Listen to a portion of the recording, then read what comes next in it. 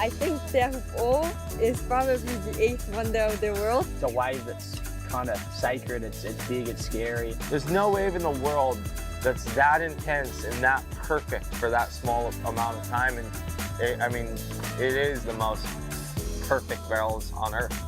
I don't really have any expectations coming into this event. You know, surf my best, show what I can do out there. And yeah, I think they're going to run the finals day tomorrow. It's going to be pumping. I was looking on Expedia the other day and I seen you can book a boat, so maybe I'll do that.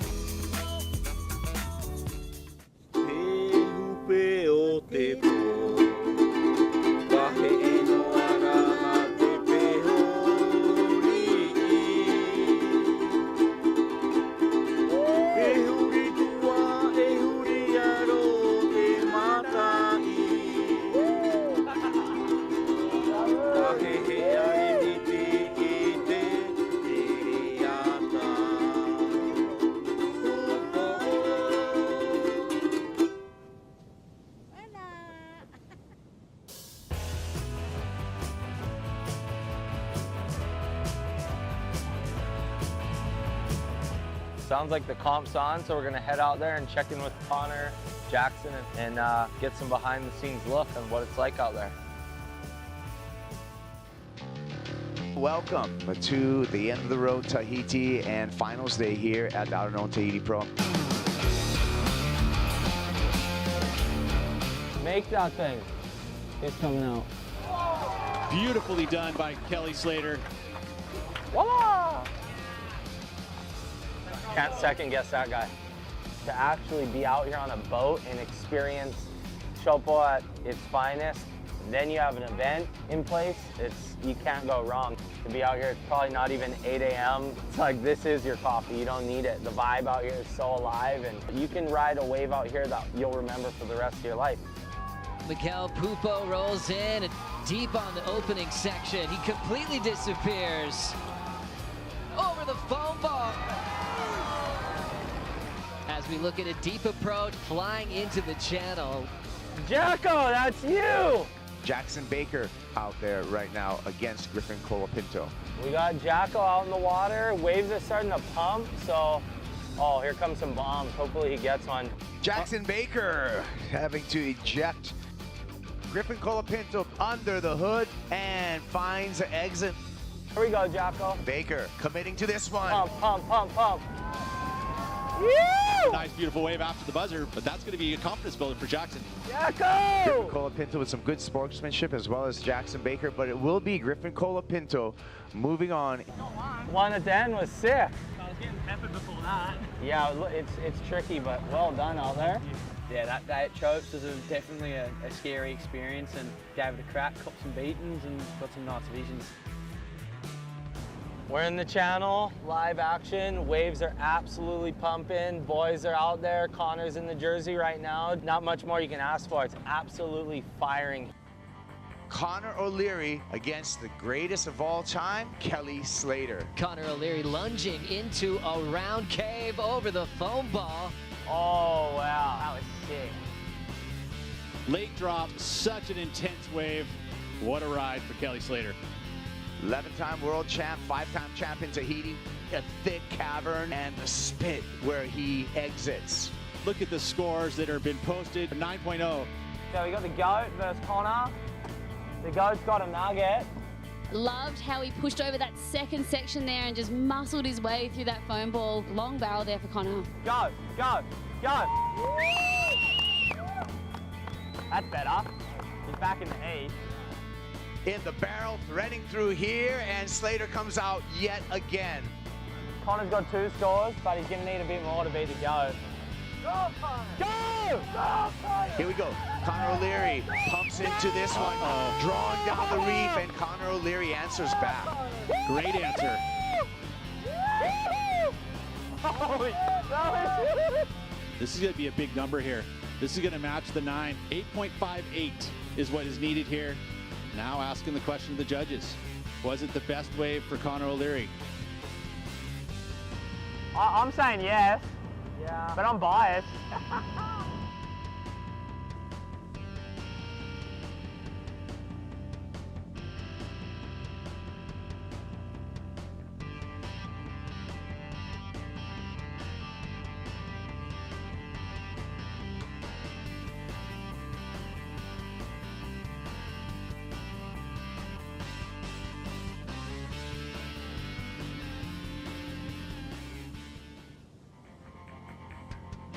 We're in the channel, live action. Waves are absolutely pumping. Boys are out there. Connor's in the jersey right now. Connor O'Leary against the greatest of all time, Kelly Slater. Late drop, such an intense wave. What a ride for Kelly Slater. So we got the GOAT versus Connor. Connor's got 2 scores, but he's going to need a bit more to be the GOAT. Go! Here we go. Connor O'Leary pumps into this one, drawing down the reef, and Connor O'Leary answers back. Great answer.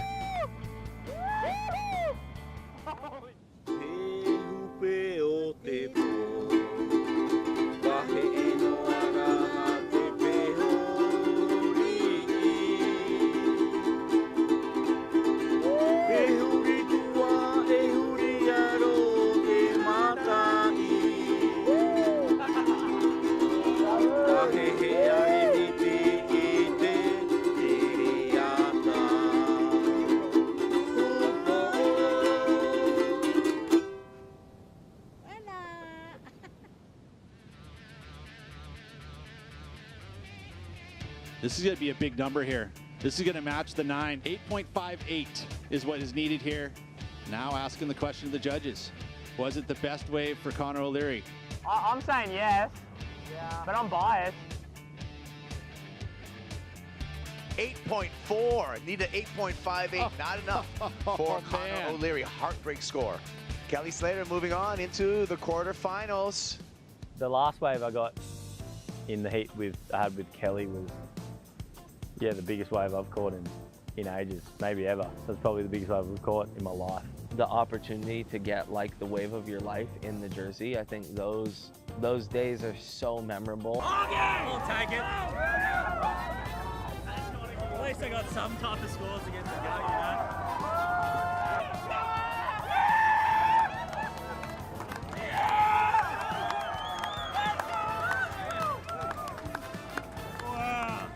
I've never actually surfed codes like this in my life. Really? Yeah. No better time Sick. or place to do it is in a jersey. I know. Couple guys out, beautiful conditions. This morning I was just out, I didn't get a thing, but I was like, oh, this is so exciting. Another day at Chopes. I didn't get to experience the channel, but I had like I got to see like 18 different angles of all the video cameras out there at like all time in the production tent, and it just looks like a proper party out there, and it was crazy to witness, and especially like commentate. Like you could hear like the screams from the locals, like when Vahine or Cowley were taking off on waves. Finals day, baby. It's going to be amazing. It feels like the last day of the regular season. Happy finals day. Vahine! Let's go! We got a great heat. 5-time world champ Carissa Moore out in the water versus the queen of Te Ahupo'o, Vahine Fierro. And here we go. Vahine stroking into this one, glides in effortlessly, high line, stalling for the barrel, gets behind the curtain for a little bit and easily makes it out. So nice read from Vahine Fierro. Carissa scratching into this one. Just didn't quite barrel enough, but like the late drop. Here she goes, Vahine Fierro in the barrel, traveling through, making the exit. Well done for Vahine Fierro. She's in the semifinals. I'm just really trying to enjoy like every single thing I'm doing and not really think about the end result, because no matter what, like I love this place, I love this wave, and I would always like have fun here. So yeah, it's all fun today.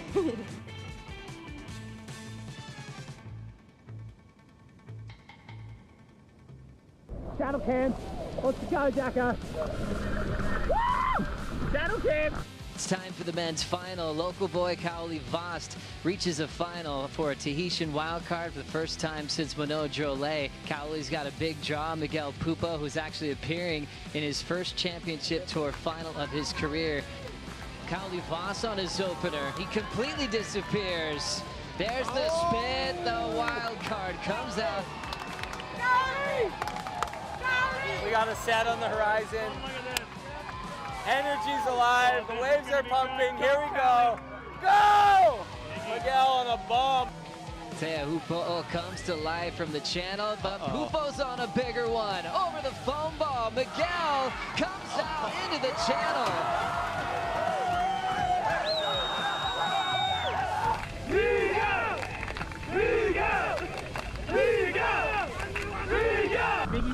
rope, with cryo. You just got cryo. A couple minutes to go.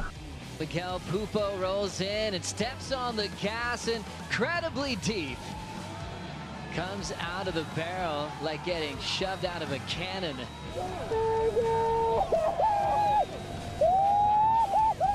Miguel Pupo, your champ of the outer known Tahiti Pro.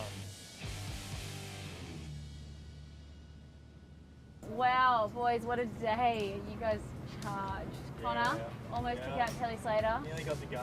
Maybe next year. Nearly got the goat. Yeah. If it was vice versa, he would have gotten the score for sure. He would have had it. Can't wait to come back here and spend more time. And yeah, we've got our feet dirty, put them in the mud. Got some reef cuts, but that's all a part of it. It's Tahiti, it's amazing. With the schedule we had and what we planned, it was just so much fun. It was different for me.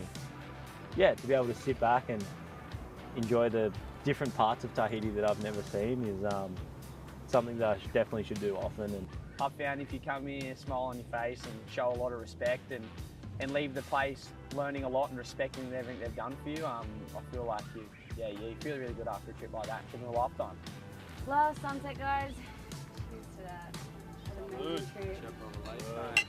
Salud, you guys. Couldn't finish the trip like this out here at Chopo, so time to get back, pack some bags. We booked our car in Expedia, our flights, our accommodations, our hikes, our boats, our jet skis, everything.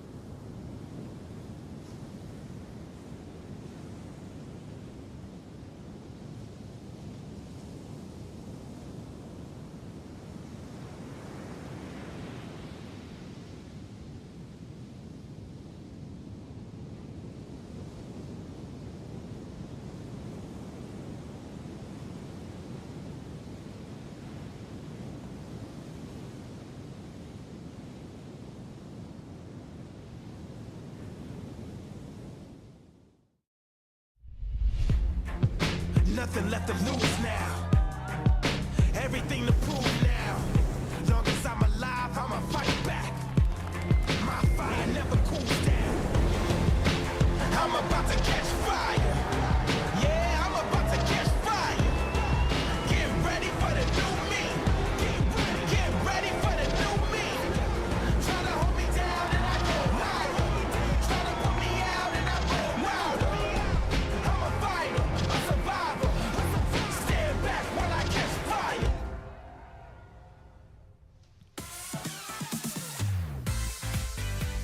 Aloha kakahiaka, everybody watching around the world. What a special day coming here to the North Shore of Oahu as we check out the quarterfinals set for the men and the women coming into an incredible finals day.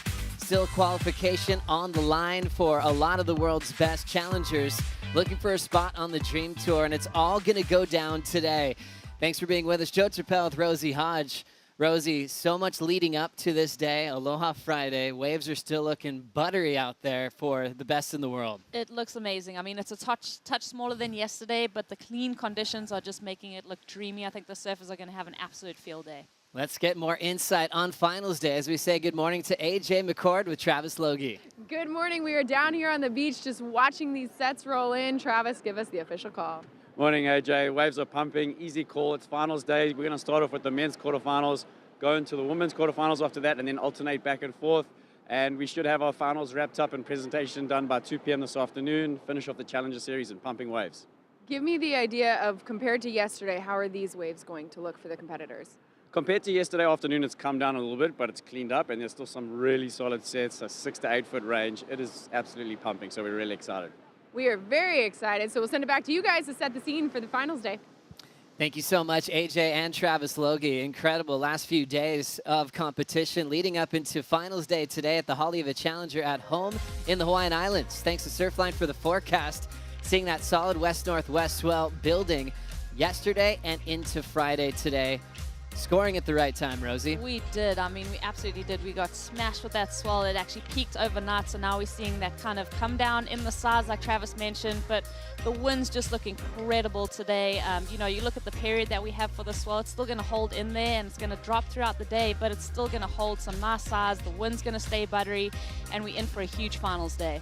Bright red on the graphics is a great sign. Excellent conditions, and just checking out the weekend, still plenty of surf coming for the rest of the waiting period, but definitely identifying today as the best day to crown our champions here on the North Shore of Oahu. Brilliant time to be on the North Shore. Every spot's been firing, completely scoring here at Haleiwa, and thanks for Surfline to walk us through a beautiful forecast in the last few days of competition. Look at this gorgeous Friday morning with heats on deck, starting with men's quarterfinals. Leonardo Fioravanti takes on Gatien Delahaye, Ethan Ewing, and Kalani Ball to sort out these conditions. A lot to talk about for qualification. Some emotional clinches happened yesterday for Ian Gentile and also Maxime Housineau, but still 4 spots available for the men that are going to be decided today. Yeah, we had some major upsets yesterday. Liam O'Brien out of the competition, Jiao Chianca, but I think Ezekiel Lau is the one that fell out yesterday that is really watching with a keen eye as we see, you know, what's going to happen with this leaderboard with those guys behind him, Morgan Sibilik, Michael Rodriguez, and even Gaetion and Ima in the mix. So there can be some movement. Zeke's not safe. So many great scenarios and opportunities for the guys below the cut. Morgan Sibilik, Michael Rodriguez, if they make their heat in the quarterfinals, they would move ahead of Zeke Lau on the live rankings. And we've got some long shot scenarios as well from guys that need to go all the way to win. Surfers like Kalani Ball in this heat. It's a little bit out of his hands. We really have to focus on Michael Rodriguez, Morgan Sibilik to see the fate of guys like Kalani, who's got that long shot effort. He's in a must-win situation for the contest. As we break down this heat, what an all-star Ethan Ewing's been this week, really balancing the beauty of art of surfing and competition. Yeah, Ethan has just come into his own. He came off that big win at Jeffreys Bay this season that really gave him the confidence. He finished in the top 5. He's been amazing to watch. He's really, his surfing talent has always been there. We so admire him for that, but I think the way that he's tightened up his heat strategies and his heat management has been amazing. Ethan Ewing is the surfer. Everyone on tour calls him the best carving rail surfer on tour for good reason. Balanced with a nice easygoing style and an easygoing demeanor on land, but he sure is competitive when he hits the water. He is. He's super competitive, and to steal a phrase from our fellow commentator Ronnie Blakey, he says, watching Ethan is like squirting honey straight into your eyeballs. And it's so true. It's just such a pleasure to watch him surf. It's Ethan Ewing out there wearing the white. Corey's looking to close out a championship win in the Challenger season, where Ethan Ewing's getting a beautiful warm-up at Haleiwa, preparing for the championship tour next season. Gatien Delahaye and Kalani Ball with the outside shots for qualification. They know they at least need to make the final. Kalani would have to go to win for sure, but Gatien at the moment could get a 4th in our live ranking scenario to put himself in a good spot for the tour next year. Yeah, Gatien, I mean, he had a squeak through in his heat yesterday with Samuel Pupo and the priority interference. So, you know, he's feeling that relief coming into the quarterfinals, and I think he knows that this is his one shot. He's got to run with this opportunity. Yeah, it's going to be so interesting to watch today play out. This is it. This is the final Challenger Series event. This is what it all comes down to, Joe. Pumping conditions, all landing on a Friday. We watched the warm-up surf. There's still a ton of size when the sets comes through. Gatien, what a cool role for himself this year on the Challenger Series, reaching the major final in Pulido and keeping himself in contention now at stop number 7 of the tour. So score, or the time clock is already running through here for finals day. Remember, scored on their top 2 rides. No restarts was the message from Travis Logie to all competitors this morning. Just like it's been each and every day of competition this week, Rosie. So getting that intel as a competitor, you can really work out that opening exchange strategy. You're not really trying to move out of position because you know that clock's not going to restart. Yeah, and having that early start has been so crucial for a lot of the surfers to make it through their heat. So I do think this first exchange is super important, and making that wave count when you get to your feet. We do have that little bit of a fuller tide here this morning at Haleiwa, and we'll see how that kind of affects the conditions. It looks pretty fun out there, Joe. Exciting quarterfinal matchups to come. John Florence getting prepared for a quarterfinal number 2 with his coach Ross Williams and longtime friend who's always been in a support crew, Brandon Wasserman. Still trying to digest what he did yesterday. I mean, you kind of have to get away from the numbers sometimes with John, don't you? Talking about 9.4s and 8s, he's definitely in a league of his own, and it really feels like we're watching the best surfing in the world when he hits the water. Yeah, that's such a great point. I mean, just the single maneuvers that he was doing and the emphasis and all of the technicality in his surfing was just so beautiful to break down and to analyze and watch. And yeah, excited because we know with John, he's probably surfing just below. He's not surfing at 100% yet, Joe. I mean, he's saving some upper tier surfing for finals day. So really excited for what he's going to do today. Rosie, when we got here this morning, you're breaking down some of the big scores. It was really Ethan and John who had the biggest combined totals of the event. And then Ethan beating John with his 9.5. Obviously, those comparisons are within the heat that they're surfing. So they are switched on, enjoying the power here at Haleiwa. As you can tell now, they're still repositioning for the opening wave. Yeah, they are. And just back to that point of getting the highest wave score and the highest heat total for the day. When you think about Ethan and John being the tour surfers, they really are looking at that bigger picture. I feel like, you know, John would be feeding off of Ethan's performances and really feeling inspired by the surfing that he's doing and vice versa. Magic Aloha Friday. Happy finals day. Couldn't ask for better conditions, especially with so much on the line. The whole event feels it, from the beach marshals, checking people in, people working in the executive office. Everyone is just elated that they have beautiful conditions that we're scoring here. It's kind of the true life of a surfer. You're always hoping to get perfect waves, and it's a lifelong goal to try to put yourself in great conditions at the right time.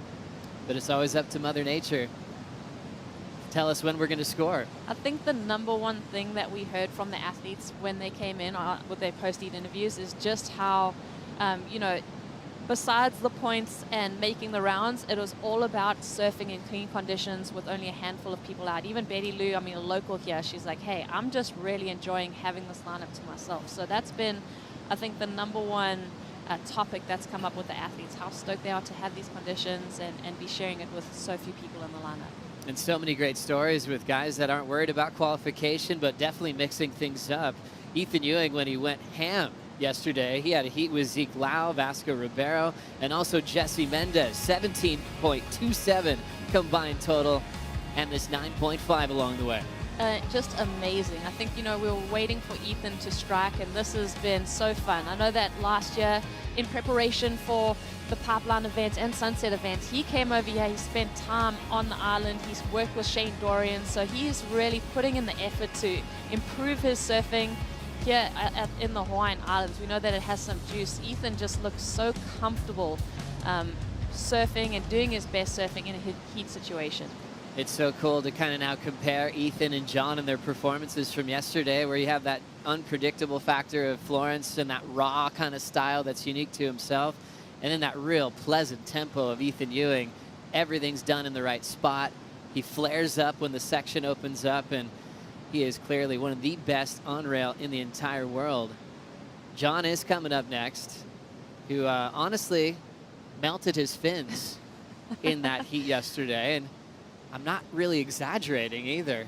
We're talking to his coach, Ross Williams, this morning, and I don't know if anyone pushes their fins or equipment harder than he does, and good thing he's got a lot of extra sets to put in every time he goes surfing. He is the test, right? He is the test for the hard goods of where you can push and how you can push your equipment to the limit. So that was just insane. John was doing things and pushing as hard as he could. Just love the way that John approached that heat. I mean, he had a really scrappy round one heat. He had to find a 2-point ride in like the last 30 seconds or whatever to make his advancement. Yesterday, he really got to open up a lot more, Joe. Yesterday it was all about a heat with Jordy Lawler, Keanu Singh, and Kalani Ball, and John Florence completely took over, throwing down this 9.4. Yeah, this was just, he just rewrites how you surf the pace. I think that was one of the only barrels that I saw yesterday, but also just the way that he linked the flow together. He kind of knew that this wave was going to have that opportunity on the inside bowl. We know what he did last year. He's coming into this event defending champ, so he's kind of running off those memories and finishes that wave super strong. So I think we're going to see John even take it up a notch. He just had that similar beat to his 10 from the year before, but it was just the wave had 10 feet of size on top of it, and he was able to get barreled again, just like he did last year. Huge layback hack to start it off. Hitting parts of the wave that people sometimes go around. He's got that crazy amount of intensity when he can match the power of Haleiwa. He's up next with Jesse Mendez, Justin Becret, and Michael Rodriguez. Remember Emrod in that story of needing to make that heat to move into the semifinals to then move into the top 10 picture. As we'll keep you posted on qualification throughout finals day. Starting with the men, so 4 spots to fill for the 2023 championship tour. On the women's side, we still have 2 spots to fill as well. Betty Lou Sakura Johnson currently hanging on to the 4th spot. Teresa Bonvalan in the 5th spot. They actually have a heat together in the quarters this morning.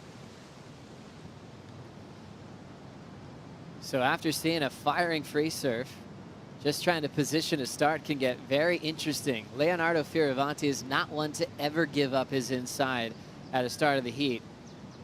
One of the toughest competitors to battle with when it comes to an opening exchange. Definitely, and I think that's where Leo can definitely apply the pressure to Gaetion, to Kalani Ball. I think Ethan's going to be a little bit harder to rattle in this heat, but he's definitely one of those guys that wants to get the early start. Yeah, Leo will just force it every time. No one's going deeper than him. He wants to try to control that first set. Kind of has that alpha dog presence when it comes to coming to the Challenger Series, since he's done so much work on the championship tour in the past. And looking to close out the season with a title in this Challenger Series this year. Finally getting the opening ride of the morning. Gaetion breaks the silence. Hits the lip quickly and he'll eject. And now rolling into this one, we've got Kalani Ball from Stanwell Park, deep off the bottom. Ooh, nice clean sweep off the top. Wave breathes a little bit. He'll come down with a 2-turn combination and get on the board.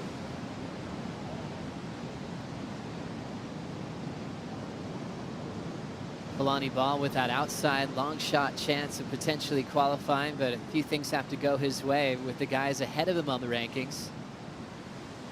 I love listening to the coaches simplify scenarios like, hey, waves are firing, go get 2 good waves. It's easy as that. What'd you think of that opening swoop, Rosie? Yeah, opening swoop was nice and just in that money zone, and then also just meeting that lip line. So 2 maneuver combo to open up his exchange. Definitely the best wave of the heat, and so fun to see him start to get that swoop. He's that bigger, taller guy, fits so well in this wave, does well to negotiate that section. And also that second wave of the seat. I mean, second wave of the set. We saw Gaetion take off on this one first. There's a lot of ribs up that wave. That second wave just kind of smooths itself out and gives you more of a cup and an opportunity to stay in that critical section. So Gaetion Delahaye, 2.33. Representing Guadeloupe. Picked up a huge win for himself, getting past Ramsey Bukiam and Anglet. So one of the best years for himself competitively in his young career. Standing by for some action now in this first quarterfinal. Opening ride for the Italian, Leonardo Fioravanti, #1 on the Challenger Series. Set up carve on the open face, but frames up a beautiful finish. He had so much time to airdrop. Stayed right over his board to get the completion. Yeah, good surfing and good negotiation there from Leo, especially on that first little hop through the rib of the face. He really used that to slingshot himself forwards on the face. Leo paddling back out, probably happy just to get that first wave out of the way.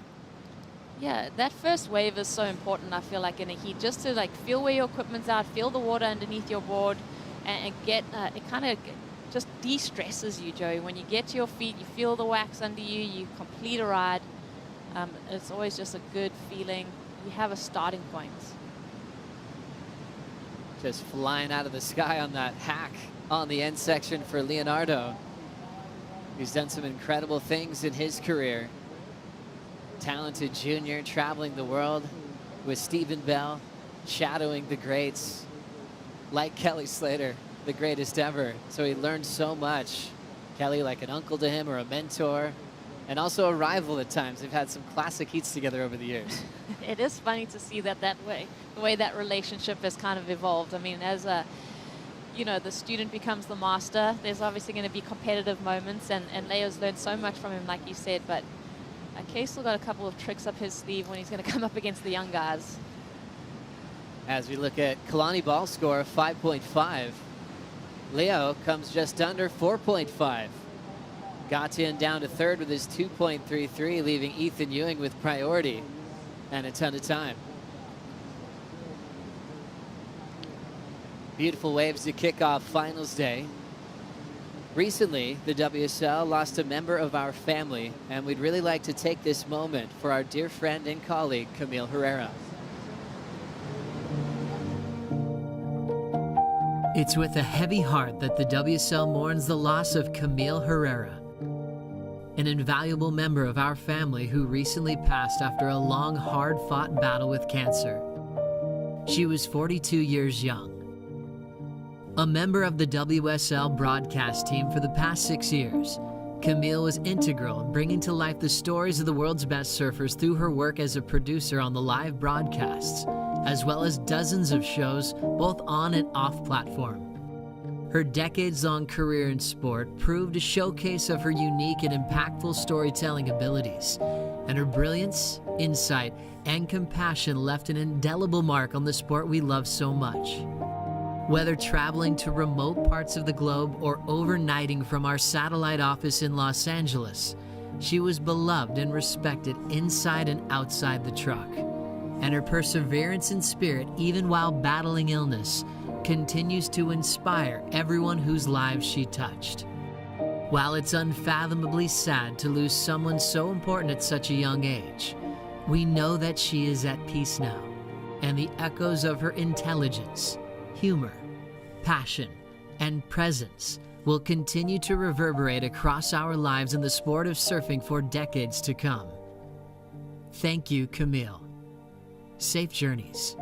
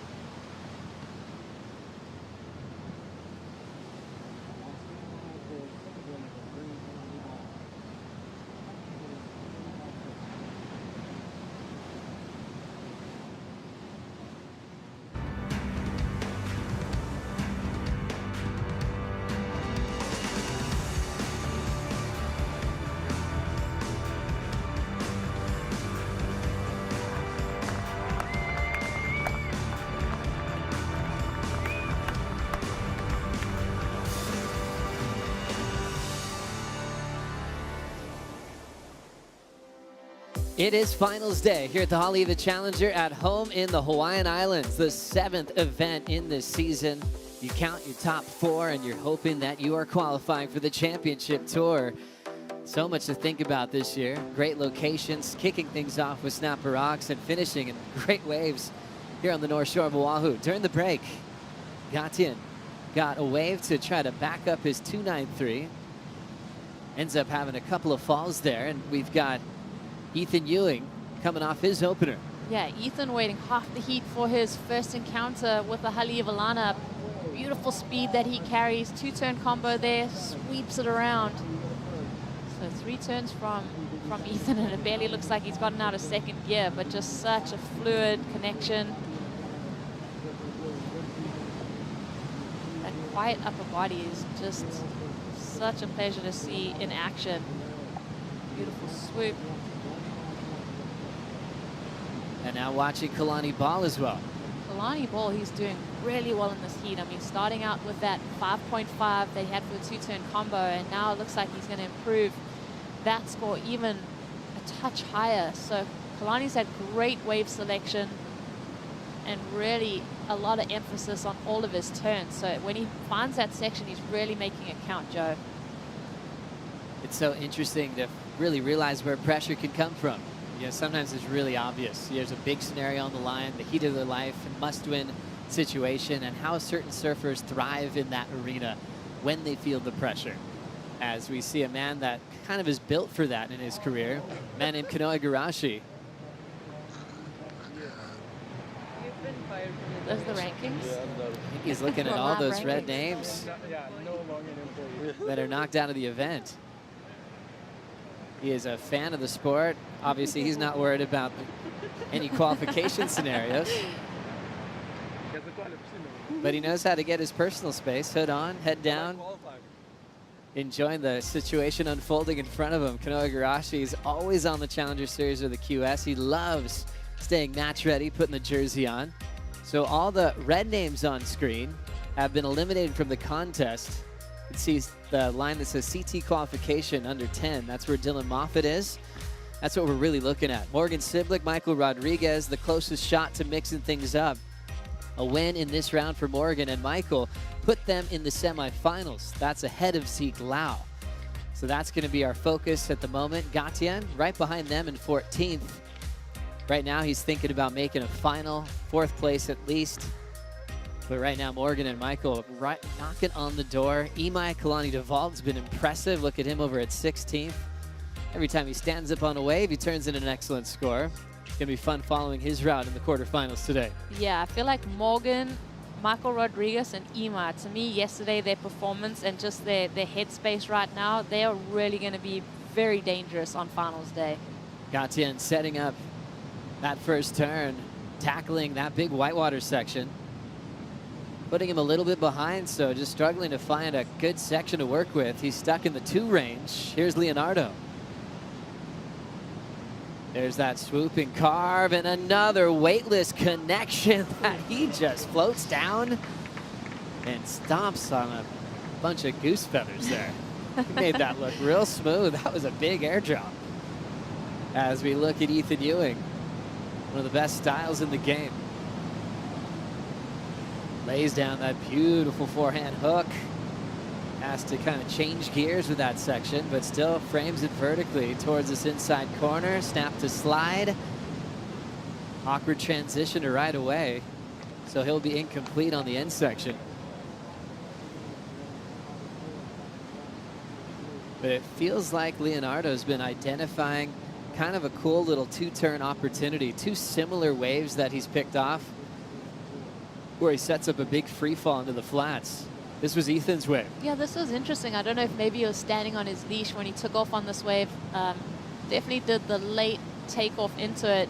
Almost missed most of the critical section on this wave. It's going to go into his top 2 because he's only carrying a 6, but I don't think this wave is going to be too high up on the scoreboard. And then to Leonardo's. Yeah, Leo, this was super fun to watch. So Leo just identifying that the 2-turn combo has been scoring very well, especially when you approach that end section that has all that velocity coming at you. Yeah, just the timing that the way that he met that lip line, super fun to analyze this from this water angle, because that's when you really get the idea of that avalanche that's coming back up at him, and he has to get down through that trough as that water's exploding up his surfboard. Also, Gatian's wave. I feel for Gatian because I just feel like he's been on that first wave of the set that has a little bit more kind of water and bump and texture to it, and it's also been that wave that maybe has a bit too much north that's kind of closing out. Wave selection so key, and experience definitely pays off. Leo spends a ton of time on the North Shore. Definitely like a second home for him. Building a home out here, by the way, too, so he's really setting himself up for a long career competing at all the great venues in Hawaii. Fioravanti, 4.5 start, but then to a 7.93. Similar approaches, but a much bigger section on his last wave to almost go excellent. Speaking of excellence, definitely had to get some new fins. John Florence melted his fins in the last heat from unbelievable power. Right behind him, we've got a real focused Justin Becret, who was a weapon yesterday. And I guess, you know, obviously the hype for good reason around John and what he can do as he's setting the bar on how to perform on a wave like this. How does it feel if you draw him in a moment like this in the quarterfinals on finals day when you have your own goals? Yeah, I think, you know, not being shaken by the fact that you're coming up against John. I think we said yesterday, you know, a lot of people try and emulate his style because of the way that he's kind of rewritten the technique, but you can't imitate John. It's all so innate. So I think for someone like Justin coming into this one, just stick to what you know. Don't try and surf outside yourself, because that's not going to help. Leo Fioravanti asking for an update on the situation. So our beach announcers in the tower, guys like Rocky Cannon, Joe DeMarco, Bo Hodge, will give them anything they need. Scores, numbers, priority, time, what they had for breakfast. Leonardo sometimes will do that, I think, just to remind everyone he's got a big score. It feels good. Nice during a lull. Let my competitors hear the 7.93. Leo's definitely one of the hardest working guys in pro surfing, and maybe similar to a John. Kind of learned to love the fitness and the training side of it through those injuries and rehabs, from his crazy broken back moment at Pipe to dislocating his shoulder multiple times. He got really into how he prepares himself. So now when he's not even hurt, he's putting so much time, getting stronger and stronger. And just like John, I think they've kind of fallen in love with that aspect of being top athletes in the world. That fitness program just adds to their natural ability in the ocean. Exactly. I think they're looking at that bigger picture. What can I do to be better than the next guy? And that fitness and that regime is definitely something that's going to give them confidence. And when you look at the injuries that these guys are sustaining, you can't afford to let your body kind of fall behind. You've got to do the maintenance to make sure that when you're hitting waves in the flats and doing big airs or surfing bigger waves, you've got to be prepared. You've got to make sure your body is all intact and ready for that kind of wear and tear. Leo picking up a huge win, what he calls the best day in his professional career at Ericeira in Portugal. And he was so happy that that was the one he won. Challenger Series in Europe. Friends and family were all there. He said he'll remember that day for the rest of his life as he shared the final with Ryan Callanan. Ryan Callanan, a weapon this week as well. That backhand attack is unbelievable in heavy water sections. Coming up in the quarterfinals a bit later on today. Just like Leo, he's already clinched his spot, so he's just going for a huge event win here on finals day. Yeah, this is fun. I think you spoke about Ryan. It's going to be fun watching the goofy versus natural battles go down. I think the goofy footers have been excellent to watch throughout the day. But yeah, you know, these guys that have clinched their spot on the championship tour already just shows how consistent they've been, just shows how they've been able to really keep it all together when the moment has come to them. Here's the heat recap of the first heat of finals day. Quarterfinal number one was all about Leo going deep, controlling the start of the sets. He loves a two-turn combo on this wave, especially a huge air drop and free fall. 4.5 to 7.93 to put him out in front. And Kalani Ball's been swinging. He's in fine form. Just two waves as well. A 5.5 then built to a 6.17 to hang on to that second place advancing position. So this was the one where Leonardo saw something forming up down the line, fading cut back, and drills it off the top. Perfect landing. Sometimes it just takes 2 big moves. And Fioravanti identifying that. Ethan Ewing in third, needing a 5.68. And Gatia needs an 8.74 now. Things were definitely a bit sleepy for Waves in the first 10 minutes of this matchup, with Gatia traveling down the line. Lay back incomplete.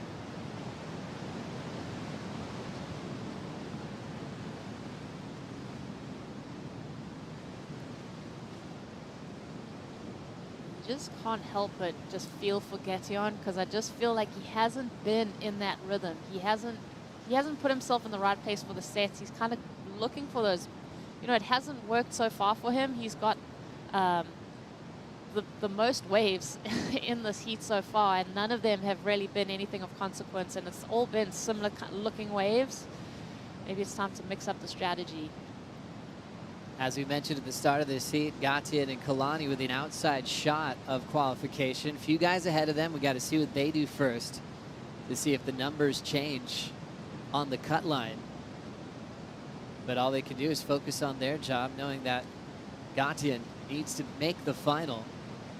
Kalani Ball would have to win to have that long shot come true. But we'll keep you posted on their qualification routes.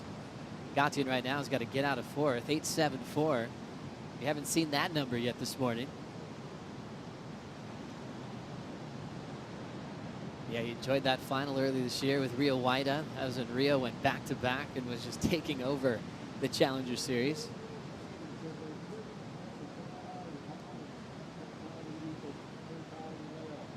This is where the lineup can feel incredibly crowded when you have fourth priority, which is really saying you have no priority, and you need the biggest number of the heat. There's quite a few people that can sit on you. Yeah, and that's what made that wave choice feel a little bit more just probably out of character of what you would normally be looking for when you need that excellent score, and know that that wave isn't going to offer it to you. Maybe sit it out and wait. You never know what's going to happen with the shuffle and the set here either. I mean, we saw Imai yesterday with priority go over the falls while paddling for a wave. So you never know, like, where you could find a sneaky bomb, even when you are low on that priority. I think Ethan's really the guy to watch. I think Kalani with that priority, he's going to be stoked that he's going to be holding on to that controlling position come the end of the heat. Looking over my shoulder though, Joey, it's looking like could potentially see a set, but I don't think it's going to be one of those bombing ones that we saw earlier in this heat.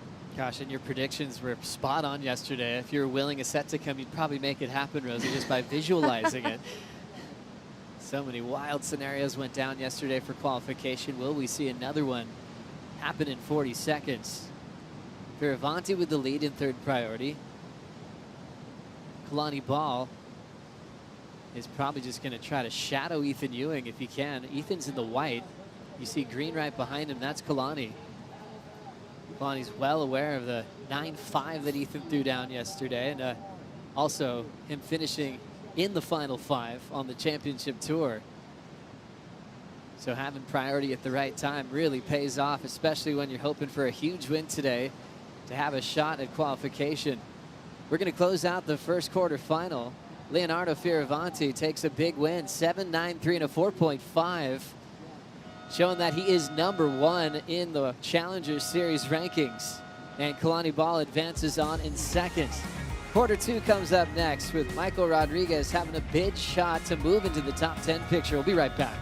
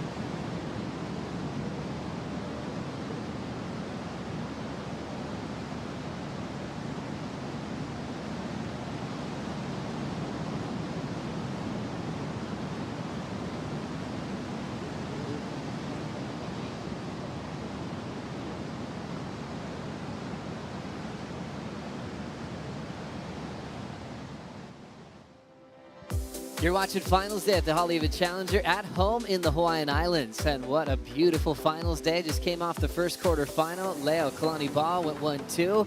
We lost Ethan Ewing from the drop after a sensational performance, and Gatian's hopes of qualification just disappeared in that last heat. A lot of scenarios are going to be happening quickly through Finals Day. As we say good morning once again to Rosie Hodge, and also welcome to Makua Kai Rothman. Makua, how's your morning going? Aloha kakahiaka, Joe. Top of the morning. My morning's going great. The waves are pumping. It's Finals Day. It's on. Well, all of a sudden, we're seeing Travis Loki kind of pacing around downstairs. It's going to be one of those days. Do we have news, AJ? What's happening? I do. Travis Loki pacing around as all of these things sort of fall into place. So one heat in, and we already have a qualification situation. Can you share it with us? Yeah, huge news for Brazilian surf fans. We can confirm after that last heat that Haleiwa Challenger has re-qualified for the CT Tour. So that makes our 7th qualifier, so 3 spots left on the men. Only one heat in, you guys. The action's going to be happening all day long. We'll send it back. Big parabéns and congratulations to João Chianca and the whole Saquarema Surf Town and everyone watching around the world. He was one of the favorite rookies to watch this year. Huge battles with John, big numbers. It was emotional, I think, for everybody to see him fall victim to the midseason cut. Well, just like that, he is back. Congratulations, João. What a great addition to the 2023 Championship Tour. You know what? I think he was dangerous this season. I think he's going to be even more dangerous in 2023. The kid's going to have some venom after what he went through this year. He's got no weaknesses that I can see. He's a fearless charger. Big brother, one of the best big wave surfers ever. And he's got that in his blood as well. And then you back that with high performance and a lot of ups and downs behind him. Joao's going to be tough to beat, Makua. Yeah, he's you know, he's ferocious as well, just like his brother in big waves. They don't let off, you know, and I really think that mid-season hiccup was just a little, you know, bump in the road. He's going to come back. Some of the greatest to ever do it struggle their first year. You know, everybody has that, you know, rookie year blues, you know, as you can say, and I think he's going to come back more fired up than ever, and he's going to be a force to be reckoned with. And now maybe those lows, they're hard to go through, but he has that behind him as strength, knowing what pressure feels like. And that's what Margaret River gave to everybody this past season. John's in the water now, but yeah, the Bells battle they had was unbelievable. Clean, perfect, pristine conditions. They just went blow for blow. Strata, you remember that? Good morning. Wow, beautiful morning out here. It's pumping still. There's great sets coming in, but it has that dead weight in between. So positioning going to be huge today out in the water right now. We can't wait to see this thing rev up. I think we're going to get some good sets. Actually saw a little indicator out there, so maybe a medium one coming in. Every time there's a little wave out at Avalanche, there's a good wave out here. So the consistency's been good all morning. Can't wait to see the rest of the day play out. Exciting. Thank you, Oz. We've got a little opportunity popping up here. Michael Rodriguez getting down to the first section. Clean read there, looking smooth off the bottom, and a classic combination to get on the board.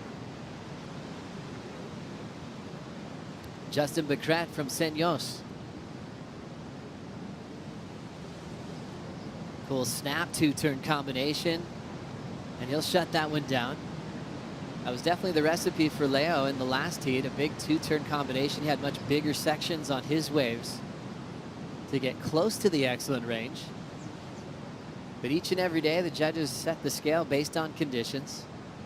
They remind you, don't compare numbers from today to yesterday with a totally different look at what we have out in front. What'd you see from Michael Rodriguez here, Makua? Oh, he's just not playing games. He's got everything to surf for right now. Really smashing it up the top. First section, second section, stamping his mark on that wave, and then got blew up in riding on this one, Joe. Justin looking smooth this morning. Rosie, what'd you see? Yeah, like you said, the 2-turn combo has been well rewarded, maybe bigger sections, and we see that similar kind of approach. He's going to get some massive numbers, but it is Michael Rodriguez. We love to focus on John. We like to see all these players, but Michael Rodriguez, he's the guy that's got those implications on his shoulders. I like that first look of him. Let's now hear from the winner of the last heat from Rome, Italy.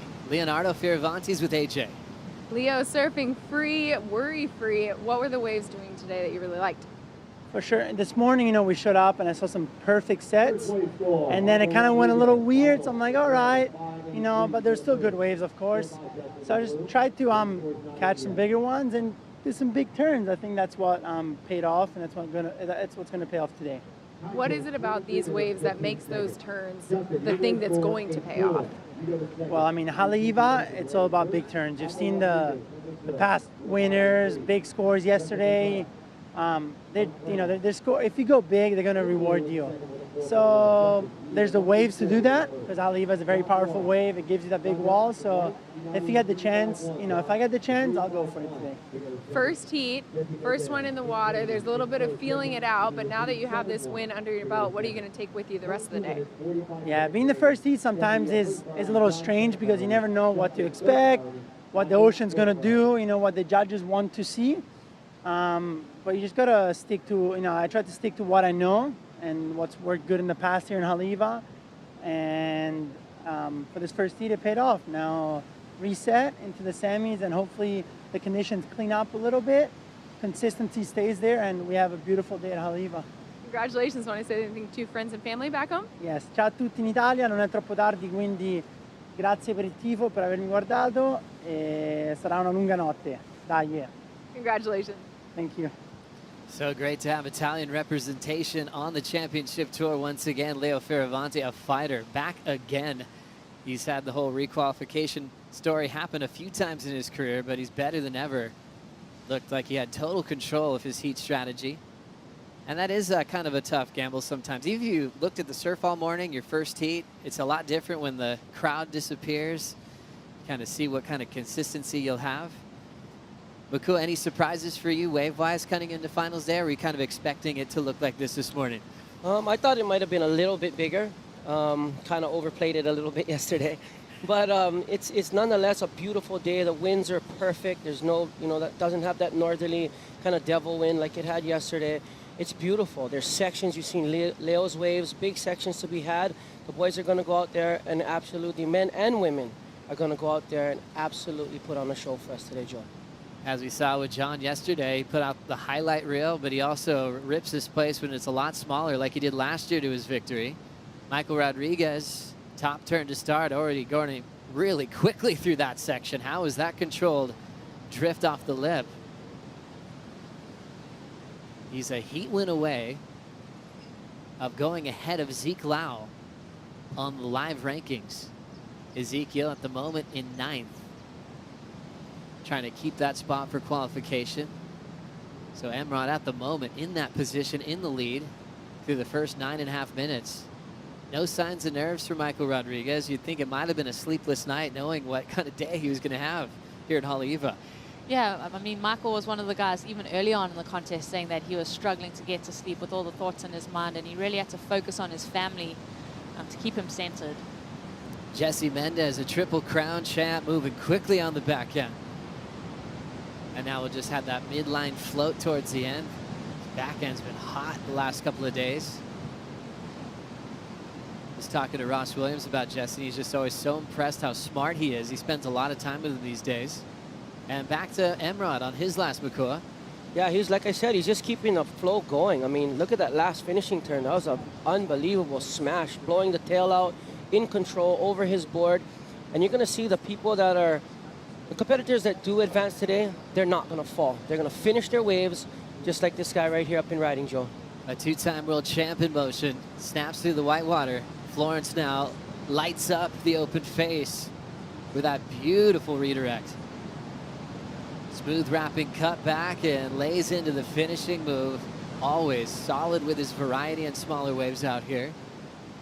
Gives us a lot of different types of turns to digest. His best wave so far of quarterfinal number 2. Let's have another look at this last exchange. Jesse Mendez first, Rosie. Yeah, Jesse Mendez wanting to open up his account. He's been well rewarded with that backhand style throughout this event. So let's just see those numbers post. I think that wave isn't going to be too consequential, but this from John was super flowy. I feel like he's surfing into rhythm in this heat with this wave. So dynamic in that wrapping turn. Nice classic version of that move, and also finding a great finish, attacking with the fins out, always at 100%. Now Michael Rodriguez throws the wrap and has to kick out. Michael's previous wave was a 5. opened with a 5.83. Becret had the 4.0 start.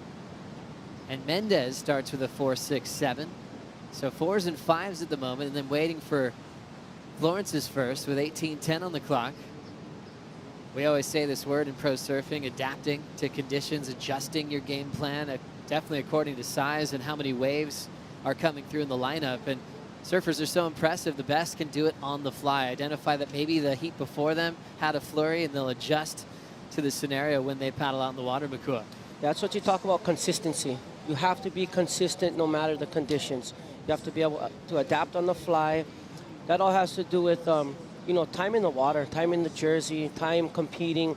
I mean, all these guys compete all year long, but at different levels. Some are on the championship tour, some are on the Challenger series. And like you see right now, Michael Rodriguez is really showing that he belongs. He's keeping that roll going. He's been steady all contest long. And if I've seen anybody adapt to the conditions right now, it's Michael Rodriguez. 17:20 on the clock. Still anticipating a decent start number-wise for John Florence. Waves on the way here. Rodriguez, third priority, but he's got positioning to take this wave. Kind of fades to the left. He'll just take a look, and that one's not even going to break, so he's out of there.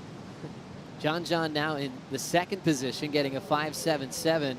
Like we were saying all week, welcome back, John, to the jersey. Coming back from injury once again. This is what he had to say to his road back to Haleiwa. It's been an interesting 6 months for me because, yeah, I tore my MCL at G-Land, and then, you know, that injury, it wasn't so bad. It just was at a bad time of the year to miss a bunch of events in a row. So I just decided to really just take my time coming back this time rather than like the last couple of years really rushing back to competition. And for me, that felt so good just to kind of take a step away from it all and like not even watch events or anything and just go free surf and enjoy myself. And yeah, I kind of just feel like renewed. I don't know.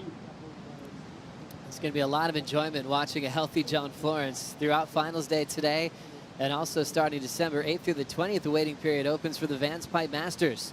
You get to enjoy all the Florence brothers taking off on one of the most amazing sites in the world. Hoping for a great forecast for Pipe and Backdoor. We'll be getting front row seats to that one. But yeah, that was a tough moment for the surfing world, seeing the injury happen again. It's happened too many times for John and for Florence fans. But I think he had the coolest way to recover. Obviously, he did all of his rehab, but then went on a dream trip sailing across the world. And I think he was able to find some fun waves along the way. So kind of saying, oh, well, I can't compete. This time opens up. Might as well take advantage of it and do something that he couldn't do if he was competing for a world title. I think that's something he's wanted to do for a long time too. I remember rumors that he was going to be sailing to Tahiti for that event. That's something that he really wanted to do. So taking that time off, get that fresh perspective, it's all going to be worth it when John looks back on his career. At the time of the injury, John was in a great position on tour. He had a quarterfinal to start the year at Pipe. Went down to Seth Moniz. Margaret River, his playground, he was runner-up to Jack Robinson that day. So he's had some solid results heading into that G-Land section of the tour. Hurt himself there and then missed the back end. So still yet to participate in the Rip Curl WSL finals with the new format that we've enjoyed the last 2 seasons. Little wave popping up here. Priorities with Justin Becret. 4.0 in his opener, so doesn't need much to move into the top 2. But the entire 4-pack just moving together. And still plenty of time to just identify a set here in the second quarterfinal of the morning.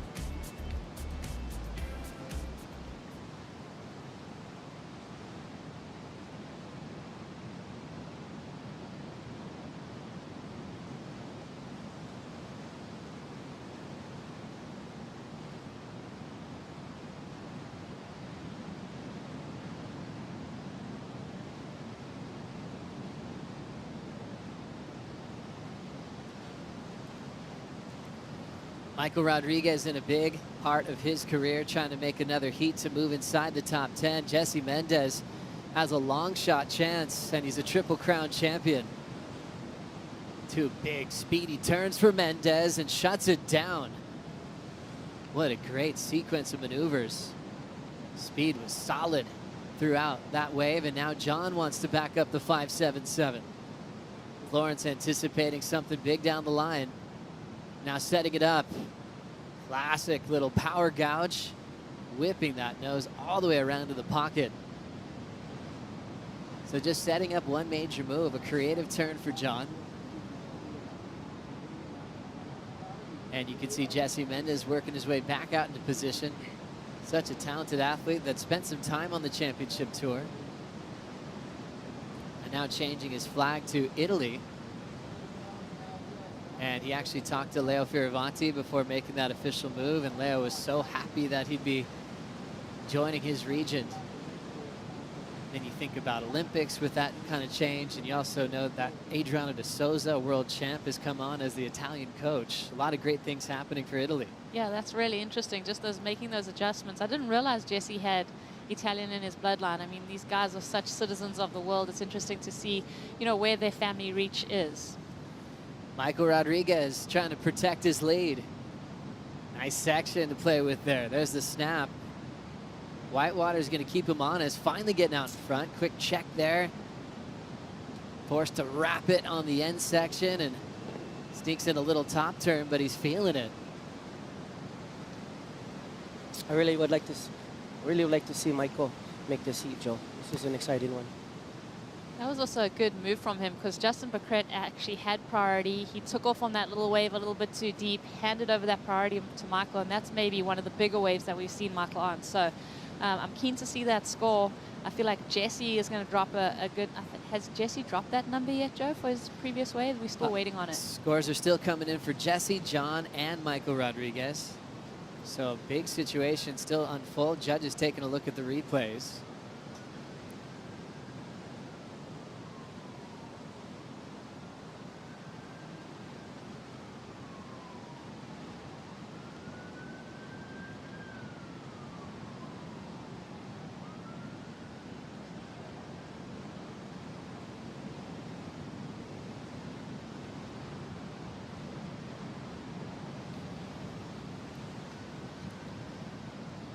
$11 to go now. Rodriguez steady in the lead, and judges taking their time in this lull to kind of work out that last exchange. What a job they have. Different styles, different approaches. Every wave is different. You've got a single maneuver from John and multiple from Michael Rodriguez. Back to this replay, Makua. I love that turn off the top. Just gets caught up in the white water a little bit. Kind of just does a check turn up there. Wraps it back beautifully in the pocket, but had he not got hung up around that section right there, I think that would have been up in the excellent range. John Florence, you know, I thought he was going to go huge into the sky right here. Just comes around this section and absolutely textbook. Back foot, front foot, whip around. I mean, not too many people do it better than that, Joe. What a cool whip. And then to Jesse Mendez, Rosie. Yeah, Jesse, for me, this is the best wave of the heat. Just the variety and the flow that he found on this wave, especially that impactful last maneuver. Jesse's bringing that extra little bit of spice to finals day. Jesse Mendez turns in a 6.17. Michael Rodriguez does drop to second, but he has one more wave to be scored. Florence on that single maneuver, a 4.43, has him in third. And now we're finally seeing some movement in the lineup. Priority is with Justin Becret. Taking this one towards the inside is Michael Rodriguez. He's got to get out of there.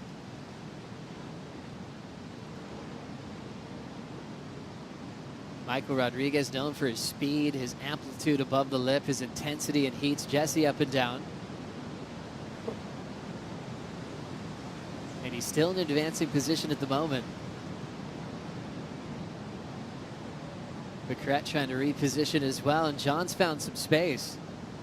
Gunning for a 5.07 here. There's the punt, reverse, stomps it, and steps right off.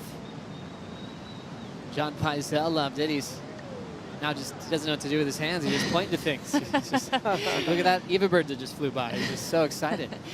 I think this is where it gets scary for Michael Rodriguez, because you've got a Jesse Mendez who's got the best wave of the heat so far. Michael's sitting in that number 2 position, and you've got John Florence who's kind of can take off on a bad wave and get a really good score due to his quality surfing. Well, we had almost the exact same scenario yesterday that we talked about, and I was watching the lineup, I was watching the positioning, the scores, and priority, and I was thinking to myself, this is almost exactly what we called yesterday. And it's playing out almost right before our eyes once again, Joe. Oh, it's amazing how that works sometimes. A rhythm is a real thing in back-to-back days. The energy is out there. John Florence turns in a 5.7, takes the lead with that rotator.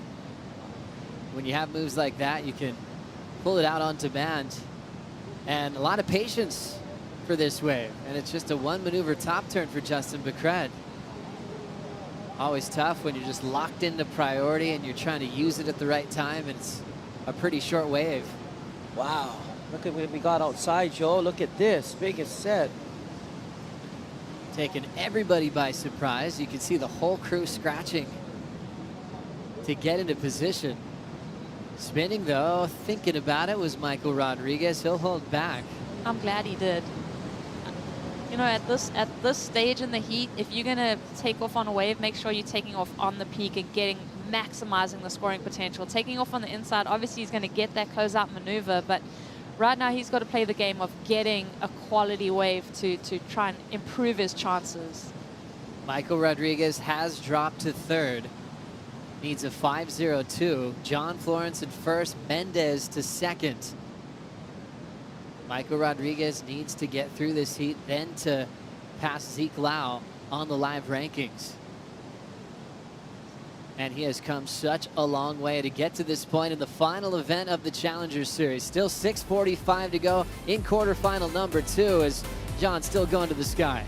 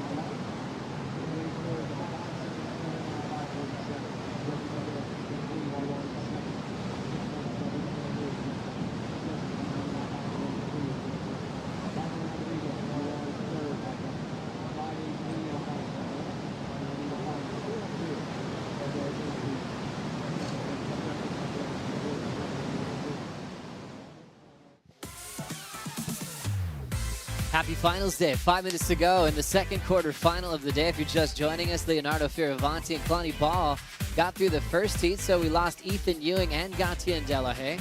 Tough one for Gatien because his dream of qualifying will have to move towards next year, but he has a lot to be proud of. Did a lot of damage on the Challenger Series and QS this season.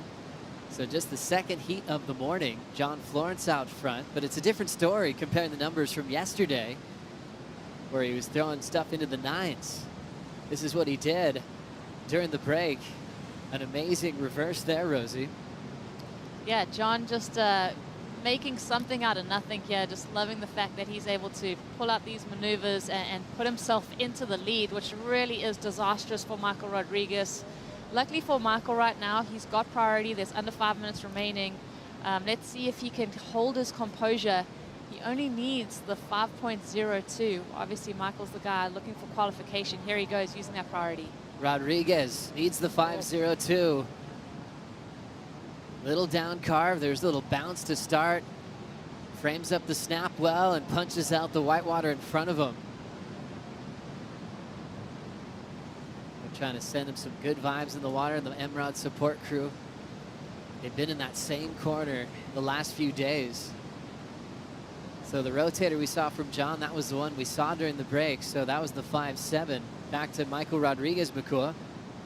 Carve off the top. Right here's the money turn. Slamming it off the top there and really just laying into that reform section. This is going to be a close one, Joe. Michael Rodriguez has his work cut out for him. And we've already had a lot of 5s on the screen. That's kind of where our heat is at the moment. Jesse kind of breaks that mold with his 6.17. But Michael's needing another 5, so their comparisons, they're all there. There's a lot of different versions of that score that we've seen in this heat. John's going to take this wave, though. Big sweep off the bottom. Nice snap. Coming around the corner, there's the closeout hack. Healthy 2-turn combination for John. See that rail work he did, holding his line so well. Now it's time for Mendez to set up the backhand float. Uses priority on this wave and filling in that end space really well. He's able to get a nice vertical look at that final turn. Important ride now for Michael Rodriguez. Cool little layback hack to start in front of Mendez, and he'll throw the fins out into a move that he often pulls off. Disconnected on the reverse. 2:15 to go. This is scary for Michael. Does Jesse improve the 4.6.7 on his last ride? John, he's potentially going to improve on this wave, but he's already in first. So I think for Michael, he's surfing for second.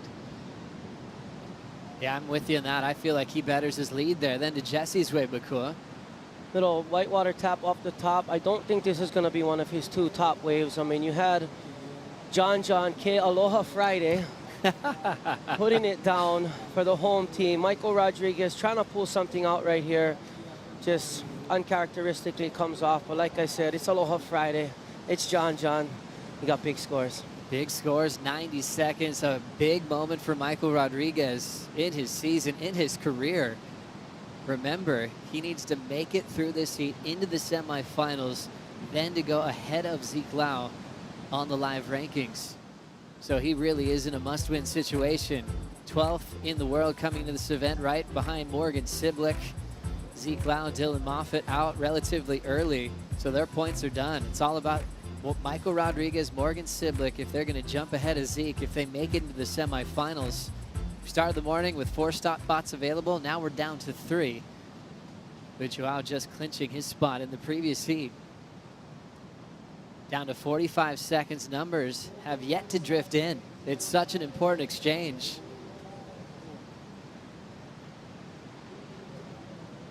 And now we watch the bottom turn from Justin Becret. Trying to better a 3.4, needs a 6.84 to move into the top 2.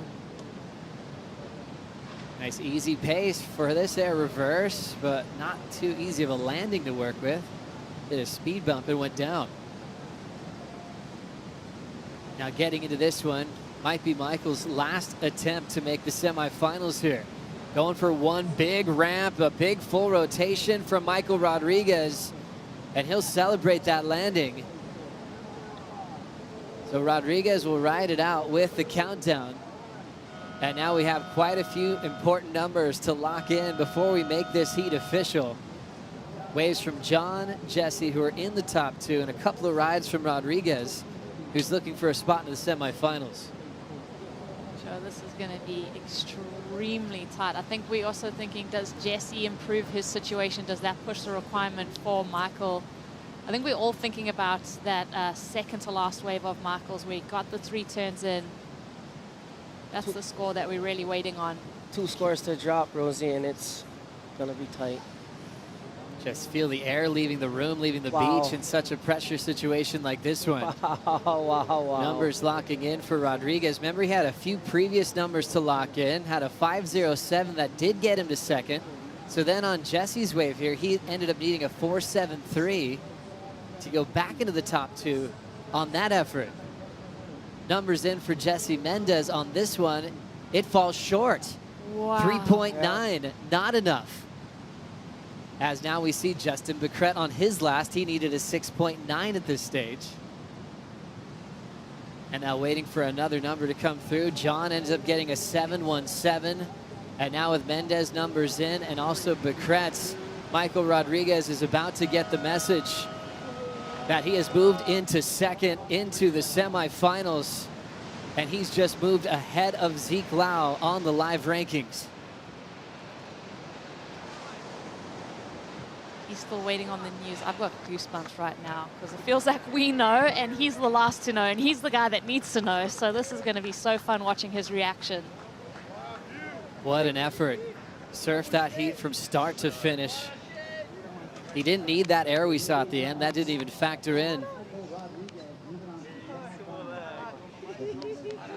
Great sportsmanship from Mendez. He just went down, but quick to congratulate Michael Rodriguez on that effort, moving up into the live rankings into a critical spot. We'll keep you posted on the qualification scenarios here on finals day. Back for more action in quarterfinal number 3 with Kaipo and Ross right after this.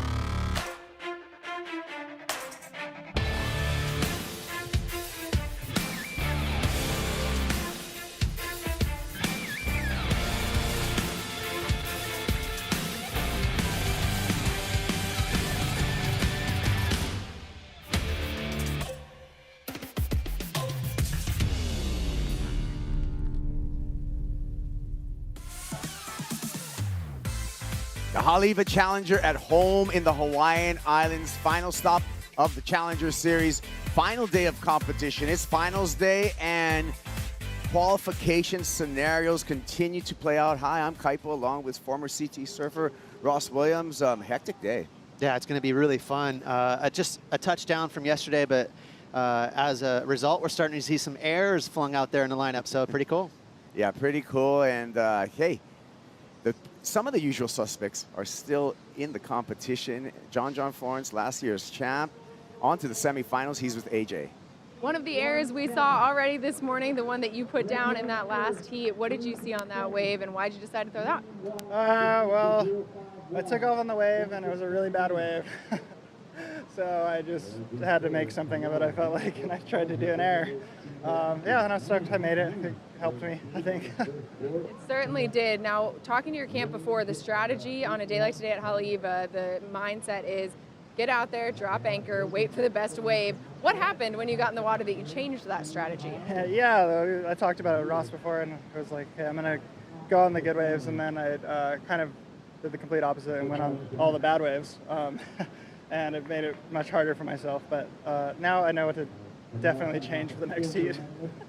But how did that experience, your experience in competition, play into your confidence that you could change the strategy mid-heat and still come out of it? Yeah, I think just from competing so much and just kind of seeing the way he was going, and it starts to get a bit slower, and so I'm like, okay, I kind of want to get some good starting scores just to have a base, and so I kind of did that, and then the second half I probably could have done worked it a little bit better. But sometimes you kind of get caught up, and I get really excited when I surf, and so I see waves coming, I'm like, oh, this is a fun wave, no one's going, I'm going. Well, congratulations, you're on to the semifinals. A few more waves, you got a chance to catch in this. Thank you. John Florence into semifinals. This happened during the break, Ross. Kanoa Igarashi, excellent surfing. Yeah, and Kanoa is dial-a-bomb, and the kid's got such good awareness in the water. 2 really big moves and a wave well overhead. Look how much that wave is towering over Kanoa's head right there. Nice layback power move for Kanoa. And he kind of waited off the bottom for a little while. A couple little like 2-stage bottom turns, but he judged it well and has a well-timed drop wallet there on that end section. Nice, excellent score, Kipes. Yeah, 8.17 for the silver medalist, Kanoa Igarashi. Turning our attention here to Kaoli Vas, the youngster out of Varau, Tahiti, representing France. And Kaoli continues the assault on the backhand timing and the placement of his turns, but couldn't pull off that final maneuver. He was on his way to a massive number. Yeah, between him and Kanoa, both these guys are incredible at catching great waves in their heats. Really good awareness of the water, timing, rhythm. They stay patient. They seem to dial up those bombs, but a rare fall from Kaoli. And looks like he's going to come in. So a number of things could have happened. And maybe he felt the board buckle. Maybe it feels too long. It's possible he wants a shorter board. Yeah, it's taken off the leash, so for sure he's going to do a board change, but let's review his last ride. Well, it started off well, and he was on his way to another excellent score.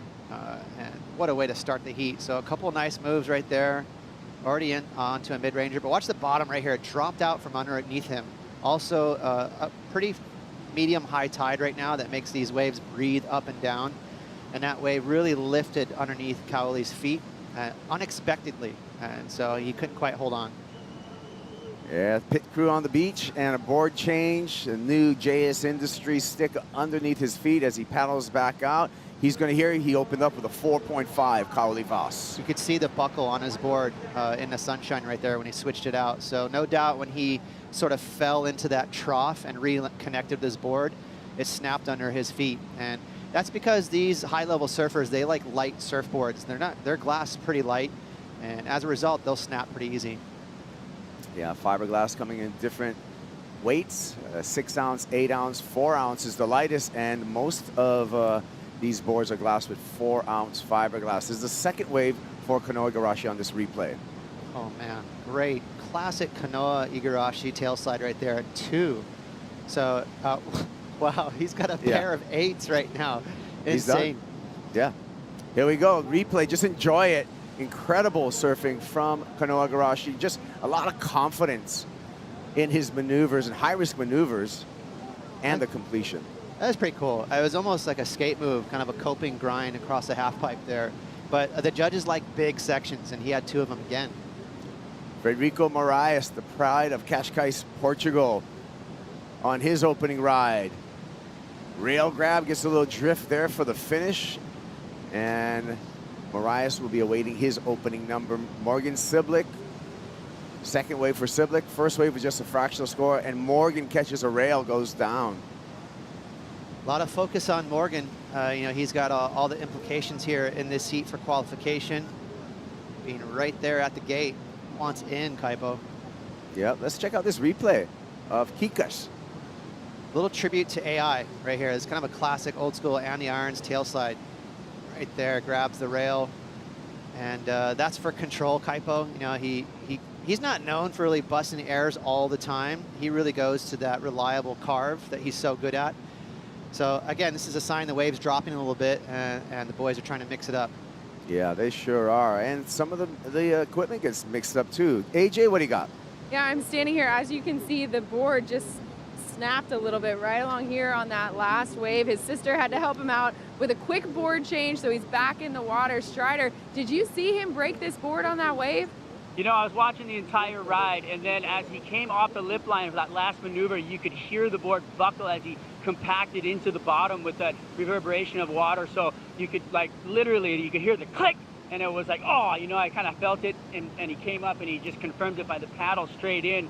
He's already back out here, though. He's in the lineup, already back out on the peak right now. So quick turnaround for Kaole. He's ready for more. Hey, Strider, can you look over your shoulder when you get a minute? Oh, right now we're going to watch the replay of Kaole Vas. And yeah, it's exactly what I was kind of guessing, that thing cracked under his feet on that third maneuver. But when you get a second, Strider, have a look over your shoulder. Do you see those windmills going yet? We're supposed to get easterly winds. It is going to make it a lot nicer out here if that wind shows up. Yeah, 100%. They're moving. We got a really nice east wind forecasted for today, and you can see it's kind of oily, glassy out here, but I do think we're going to see some offshore winds approaching it at the moment, and pretty excited for the rest of the day because the swell looks like it's holding in. Yeah, there you go. And we're checking out conditions from high above. Beautiful day, finals day here at Haleiwa Ali'i. Score in for Federico Moraes while we're checking in on the broken board for Kaoli Voss. 5.33 situation out on the water. Kanoa Igarashi running away with this one. Couple of 8s and an excellent 2-wave heat total of 16.17. Kanoa, 8s or lates, got the job done. Now it's going to be a battle for second place. Currently in second place, Federico Moraes with 5.33. Here we go with Kaoli Voss on the backup, JS. A couple of check turns on the backhand. Medium-sized wave in some of the deeper water. Needs it to stand up on the inside. Kind of a forced final maneuver, and he pays for it. You know, it didn't pay off for him that time, but again, I'm impressed with his awareness. You know, that's time management right there for Kaoli Voss. He knows he's behind the 8 ball, no pun intended with Kanoa's scores. So he's just trying to get a couple scores there. He's trying to join Federico. You know, Morgan doesn't have anything yet, so really smart competitor for Kaoli Voss. He's just always has the right kind of decision making in heats. Again, it didn't really pay off. He didn't quite get the score he wanted. This wave, it really did run into a lot of deep water. But he almost, had he finished that thing, you know, it could have been a 4 or maybe a 5. So he's pretty switched on, this kid. On the paddle back out, waiting for the score for Kaoli Voss. And a look here at the lava reef that makes up this break at Haleiwa, flying through. Offshore winds forecasted to pick up throughout the day. It's a beautiful finals day. Swell should be kicking in there. And score for Kaoli Voss at 2.27, so still a lot of work to do.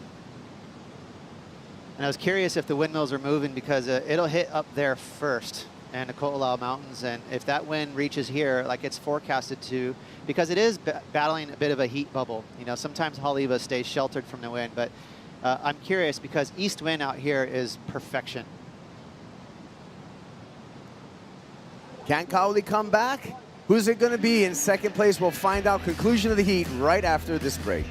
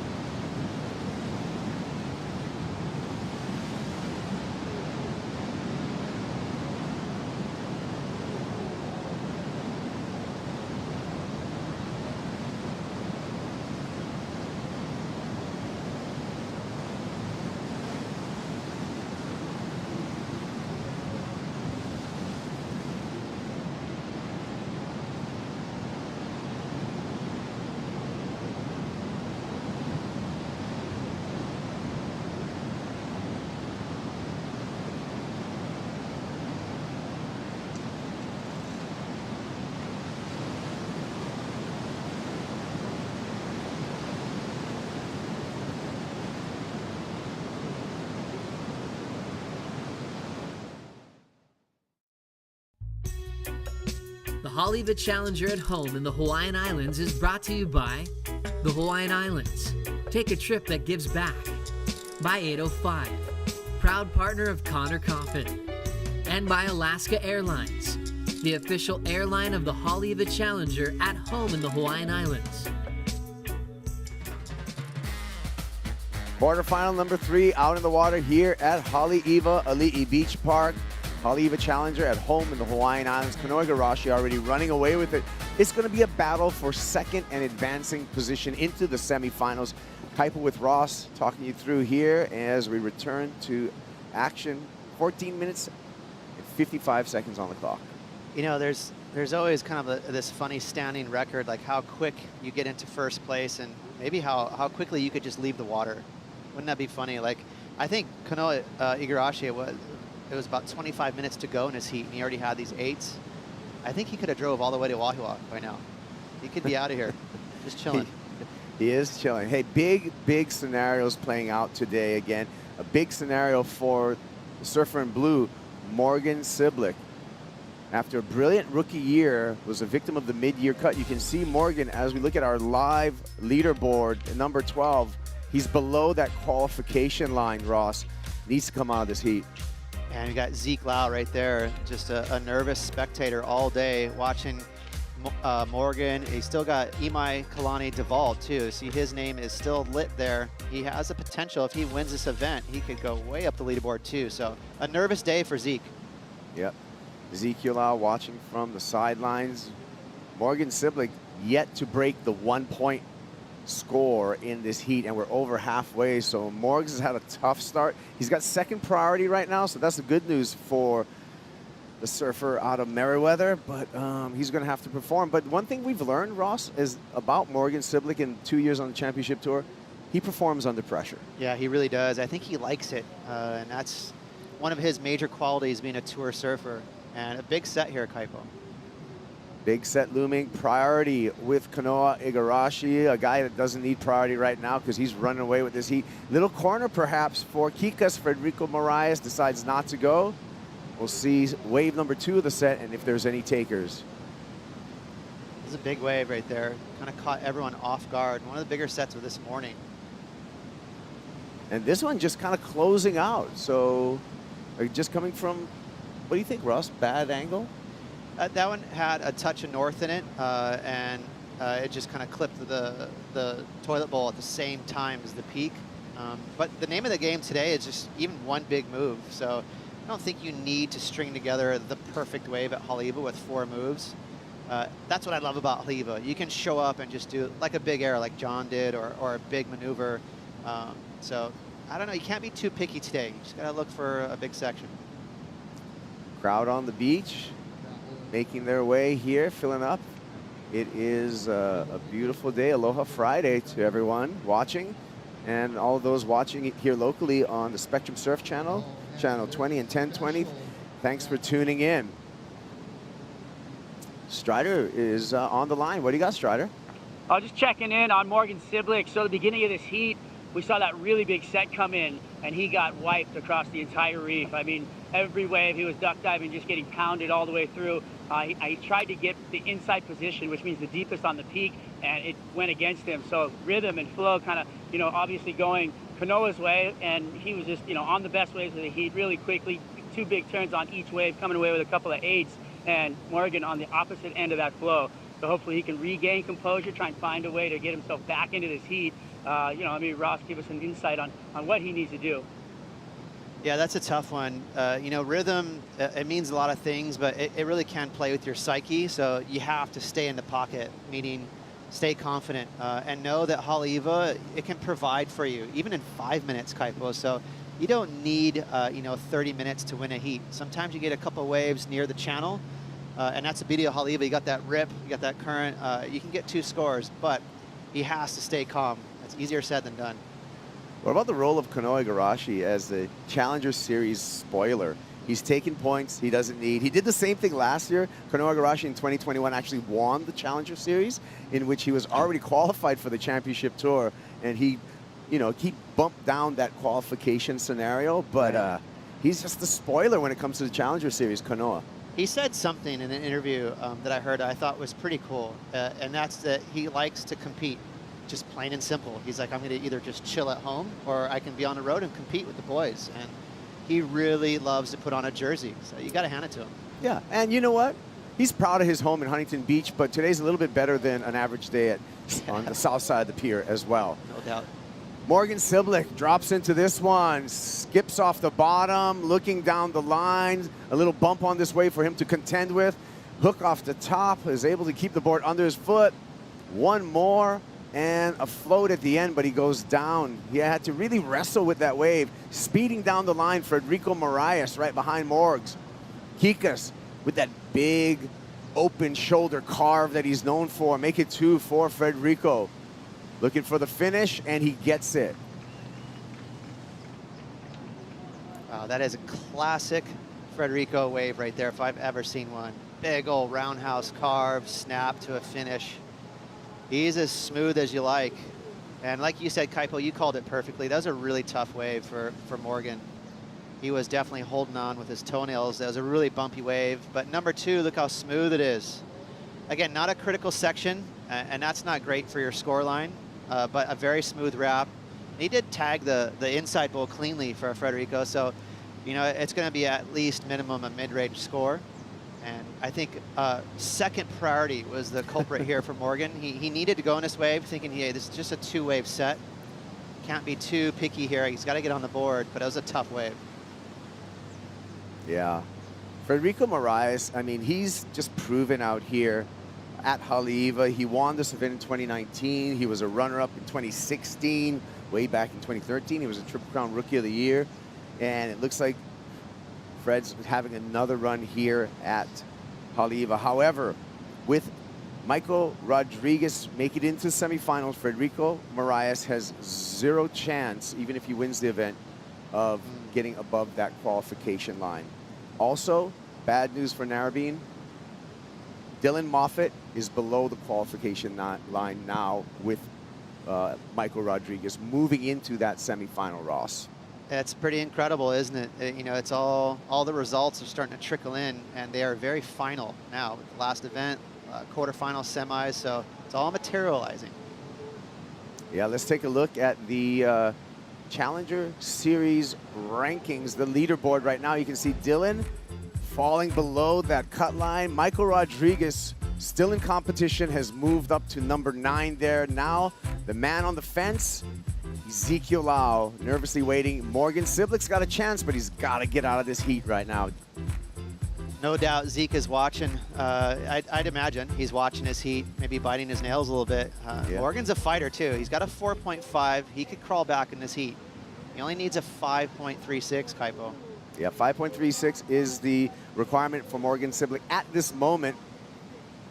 Kaoli Voss dropping into this one as we fly above, and now we get back to the beach angle. Nice release of the tail on that top turn, second turn. His timing's been really good, but that one, just he's going to count on 2 turns for the score, looking to improve upon his low of a 2.27. I think he got the job done. What do you think, Ross? Yeah, and in fact, he could jump into second place with a 5.5. So I think he's done it, actually. Judges love it when you commit to a really big turn right at the start.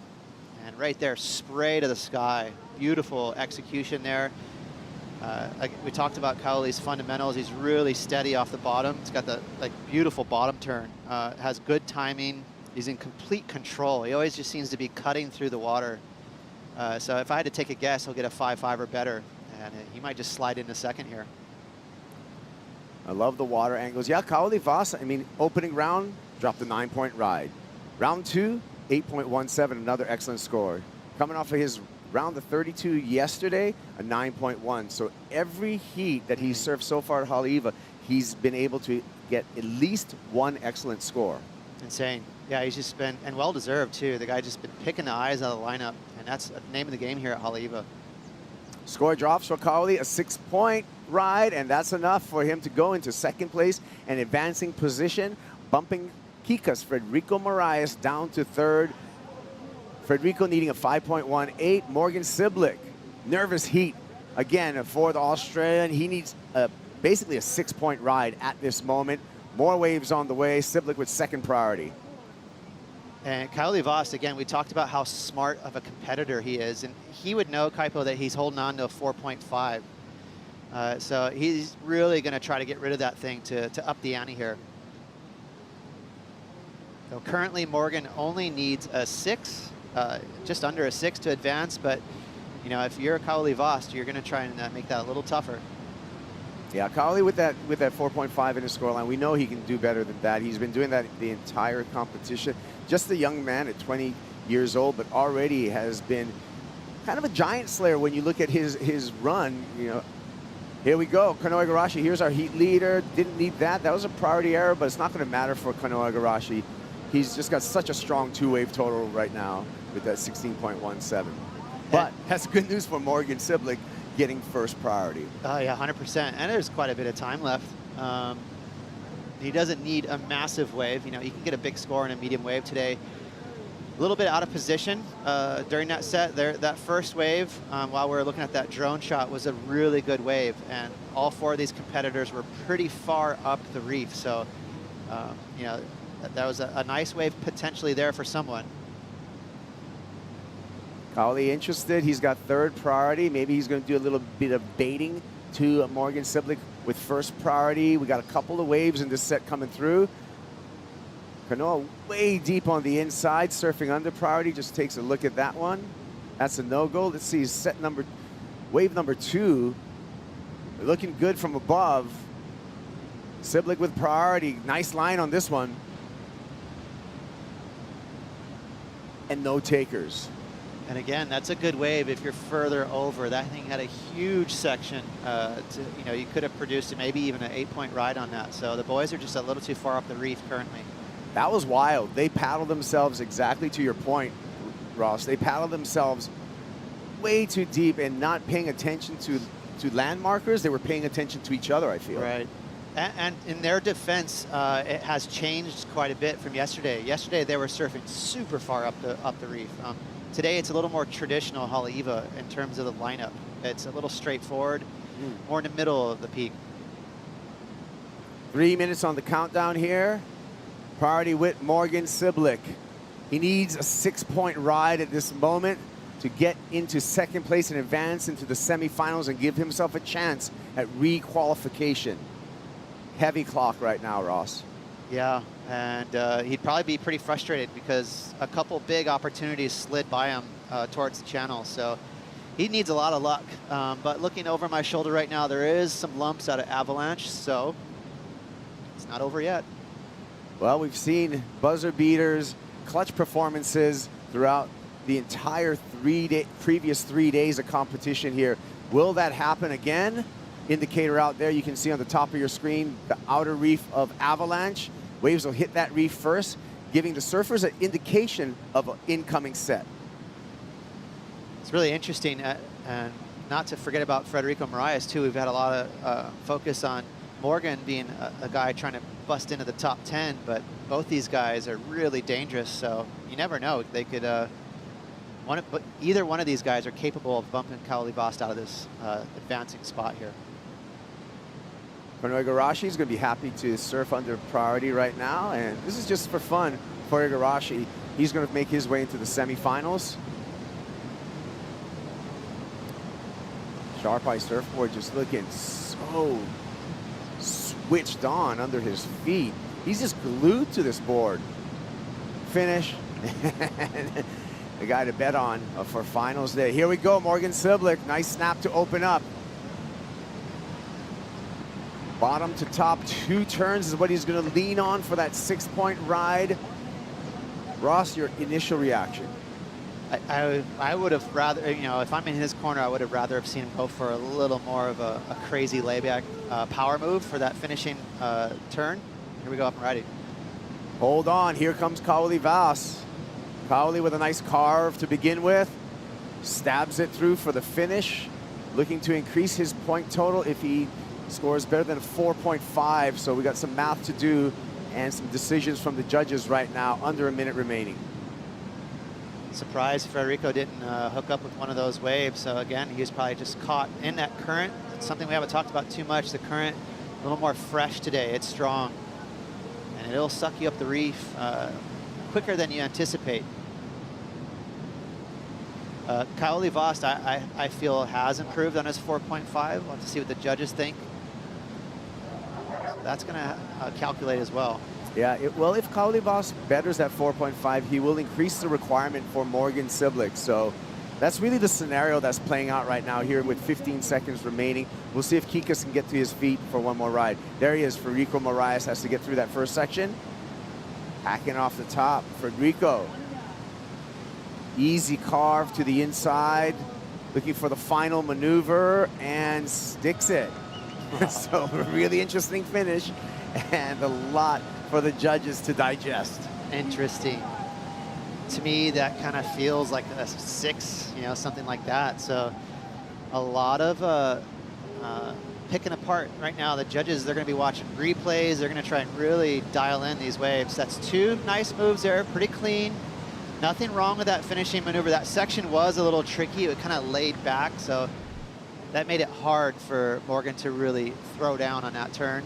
Yeah, 5.1 for Morgan Siblick. He didn't get the job done as we watch this replay of Kaoli Vaz. So it's really going to be up between Federico Moraes and Kaoli for the last 2 scores.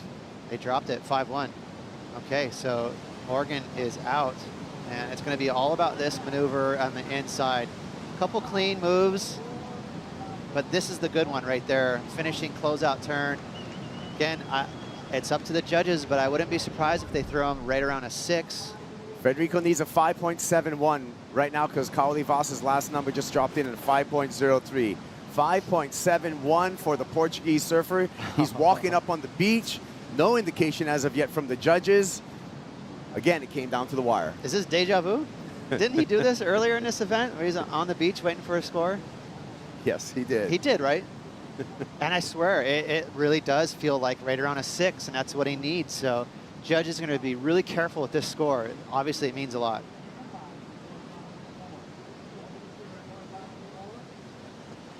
Beautiful scenery here. And here's the last. Again, 5.71 is the requirement on this wave, Ross. Took a minute to get around, but pretty clean tag there to start. So you figure, all right, a couple points for those turns. Maybe he's up to about 4 points right here. That's kind of your stock average 2-point turn there. So it could be a 6. You never know, though. They could easily throw him a 5-5. Yeah, I know. I'm personally feeling that it may be under, but that's just, you know, the gut effect here. We'll see. Got 5 judges up there. And they're taking their time, but we get to look at it as many times as they are upstairs with the replay. They get one angle, however. We're giving you multiple angles of the last ride of Federico Moraes. Again, he needs a 5.71. Well, one thing that might hurt Federico is he's not known for really being super aggressive or progressive. You know, he's just pretty steady. And we'll see what the judges think about that because, you know, it'd be a no-brainer if he went for a giant move, but those were all just flowy turns. 2 judges under, 3 judges under, 1 judge under. It's under. 5.27, not enough for Federico Moraes. It's going to be Kanoe Igarashi and Kaoli Vaz on to the semifinal. We'll be back with more action from Haleiwa after this.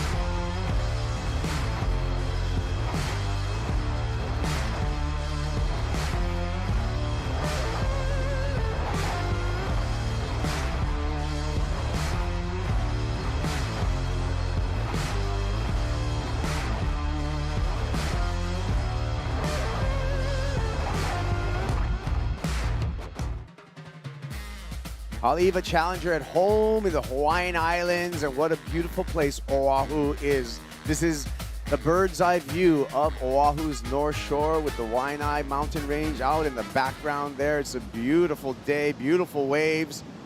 And Imai Kalani DeVault in quarterfinal number 4. Ultra important heat for the young man out of Maui. Taking it easy on this first wave, just kind of feeling things out, Imai. A little slash to finish, but incomplete there. So we will see what that number comes through for Imai. This is Chris Zaffis, the Australian. Floats through that first section. Looking for more, another big floater. Can he find more open face? Gonna have to battle on this inside section. He does so. The water gets really shallow. And just a tap off the lip, but a nice completion for Chris Zaffis. Wow, what an interesting wave there from Chris. He's just going so fast, but was not able to create any steep angles there. Very horizontal, just because that wave raced ahead of him. So it was kind of necessary. And a bumpy wave, excuse me, a bumpy wave here for Imai. Kind of put him on his heels, was just trying to recollect himself. Sort of an accidental layback little hack there, but he knows he's gonna have to get back out there and look for another wave. And Chris. Beeline float right here, very cool. That felt rad. I'm sure he's felt like he's going 100 miles an hour as he was, but hard for the judges to give him too many points based on, there's no real redirection, no rail surfing, just kind of floaters. So, you know, it's not a bad start. I think he'll get a, a nice little mid-range score, but kind of a frustrating wave for him probably. Breaking news with AJ. AJ, what do you got? I'm standing by with Travis Logie, which means we have another qualification to tell you about. Yeah, more big news. After the results in that last heat, we can confirm that Marco Rodriguez has qualified for the CT for 2023. He's in there. Should we go let him know? Let's go tell him.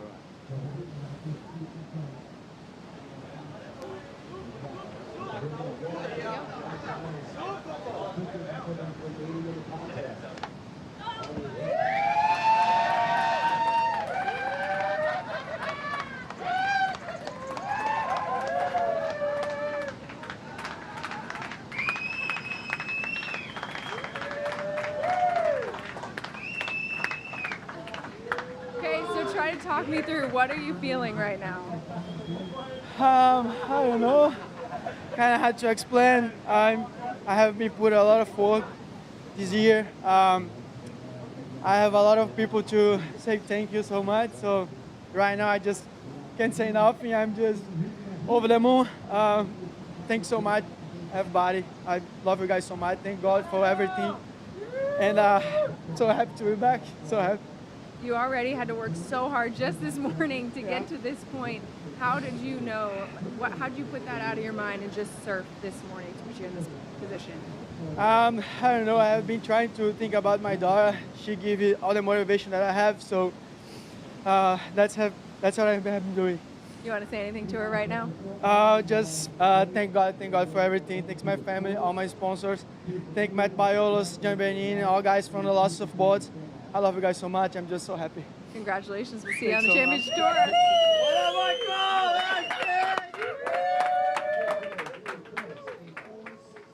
Emrod back on tour. That is tremendous news. Pada Baines, Michael Rodriguez, looking forward to seeing him open up the season at the Bonsai Pipeline when we kick off the championship tour. But he's still got some work to do here at Haleiwa. He can take a big W here with the kind of surfing he's been displaying. Keep it going. It'll be hard for him to refocus. That's very emotional to go through that. That's his goal, to qualify, and he's achieved it. So see if he can collect himself and start competing again. As we see Ryan Callanan here at Kaipo. Bumpy wave here, but gosh, Ryan Callanan makes it look so easy. He's really tall. He's got a ton of leverage, though, with that height. And Imai finding a smaller wave here. He knows that that first wave was just a 2.5. Ooh, pretty cool little tail slide. He's such a stylish cat, isn't he? Behind him, Maxime. Saw him rip through a couple of really nice waves yesterday afternoon. And there he has that super cool, unique style. Kind of hunches over. He's got tons of leverage, a lot of stability. He doesn't fall a whole lot, but there, that section got the best of him. That is a rare mistake from Maxime. And so far, Chris, again, that kind of frustrating down the line floater wave, 4.67. That was a nice turn, but just the one. So no big scores yet, Kaipo. Yeah, we're still waiting for scores. Last of Chris Zafis and first of Maxime Husno to start this heat. On the replay, that was a 5.5 for Ryan Calnan. On the replay, that was a 4.63 for Imai Kalani DeVault. The situation is bound to change when these scores drop in for Zafis and Maxime Husno. 22 minutes and 10 seconds on the countdown. Here's Maxime. He's going to back up his first wave quickly. Smart surfing from the surfer from France. Kicking out there. It's just going to be a small score. You know, today it'll be more difficult to find great waves where you can just rely on 2 big turns. You're going to have to manufacture scores here and there. It's exactly what John did in his heat. Some surfers are not afraid to manufacture their own scores and just kind of go for it on a closeout. We'll see if people start tapping into that sort of effort. Strider, what are you doing? Yeah, Kipes. Well, hanging out in the channel with Larry. It's a beautiful morning out here, and I just wanted to touch with the current today. Seems actually stronger than yesterday, and the waves were bigger. I don't know what that's from. Maybe it's from a little bit more of a north angle, but when the sets come, all that current is making the wave break further over in the channel. And, you know, it's an interesting look on it. Everybody else out there, you know, trying to find their position. Ross, is that what happens when the swell goes more north, or is it something else? You know, Haleiwa Strider just does its own thing. She wakes up and she's like, you know what, I'm feeling a little crabby this morning. You guys go ahead and deal with more current. I love it. Ryan Calnan going down the line right now, setting up. And no opportunity for Ryan, so he just jumps off his board. He's going to keep just a 5.5 in his score line and have to search the lineup for something else. Maxime Husno fades the bottom turn. Big snap off the top for Maxime. Vertical on turn number 2. Maxime will ditch his backup score of a 1.57. By how much? We're going to find out when that score drops. 20 minutes on the countdown. Plenty of time in the water. Plenty of time. And you can see, too, they're kind of catching wind. Like, all right, there's not the dream waves rolling through every 5 minutes. You can't really rely on a premium wave. So they're hunting around now on some of these smaller waves, looking to perform. It must be refreshing for Maxime Husno right now, Ross, as we watch him paddle out, in that he's already qualified. He, like, now the stress over a decade chasing that qualifying series is over. Right. And now he knows he's going to be on the championship tour. Yeah, it's a good call, Kaipo. And he's had a night to sleep on it, like, you know, really digest it. So that's good for him, you know, as opposed to Michael Rodriguez, who just got the news. So he's going to have all these emotions he did, you know, flooding through him, and he's going to have to collect himself to try and compete today. Maxime, yeah, you're right. He looks like he's back on competitive mode and looks pretty cruisy. Still waiting for that last score for Maxime Husno. He's likely to go into second place right now. Here we go at Ryan Calnan on the backhand. Glides through that first section. Long bottom turn, vert attack there. Little wobble, but comes out complete. Much better for our Cal. Zafis down the line, has to deal with some ribs in the face. Working against him. Has to force that final turn and unable to go complete. It's the right idea. You know, if you don't have the luxury of a big clean wall, just make it happen. And Chris, he identified that, just didn't come off. Here's a replay. Let's start with Arcal. A lot of ribs and bumps on this wave right here, but Ryan's really good at picking waves apart. 2 snaps for him. Again, another mid-range score, but he is super consistent.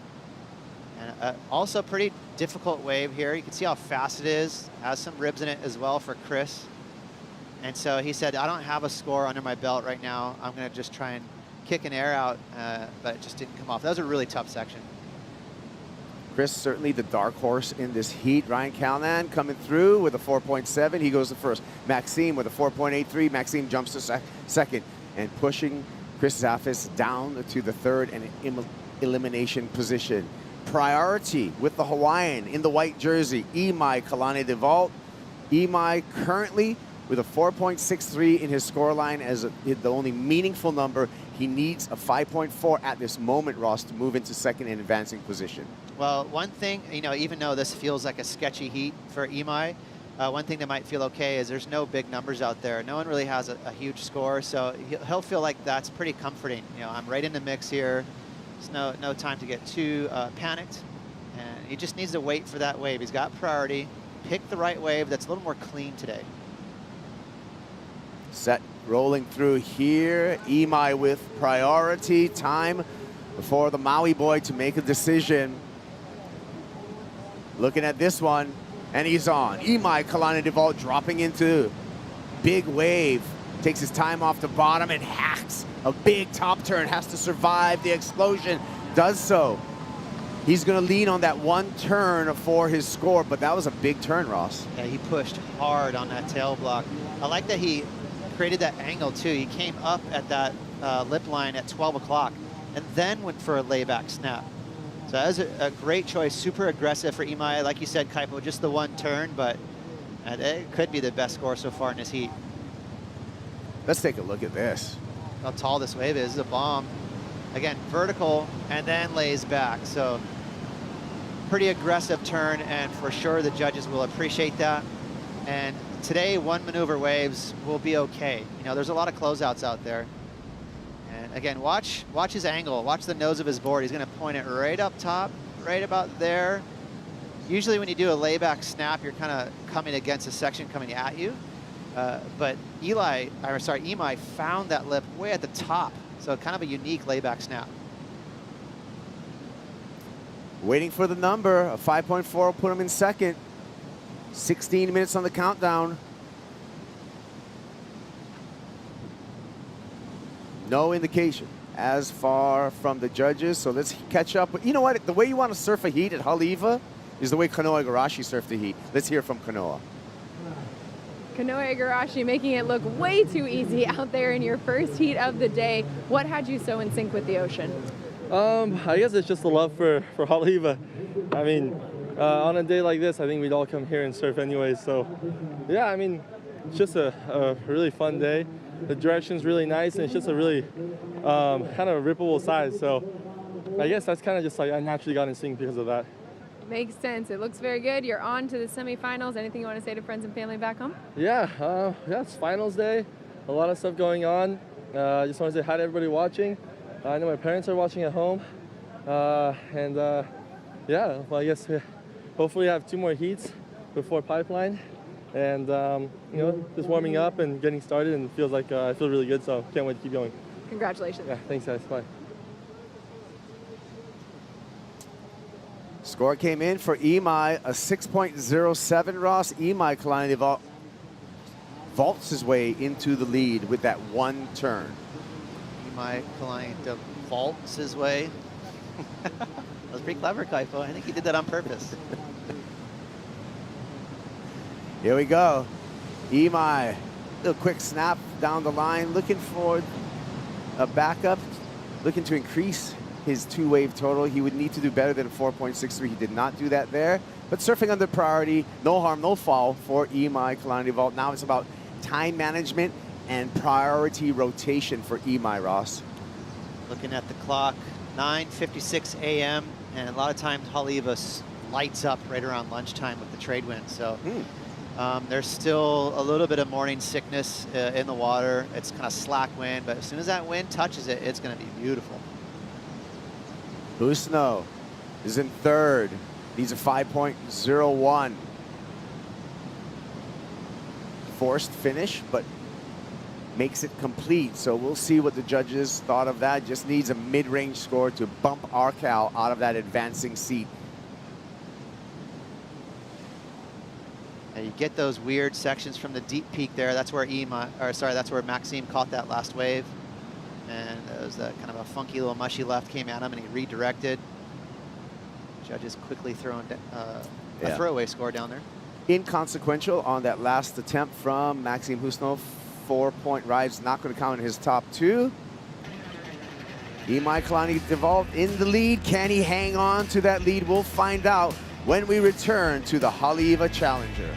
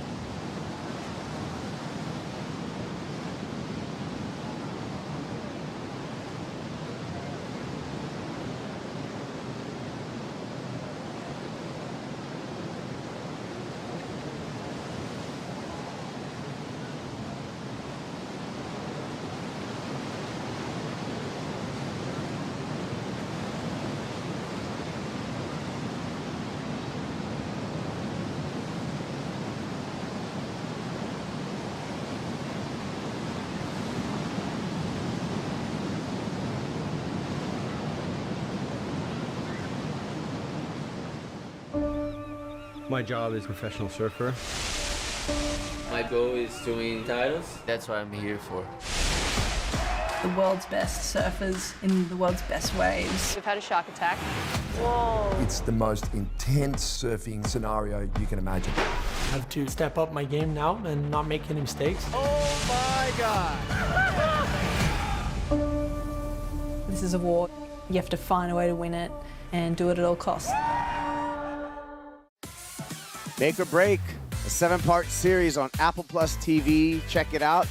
That was from season 1, which chronicled the tour 2021. The folks at Box to Box are busy in the editing room right now, finishing off season number 2, where you have a behind-the-scenes glimpse at the 2022 Championship Tour.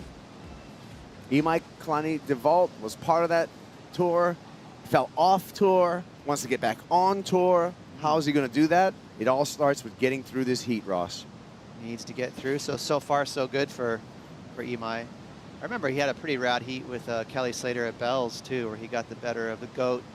Imai, he's super talented, really stylish, flies under the radar a little bit, but he can somehow get a big W here and re-qualify. I just like his chances on a championship tour. He's underrated how good that guy surfs.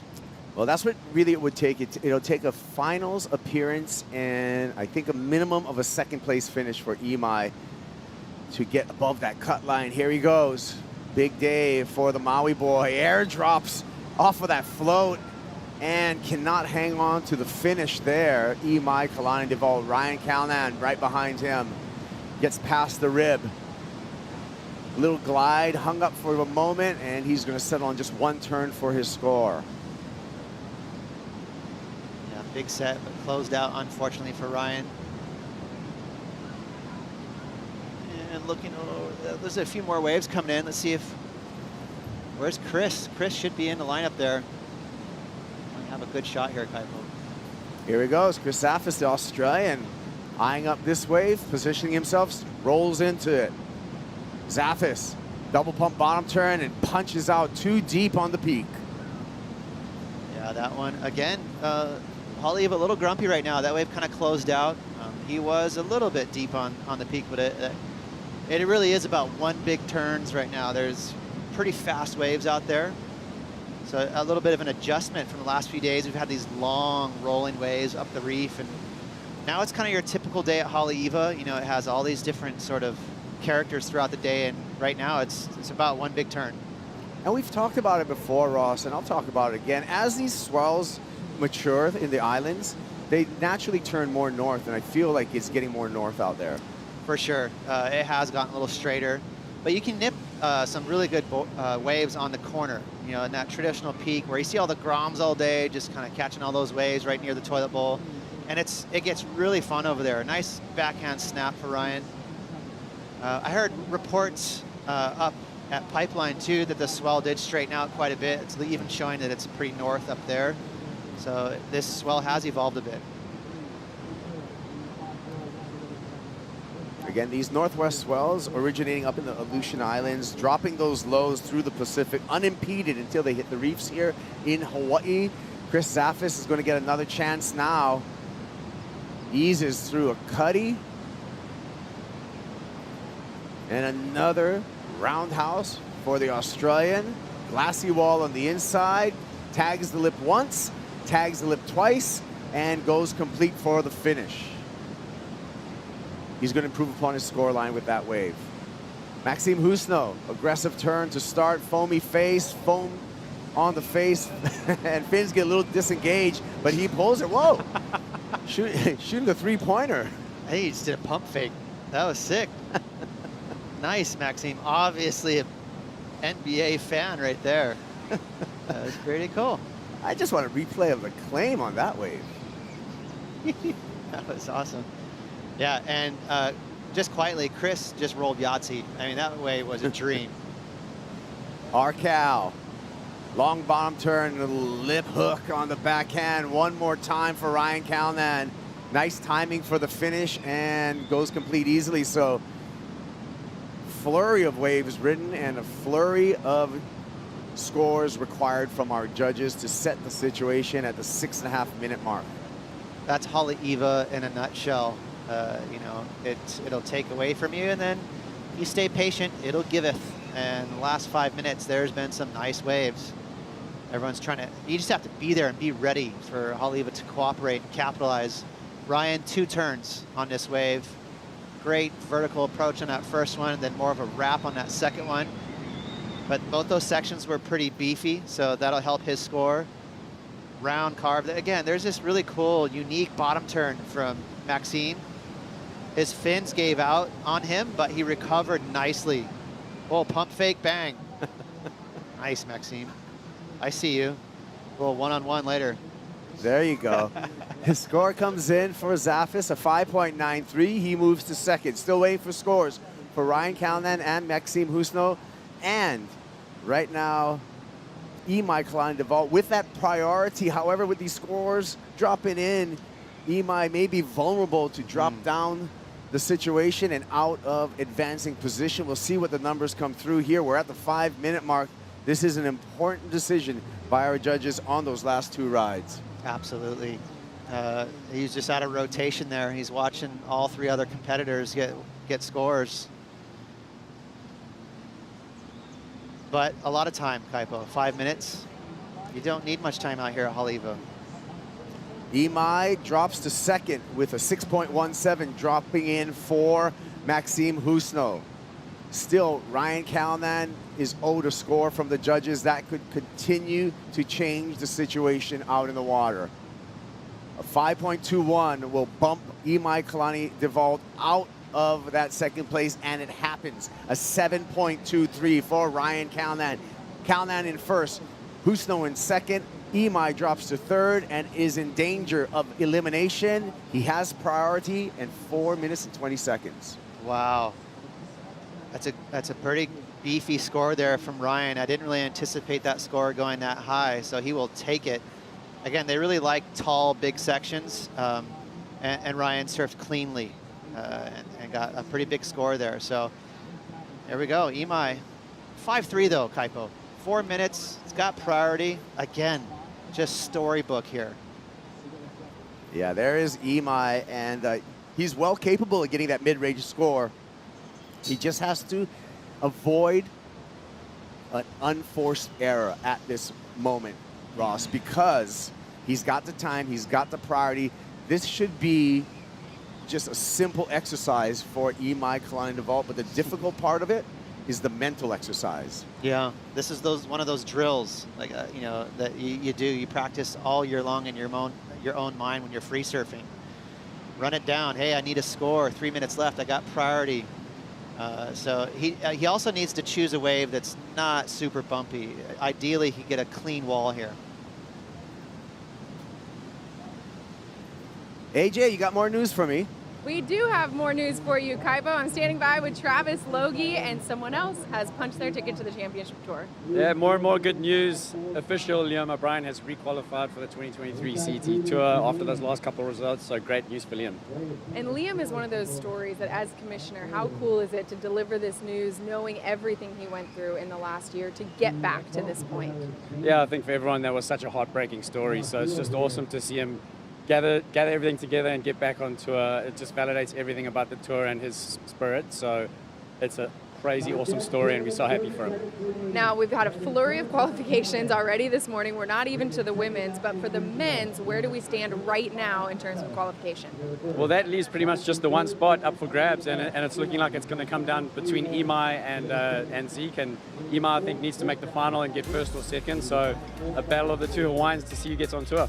Stay tuned for all the drama. We'll send it back to you. Thank you, AJ. And poetic retribution for Liam O'Brien after qualifying for the 2022 Championship Tour. Broke his ankle on a free surf before his first heat of the year. Had to heal, come back, perform through the Challenger Series, and now he's earned his way, the hard way, again, onto the Dream Tour, Ross. Incredible. Yeah, no injury wild card. He earned it, and that's a really, really amazing story there. What grit, what fight back from Liam. One more spot available before the Challenger Series men to make the championship tour. Imai Kalani Vault to keep those hopes alive needs a 5.31. We have 2 Hawaiians in contention, Ezekiel Lau and Imai Kalani Vault. And another little note, they're both alumni of the same school, Kamehameha. Wow. So we're going to have a warrior on tour next year, one way or the other. Oh, that's pretty cool. You can see Imai right there, Kaipo, looking at his watch, flicking his hair back. He's just obviously nervous, wants the ocean to deliver one wave. There is a little medium-sized set coming in here. Might reach him just in time. He has to be careful here and position himself perfectly to catch this wave. Could be the second wave here. He might let this first one go. And there is just enough time for this second swell to arrive. Let's see.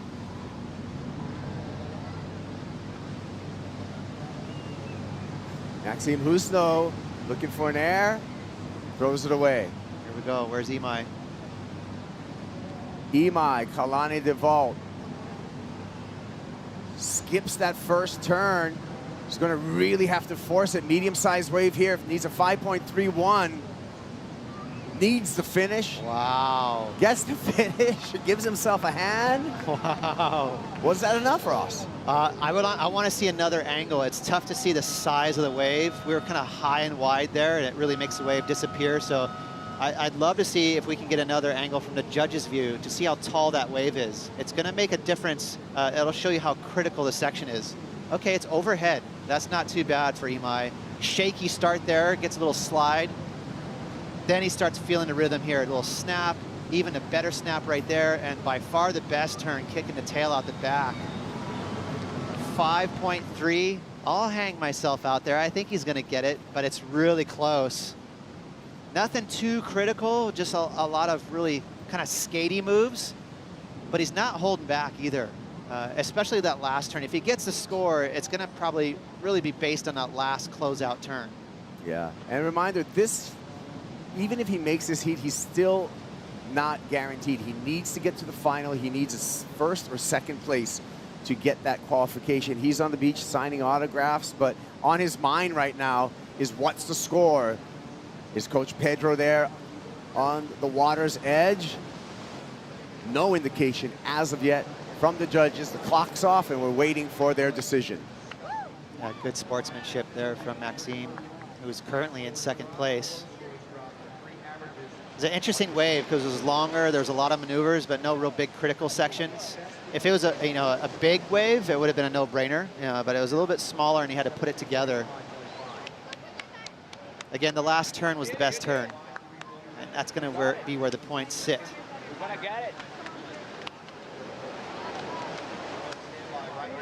Positive energy and hopes on the beach for Imai Kalani Vault. The number's going to come in right on the edge. A 4.9.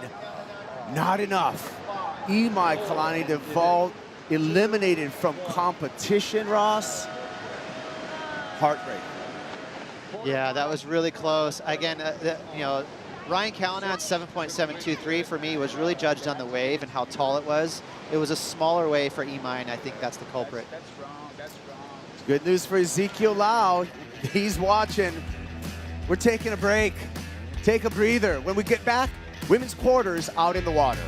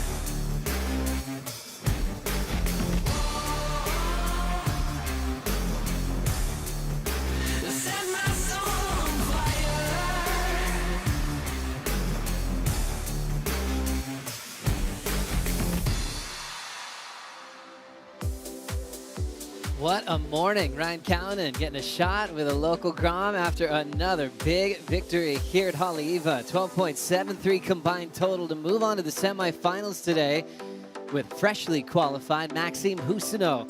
What a close one, right at the buzzer. Imai Kalani hoping for the score, and it came just under as he had a big road in this contest. Hats off to the Maui boy for making us proud with all that power surfing. That was insane to watch. Joe Chappelle, Rosie Hodge, Makul Kai Rothman. We're already shifting gears into the quarters for the women and more qualification spots to figure out too, Ro. Yeah, this is going to be a fun one, Joey. I mean, the women's, it really is coming down to those last two spots. One that Betty Lou is holding, and then also Teresa Bonfilo. But, you know, we've got Alessa Spencer in the water, and she's been amazing. So she's looking to go from 6th to 5th and qualify. Only feel this kind of pressure at the final stop of the season. So happy to be right here at Haleiwa to close out an epic year on the Challenger Series. Kira Pinkerton out there wearing the red.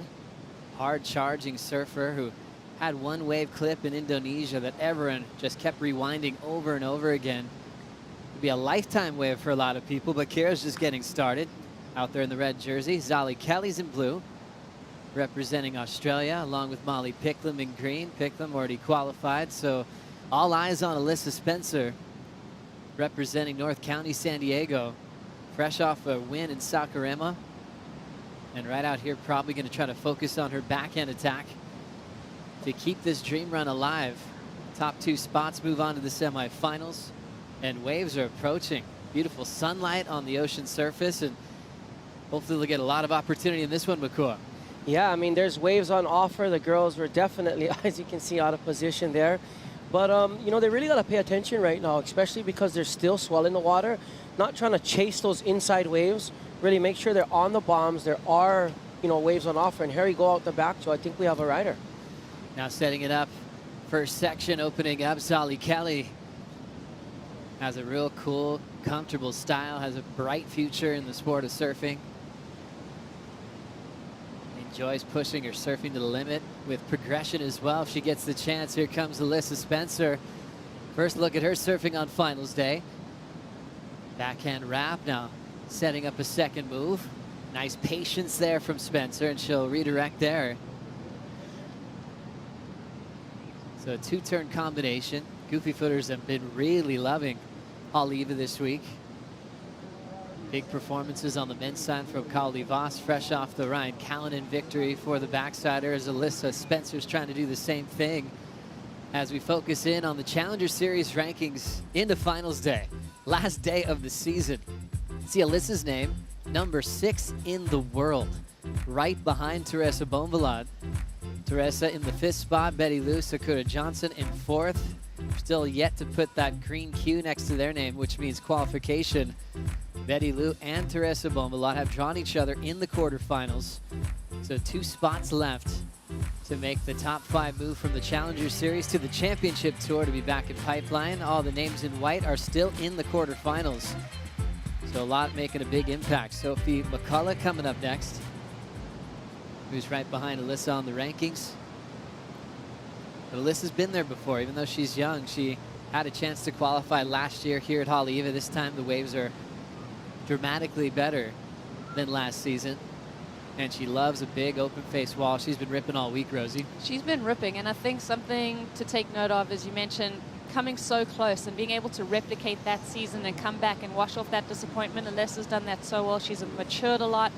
Yeah, very impressed with her. Zali Kelly, fresh off a 3.57. And she will just connect quickly with the oncoming section and look to better a 1.83. Winner of the last heat, Ryan Callanan, is hanging out with AJ.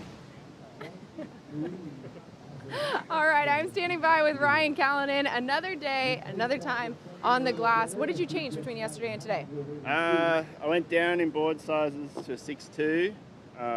It's obviously dropped a little bit overnight, so yeah, I just felt like the 6.4 was going to be a little long. It kind of felt a little long yesterday anyway, so definitely needed a bit more zap and stuff. But just being a morning heat, it's always different doing afternoon heat and readjusting and yeah, get ready for the next one. So with that said, as you wait and watch the next heats before yours, what are you going to be watching for to make the decision about the equipment heading into the semis? I think I'm pretty locked in now. Like once I pick a board for the day, unless it changes dramatically, I'll probably stick to what I'm on. But yeah, it's feeling good, and I'll just be watching sets, which waves are the best. Just, yeah, trying to keep doing what I'm doing. Anything you want to say to friends and family back home? Just thanks for watching and supporting, and it's good to be here on finals day. Good luck in the semi. Thank you. Ryan Callanan, a class act. He's been riding boards from JS Industries for quite a bit now.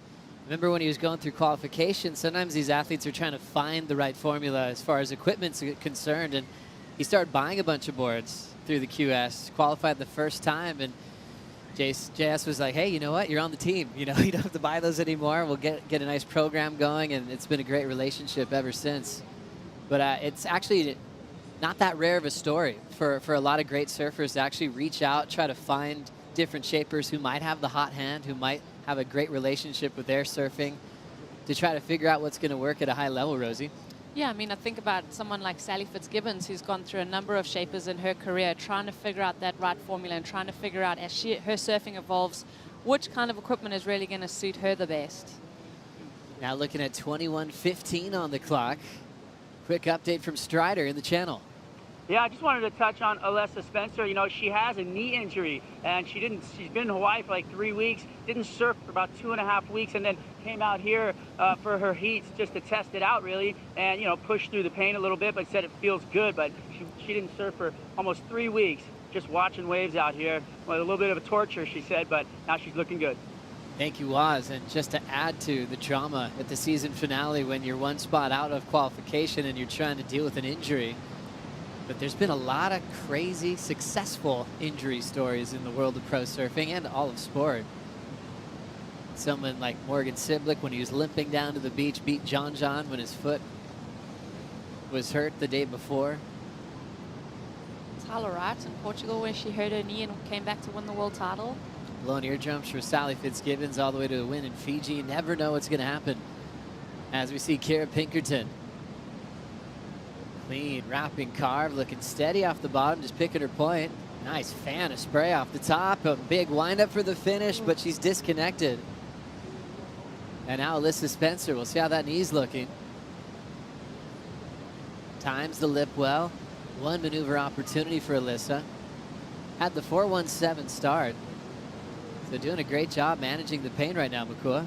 Yeah, I mean, her knee looking pretty sharp. I mean, it doesn't look like she's having much hindrance from that knee. And another person that's right outside the qualified cut line, she knows what time it is. It's time to do business. And one thing I've been noticing about the girls here, I mean, right here, this wave, so nice. Nice big set wave, wrap off the top. Love how she stays patient right here, comes around the section and really places and times her turn nicely right there. And unfortunately, just comes unstuck on that last move, Joe. Yeah, really going for it on the finish. Incomplete. Then to the single maneuver option for Alessa Spencer. Do you think that's going to be a keeper at the end of the heat, Ro? I don't think it's going to be a keeper, but I think surfing like that on big sections is going to be well rewarded. So, you know, you mix it up with a two-turn combo. I feel for Kira, though, not able to finish off that ride, because I feel like that was going to be reaching into maybe that excellent range. Yeah, definitely. It was a nice-looking wave, beautiful turns, and just unfortunately unable to finish. Alessa Spencer wants to add some more San Diego energy to the championship tour. Jake Marshall got up there. They surfed kind of a similar zone in North County.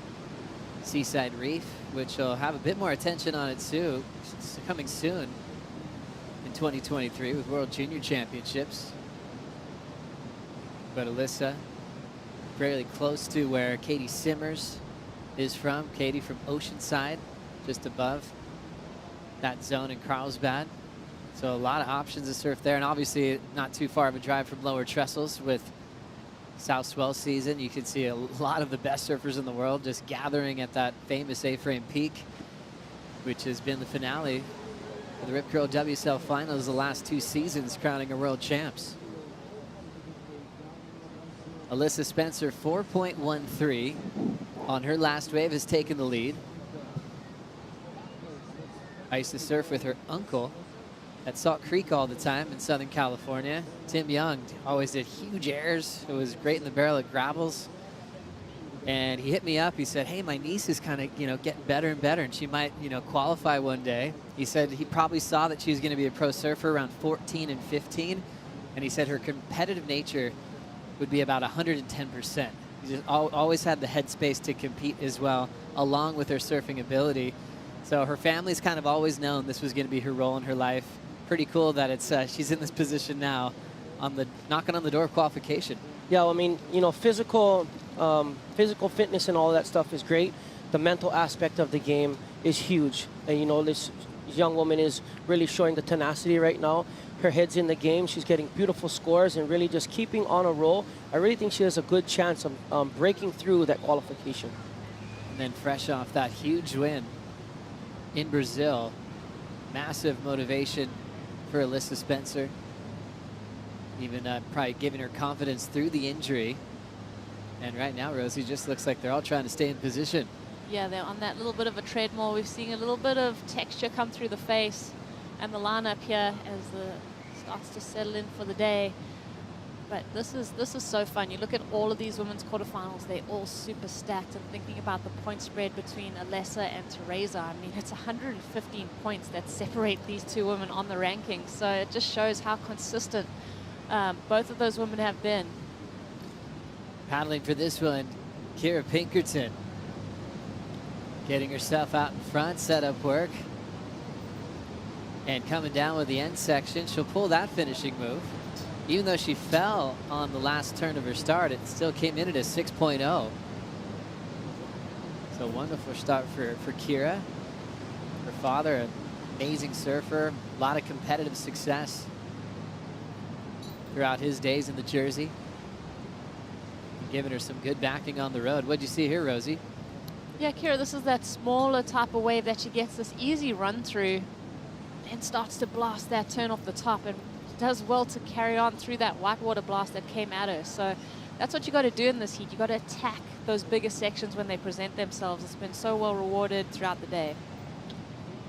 Yeah, definitely. I mean, she finished that one nicely, you know, and she's really finishing on her feet. Like I said earlier, Rosie, the athlete that finishes on their feet, executes that wave all the way to the finish is probably going to be the ones that's making it through these rounds. 6.0 and now 4.63. Kira has just taken the lead. Strider, what's the wind doing out there? You know what? The wind just picked up nice and east for really beautiful offshore conditions. So, you know, we went from kind of a just heat bubble and kind of sticky water, so to speak. You know, your board really kind of sticking to the water to all this little chop on the face, which is good. It creates a lot of energy and a little bit of air under your board. You feel like you're going, you know, a little bit faster. And but with that, we're coming up to hitting the lip. You know, there's going to be a little bit of an adjustment because where you were going straight into it before, you might want to cut it a little sooner as you come up there, as that wind's pushing off the lip. What's really making your hair look incredible. Looking great, Waz. Enjoying his time out there. Yesterday, he was just breathing deep, psyching. The surf was pumping, and he actually got caught inside a couple of times, doing a great job from the channel reporting. Today, maybe smaller than expected, but still incredibly rippable here for finals day of the season. Pinkerton 6 and a 4.63. Alyssa Spencer, that's the key name there for qualification. She knows she's in that must-win situation and kind of on the hot seat. She's got to go first. You know, Teresa Bonvilat, just a little bit ahead of her in fifth, is in that fourth quarter final along with Betty Lou Sakuda Johnson. Makua, what would you rather do? Kind of be the first to go or wait to see who you're competing with? Kind of have to go with the lineup before you? Well, it just depends on what mindset you're in. You know, if you're in and you're first, I mean, if you're above the cut line, if you're below the cut line, sometimes you want to, you know, put pressure on those that are in to, you know, maybe make them make a mistake, knowing that you're on a roll, you're making heats. I mean, I just think it all comes down to the individual and, you know, how they feel. For me, I like to put pressure on the other people. Let them make the mistake. You know, get going first, make my heats, put the pressure. A lot of people can't handle, and a lot of people really do fold under pressure like that. Let's see what happens here for Alyssa Spencer. If she can put pressure on Bonvilat before she hits the lineup. Teresa in quarter four. We're now 13 minutes on the clock paddling for this wave. Kira not quite able to get into it. And first priority stays with Zolly Kelly. You have a great vantage point seeing that wave just kind of peel through the end section. More waves on the way, still plenty of swell. And even through the weekend, great time to be on the North Shore of Oahu. As Kira holds down the lead, Alyssa hangs on to second. here in quarterfinal number 1. We'll take a quick break and return to finals day right after this.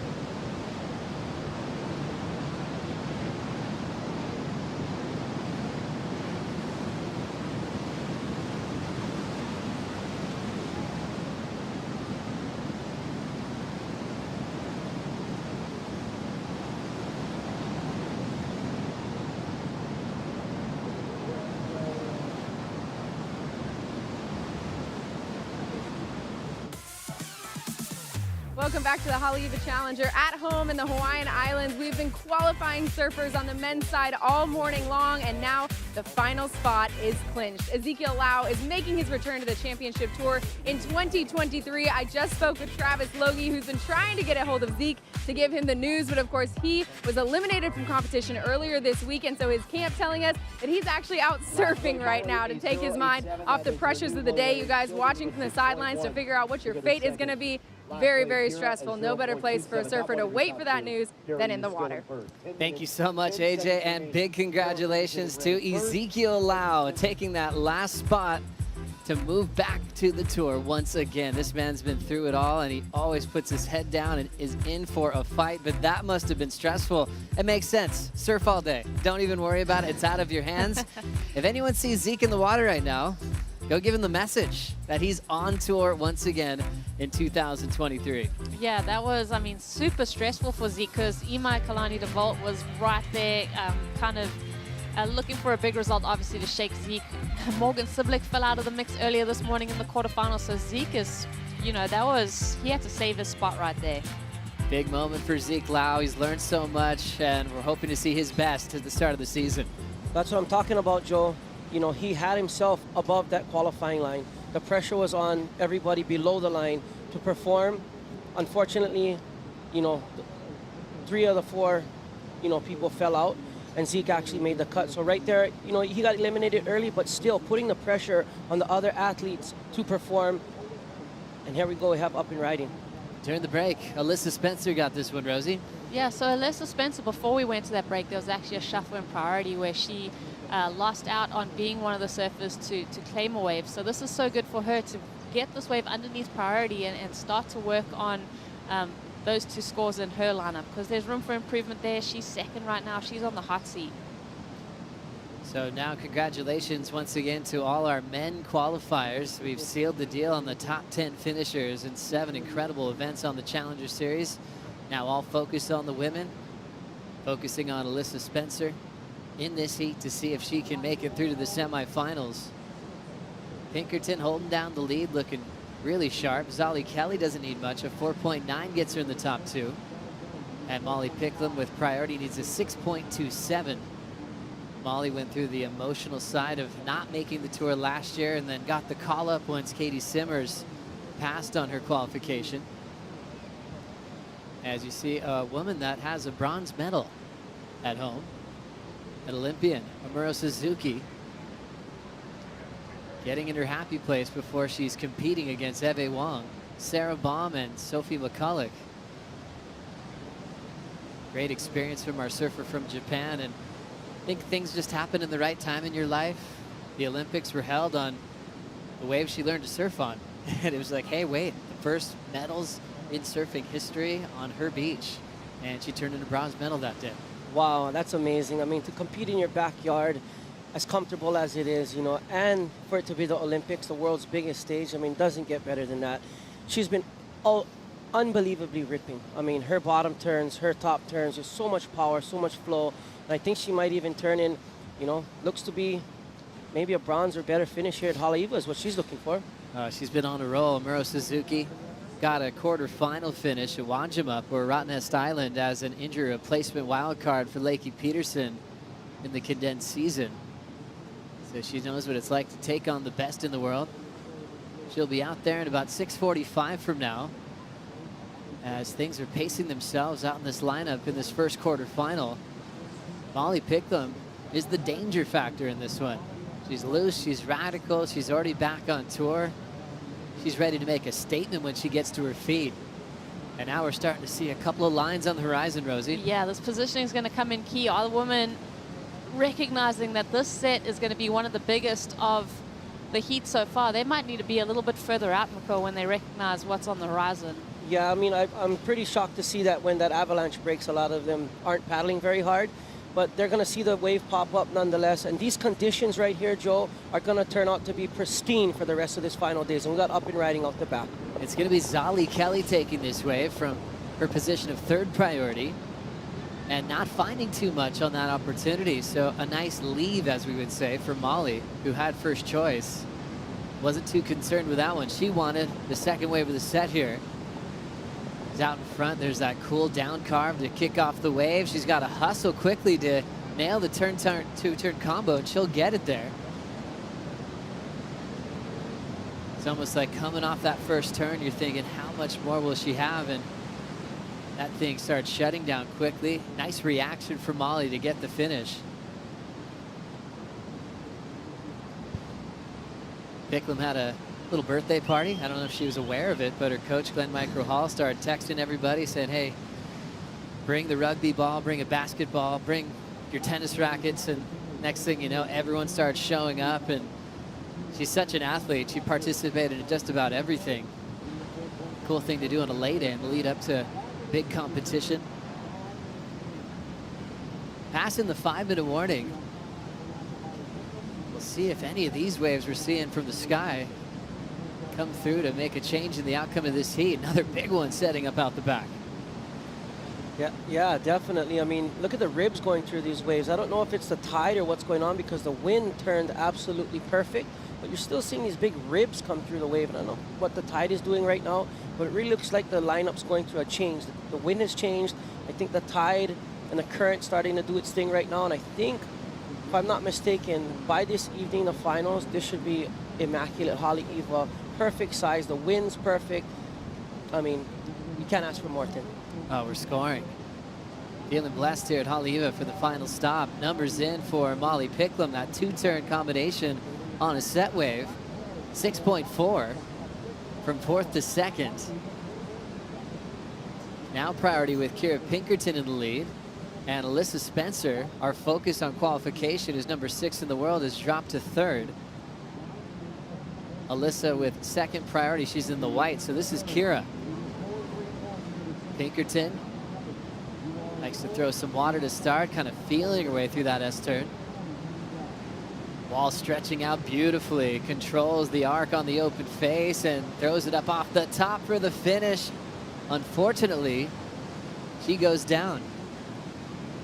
Quick jam for Picklum up and down. So the surfers in the top 2 spots getting some waves there. Now it's all focusing on Alyssa Spencer's season. All starting at Snapper Rocks, then to Manly for 2 in the Australian leg to put her in this position she's in today. Focus on Kira's ride here, Rosie. Yeah, Kira, just a bigger wave, taller face. She finds some open, cupped out corner to work with. Jams it there under the hood. Wants this another connection. So this is, for me, if she had hung on there, that's going to be one of the better waves of the heat so far. This wave from Molly, extremely important as she's gone into second place, and she's looking to get rid of that 2.20. So the two-turn combination from Molly Picklum. Just nice that she had some size to work with. And then she had a real short wave where she just hit the lip and got out. might just improve her low score. She's carrying a 2.2 in second, so this heat really is wide open. So interesting, Makua, seeing all that activity with sets and wave action out the back, and how hard it is to sometimes just be in the right place at the right time. Yeah, I mean, it's like I said, the lineup's going through a little change right now. Women are having a little bit of a hard time finding the correct positioning. The girls are, when they do catch the wave, they're absolutely ripping right now. The one thing I wanted to point out, Joe, here at Haleiwa is the scaffolding on the beach. Coming into the Triple Crown, every year it was like the Super Bowl of surfing. We got this huge grandstands here. It's so amazing as a child to come here, feel the energy, because when people get to come down to the beach and enjoy and feel these stands, and when you get a good wave and the beach cheers, you can feel it. Sunset Beach, when I won the World Cup, I got that wave. When the people yelled, I could feel that energy from the beach, that noise in the water as they cheered. And having these, I missed that at Sunset. I missed that at Pipeline, having those big stands on the beach, everybody there, grandstands filled. And it's really good to see Haleiwa still having this setup, this big, I want to say circus-like or event-type, setup. I love it. Oh, it's so true, and they get so involved. The reactions are so important for the surfers. It definitely has a big effect on performance. All focused now on 1 minute. Will this be the last heat of Alyssa Spencer's season? Or will she find a 4.88 to keep her qualification dreams alive? Remember, she was one spot out of the cut before finals day started, so she is in a must-win situation to keep herself in the qualification talk. She does have priority, and it's not a massive number. She's got a couple of fours already, and it's just a little more, a 4.88 to make the difference. There's a little lump out the back. She paddles over that one. One didn't really break. You're just willing anything Alyssa's way. It's so tricky. This is such a huge moment for her. Does she get an opportunity? Now looking at a rider up, this is Kara Pinkerton snapping through that whitewater section. Our heat leader looks like she just might be getting out of the way of the intensity of advancement. Alyssa Spencer chasing a 4.88, and looks like we're seeing her board right there in the soup. So it looked like she already played her last card, not finding anything on that last wave. Let's see what happened here for Alyssa's decision. Just taking off on a closeout.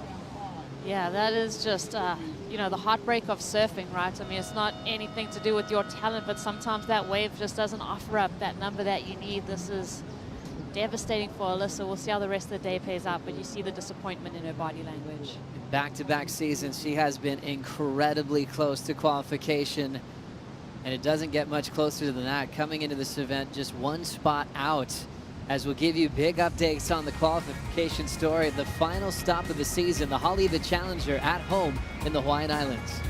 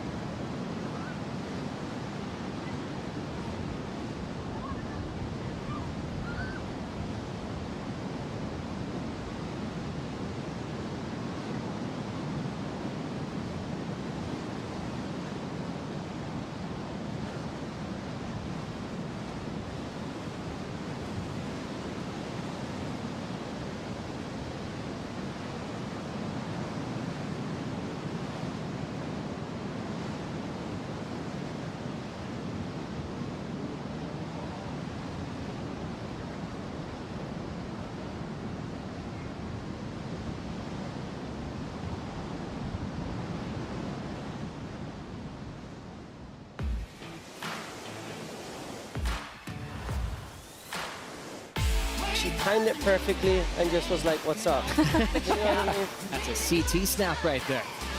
Amuro Suzuki. Impressive bottom turn, and what a connection.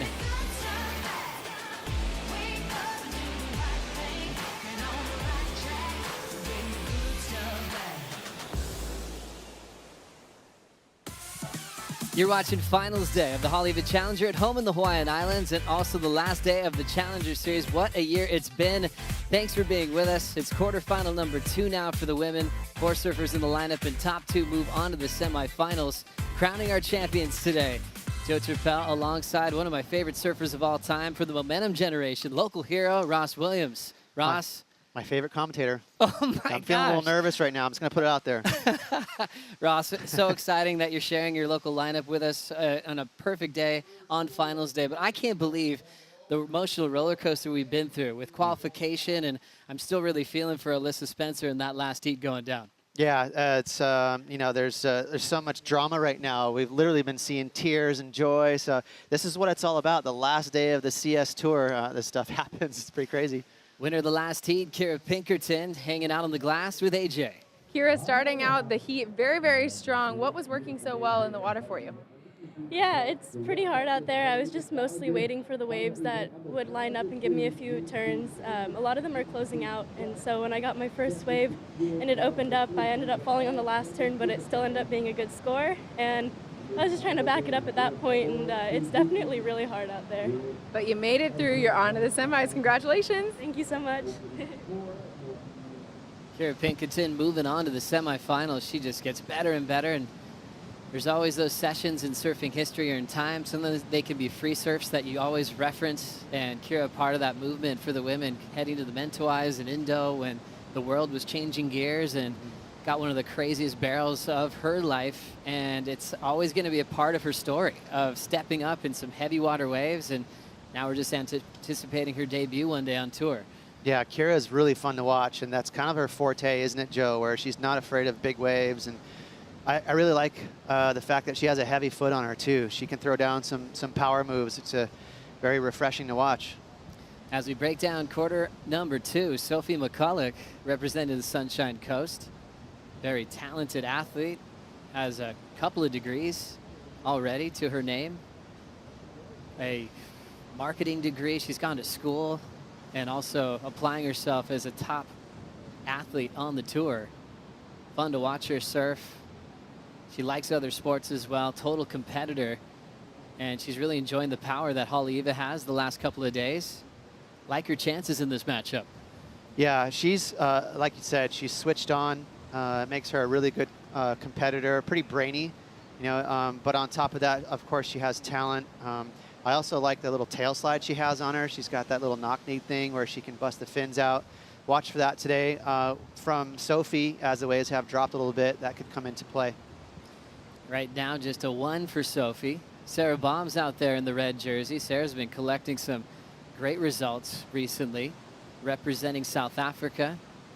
From that Durban area. Been living in Newcastle for quite some time, though, so making a nice switch there to that wave-rich region. I feel like a venue like Newcastle and all the different setups that you have in that region really sets you up to be a world-class surfer.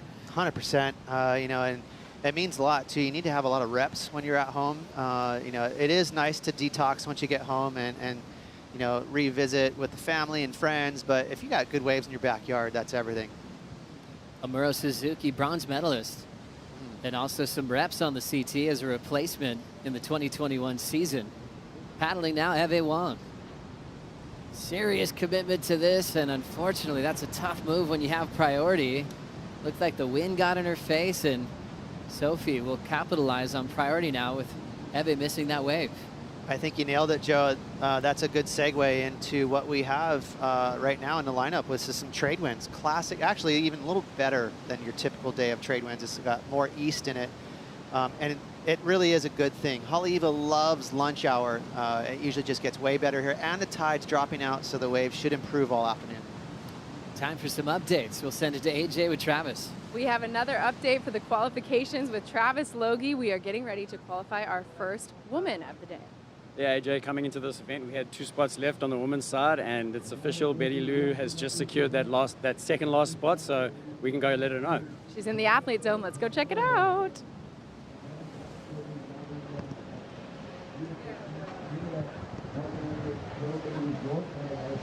Congratulations,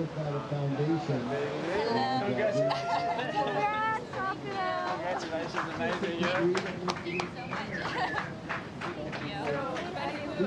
I know you sound, look at this. So Betty Lou, I know you still have surf to do today, but you just found out that you're going to be on the 2023 Championship Tour. This sign, what is going through your head?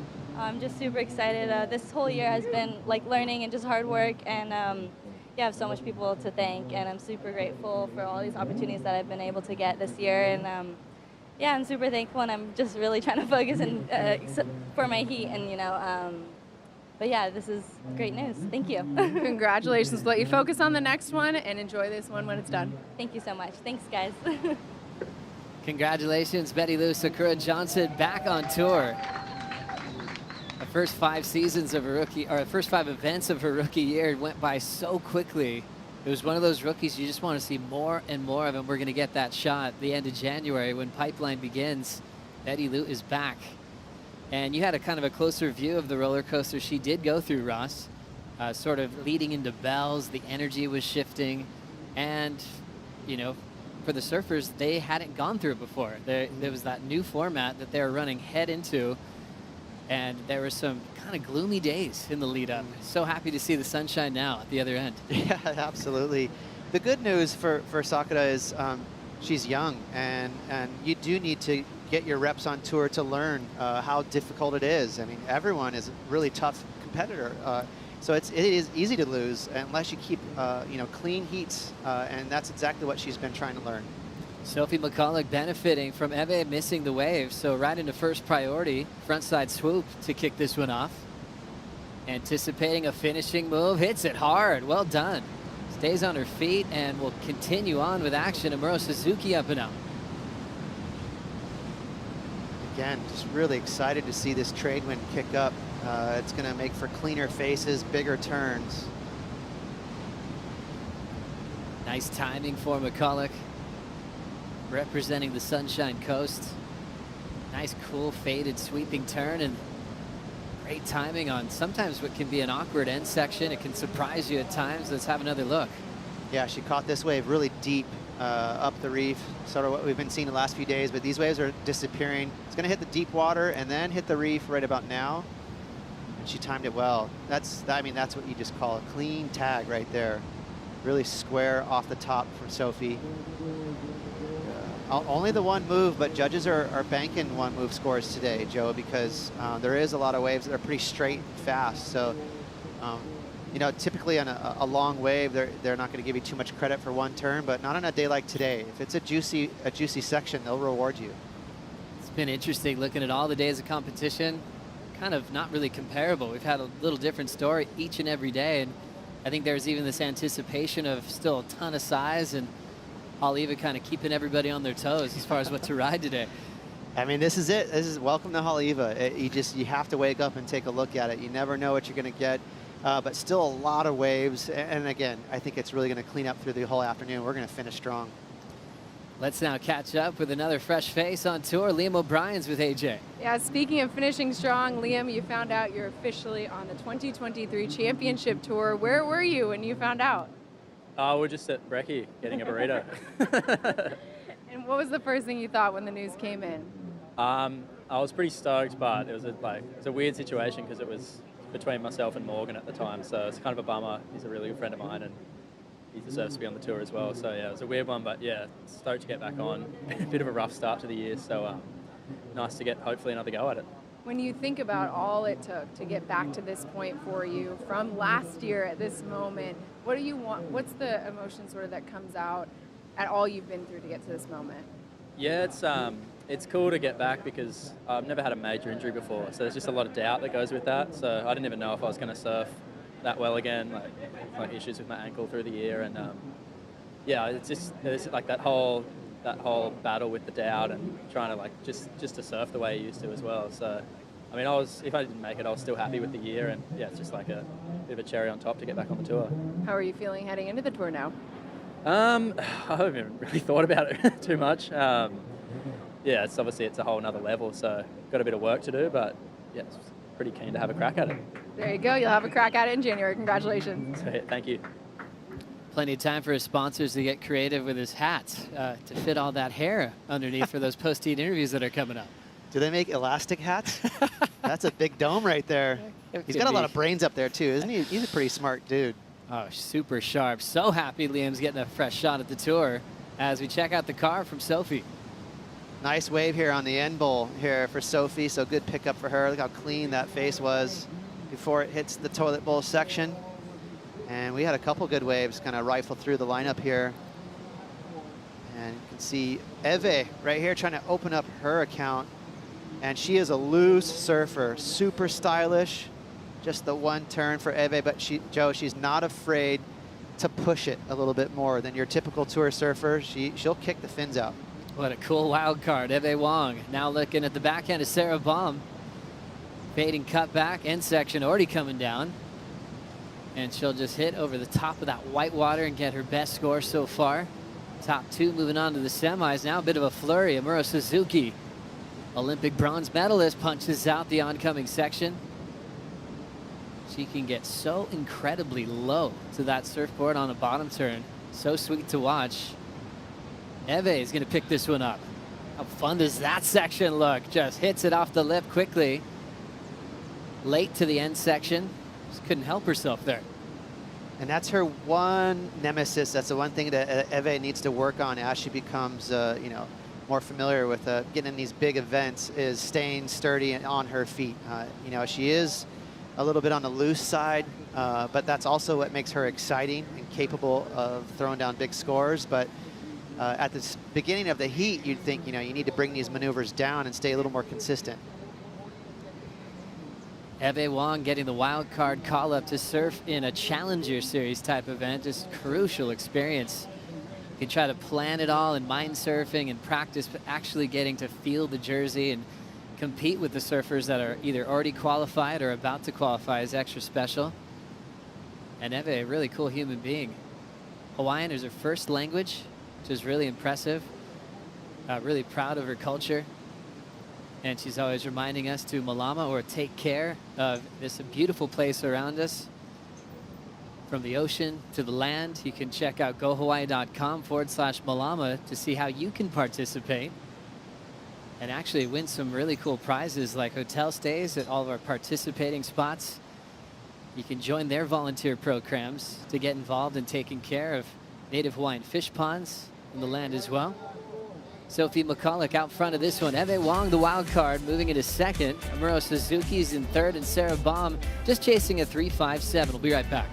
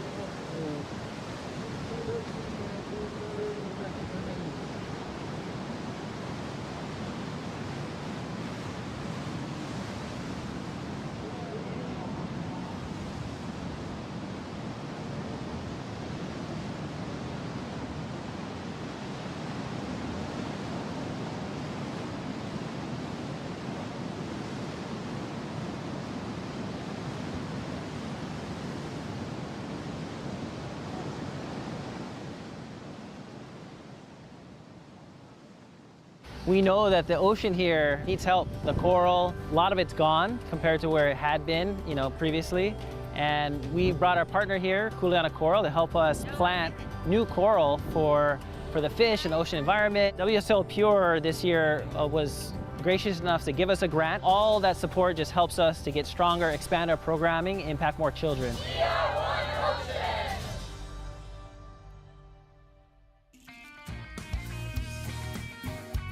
I'm loving the We Are One Ocean campaign. Gabriella Bryan loves it too. Always wants to make the world a better place for her generation and future generations to come. She's just in a happy place. What a great place to be. Not everyone does the headphone thing, head down and just searing look at the ground. She's enjoying her time with her mom and Jason Shibata. Cool connection there for Eve Wong, and drills it again. Oh my goodness gracious. Wildcard's having a blast out there. Yeah. That was right up her alley, that type of wave. And one thing Eve is really good at is responding to quick sections. She's really agile.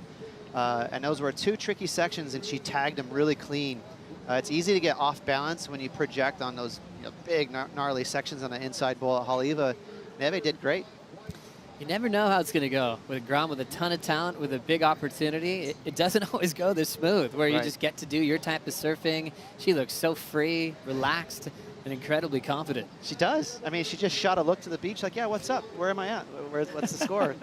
I mean, keep in mind, Joe, she's a bit of a killer. She won the ISA Games just a few months back in El Salvador, so she's a winner. She's got a taste for it. 6:07 on her last wave, has her in second place. Let's get another update on conditions with Strider. Thanks, Joe.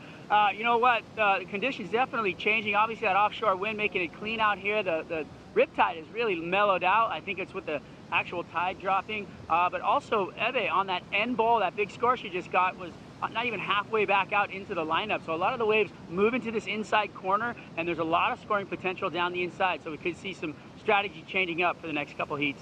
Good man, was. Nice identification of the lineup changing a bit.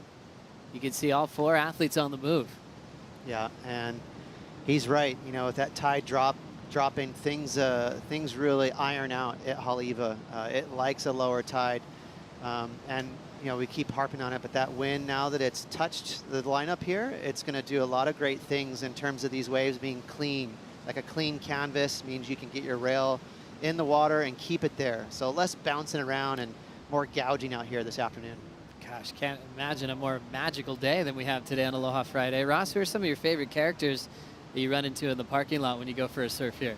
There's a host of amazing locals from this beach right here. And back in the day, you know, the Foster family, the Dollins, Carrie Terrakina, their whole family, you know, they kind of paved the way for the grommets. Also, Haleiwa is iconic for Menehune Classic and the HIO, which used to be called the Mabo. So all the amateur surfers and surfers that grew up in Hawaii, they're very fond of Haleiwa, a lot of memories. As we see Sophie McCulloch enjoying this wave and the lead at the moment. Nice cool top turn, ton of spray off that rail, hard off the bottom. There's a nice wrap for McCulloch, and now jams it off the lip. Likes to sneak in that tail drift like you mentioned, and she got there at the end. Showed the judges some variety. A lot of different shapes to the canvas of that wave, and read it really well. Yeah, she really did. I like the way she surfs. Also, Amura always surprises me. You called it perfectly, Joe. I don't know that anyone gets lower to their bottom turn than Amura Suzuki, so she's not out of this heat. And here we go, Sophie eyeballing this section, trying to wait for it to hit the reef. There's that weird deep spot, and now it's going to hit the reef and stand up right about here towards the toilet bowl. And she goes for a clean wrap with a bonus turn on the inside. So I love Sophie's technique. She also gets pretty low to her board. So a lot of things moving quickly here on the standings here for qualification. Alyssa Spencer finished in 3rd in her quarterfinal, did not make the semifinals, but with the points she got from that, she did actually move ahead of Teresa Bonvola. So Teresa now needs a heat win in that quarterfinal to catch up to qualification. So things will be moving quickly through the next couple of heats. There's some outside chances as well from all the women in the draw, so we'll keep you posted as it happens. I guess best thing for a coach is simplify things and try to focus on the heat, something that Sally Fitzgibbons is amazing at. I don't know how you're going to beat her coming up next. She's a pro, just your classic pro. I saw her in the water a few days ago, and I was like, oh, how you doing? What are you doing here? And she's like, I just wanted to enter Haleiwa. I don't need to, but I want to get in the water with the Groms. You know, she just wants to take a look at the future, and you got to love that about her. She didn't need to come here. So true. Yeah, really rad just to see her put in the reps, still learning and taking notes and getting even better. With 7:30 on the clock, we know Travis Logie's been trying to get hold of Zeke Lau all day. I think he's finally got him. What's up, Trav? Congratulations. Thank you so much. Holy crap. It's been a roller coaster. What a year, Bruce. It's been a long year. You stressed us out at the end there. I know. Jeez, tell me about it. I had to turn my phone off today. I just almost didn't want to know. People had to call my wife. Congratulations to Zeke Lau. You can tell all the stress and elation. What great news. Finally, he got his phone back on to hear from Travis Logie, taking the final spot to be back on the championship tour. And that's not the first time he's been through a situation like that. Yeah, it's crazy. That just shows you how tough the tour is. Someone as talented as Zeke, you know, has to flirt with that qualification year in and year out. It's a wild world here out in the CT. Impressive there. Look at that list of qualifiers. It's all wrapped for the men as far as the top 10 on the Challenger Series. Great job to everybody in the last 7 events. And we still have some room in finals day to add another event title. Leo Fioravanti going for the season title, which is incredibly impressive if he throws that down. But yeah, nice little mix there, Ross. Repeat customers coming back to the tour and some fresh faces like the Rio Waida story and also Ramsey Bulkiam. A lot to talk about there. Yeah, those are the 2 names that excite me the most in terms of just seeing what they can do on the big stage. I've been a fan of Rio for quite a few years now, and he's got that level where he can kind of separate himself from the field, which you don't say that lightly. You know, the kid's such a performer. He puts it on rail as good as anyone. And then Ramsey, he is just crazy, wicked backhand. I'm really hoping he gets through the cut because I want to see him at J-Bay. And that guy's going to be relentless on his backhand there. But he will get to touch the water at Bells. I don't think he'll be a slouch there either. So much to look forward to as we look at the women's qualification scenario. If you're just joining us, Betty Lou just clinched her spot. So there's that Q next to her name, just 1 left. So Macy, Molly, Caitlin, Betty Lou, great job.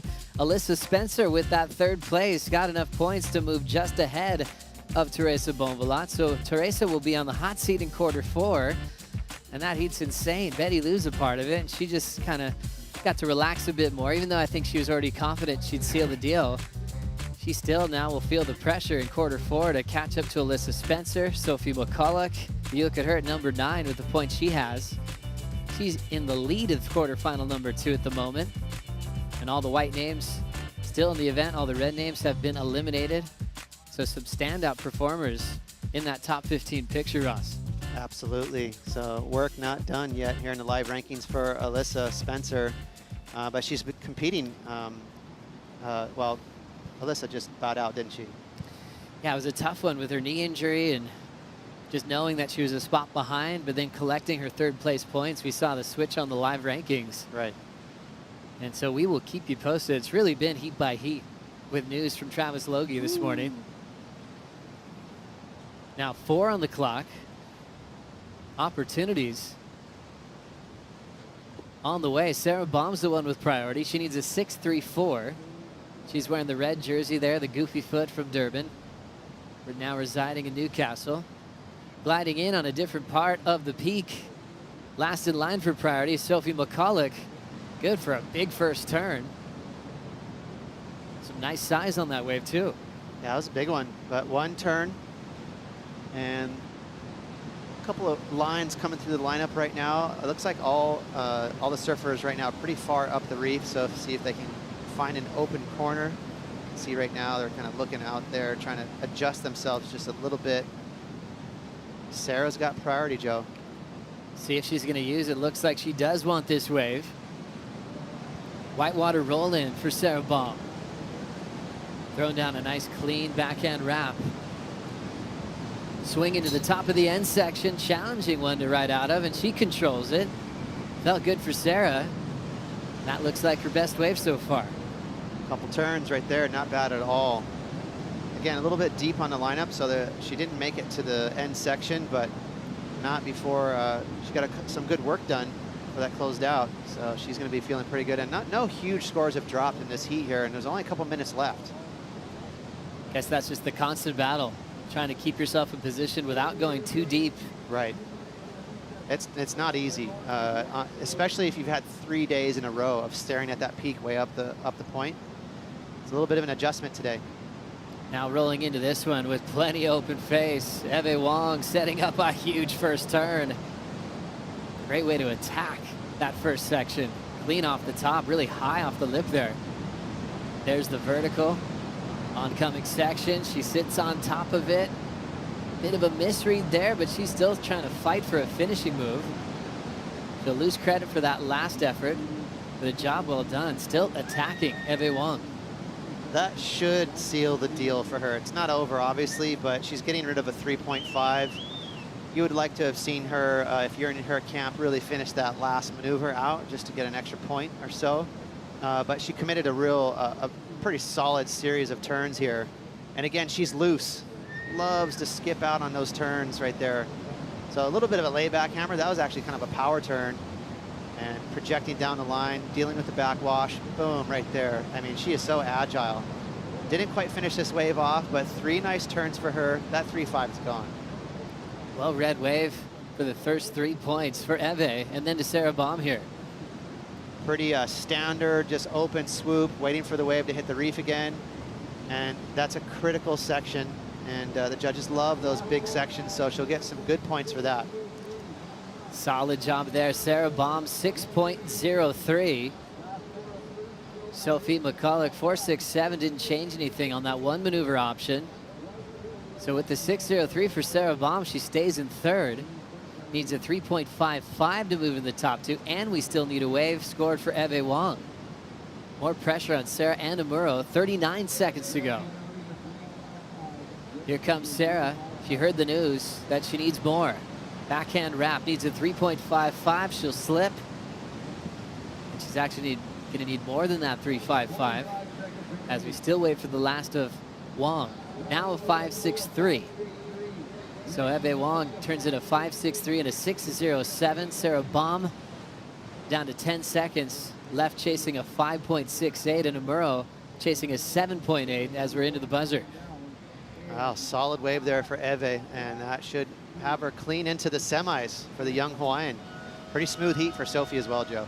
What a great story for the wild card. Eve Wong and Sophie McCulloch moving on to the semifinals here on finals day of the Haleiwa Challenger at home in the Hawaiian Islands. Quarterfinal number 3 coming up next.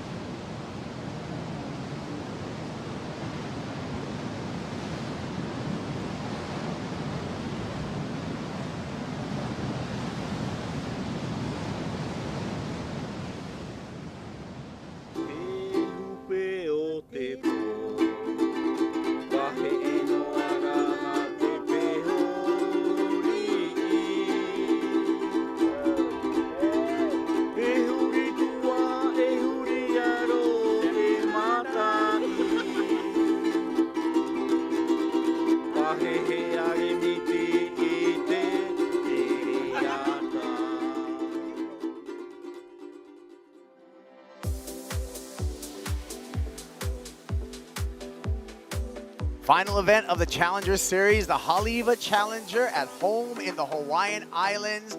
And it's women's quarterfinals out in the water on this beautiful Aloha Friday. And it's Kaipo in the booth along with Dimity Stoyle. Thank you for joining us, Dimity. Thanks for having me. And of course, Ross Williams. He's an expert at all things surfing. Hey, guys. Roscoe, quarterfinal. We're seeing some qualification scenarios still playing out for the women. There's only one more spot available. Yeah, that 5th spot is still up for grabs, so there's a lot left there. Pretty cool to see Sakata lock up that number 4 so far. And now we're also starting to calculate who's going to win the whole thing, who's going to get at the top of the ratings. That's a pretty big prize. Yeah, as well, Dimity is, top 5 women qualify for the championship tour, but 6 through 10, there's still a need for that in that 6 through 10 automatically qualify for next year's Challenger Series. Yeah, that's a really cool addition. It's such a huge advantage because just having that time off and you don't have to do your regionals just to prepare and get ready for those challenges is going to be really cool. Yeah, and we're waiting the schedule release. We'll have that later on this year. This happened during the break. We're going to start off with Macy Callahan.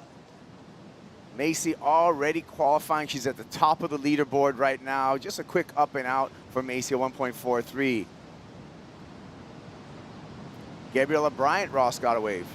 Yeah, she's got a 5.77, and Gabriella Bryant, she's got that heavy foot, and we're at Haleiwa. That spells disaster for the other 3 competitors, as she's going to be a tall order to take down in this heat. Live action here with Gabby on wave number 2. Backing up that 5.77. And we'll wait for the decision from the judges. Sally Fitzgibbons caught behind there in the white jersey. Just a fractional score for Fitzgibbons. Priority now shifts to the youngster, Sawyer Lindblad, out in the blue jersey. Sawyer just 16 years old. And a big showing here. She's made it to the quarters before. She did that in Portugal. But valuable experience, Dimity, for Sawyer Lindblad here at Haleiwa. Wave, you got to put some time in it. Oh, definitely. And she's been absolutely hammering it on her backhand. I feel like she's gone under the radar a lot in the last few events too, with all the talk going with Alyssa Spencer and Teresa and the qualification. But she's just come, under the radar and just hammering big turns every heat. Macy Callahan, you travel with Macy at a bunch of stops, Dimity. Tell me a little thing that a lot of people don't know about Macy Callahan. Macy, so yeah, she's just had an absolute blazer of a year, and when she started this year, I don't even think she was sure if she wanted to qualify or what she wanted to do. She was just doing the events, just with her boyfriend Sheldon, and yeah, I think so. That pressure not being on her shoulders just let her open up and surf so good, and she's been on an absolute tear, and yeah, it's been so fun to watch her this year. Yeah, she has been, and easily requalified. The vet in the crew, Ross, Sally Fitzgibbons with a nice off the top there, 31 years old out here. We're already going to see Sally. She's going to have a wild card for the 2023 Championship Tour, but Sally, she just loves time in the jersey and reps and heats. Yeah, I saw her in the water, and she's like, yeah, I just want to come here and take a look at the young talent and have a surf with them. And good for her. I think that's a smart idea to look eye to eye with the jersey on before, get a little preview for next year. Sorry, Lindblad on the backhand. Lindblad hooks it off the top there. Nice carve to start.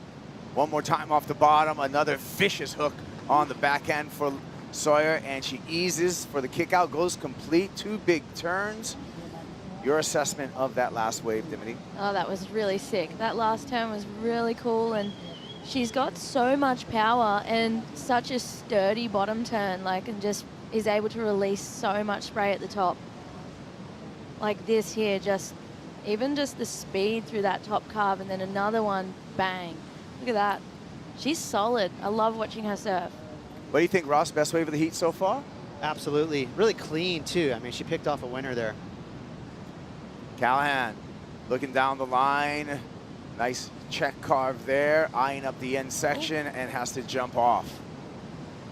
She said she was a little nervous before this heat. I think every heat's been so stacked, and I think maybe now she wants to win that Challenger Series, that maybe she's got a little pressure. So it's almost like, that seems to me like she exerted pressure upon herself that way, because her work's done this year. Yeah, she's done. She's qualified. She's pretty excited for the next year already. Well, let's get down with the last heat winner. Sophie McCullough is with AJ. AJ. Sophie, from the very beginning of that heat, it seemed like you just wanted to get out there, take control, and make sure you got the waves underneath your belt. How did your strategy play out for you? Yeah, it played out pretty good in the end. I managed to hang on to a couple of turns. Could have gone awfully wrong if I kept falling like I was, but yeah, no, I just wanted to go out there, and if I saw a section, just to try and hit it. So yeah, I'm lucky it paid off. At the U.S. Open, you and I talked about how important it is to talk to yourself kindly in the middle of a heat, talk to yourself like you're a friend. How have you seen that play into the way you've been able to surf all the way through the heat? Well, yeah, I fell on my first wave, but yeah, just from learning that skill of trying to be kind to yourself, I guess I was like, that's all right, back out there, there's plenty more waves. We're lucky it's really consistent today, so it kind of gives you the flexibility to be able to just take a wave, even if it's only going to be one turn. But yeah, I guess my strategy paid off, and yeah, I was able to not be my own worst enemy out there. What did you take from this heat that you're going to carry with you into the semis? I guess I've just been thinking this event, the only thing that'll make me disappointed is if I don't just go for it. So yeah, I'm just going to try and keep that mentality and just keep going for it in my next heat. There you go. We'll see you then. Thank you. Yeah, Sophie McCullough, if in quarterfinal number 4, Teresa Bonvalot bows out of competition, Sophie can be the dark horse to take that last spot for the championship tour if she makes the final and finishes second or better, Ross. Wow, hey, we're getting down to the tip here of the last couple heats of the contest. That's very possible. Gabby Bryant dropping into this one. Good size wave for Bryant. Carves off the top there, looking down the line. Power surfer out of the island of Kauai. Lip glide through this section, wraps a turn, aims for the toilet bowl, fires, and finishes. Little bonus section, why not, for Gabby Bryant. Well surfed wave, Dimity. That was crazy. Just the number of turns just back to back, and she's so fired up. And yeah, that was an insane little wave. Macy right behind her. Beautiful wrap all the way around. And the score is going to lean on that one turn for Macy Callahan. Meanwhile, during that interview, the score did drop for Sawyer Lindblad, Ross, a 7.67, as we suspected, the best wave of the heat so far. Wow, yeah, there were 2 solid turns, so the scale is set based on that number right there. It's a big score, and I would imagine this is going to be higher. We'll have to see what the judges say. I just like how Gabby doesn't second guess herself. She always is like a glue foot, sticks to the rail when she needs to, tags the lip when she needs to. She always makes the right choice as far as maneuvers go, Dimity. Yeah, that was, and look at the change of pace between her and Macy. Like, Gabby was just had so much speed going through turns, and I love the way Macy kind of slows down and draws them out, but it's just cool to watch 2 opposite styles, and they both have their strengths. Absolutely. That was a really nice redirect from Macy. It's probably the single best turn so far of this heat. So waiting for scores for Macy Callahan and Gabrielle Bryant. This just happened, but this is just going to be a fractional score for Sawyer Lindblad, the 0.83 on the closeout. Earlier, this was the 7.67 for Sawyer Lindblad, Ross. Setup carve, but some power there for sure. But this one's a little more 12 o'clock. She kind of stalled out on purpose on the bottom turn so that she could get that vertical attack there. Kind of it's a really cool approach, unique, but she threw a lot of spray because of that vertical approach. And so kind of a smart decision for her there. And I want to say kind of a big score, really. You know, those were nice turns, but a little on the high side. And there you can see the judges responding for Gabriel's score. Gabriella. Yeah. Gabriella Bryant, score bugs in a 7.93, Dimity. So now that's the highest single wave score of this heat. Yeah, you could tell the speed she had from the takeoff, and she was really attacking every section, putting so much power and oomph into it. So that's why the scores went that high. Well, there's a lot of seating on the beach here at Haleiwa, and it's a great place. It's a beautiful Aloha Friday. But if you're a very important person you get the special treatment. AJ, are you a VIP? Absolutely, I'm a VIP, Kaipo. I am in the Turtle Bay VIP lounge, so I must be. This is a perfect spot to watch finals day. You have a great view of the break. You're out of the sun. Turtle Bay, one of the partners of the WSL, we are so excited for. And Kipes, you and I have gotten a chance to experience some of the things that Turtle Bay has to offer. We've gotten to do the helicopter ride. Yes, I did squeal a little bit going over some of those ridges, but it was beautiful seeing a whole lot of different views of Oahu that you just get to appreciate the beauty of this place in an entirely different way. If you don't get a chance to come down to the Turtle Bay VIP Lounge today, don't worry, they will be at Sunset and Pipe and Kipes. I know you and I are very excited about all the experiences we get to do over there with them. Yeah, good stuff, AJ, as we see Sally Fitzgibbons putting in some work here. Sal finally coming into this heat. Slow start for Sally Fitzgibbons, but now she's firing all cylinders, Dimity. Oh, that she came alive in that one, and it's so cool to see her. She loves coming over to Hawaii early, locking in. She's got some hang surfboards. You know, she's really getting into, I think she just loves the, you know, every year coming here since she was so young, and it never gets old for her. So, yeah, she's on. No, 12 years on the championship tour. Sally Fitzgibbons is a surfing institution, Ross. She is, and her mind is, you know, one of her main strengths too. She's always optimistic, always smiling. Even during loss, I always see her kind of giving herself a debrief, and just a real professional Sally that's given her that longevity on tour. I like this turn right here. Watch this little redirect with her shoulders. Oh, wow, that was pretty groovy right there from Sally. Kind of feeling it right there. Those Glen Pang boards from Town and Country looking really good. Special local equipment. Here we go. Gabby, big turn off the top. Bryant a little bit caught behind because of the commitment of that first turn. We'll see if that betters her score line. I'm going to throw it to Ross. What do you think? I don't think so, because the 5.77 is a pretty big score. It was one nice turn, but you know, if you're going to get a big score in one turn, it's going to have to be probably, you'll get yourself involved with a big old lip line there. Sets rolling through here. Sawyer Lindblad in the blue jersey. She has priority. She decides not to go on the first wave of the set. And a good decision there by Lindblad not to use up that priority. More sets in the background. And decision time for the teenager. Passes up the second set. Looks like the surfers are a little bit deep right now, and that's almost gave Sally Fitzgibbons a chance to the corner. I mean, Dimity, you surfed a couple of heats out here. How hard is it to stay lined up at Haleiwa? Oh, it's unbelievably hard. You know, like the day one when that swell was so deep, breaking off the, it wasn't in the normal lineups which I've ever surfed, and it's so hard to pick the good ones. Replay here of the last of Gabriella Bryant, a 4.2. You were right, Ross. Did not increase her two-wave total, but she remains in the lead. Meanwhile, Sally Fitzgibbons, her number dropped to 7.07. Sally in a solid second place at the moment. Yeah, that was well scored right there. I like that. That third turn where she kind of whipped into that carb. It gives you, you know, insight to, you know, the judges will score you even if it's a smaller wave. If you show them something a little different, you know, if you're pushing just a little harder than your opponents, you can get rewarded. That's what that told me there. Sawyer Lindblad with priority in third place. These are 4.4. Macy Callahan yet to really get her account started here in quarterfinal number 3. Needs an 8.3 if she wants to do it in one wave, but plenty of time on the clock. Opportunity to do it in 2 bite-sized pieces, 2 waves.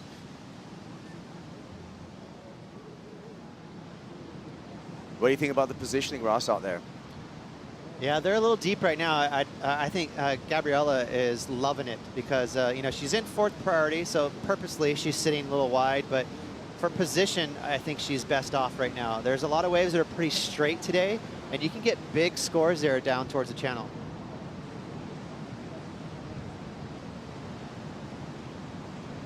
No takers so far on another set, and again, we talked about position, Dimity. We talked about the current and trying to stay in together. You can see the surfers constantly paddling kind of upstream. Yeah, it's one of the craziest waves that I've ever surfed, and every single day the lineup's been different. And before the event we had no swell, so it was really hard to practice and get those lineups. So unless you've been here for multiple years, you got a lot to learn out there. It's a well, wave. Sawyer Lindblad with priority needs a 4.4. Can Sawyer come back? We're going to find out with the conclusion of quarterfinal 3 right after this.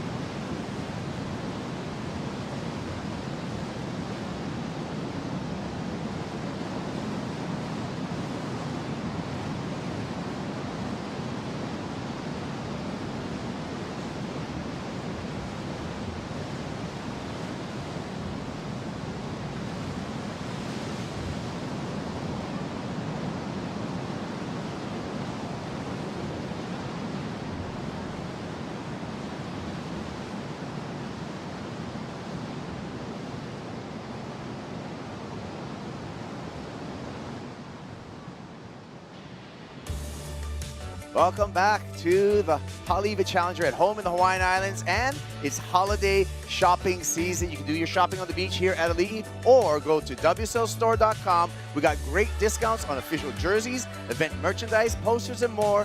Free shipping until December 31st. And if you buy one of those surfers jerseys there's a multitude of jerseys available. You get a free hydro flask. By the way, 50% off the kids' merch. Go to WSLStore.com. Sawyer Lindblad up and riding, needs a 4.4 here in the live action. Doing a good job so far. Needs to finish, does so confidently, gets a bonus section for one more stab in the lip. The teenager coming through, and we will have a situation change when that score drops, Ross. Yeah, that was pretty solid right there from Sawyer. Such a danger, and throwing away a minimal score. Macy Callahan trying to get some momentum in this heat, and Macy has to just throw that away. Some frustration in here, Dimity. Yeah, we all know she's got the best kickoffs in the game, you know. Limbs go flying, floppy. So she always puts on good, entertaining dismount. Well, she's really going to have to get going right now because the scores are starting to add up against her between Gabriella Bryan, Sally Fitzgibbons, and Sawyer Lindblad, and we will see what the situation is. Important number coming through for Lindblad. Yeah, Sally holding on to a 5-point ride right now, so she's not completely safe. And what happened there, Kaipo? Sure is not. Sally Fitzgibbons down to third. Sawyer Lindblad with a 5.6 moves into second and advancing position behind Gabriella Bryant. Fitzgibbons now needs a 6.21. Macy Callahan will need an excellent score at this moment to move into second place with 8 minutes 45 seconds. But Ross, I still feel Macy's got time for 2 waves and score. Absolutely, and we talked about this a bunch during this event. That's the one great thing about the current. Obviously, the current, you know, it's rough, but you can get back out into the lineup in less than a minute. So it's one of those venues where someone can fight back in 5 minutes. Just the heat's not over until it's over. Yeah, Dimity, we've seen so many buzzer beaters throughout the 4 days of competition here. Heat's decided really in the last minute. Yeah. I was lucky to get one. I got one with 40 seconds to go, got a buzzer beater moment. But what you were saying, Ross, about the current, I think that's what I was most kicking myself about losing my heat yesterday was I just didn't catch enough waves. And it is so quick to get back out that you should just roll the dice on a few more waves. And I think this one especially, you don't really know if it's going to be a good one always until you're on it. Yeah, it is a good wave to get into a rhythm. It's okay to fall or catch a closeout. You're going to get back out there quick. And especially on a day like yesterday when there was a lot of waves. But I will, in your defense, yesterday, and you nailed it too, it was unique. It was so far up the reef. And it was a nice west swell yesterday, and that's usually just nice Haleiwa, but it was interesting. It was further up than normal.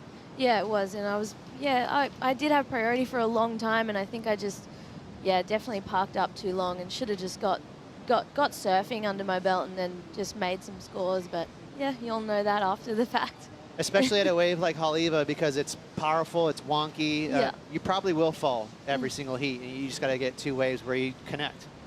Yep. Well, with 7 minutes remaining, Sally Fitzgibbons does have a huge opportunity in that she just needs that 6.21. She has priority, and she's on the go right now. Sally Fitz confidently drops into this wave. Nice carve to start off. Clean rail work from the Australian. Big section in front of her.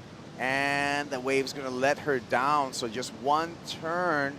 Ross, I'm going to go to you first. What are your thoughts for that 6.21? It's just kind of based on our conversation. No harm, no foul. She'll get right back in rotation. She knows it's a throwaway. That's okay. She had to have a good look at it, but it was a smaller wave, and some of those smaller waves hit that fat, chunky section. So, you know, if I'm Sally, I'm going to sit a little wider and look for a wave that kind of hits that toilet bowl and stands up. But that was a priority error for Sally Fitzgibbons as it came in with a 2.07 Dimity. You know, how important is it to use that priority and use it wisely? Yeah, it's important, but at the same time, there has been so many occasions where under priority, I was watching Morgan Siblick and just cheering him on so hard, you know, trying to give him energy to get a good one. And you saw Kanoa take a amazing wave under priority at the end, and if Morgan was on that wave, he would have got the score that he needed, but sometimes you get a bit stuck. I love that pointing that out, in that having priority doesn't guarantee you the best wave, you know, and sometimes surfers, Ross, surfing under priority, they're more freed up, and especially with a tricky lineup like this. It perplexes everyone. I don't care if you're a John or a Morgan Spillick. It doesn't matter who you are. Everyone has that weird, especially at a place like Haleiwa, where you're not 100% sure if you're taking off on a great wave. The line is always fast and big, and you're like, huh, am I good to go here? And, you know, so it can make you overthink your priority. Well, with 5 minutes remaining and priority with Gabriella Bryant as well as the lead, the surfer out of Kauai has complete heat control at this moment and has to feel really good about making it to the semifinals at this point. Gabriella, the CT's Rookie of the Year, had a brilliant rookie season. And Dimity, when we come to the opening event at Pipeline, someone like Gabriella Bryant, I think, is going to do some damage. Oh, absolutely. And it's really cool to see those girls in this event. This event feels like almost a warm-up to the start of the season for the 2023 CT. And I think Macy has probably changed her tune in an event like this, with coming up against, you know, girls on the CT like Sally and Gabby. And yeah, just almost using this as a warm-up for Pipeline. Yeah, Pipeline. That window starts for the Billabong Pipe Pro. That starts January 29th. You're good friends, you're travel companions with Macy Callan. Has Macy been doing some reps out there at Pipe? Yeah, I think she's strictly backdoor at this stage. She doesn't want to bar of that left, not when it's crowded, but it's going to be really good for her when she's out in the heat and she gets that lineup with only, a couple of other girls. And it's going to change the game, don't you think? Yeah, it's crucial. It's impossible to get away if you're It's a tough crowd out there. I know Ross Williams does some blocking sometimes for his athletes. Well, I'm just trying to, you know, clear the runway a little bit, but no, it's almost impossible to warm up out there. And you know, even like Snapper really is another wave where it's really hard to find a clear wave without like 100 people in the way. And that is one of the things that makes it challenging being a pro surfer, is getting those reps and getting familiar with these lineups. But there's no crying on a yacht, as we say. You just got to maybe crack it. Go out there at 5 in the morning and get the job done. Yeah, you don't even have to be catching waves. Sometimes it's great to just go out there and sit next to the guys who are catching the bombs and just get a lineup. Like, watch Mason go a crazy one and then be like, okay, he got that from here, and then just mark that down. And then maybe if you're in a heat with no one out, you might sit there and get a bomb. Right. Yeah, words of wisdom right there. I like that. Just water time, just being amongst it. Yeah. Well, we're down to 2.5 minutes, and Sally Fitzgibbons trailing needs a 6.21. Macy Callahan needs a giant score of a 9.5 at this moment. Both first and second, with first and second priority. Gabriella Bryant with first priority. Sawyer Lindblad with second priority. Really in a good position to close out this heat, Ross. Yeah, she definitely is. You can see her hunting down right here, trying to block whether to pull the trigger or not. She's going to let it go.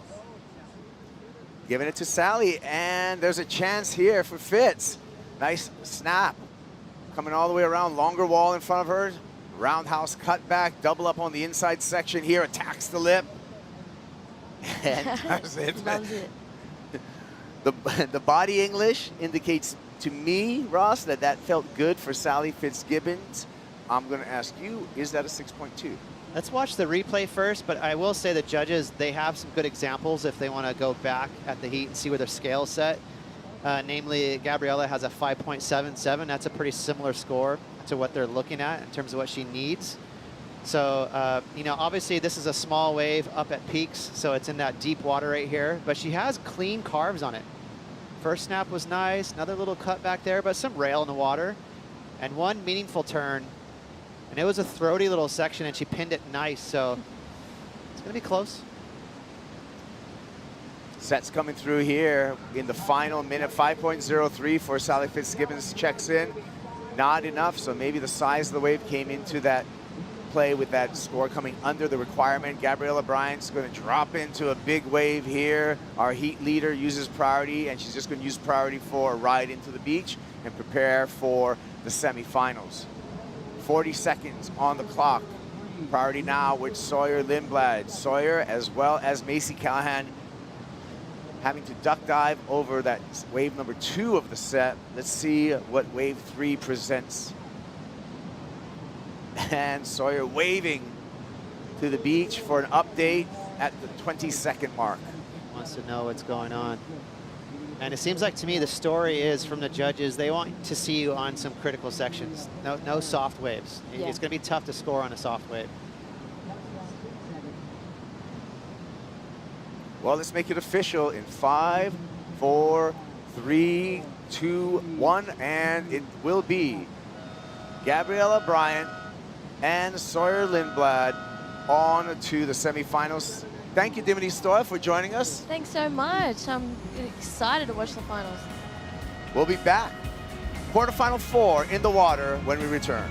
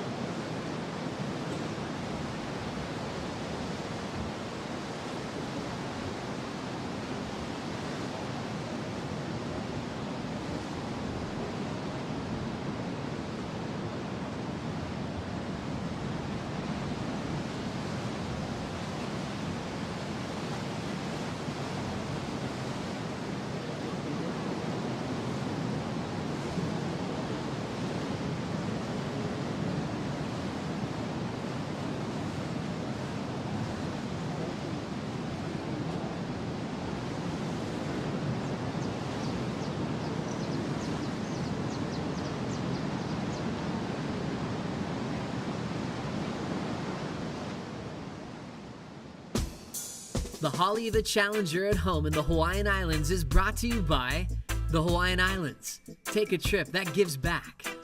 By Havaianas, official partner of the World Surf League. and by Fu Wax, official surf wax of the Haleiwa Challenger at home in the Hawaiian Islands. Quarterfinal 4 in the water right now at the Haleiwa Challenger at home in the Hawaiian Islands. And on the set, a couple of characters that are pretty at home in the Hawaiian Islands. My name's Kaipo, and I'm joined on set by Makua Kai Rothman. Aloha, Kaipo. Good to call in with you today. I was looking forward to it. Yeah. This is gonna be a great one because we have the Queen of Haleiwa out in this heat, Betty Lou Sakura Johnson, Makua.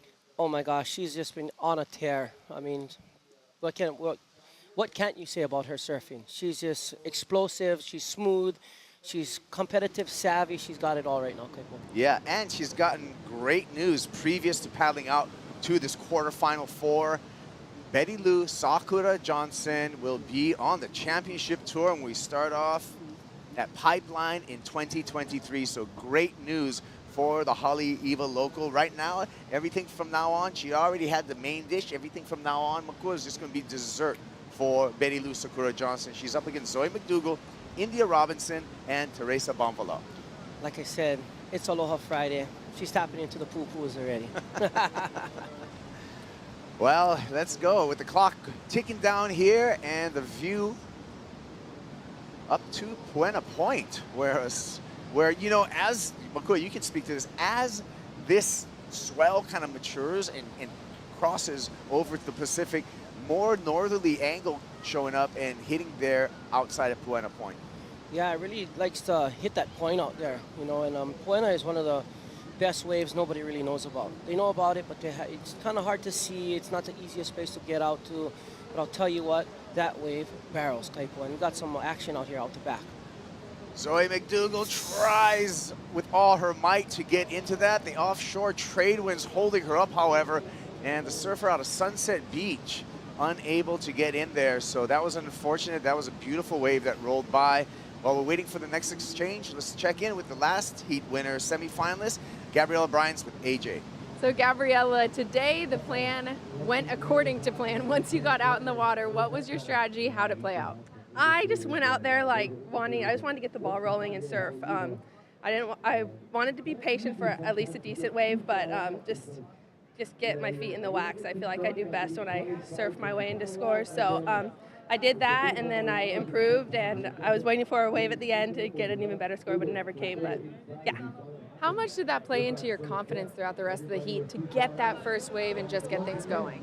Yeah, I think that for me personally, when I get scores on the board, it just gives me something to build off of. I feel like if I wait too long, I'll be waiting for that perfect wave that'll might not come. So yeah, just doing what I feel works best for me.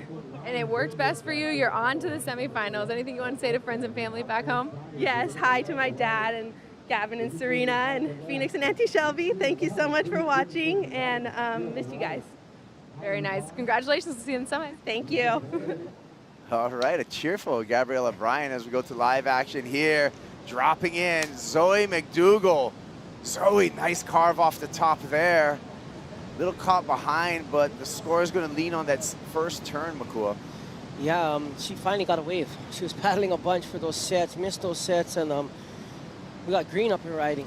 Teresa Bonvala, and Teresa has to eject off the back. An ultra important heat for green. Teresa Bonvala out of Portugal. She needs to make it through this heat if she wants to keep her qualification hopes alive. So a lot of pressure for the Portuguese surfer, Makua. Yeah, she's definitely going to have better wave selection than that to really get through this heat. She's got really good competition, especially here you go with Zoe McDougall up and riding on this one, Kaipo, really just eyeing that section. Beautiful turn off the top there. Just gets a little caught behind. I mean, she was looking to finish this one out. She would have got a pretty good score should she have a finishing move on that wave. Here we go with Betty Lou Sakura Johnson reading this wave well, speeding down the line.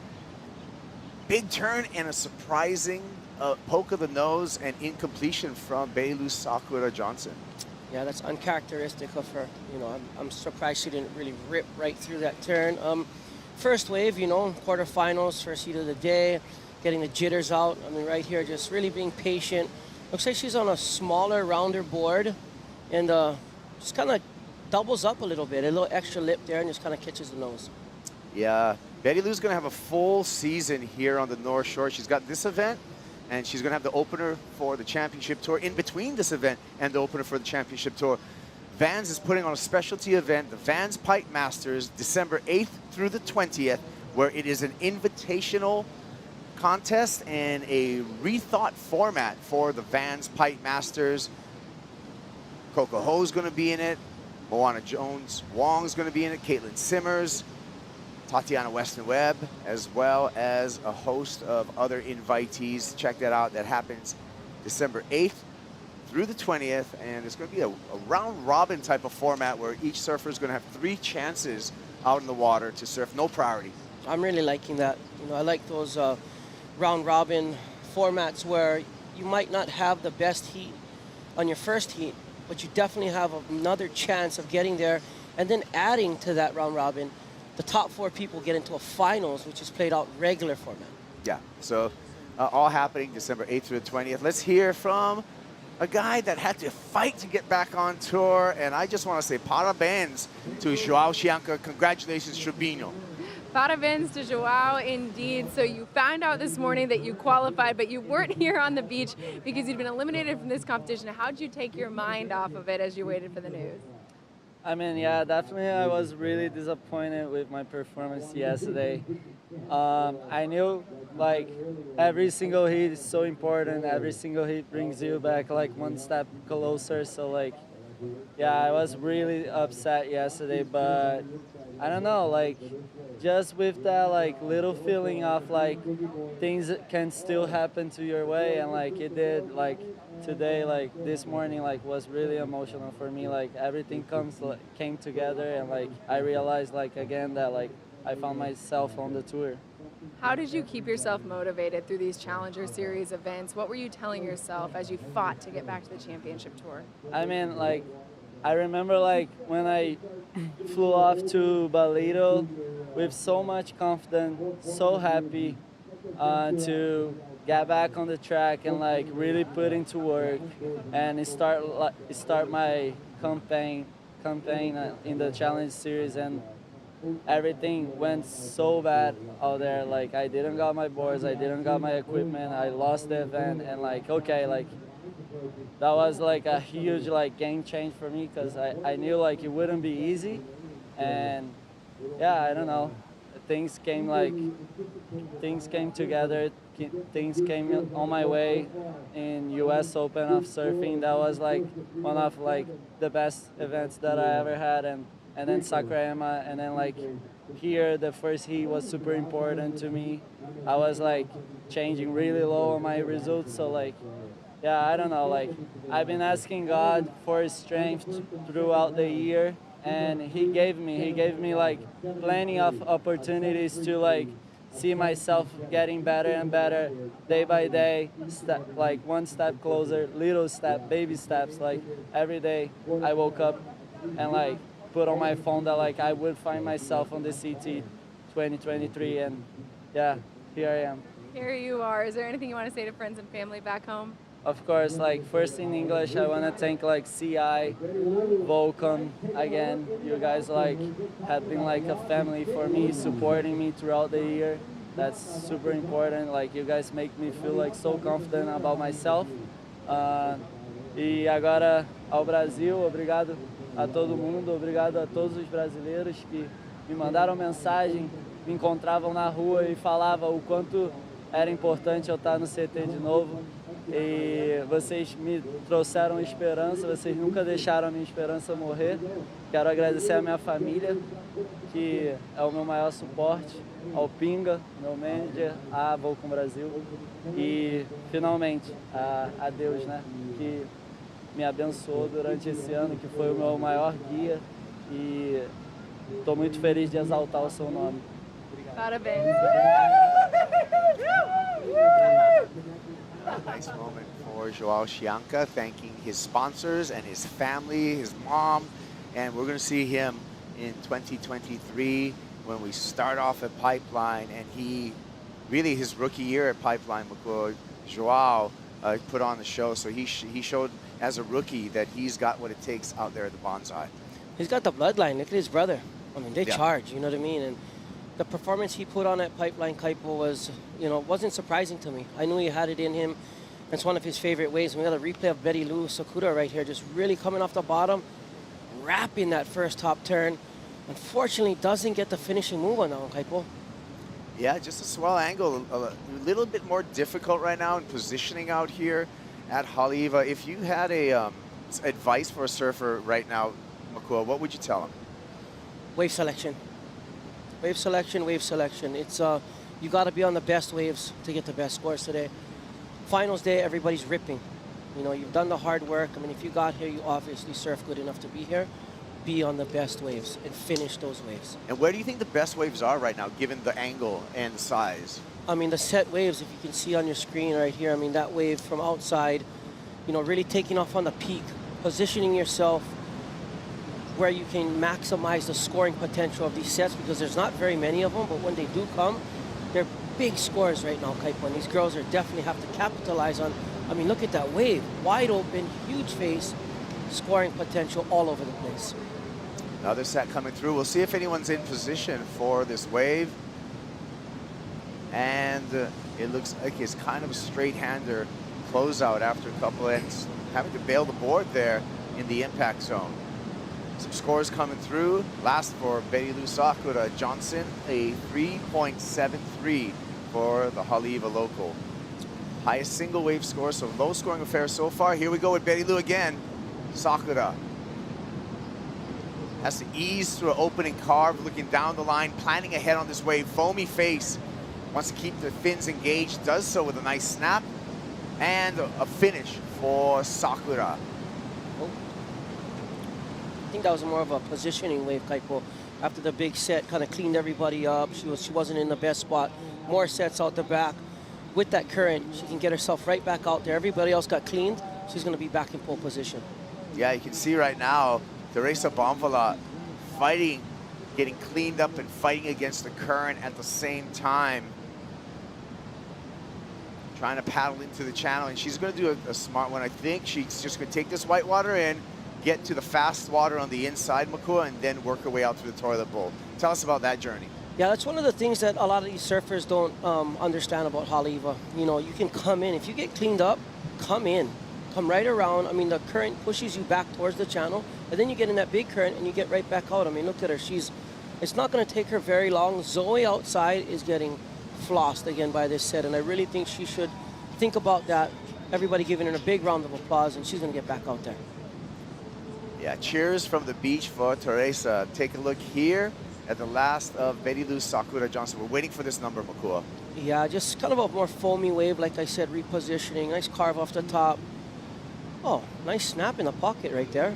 And then that wave hit her just as hard as she hit that end section. And she's going to look to better that score, Kaipo, for sure. Waves coming through here. We'll see if anyone's out in the lineup in position.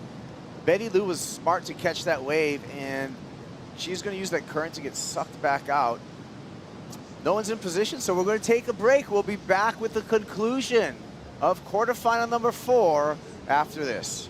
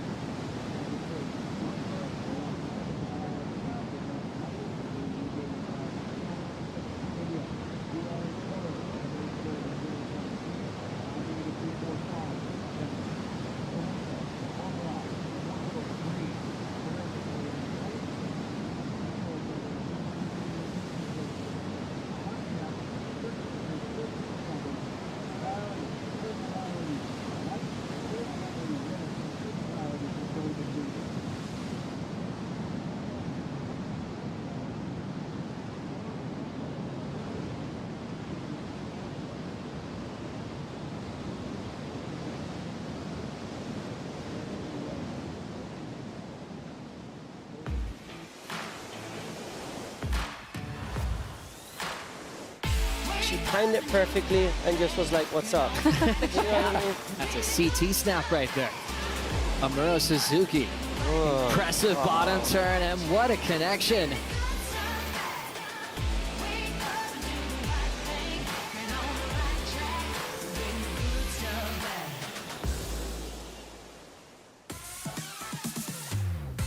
Welcome back to the Haleiwa Challenger at home in the Hawaiian Islands. And a great way to get to the Hawaiian Islands is Alaska Airlines, with the most flights from the West Coast to Hawaii than any other airline, with routes to all the best surf hideouts. Alaska's your go-to airline for chasing waves. Get in the water even faster when you sign up for their Loyalty Award-winning program mileage plan and get $50 off your first flight. Go to alaskaair.com/WSL.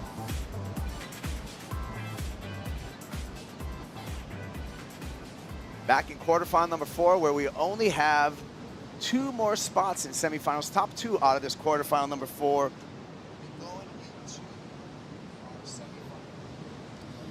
Yeah, Kaipo, some more sets on the horizon right here. I think these girls are getting back in position. We should see some action real shortly here. Here we go. More sets coming through. 11 minutes and 10 seconds on the clock.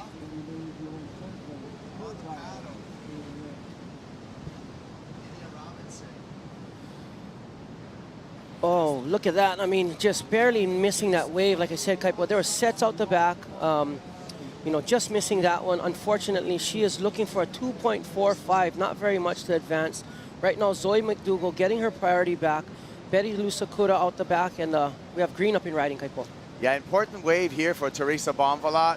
Needs to get inside the conversation here, and that's going to be the first meaningful score for the surfer out of Portugal. Remember, to keep her qualification hopes alive, she needs to advance out of this quarterfinal, semifinals, make the final to make sure it happens. Well, she's getting back on the board right now. She's doing what she has to do to get a score on the board. Patient off the bottom, nice wrapping turn off the top right here. Timing that perfectly up into the lip and just getting full extension out of that board through the lip, Kaipo. Yeah, we'll be waiting for that score, and a good-looking wave for Teresa Bonvalat. Surfing under the pressure, 10 minutes remaining. She'll get a good score, and she's going to need a backup, but she's got plenty of time, Makua, utilizing that current to get back out. Yeah, she you know, she came in, she went around, she got right back out there, and look, 5.17, biggest, you know, highest score of the heat, and you know, that last turn really put the exclamation point on that wave. It has been a low-scoring affair here, with just that 5.17 being the top score, and only 8 waves ridden total for our 4 surfers in this half-hour heat, and we're down to the bottom third, just 9.5 minutes on the countdown. With the wave of the hands there, you see Zoe McDougall in the blue jersey wanting an update from our on-site announcers, telling her she's got 3.17, she's got priority, and 9 minutes remaining. Yeah, just looking for a 2.51 to get into advancing position. And like we said earlier, positioning and being on the right waves, Kaipo. Right now, the girls were totally out of position, especially in the beginning of that heat. They paddled for a lot of waves. They weren't in position to catch them.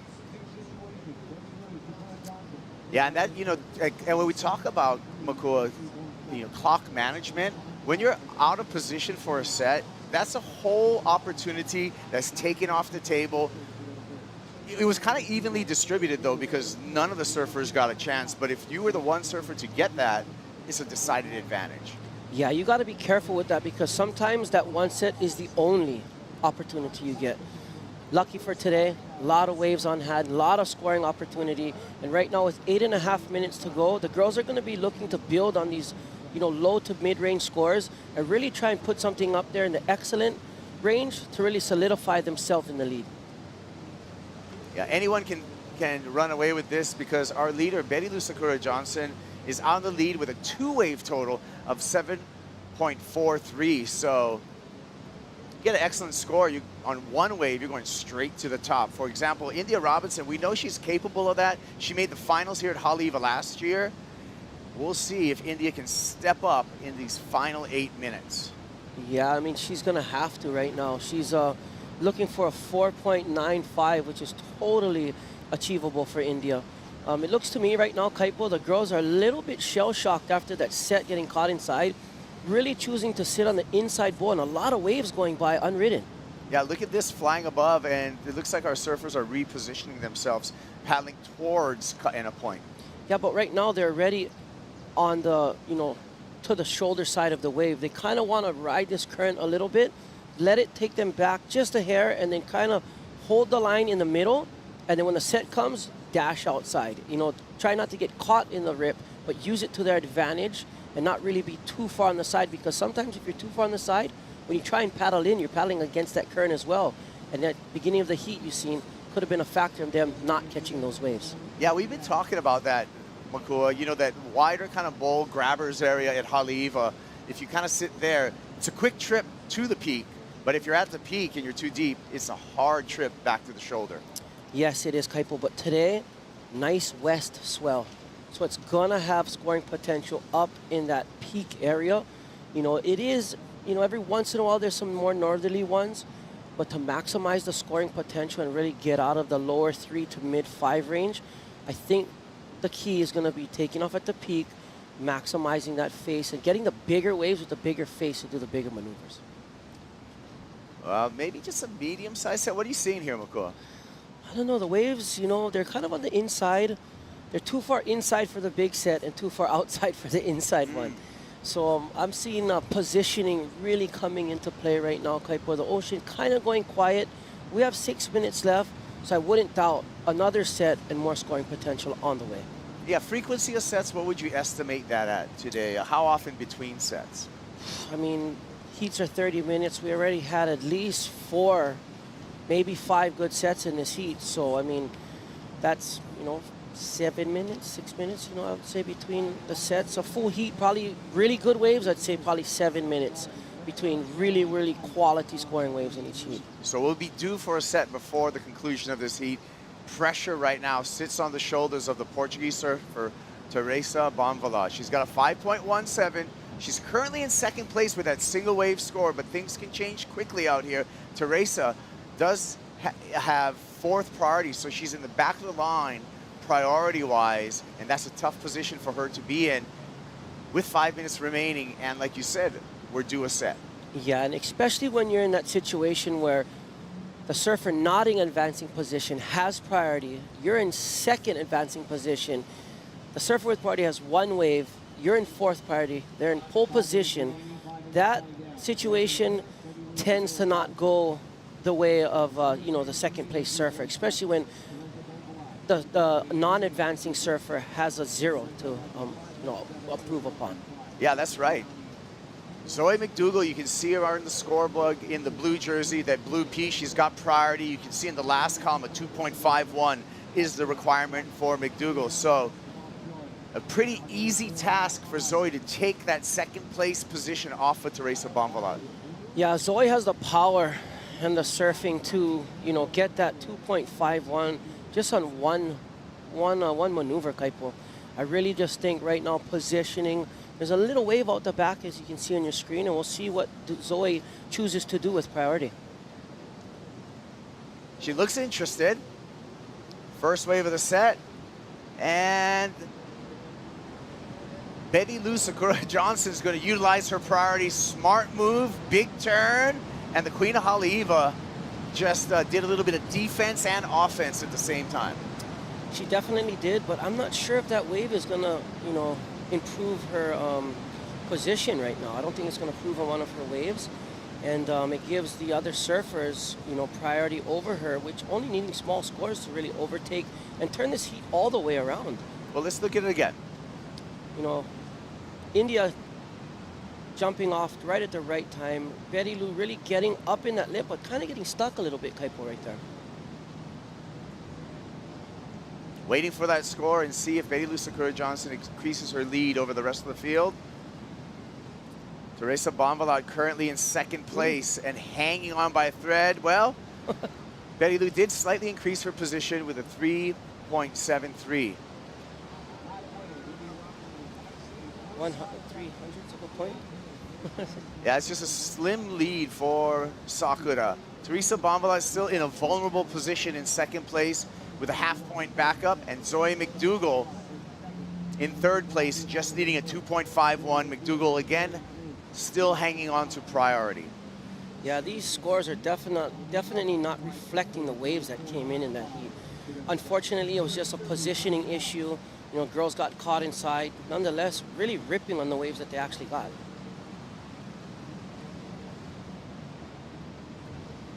Waves coming through here, and gosh, McCoy, I'm taking a look at any indicators that you see. What do you think about another set coming through? We got 2 minutes. We got 2 minutes. I want to say yes, we're going to have some waves coming in. You can see some bumps on the horizon right here. See some waves breaking at Avalanche. Kaipo, right now is the set. This wave, this set, they're going to have to capitalize on it. Go time right now for all 4 surfers, and the situation can flip-flop in many different directions at this moment. Here we go. India Robinson deep on this one. Teresa Bonvalot uses her priority on India. Important wave for the Portuguese surfer. Hooks it off the top, a little hung up. Just one turn, she likes it. And she thinks she's going to improve upon her score line. She will, because she only has a half-point ride as a backup. So she's going to increase the requirement for Zoe McDougall and India Robinson to take that second place and advancing position off of her. Beautiful turn, definitely getting rid of the 0.5. Waves out the back. Right now, Zoe has to get herself into position for one of these waves. Only a minute and 15 seconds left, Kaipo. 3-point ride for Teresa Bonvalot. Now Zoe McDougall needs a 4.29. India Robinson needs a chunky score of a 6.73. Under a minute, waves hitting the reef here at Ali'i. Yeah, not going to happen right now, Kaipo. This looks like a real northy, foamy wave. Nobody riding. Well, Teresa Bonvalot put a barrier between her and elimination. She's in first place. Beilu Sakura Johnson in second. 30 seconds remaining.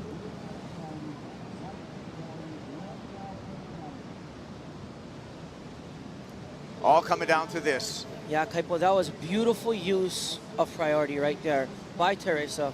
You know, dropping in, using her priority. India, should India have got that wave, could have turned the heat right there. Right you are, and you can see the emotion from Teresa Bonvalot. She knows that was a hard-fought heat.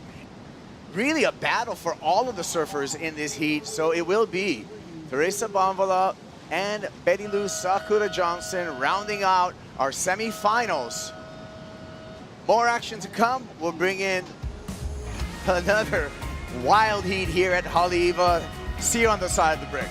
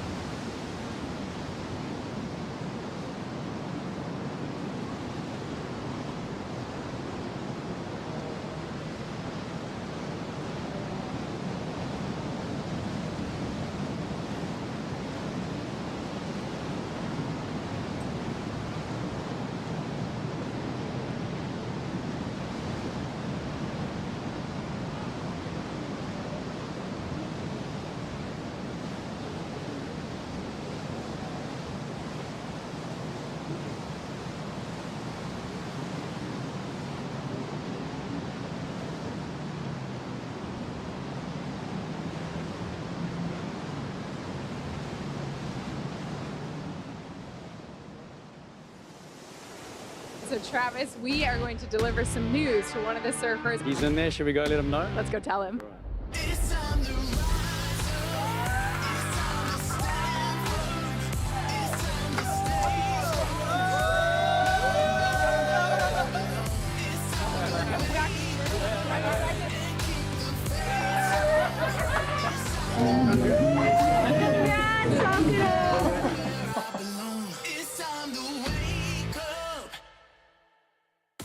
The emotion is real on finals day. Teresa Bonvillaat getting the win in the last quarterfinal to move on into the semifinals to keep her dream alive towards qualification.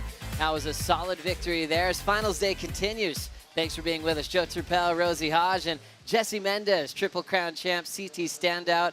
Fresh out of lineup here at this event as well. Thanks for joining us. Thanks for having me, guys. Going to be really fun to have your insight breaking down all of these athletes you spent a lot of time with. But first and foremost, how about these dreamy conditions we've had for the last few days? Man, I'm suffering here watching this and not being able to surf one more time. But yeah, it's guys have been ripping, so stoked to watch as well. Looks like we're already getting started with a freshly re-qualified Michael Rodriguez as he will kick out of the first wave. What a feeling he must be going through emotionally after knowing that he's on tour. I know everything after this is just icing on the cake, Rosie. Yeah, that was a really close heat. I know you were in that one, Jesse, with Michael Rodriguez. And this is John, just a quick into the lip, one hit banger there for John. John Florence, 2.17. And Michael Rodriguez, 1.4 to kick things off. Leonardo Fioravanti looking for a championship win of the Challenger Series.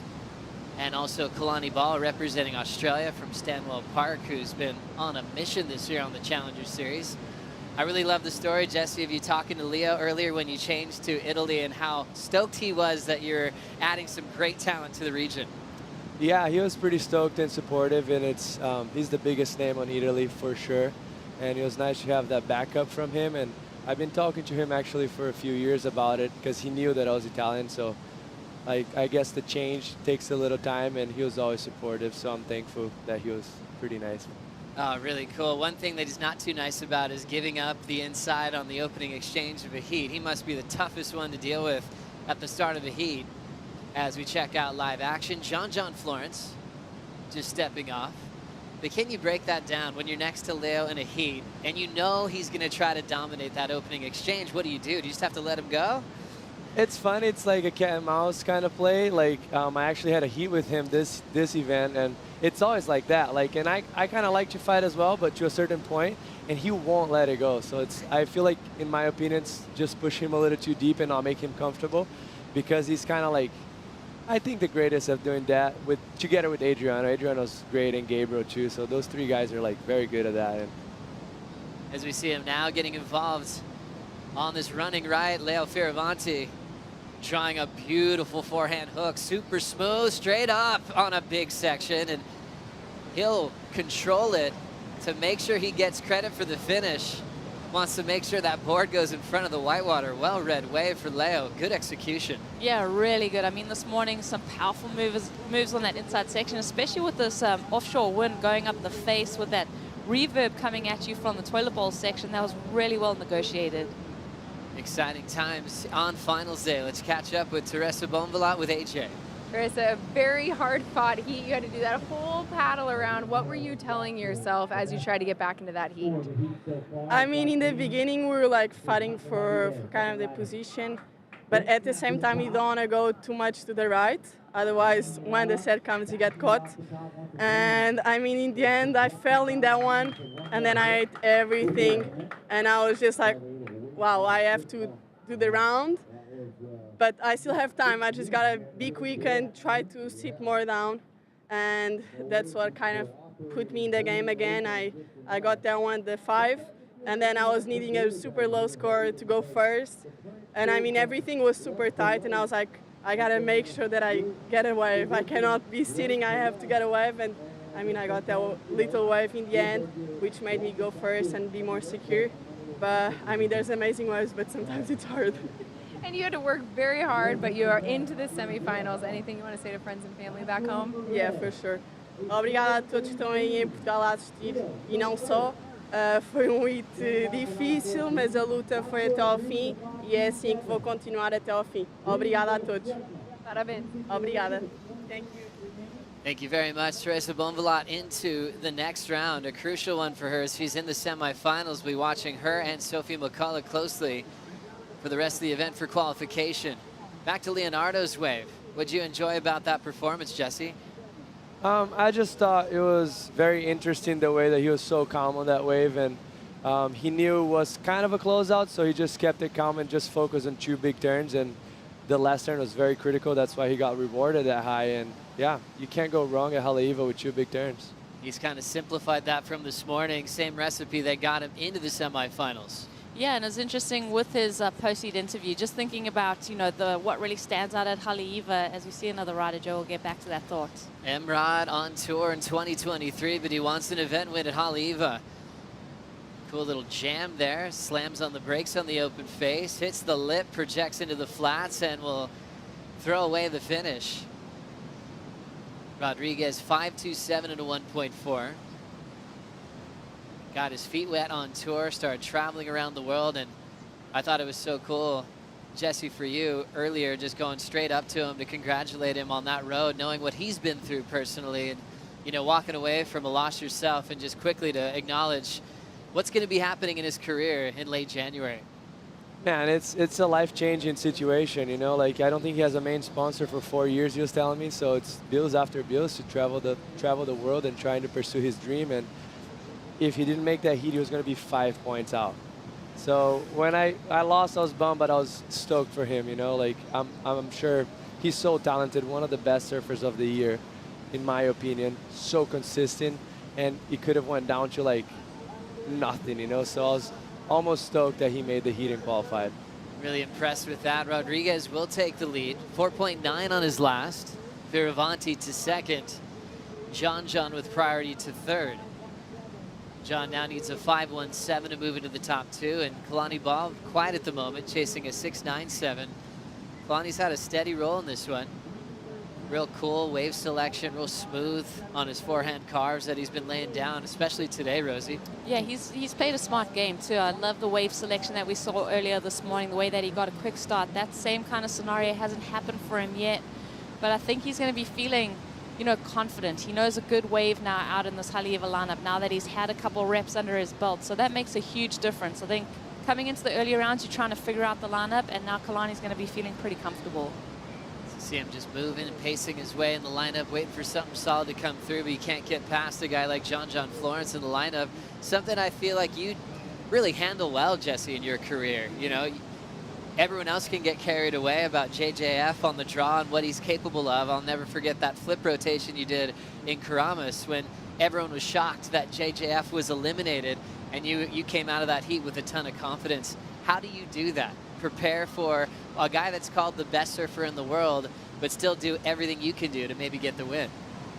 Yeah, I guess it just comes down to that last moment of you just putting all your heart into it, because realistically speaking, he's the best surfer out there. You know, the conditions were prime for him. Perfect little right, and I had no other option besides landing. So I guess it's pretty simple in my mind, but very hard to do it. As a competitor, is it okay to go, okay, this guy is the best in the world, and kind of acknowledge that and then work on your program to see how you could beat him in heats? He's one of the best. I can't say he's the best. I think there's a few guys that are just right there with him.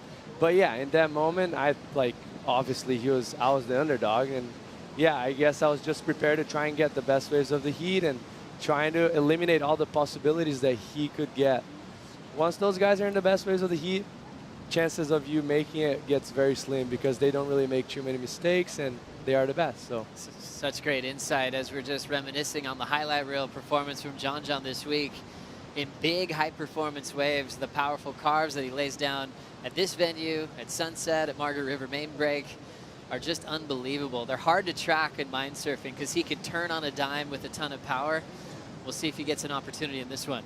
Yeah, it is interesting to track someone. I mean, we even spoke about it because I think Margaret River was quite a challenging place for a lot of the tour surfers, and maybe not one of the favored locations. And John, by bringing this fresh approach to it, he really has ignited like this really and motivated the other athletes and himself to surf it better and better each year. And it's always reminding you too, because we always are fixated on pipeline footage, and then you realize, oh wow, no wonder he got talented in waves like that with all the opportunities at Haleiwa and Sunset, and even in between those waves.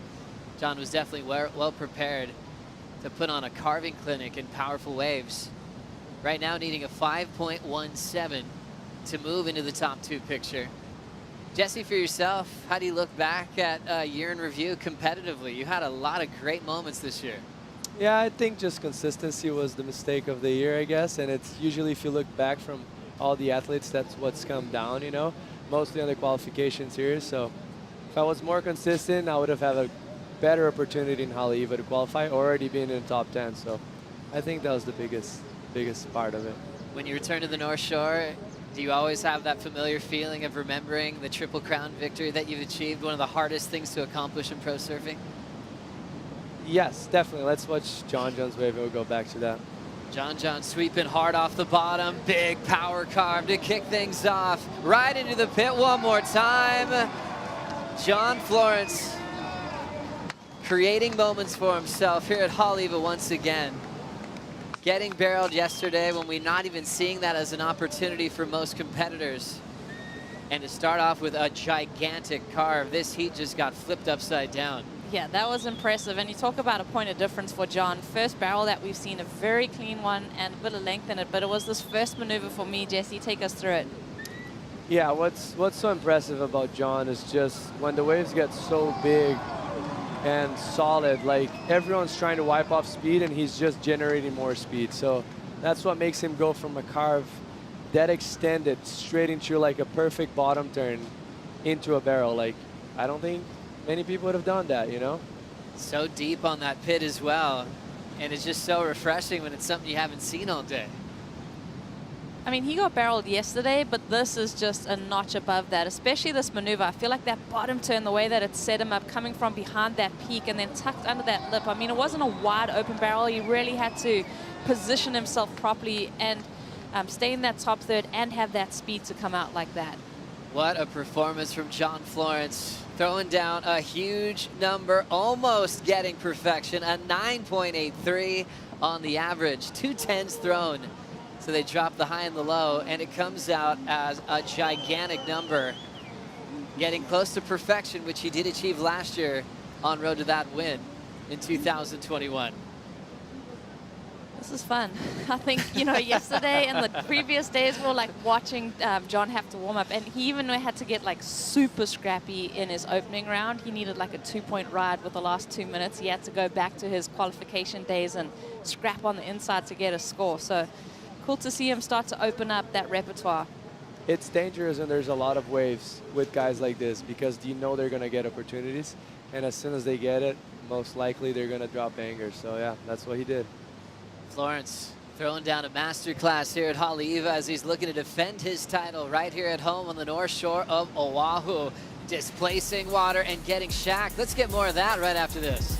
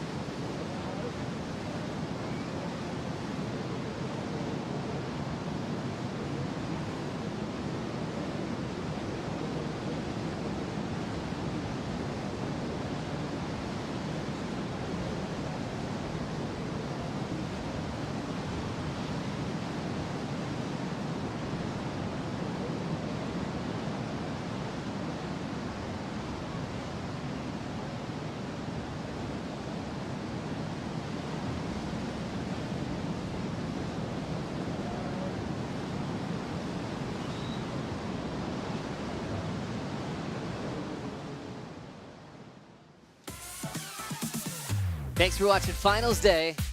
Waves are on the way and up and riding already. We've got a great section opening up for Kalani Ball.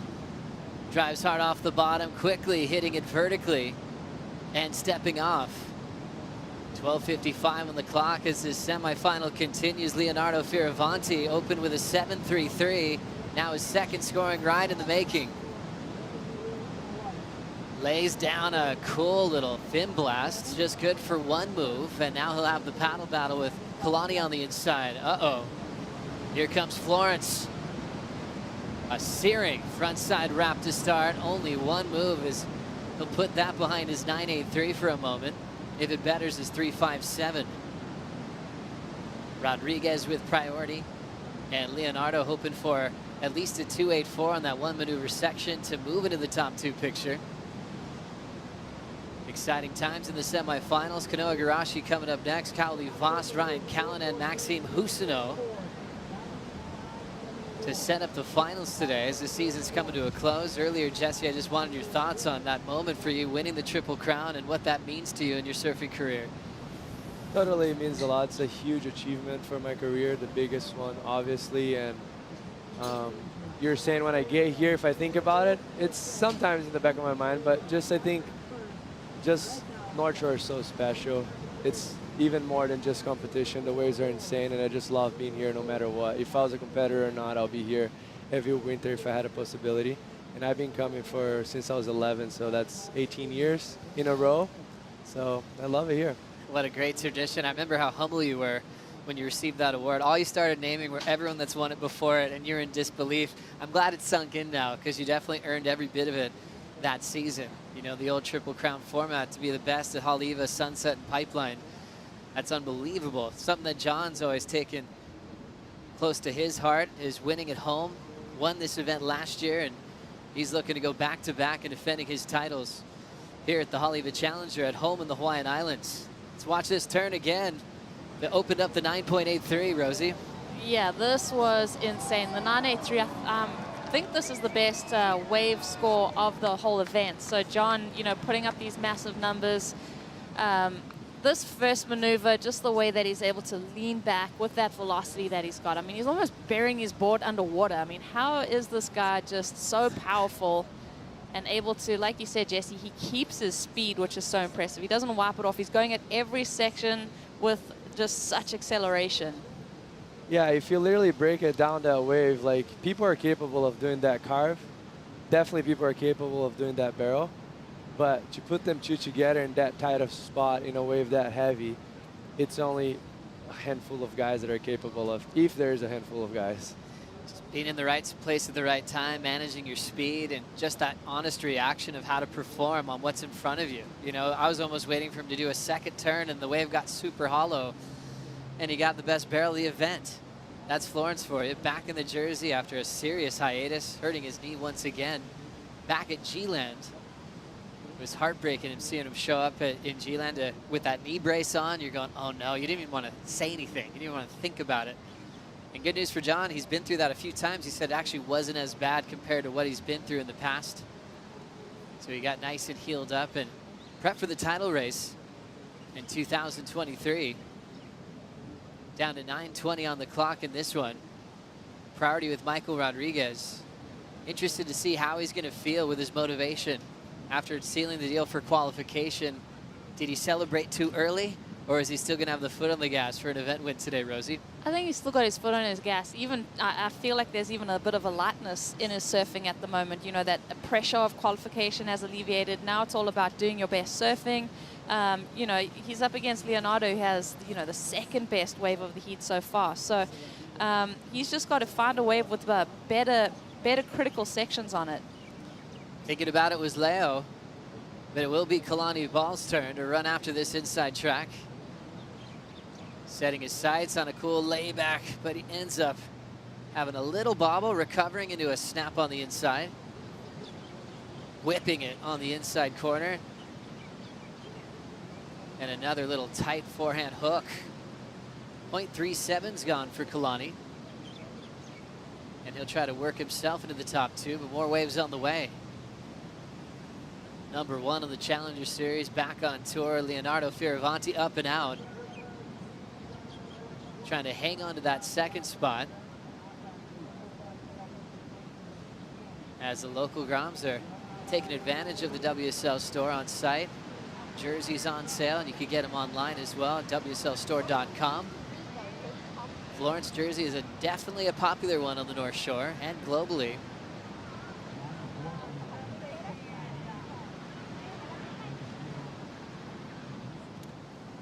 Florence now with a 13.4 total. And Fioravanti needs a 6.08 to take the win. For yourself, Jesse, thinking about the pressure moments that these guys go through. Well, first we'll get to Kalani's wave. What do you see on this one, Jesse? Yeah, Kalani, I love his surfing in Haleiwa, but he kind of went a little lateral on that wave, which it looked like one of the first waves of the set, so there's a lot of ribs and it's hard to kind of figure it out. A lot of rip going through the wave, and he ended up ripping it apart in the end part of it, but the wave was a little smaller already and not so powerful, so it'll be interesting to see what the judges think about that wave. There's the first turn again, Rosie. Yeah, I mean, like Jesse said, a little bit lateral where he kind of went too far out on the open face instead of maybe staying a bit more critical. That's why he kind of lost the connection with the fins, because he didn't have that pushback that he would have wanted. And then it felt like he readjusted that on the last few turns, but the wave was way less critical. So now rolling into this is Michael Rodriguez. Setup work to get this one going down the line. Needs a 6.14. And that one just giving him some serious downtime. Nothing major yet. Flows off the roof into a wrapping cutback. And then a layback jam he'll let go of on the inside corner. More waves on the way. Priority is with Leo Fioravanti. We'll see John roll in. Nice forehand snap. Quickly trying to get there with a second turn, but he can't hang on. You can see Leo and John right on the same position, trying to think about that last wave. John with a fall will keep the door slightly open for Leo to potentially take the lead.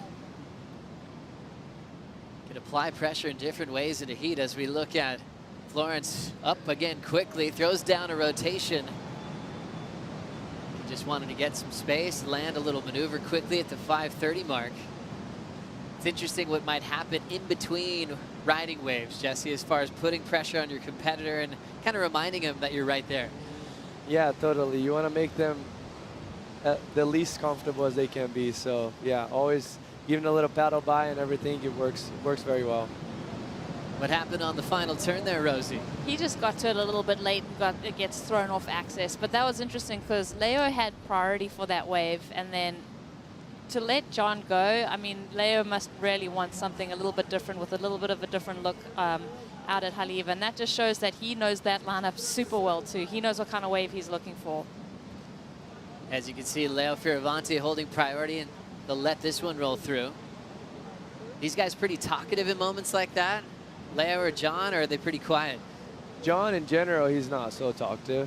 But even Leo, yeah, no one really talks in the water. I think maybe Bass talks a little bit. Kelly likes to talk, but most people don't.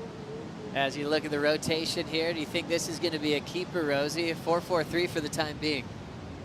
Yeah, I mean, he improved on that 3, which is competitively savvy because it pushes that requirement a little bit. And if you're going to take off on a little wave, make it count. He hadn't done that on the wave before. So, yeah, interesting to see him kind of play the game of heat strategy.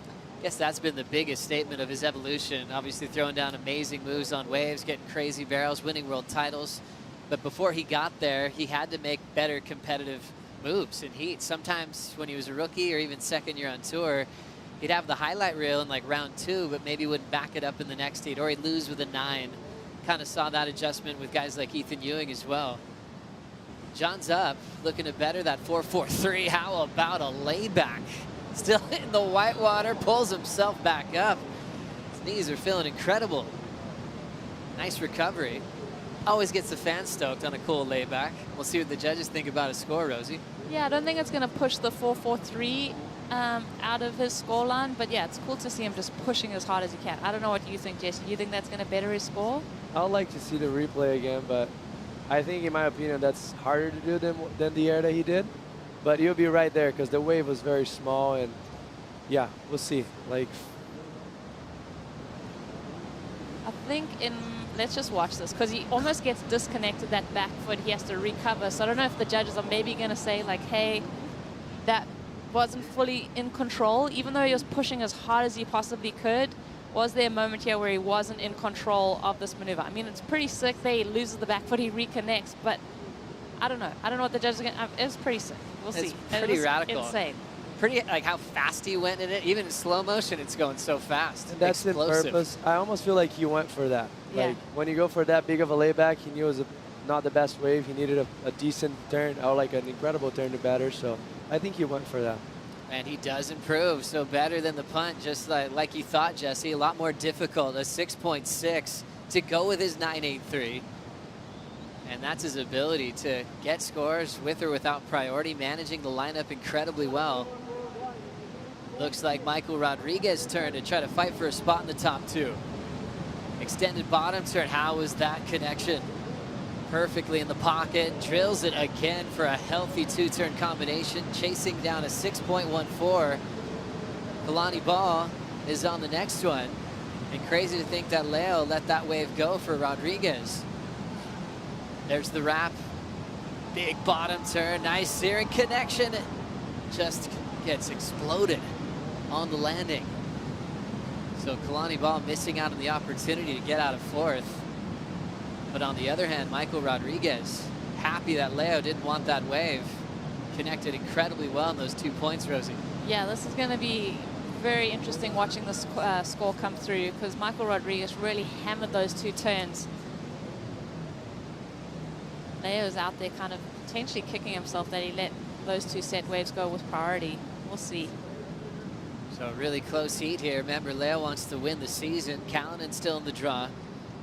He's in the high position on the Challenger Series. We'll start with Kalani's wave here, Jesse. Yeah, that was, in my opinion, until this moment, that was a mistake for Leo, because that wave that Kalani got had huge potential with that big finish right there if he landed.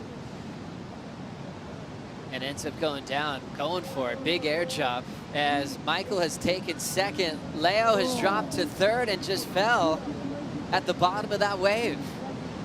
So after being selective, and Rodriguez got 2nd off him, he goes down with 30 seconds to go.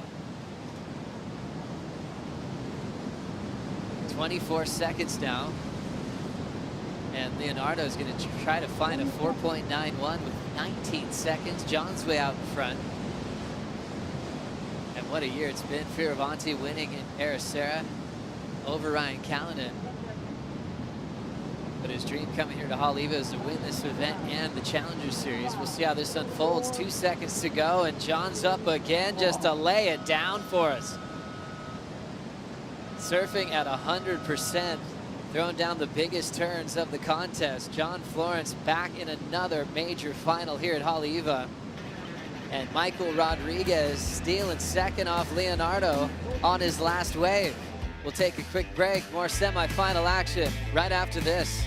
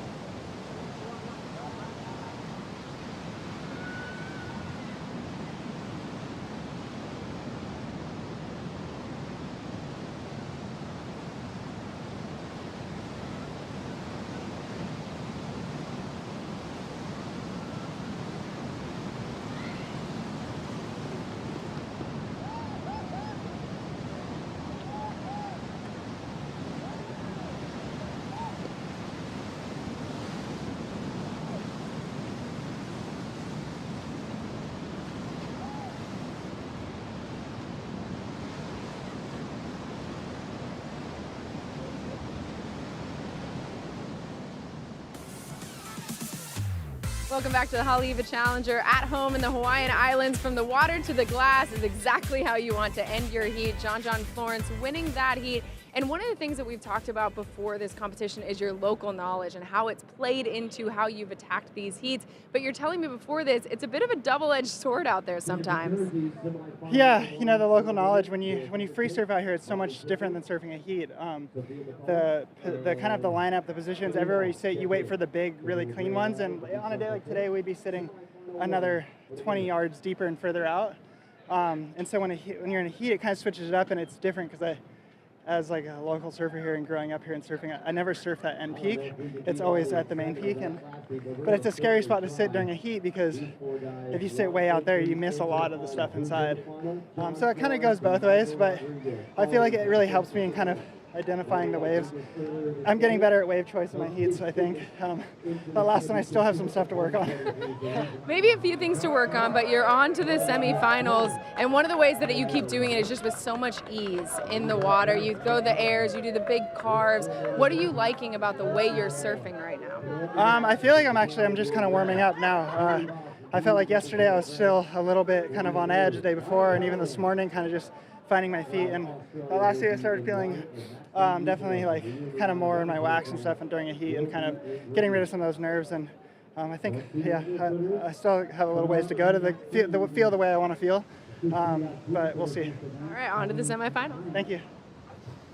Can't believe he's still trying to feel better, and he's talking about nerves right now because he's thrown down almost near perfect 10, snap to barrels, unbelievable performance, and he still wants more from himself as in the final of the Haleiwa Challenger at home in the Hawaiian Islands as we kick off semifinal number 2. Kanoa Igarashi taking on Kaoli Voss, Ryan Callanan, and Maxime Husino. What a matchup. Great representation from around the world. Kanoa, one of the most intelligent surfers out there, makes very few mistakes as he won the Challenger Series last year. Joe Trappell with Coach Ross Williams. Can't believe you taught him all that. That's insane, that layback hack. Yeah, it took a while. We had the chalkboard out. You know, he had to write like 50 lines. I will catch my 2 waves. I will not fall. I will break my fins because I'm a hammer. I mean, he's so funny, and all kidding aside, he's so much fun to work with, and all the pleasure is mine because he really is that humble. I mean, that's ridiculous what he just said. I'm warming up, and he's like setting records and burning his board on fire because he's turning so hard. So he really is, you know, a humble cat, but geez, he is turning some heads. And obviously a lot of hard work to get to that point to 100% that he's had to go through so many times in his career. Just so fantastic to see him in this kind of form, as he's always the man to beat, especially since he's defending event champ. John got to the final with Michael Rodriguez as well.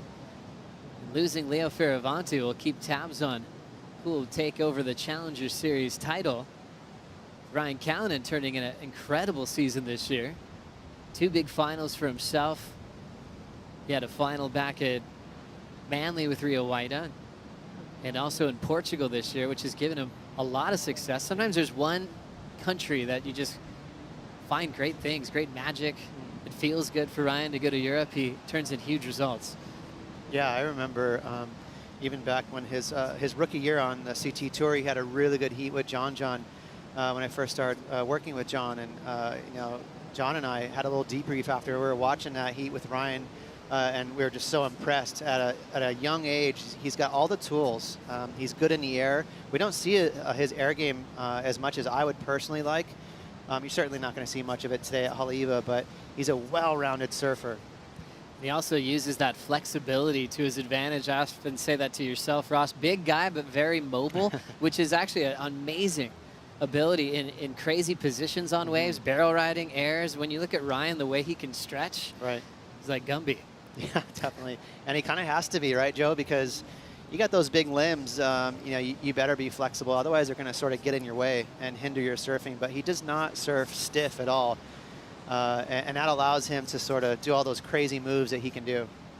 Maxime Husino is wearing the green jersey. You just can't get off how cool this moment in time is for Maxime. A world junior champ over a decade ago, and what the industry expects you to do, what the tour expects you to do, is take that junior title, go right into the major events to qualify, and put yourself on tour. That's the road that's set up in a beautiful way, but it also comes with pressure. And Maxime dealt with that year after year and kept showing up and finally clinched his spot. He'll be on tour in 2023, and he's also going to hold back on that first wave.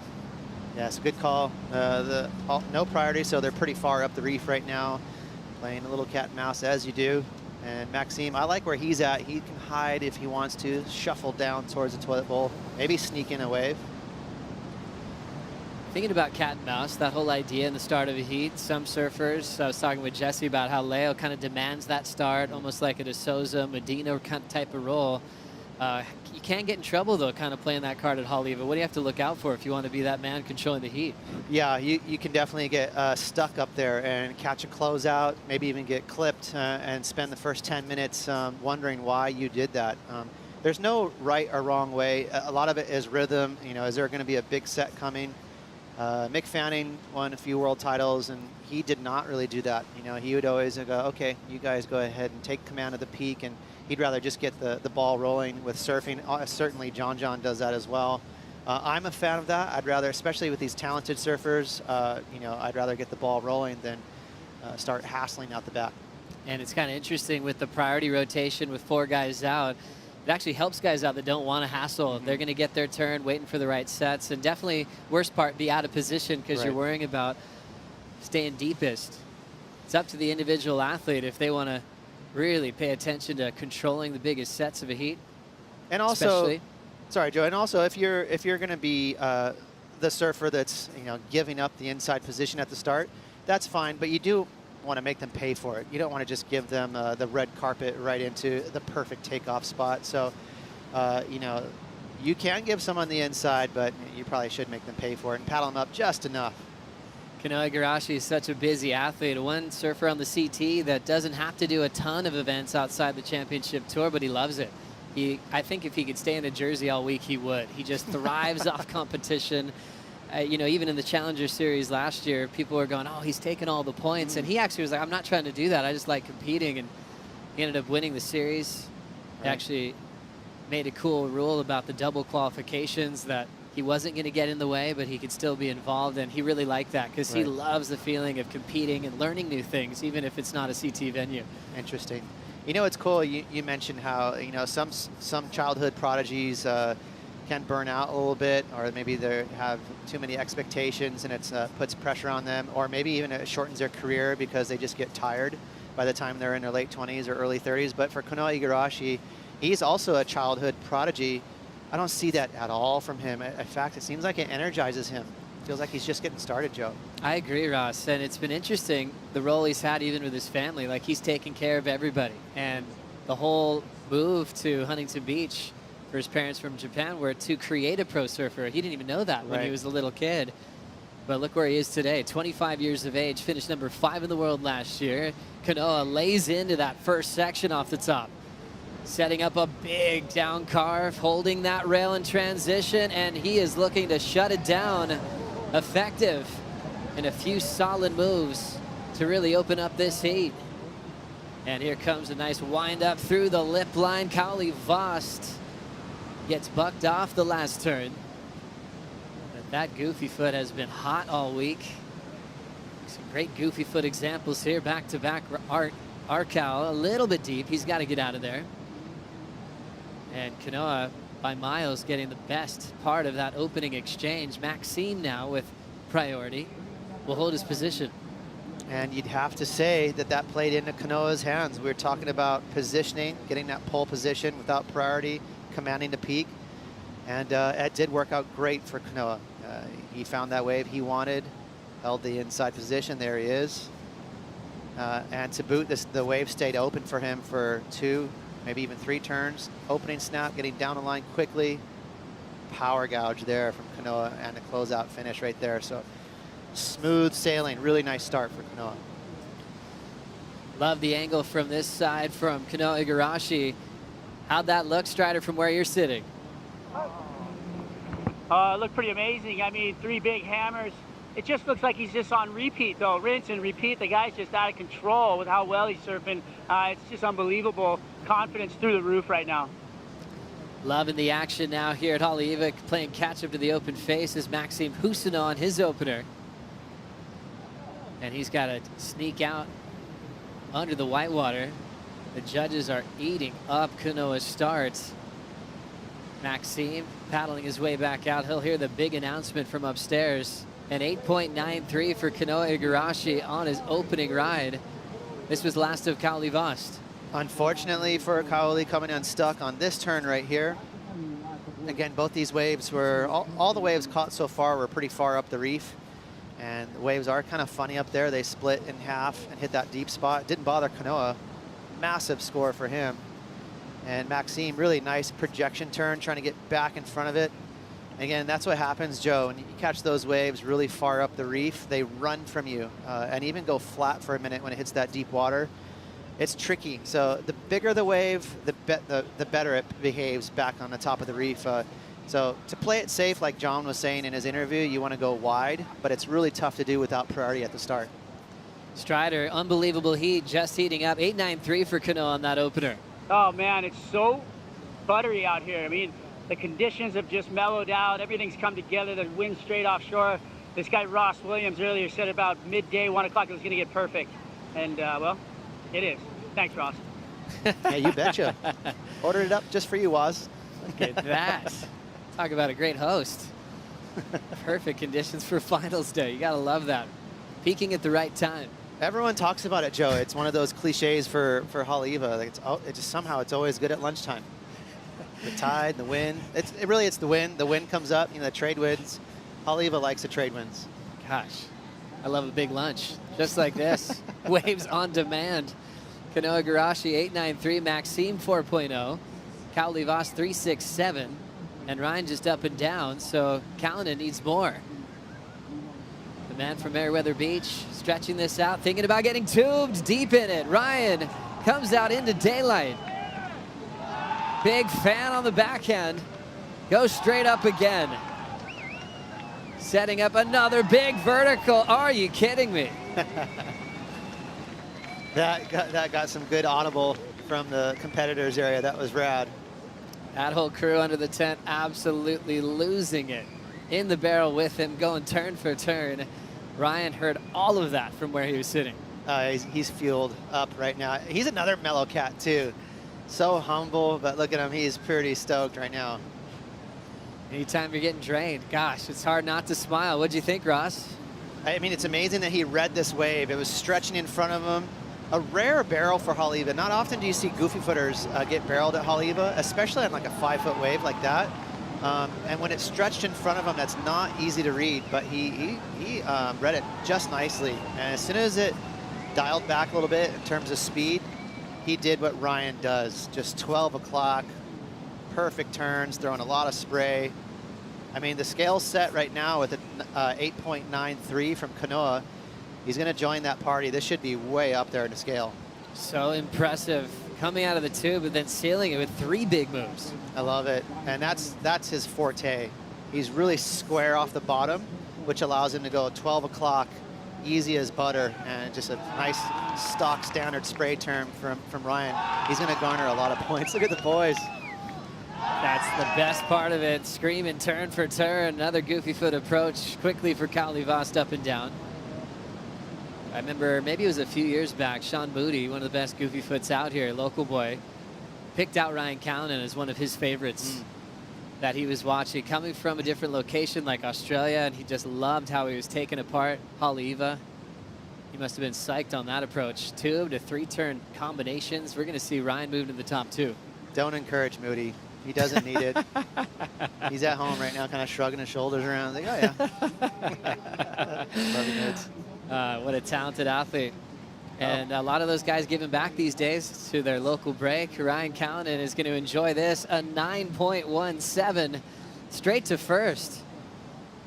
That's well done. Kanoa's 8.93, just under now. And we've got a heat, Ross. That's well done, Joe, from the judges. I like that. I thought it was a little bit better than Kanoa's, but I wasn't willing to put myself out there. But yeah, I think, you know, that was a nice variety. A tube ride and then 3 bashes. So he's going to be feeling really good. Kaoli Vast and Maxime now. This is a big gut check for them. some huge scores thrown at him. Ryan Callanan gunning for a season championship. I mean, and he's probably got a little bit of heat coming off 2 finals where he didn't get that trophy, that #1 trophy this season.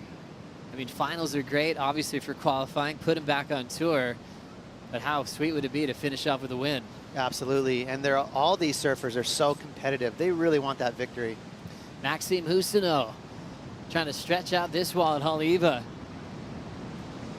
That section's going to keep him honest. Now setting up just a kick out there, going a long way for nothing. That always can be kind of painful when you leave the lineup and you come back with the same situation. Welcome to Haleiwa. You know, it can be a frustrating wave because there's perfect waves, and then there's waves like that that'll just handcuff you. So it really can rattle you out there. And you're so frothed out right now knowing that there's perfect waves, but some waves just close out. 12:45 to go in semifinal number 2. Ryan Callanan getting shacked. A 9.17 has him out in front. We'll be right back.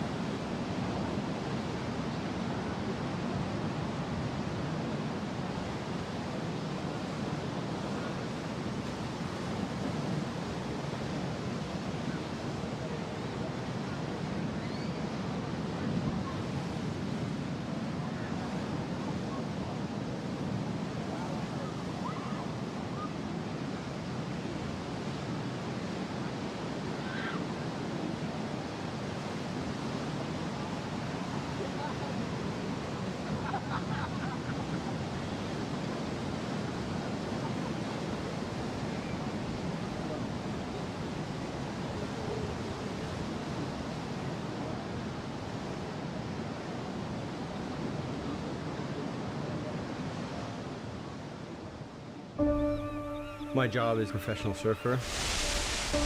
My goal is to win titles. That's what I'm here for. The world's best surfers in the world's best waves. We've had a shock attack. Whoa. It's the most intense surfing scenario you can imagine. I have to step up my game now and not make any mistakes. Oh my God! This is a war. You have to find a way to win it and do it at all costs. You're watching the final stop of the Challenger Series, big part of the World Surf League. It's amazing to see this new Challenger Series format come to life just in the last 2 seasons. So many great changes in pro surfing. All roads lead to the Rip Curl WSL Finals, finishing the title race in September, and now the spotlight on the Challengers on road to qualification. Sealed the deal for the men, getting 10 faces on tour, Ryan being one of them, as he's on a comeback roll. It won't be his rookie season. He's got a ton of experience behind him. Still carrying a 9.17. Thinking about backhand barrel rides on the North Shore for Ryan. I remember one day he was sitting over at the Billabong house, wasn't in the main event at Pipeline, and someone withdrew last minute. Wasn't even light out yet. Got a knock on the door. I said, "Hey, you're in, kid." You know, just bright-eyed kid from Meriwether Beach going, "All right." Just grabbed his stuff, ran down to do the marshalling area. Didn't even have time to look at the draw. It was Dane Reynolds. All of a sudden, he packed one at back door, got a 9.87. Just welcome to Pipeline in a jersey. Just, it was all within the span of like an hour. And he just, boom, so much happened for him. Didn't even have a bowl of cereal yet. Couldn't even prepare, think about it. Just, I guess I'll grab the rail and hang on. Talent. Spit out. He's got talent. He doesn't need a whole lot of prep. But just keeping that just simple mind and just having a natural ability in the ocean. All he had to do is react as Ryan digs in on this wall. Setting up that first turn. It'll be a nice little sweep back into the pocket. Sticks to that kind of down carve motion, now going more straight up. How's that timing? Throws down a nice round top turn for a cool series of backside hacks. Callanan has just increased his lead. That was beautiful. I really liked that snap there as he avoids the fins on the toilet bowl. I don't really want to talk about your wipeout in there. We can. Yeah, I mean, well, watch this first. I'm excited to see this snap he does. So first up, he's going to dial in this line here, choose the right line and right tempo. Little sweeping carve. Another sweeping carve, but here's the turn. Square as you like. I mean, all day long. Look how long that spray stayed in the air. A few seconds there. So Ryan's feeling the flow now. He's vibing. Backup score easily handled right here. And again, Ryan, he's really calm on the bottom of the wave. Doesn't really do too many double staged bottom turns. He's very smooth. Look at that, so smooth. And that allows him to go square off the top. Love that twist of that upper body that Ryan throws down. He's just staring at the lip backside. And that's going to be a solid score. But yeah, the toilet bowl, pretty scary, especially when these guys are trying to hit it hard. It can go dry on you. And unfortunately for yourself, Ross, hit your face on it. Is that right? A couple of years back. I did. It was actually during a contest. And Joel Centeo and a bunch of the boys helped put on the HIO, the Hawaii International Open. And so it's a fun event for some of the old blokes to put a jersey on and have fun and compete. And it was really big, perfect Haleiwa. And I hit the inside bowl at the toilet bowl and fell and smashed my face straight into a coral head, sent me straight to the emergency room at Queens. It was kind of nuts. I had a lot of flesh hanging off my face. It was kind of gross. Pretty gnarly, yeah, and that's just in the heat of competition with your best buddies, you know, still going for those titles. That was a scary moment, but just goes to show how crazy that end section can be. Fun fact, I won the heat. It's even better. I was in the ambulance, and they're like, dude, you won. Get back here. I'm like, I'm missing half my face. I think I'm out of here. I'm sure you're still partying going, well, maybe. Yeah, totally. Can we put a Band-Aid on that? That's such a cool tradition on this wave, too. That event is back on the calendar right before Christmas time. A lot of locals just love that. A lot of great divisions. The competitive fire is still there, which makes this beach even more special. During this event, you see the local kids getting little waves, and the inside whitewater is probably one of the coolest little whitewater waves to learn to surf on. With now 6 on the clock, getting back to business here. Ryan Callanan out front, Kanoa in second. And for Kauli Vasti, just hasn't quite connected yet. He's been unbelievable throughout this event. Yeah, he's been a little unlucky. It's been a slow heat, not a whole lot of waves. Sitting there with second priority, but he knows that Kanoa is sitting on that huge score. Once Kanoa gets a backup score, he's going to be more or less comboed. So he really needs to get on the board quick here. So much great attention on Kauli Vasti after making the final at Teahupo'o as a wild card, just losing out to Miguel. And he had heats with Kelly Slater, where he had Kelly comboed. He also had Baron Mamiya in the opening round. A lot of big, great tube rider names, and he just flexed local knowledge, can take off on any part of that reef and get barreled. Switch or his normal stance, which is goofy. But now we're seeing his depth. It's not just left-hand tubes he's talented at. He's great all around the world. He's insane. I'm a huge fan, and I really would love for him to qualify because I think he'd be a weapon on a CT tour. Super confident. He's well-rounded. He's got good airs too, Joe. He's a good progressive surfer as well, and we know what he can do in the barrel. But he's only 20 years old, so he's got time. I'm sure he'll be a big threat next year on a CS tour. Voss chasing a 5.27, and Maxime Husino, he's in 4 still, chasing a 4.94. Remember, he had that wave where he just had to kick out. He's been a little off with selection. But it's so cool to see Maxime and his father down there getting the vision. They've been doing that program for many years. On tour in 2023, starting at Pipeline, Sunset, then to Portugal, Bells Beach and Margaret River before the mid-season cut comes back. That's what Maxime's going to try to get his head around. And what he said in his clinching interview, he's like, okay, now I have to work even harder because I'm on the Dream Tour. Right. Yeah, he knows that it's this is the birth. It's the start. This is the main deal here. Now, there'll be some time to celebrate for him, though. Pretty interesting, too, with the switch and the calendar we're all still getting used to. How do you feeling, Ross, about opening up at Pipeline straight into the heaviest wave in the world? It's different, isn't it? Because I think what helped, I mean, if there was no cut, I think it would be a little easier to take a chill pill at Pipe. But being that there's a cut midway, there's no events to hide. You really have to have a solid result every single venue. So that makes Pipe even that much more important. And because some people are not as comfortable at Pipeline, that puts an emphasis on it. Rolling into this one is Ryan Callanan, trying to improve on a 7.33. Already has a 16.5 combined total. Throwing down a nice vertical over the whitewater. The Australian drills it again. Nice read as that wave opened up underneath him. Can he shut it down? Throw fins into reverse. He was doing that move when he was just a little kid. Cool to see him just switch gears. The one guy that didn't any wave got it. Here we go. Igarashi throws down an incomplete maneuver. A guy that rarely falls. Small door open, Joe. Cowley's looking a little nervous now. Same with Maxine. We're like, wait a minute, might have a chance here. It's so interesting when you watch Kanoa when he's on a rolling event. It's hard to count how many waves he just greases all the way through. Right. So an incomplete turn, that's surprising. Back to Ryan's performance here. Yeah, again, I mean, he's on cruise control. He could more or less come in right now. He's got this heat wrapped up, but he's having fun out there, like you said, just kind of free-wheeling it and getting pretty wound up. So he's looking loose, body's looking good, board's looking good. Fun to watch for Ryan when he loosens up a little bit. Yeah, he's known for some of the craziest types of moves, and his style is so unique. Yeah, he's lanky, but he makes it look good. Sometimes if you're really tall and lanky, it can look kind of funky and your arms and legs are kind of in the way. But like you said, he's limber, so it looks good. On a roll is Ryan Callanan. Look at him just getting so fired up. Splashing water because he just heard the results from that last score, 8-1-7 and a 9-1-7. 17.34 combined total now. What a heat.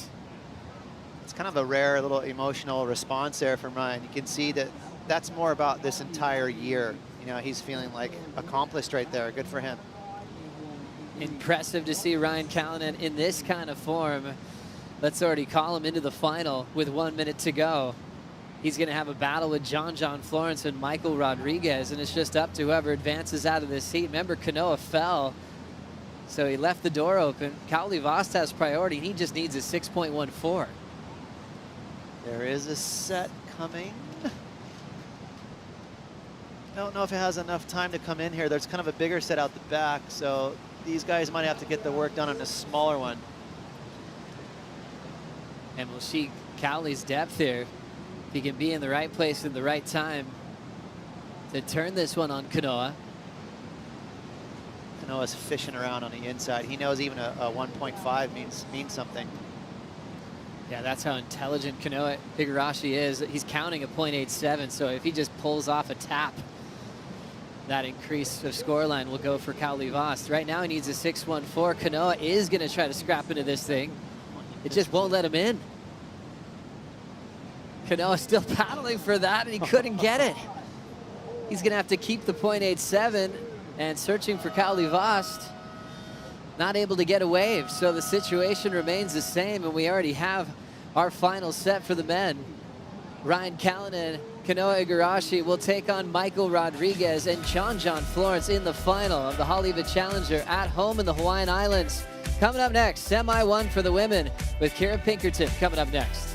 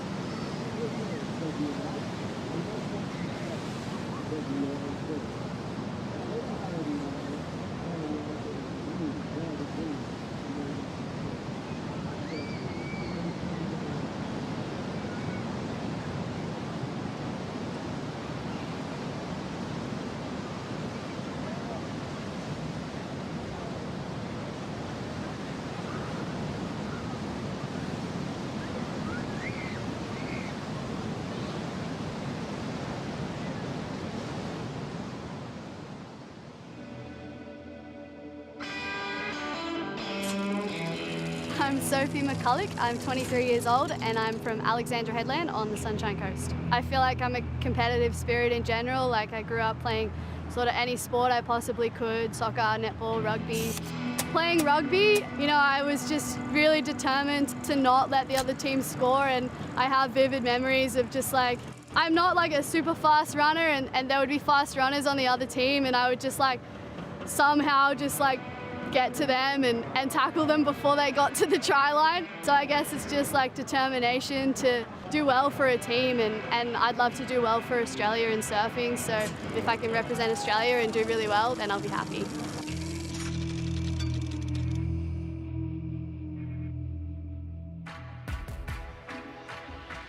Haleiwa Challenger at home, the Hawaiian Islands, and Sophie McCulloch. So close, but needs to get through the semifinal, needs to make the final. I'm Kaipo along with Ross Williams. The Australian surfer, Ross, can qualify for the championship tour, but she needs to win this event. Hey, we're getting down to it. She's got a chance. I mean, that's kind of a weird thing to say when there's like 5 rounds left, but not anymore. I mean, it really is a possibility. Well, as a coach, I mean, and I'm not one, but the math is 4 good waves. Right. 2 good waves in the semifinal, advance into the final.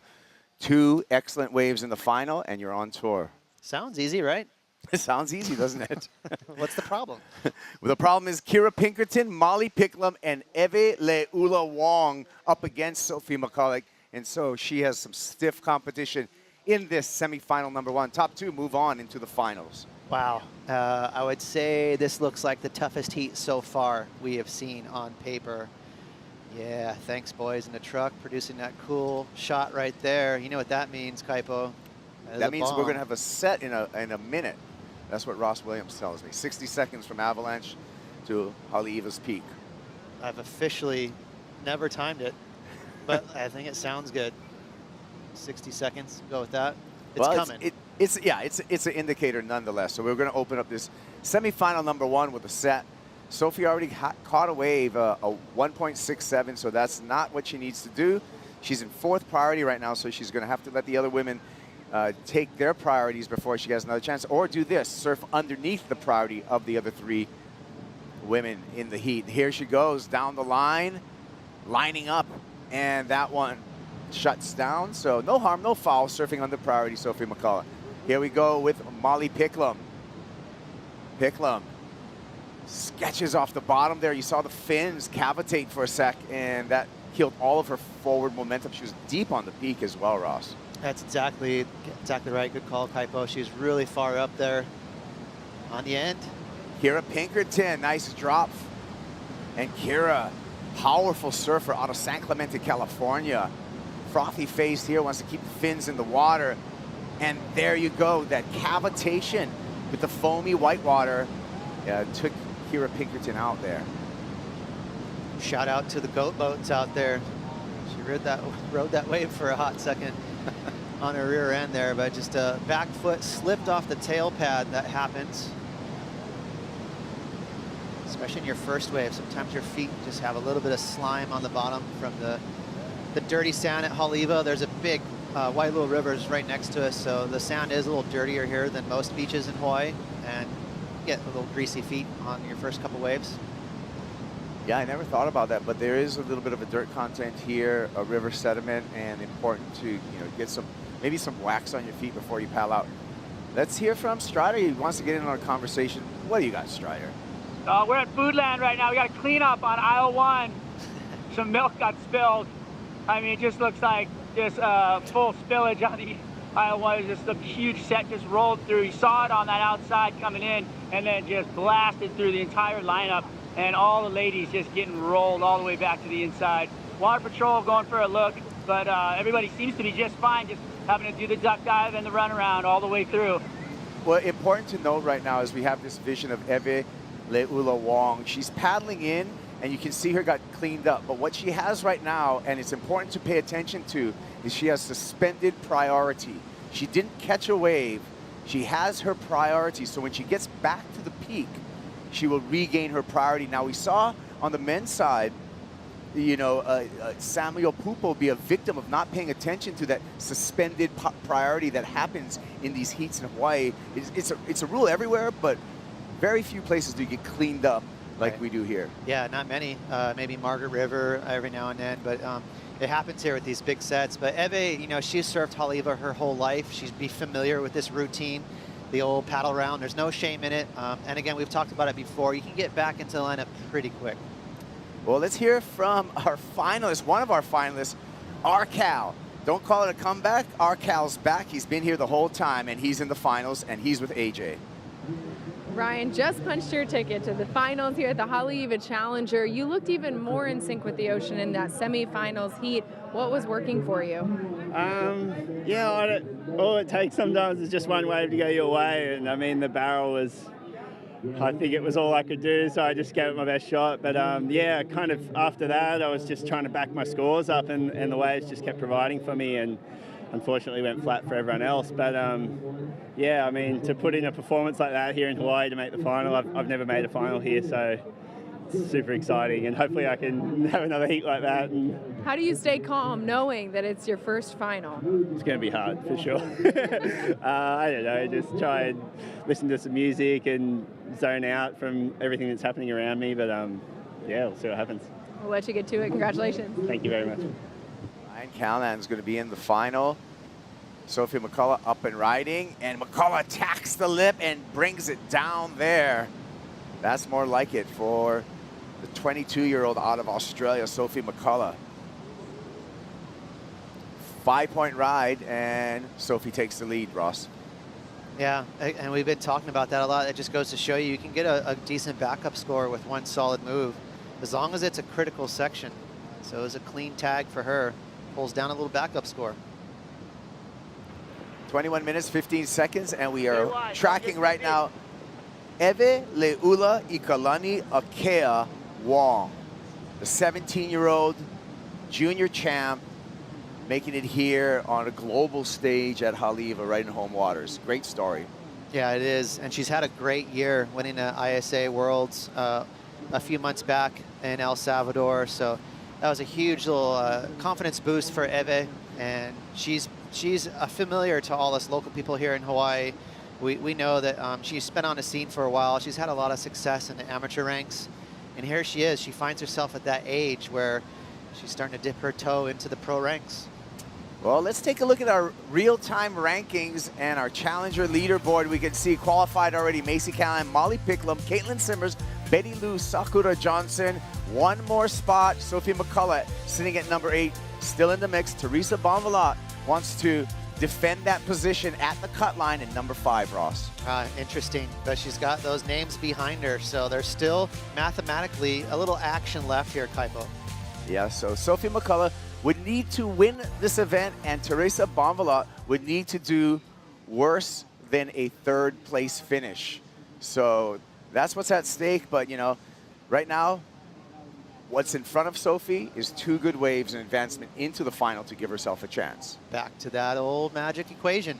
2 waves, keep it simple.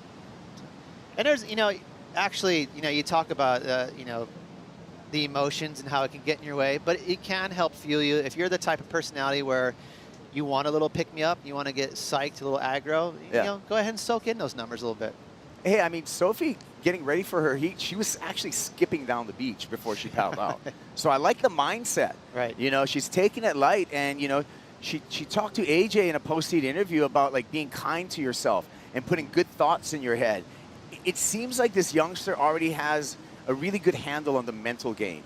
Yeah, that's a good call, and good for her for tapping into that technique, because I think a lot of people, they feel like, oh, I need to learn, and because I need to learn, I need to think about the things I do bad and correct them.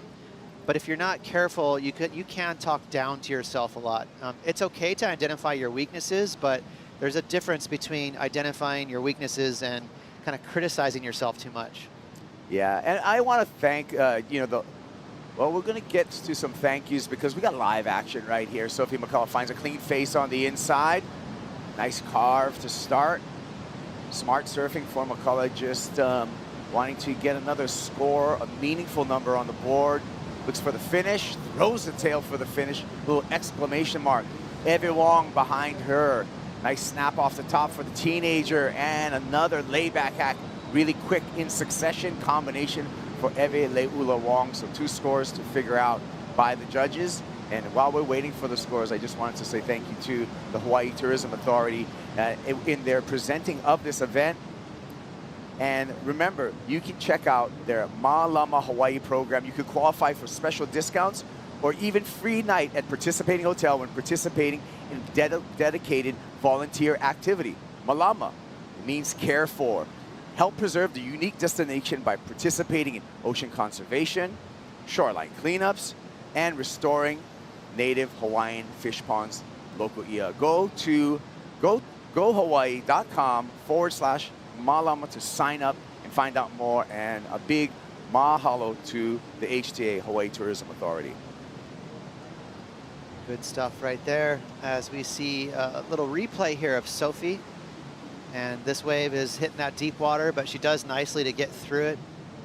Kind of kept up her momentum with those cutbacks. Gonna wait for that wave to stand up and tags it clean with a little tail blast there. So kind of a nice little ride for her, gets it 5. And Eve opening up her account. She had that wash through where she had to do the old pal around. That's what I like about Eve. She is aggressive. She goes for tail slides. She chooses aggression, you know, she's not conservative. I really like how she frees up her board. So we're waiting for that backup score for Sophie McCullough, and watching the rise in here as another wave comes through. Molly Picklum picks this off. Pickles up and down there. Aggressive approach from the Australian, but a little bit mistimed at the start. She'll go back and have another try out.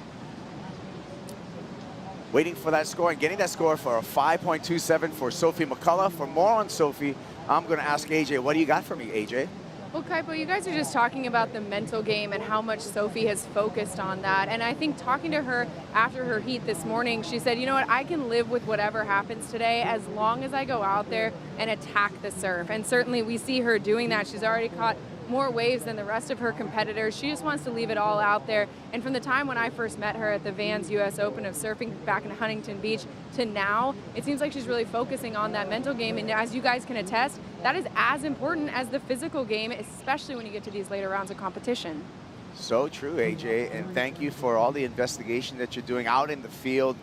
AJ McCord, a new member of our commentary team, and she's great with getting information to us, both from the surfers and just, you know, listening to what's going on behind the scenes. 100%. You know, I love it. I've been enjoying AJ's work, and I love learning more and, you know, hearing some tough questions here and there, and pulling any kind of information we can out of these awesome athletes. And good call. AJ's doing a great job. And I love that from Sophie too. You know, confidence is king out here. You really have to give yourself the best shot. Confidence is king. Some will say pressure is a privilege, but it's how you are able to handle that pressure. And it appears to me that she has just fine with that pressure. She's found the vent to release all that steam, and she's halfway there because we're halfway through the heat here. 14 minutes, 45 seconds. Sets looming at Haleiwa. Thanks again for joining us for finals day. The final event of the Challenger Series. We have everything wrapped up as far as our qualifiers for the championship tour, except for one spot for the women. We have all 10 men qualified. We know the names. We know who's going to be there. We have 4 of the women qualified. There's one more spot left. Not done yet. Travis Logie's been busy today. Kira Pinkerton looking down the line, long wall in front of Kira, speeding. Long bottom turn, controls the speed on a top carve, comes to this inside section, and a tricky section to negotiate. She does well to put 2 maneuvers in there, rolls up the windows a bit on that final maneuver. That's going to be deemed incomplete, but some great surfing before that.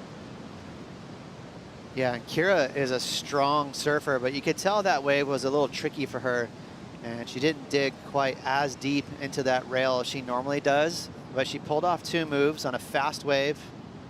And Haleiwa, if you're not careful, will really put you on defense. And it's sort of what happened here in this wave. You can see how fast it is. She's just trying to choose a line. Sort of a guarded carve right there. and another snap that she had to deal with, kind of a bump before the toilet bowl. I think the judges will pick up on this. It's not a bad wave, but it's not going to go very high. Well, we'll wait for that score. We're going to take a break, step around, and we'll be back. Conclusion of semifinal number 1 after this.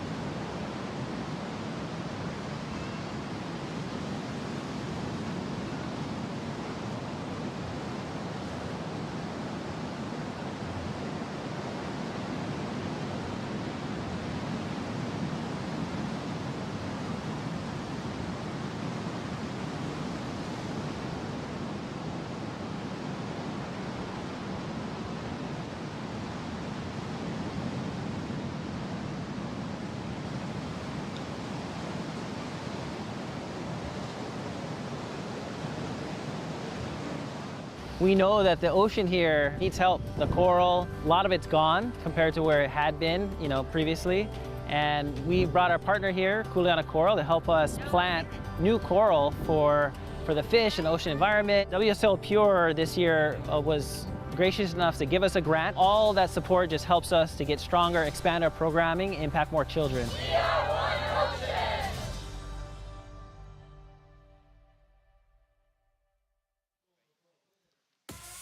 Back at the Haleiwa Challenger at home in the Hawaiian Islands, Eweleula Wong down the line here in some sizable Haleiwa. Big hack for the Hawaiian surfer. One more time to the lip, and oh, what a wipeout, but what commitment shown by Ewe Wong, Ross. She attacks. You gotta love her. She just got one gear attack. Hey, don't leave your boards around here, the Groms. They'll put their hands on them real quick. Kaoli Voss, grab your board. The Groms have them. That is a lot of fingerprints right there. Oh, that must have been the buckled board. You think? I hope. That could be in a restaurant a little bit later, hanging. Strata, what do you got? Well, we got Ewe, and I mean, just a perfect example of don't judge a book by its cover. You see her on the beach, little petite, thing, and then all of a sudden she gets out here and she's just swinging for the fences. I mean, grand slams, whatever she can get. She went straight up into that last lip line, and it was a heavy, consequential section, and just beautiful work, just solid, and unfortunately didn't come down with it, but had every intention of making that. So my hat's off to her, mentally strong, ready to go at it. Sophie McCullough down the line here, and let's see what she has for the finish. Needs to hang on. Toenails in the wax, and Sophie McCullough goes complete.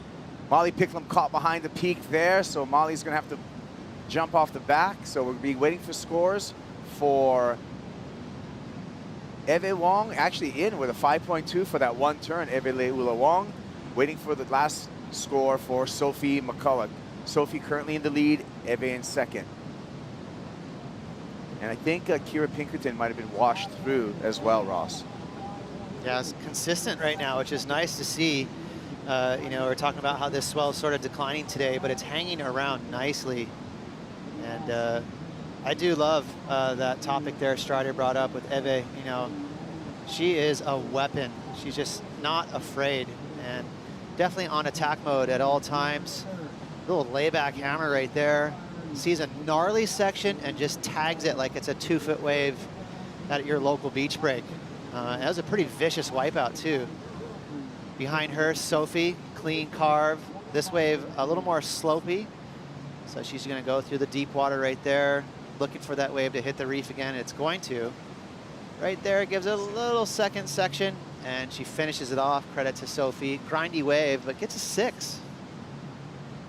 All right, well, she did better her 2-wave total. Sophie McCullough, she's in the lead. Eve Ula Wong in second. A 6.07 would put Eve into the lead. Kira Pinkerton, she has suspended priority. She's trying to get back out the back, and looking at my score screen, and that appears to have changed to Eve Wong having first priority. But at any rate, Kira Pinkerton needing a 5.33 to go into second and advance into the final. Molly Picklum hasn't found the wave over a point yet, so Pickle's just really in a pickle out there at the moment. It's 7.5 minutes remaining. Yeah, I mean, and this is one of the most promising upstarts for all the young surfers coming through the ranks right now. Molly's right there near the top of the pile. But she is from Australia, and she's still getting used to the heavy water here in Hawaii. She's been coming here for a couple years now, but right now she's showing that, you know, she's just trying to gain that experience. It's really tricky at Haleiwa with these big sets coming in every now and then. It's easy to get out of position and get cleaned up. Yeah, really need to stay focused, as Betty Lou Sakura Johnson is doing right now, focusing in on the task at hand for paddling out into semifinal number 2 against Gabriella Bryant, Sawyer Lindblad, and Teresa Bonvala. Yeah, I can tell you Sakura's ultra competitive. You know, she's really happy that she qualified, but she didn't come here for that. You know, she really wants to win this event. And that last heat she advanced, but she was super frustrated. We had a little debrief about it, trying to figure out what she could do better, what she could learn from it. She was more or less pissed. You know, she wants to have a solid heat every time she puts a jersey on. And what did you tell her?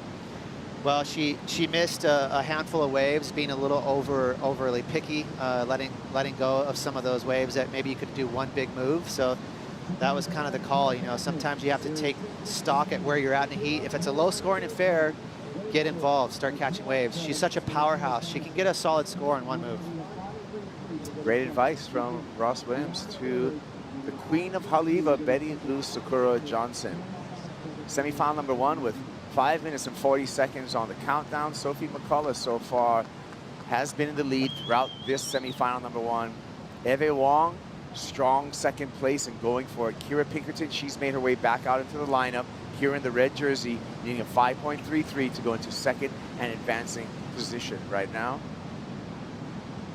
But a little bit of a challenge for Kira Pinkerton in that she's in third priority. How much is priority coming into play right now, Ross? Big time. It means a lot, because now we're getting down to a single swing. You know, it's the time is running out, so it could really depend on one last wave. And so with priority, you could start playing games. For Eve, it's a little too early for her to necessarily block Kira, but she could certainly stay near her and accomplish 2 things: get a better backup score and keep Kira off a wave. Oh, big set coming through here. Eve's on the corner, unable to stroke into that one, and loses priority because of that. Molly picked them now with priority. Molly in the blue jersey, Molly eyeing up this corner. Molly decides not to go. There's going to be a big opportunity now for Kira Pinkerton. Right place, right time for Pinkerton. Dropping in, needs to get around this whitewater. On her toes and not doing it. So it's going to be costly for Kira Pinkerton, not able to execute on that wave with just 4 minutes remaining and burning time on the clock, Ross. Bullet dodged big time there for Eve. Kira is a hammer. You know, if she would have got around into clean water, she could have got a big score there. Here she goes, Kaipo. Eve, Leula Wong, and she's just having to straighten out. No harm, no foul, though. She remained in second place. Huge set behind her. So that might have been a strategy for Eve, just to get out of harm's way. Press the reset button. Hopefully she can get back out in the last 3 minutes and catch one more wave. That's a massive set behind her. Eve realizing she's probably going to get cleaned up. So caught that wave to get back around. Molly Pickham in blue with priority, still advanced. Molly needs a 9-point ride to do so. Evie, you can see her on the paddle back out. And we talked about it, you know, on the 805 post show yesterday, but we looked towards finals day today, Ross, how endurance is going to come into factor. It's 3 heats to a win today, and these are exhausting heats out in the water. Yeah, you get so much adrenaline. It really does play havoc on your cardio. You know, you got to have good lungs and be able to breathe through all these cleanup sets and duck diving, huge whitewashes, getting rattled around, maybe even sprinkling a couple of nasty wipeouts. Eve had a crazy wipeout earlier in this heat. So yeah, you're right. You really have to grind out a lot of physical effort today. Yeah, and Eve Wong on that wipeout was just really fortunate to stay away from her board, because her and her board were really with one in the lip right there, and things can go horribly wrong. Right. You know, when you land on your board after an impact like that. Here she goes on the paddle back out. Yeah, that was one of those wipeouts where you closely watch her come up to see if she's okay.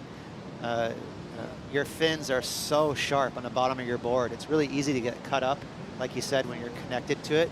If you're connected to your board and going over the falls like that, you can get sliced up. Yeah, and it's one of those things underwater as a surfer. Most surfers have experienced that, and hopefully you haven't. But when you have that impact, you immediately know, uh-oh, how bad is it? You know? And when I come up, like, how bad is this going to be? Right. The worst ones are the ones you don't really feel. It's just kind of warm, and you're like, oh no. And you put your finger, and you're like, oh yeah, there's a big cut. Yeah.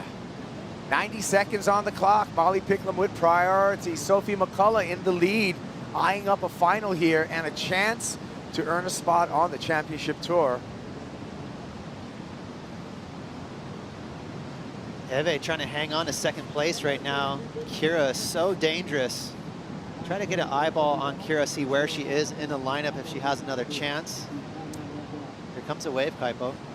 All right. So Kira, as we can see on the screen, will have priority over Eve Wong, but under Sophia McCullough and Molly Picklum. Here goes Molly. Good looking wave, big drop for Picklum. Glides off the bottom, high line carve, long bottom turn, kind of indecisive on that second maneuver, carves down in the shallow section here, combos it up for a finish. Great surfing, but perhaps a little too late for Molly Picklum. Sophie, big wall in front of McCullough. Looking for the open face, finds it. Controls her speed here. Slashes off the top. High risk maneuver for Sophie as she straightens out, looking to better her 5.27. Here comes Kira Pinkerton. Pinkerton looking down the line. Medium-sized wave. Cuts that first turn short. Still searching for a lip line. Gets it with a snap. Needs more. Gets the finish.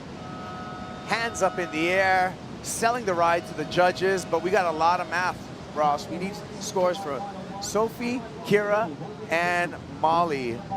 Big question, though. Was Kira Pinkerton's ride worth a 5.33 or better? Wow, super interesting because it's so different from some of the other scores that dropped in. 5.2, she can relate to Eve's score. She had a 5.2. She needs just above that. Turn that she kind of missed on the opening section.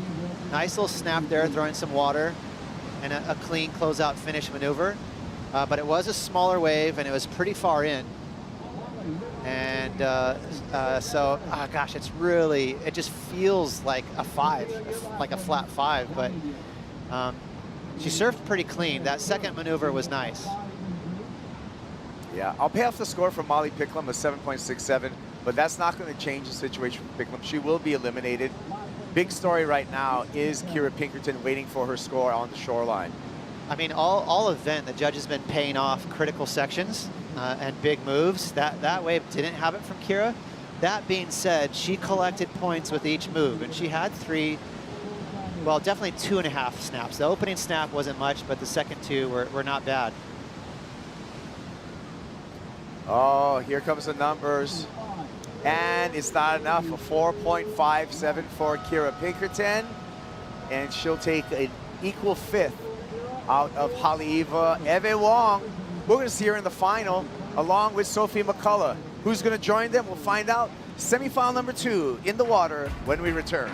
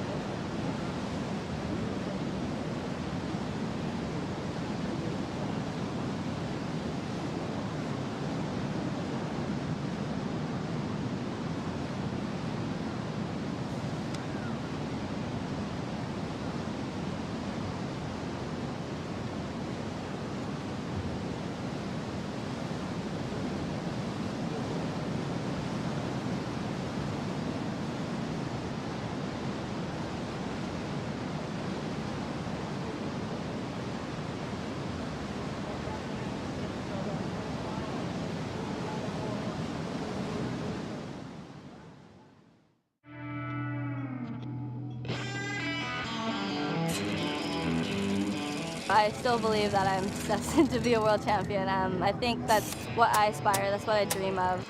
That's why I've been working hard, that's why I want to work hard to be a world champion someday.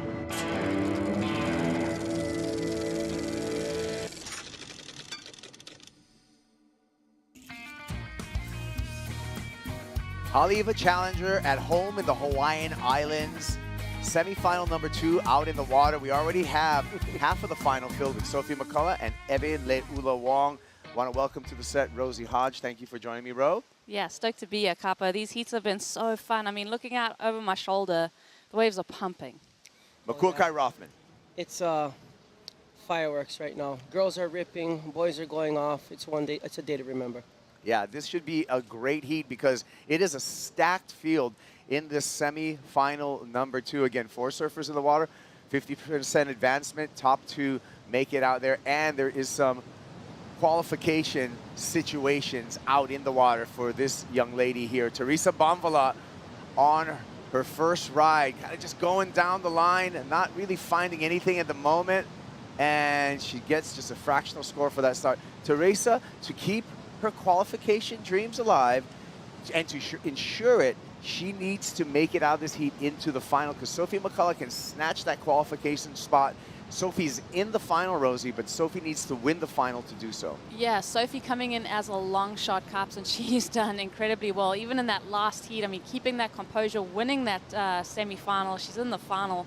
Crazy stuff. Interesting to see Teresa answering back.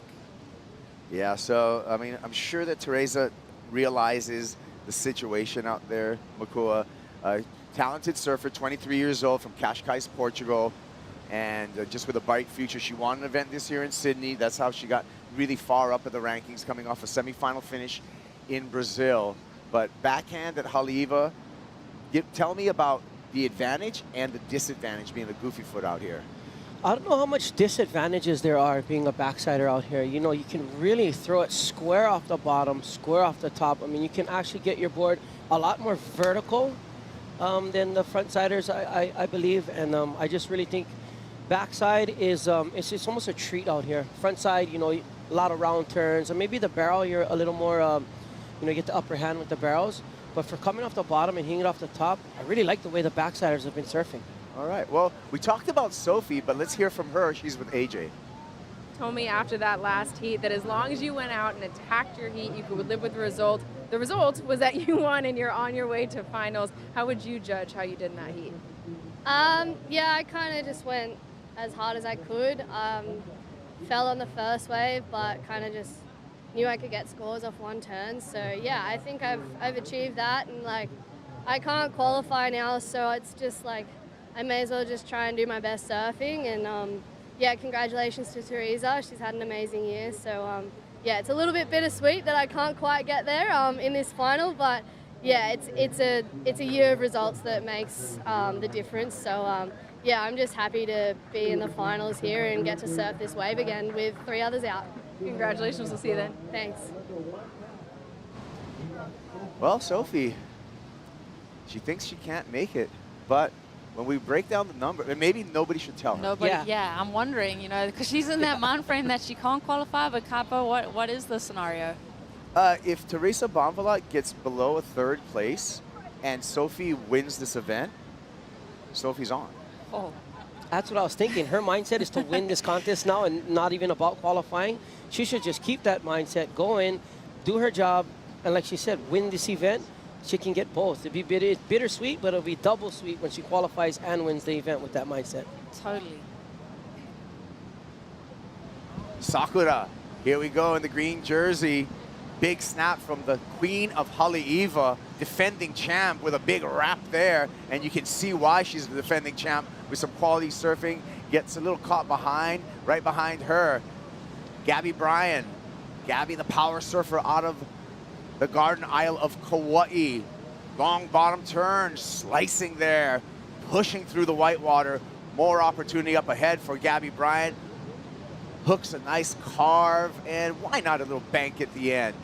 Nice exchange, Rosie, between the 2 surfers. That was really something to feast your eyes on, and another wave out the back. Teresa Bonvalot on the backhand, taking advantage of the leverage, and just goes a little too hard off the top. This is going to be a really hard heat for Teresa. I mean, Gabby knows this place so well. Betty Lou defending champ. So, Sawyer, here we go. What about the 17-year-old here? Sawyer Lindblad has just been surfing on this global stage with brilliance. And again, just nice backhand surfing for Lindblad, and the sheet kicks out. So everything's going to really tighten up after that first exchange, Makua. Wow, man, I was like, wow, Betty Lou got the best wave of that heat, and then right there, bang, bang, back to back. Teresa, unfortunately, pushing too hard, but the youngster, Sawyer, just coming in and annihilating that last wave.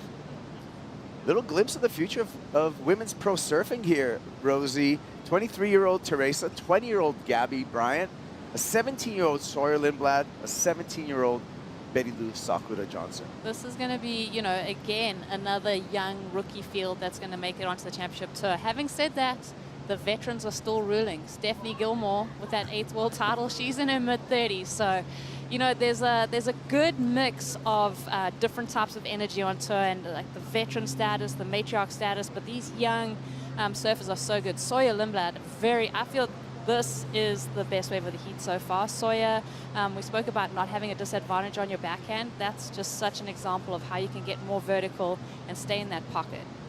Yeah, Rosie, that was, I mean, unbelievable surfing. And here we go. I thought this was the best wave by far. Big slam off the top.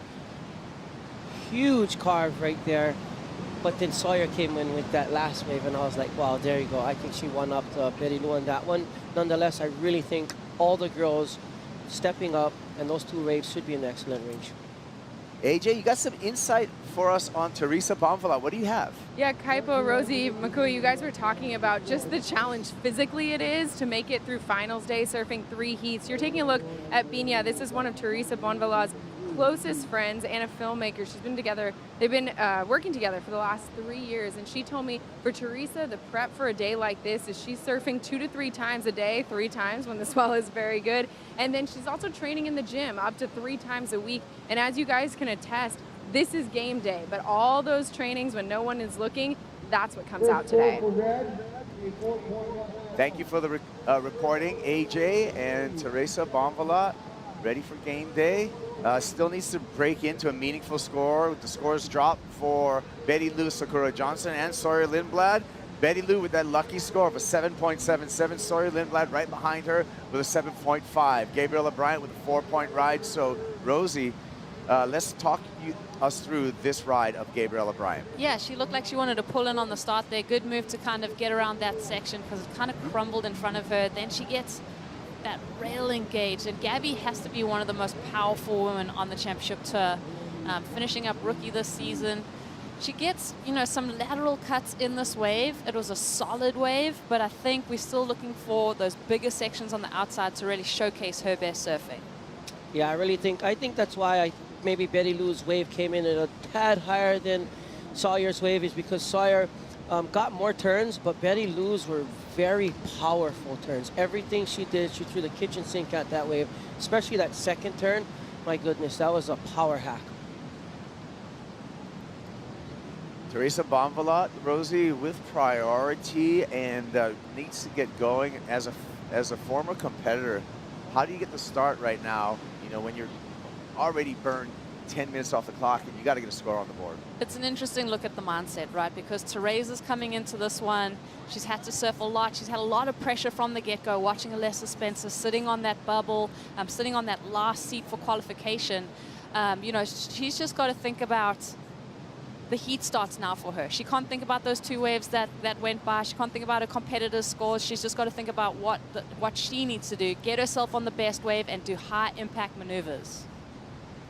Gabriella Bryan goes, but Teresa's going to use her priority, and this is when it comes all together. Nice hook off the top to start. Aggressive turn. Just to skip a section there. Carve in the corner. Staying clean so far for Teresa. Finishes right through the toilet bowl section. Looks for a little bit more, dives off, and she's got her account started right now, Ro. Yeah, she's recovered. She's recovered in this heat. I still think, you know, that being the first wave of the set, Makua, maybe a couple ribs up the face. She couldn't set that rail maybe the way she would have wanted to, but still some good maneuvers. Yep, I think positioning, she took off halfway down the line on that wave. Should she have, could she have took off at the peak on that wave, I think she would have, you know, the score would have been much different.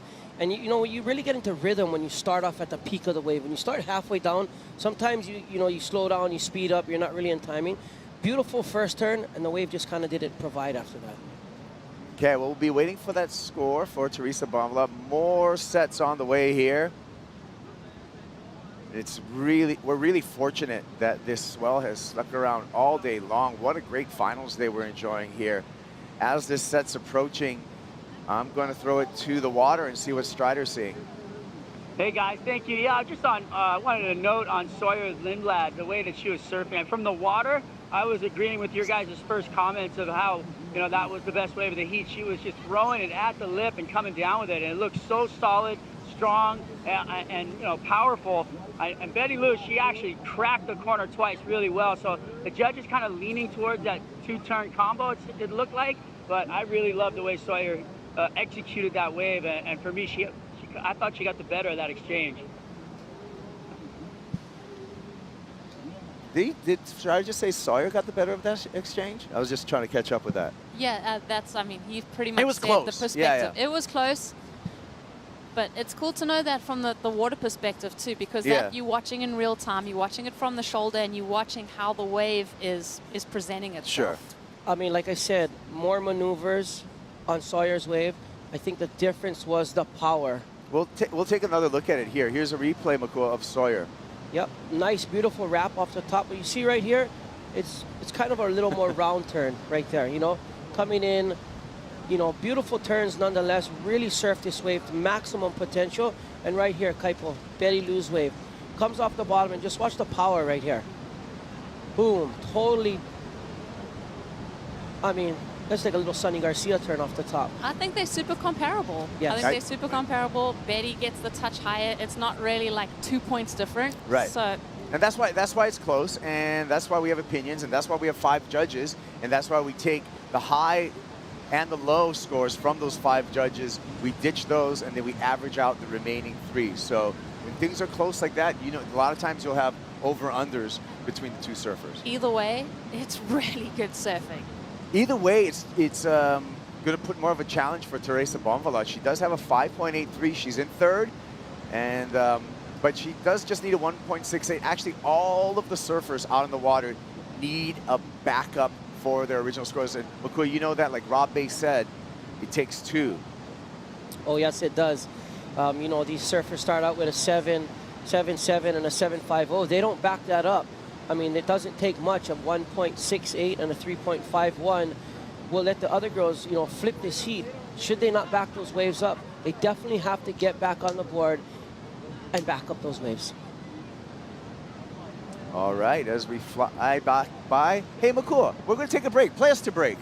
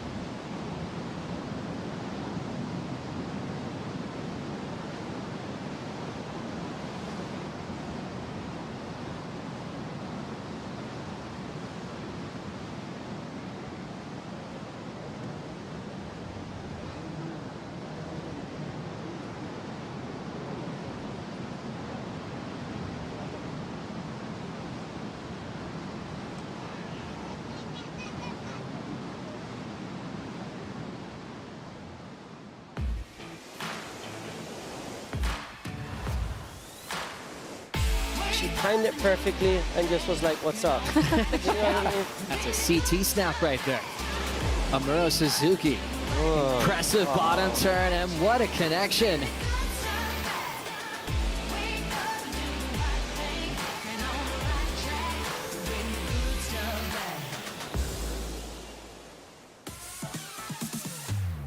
Semi-final number 2 in the water at the Haleiwa Challenger at home in the Hawaiian Islands. Betty Lou Sakura Johnson on top of the field with a single wave score of a 7.77.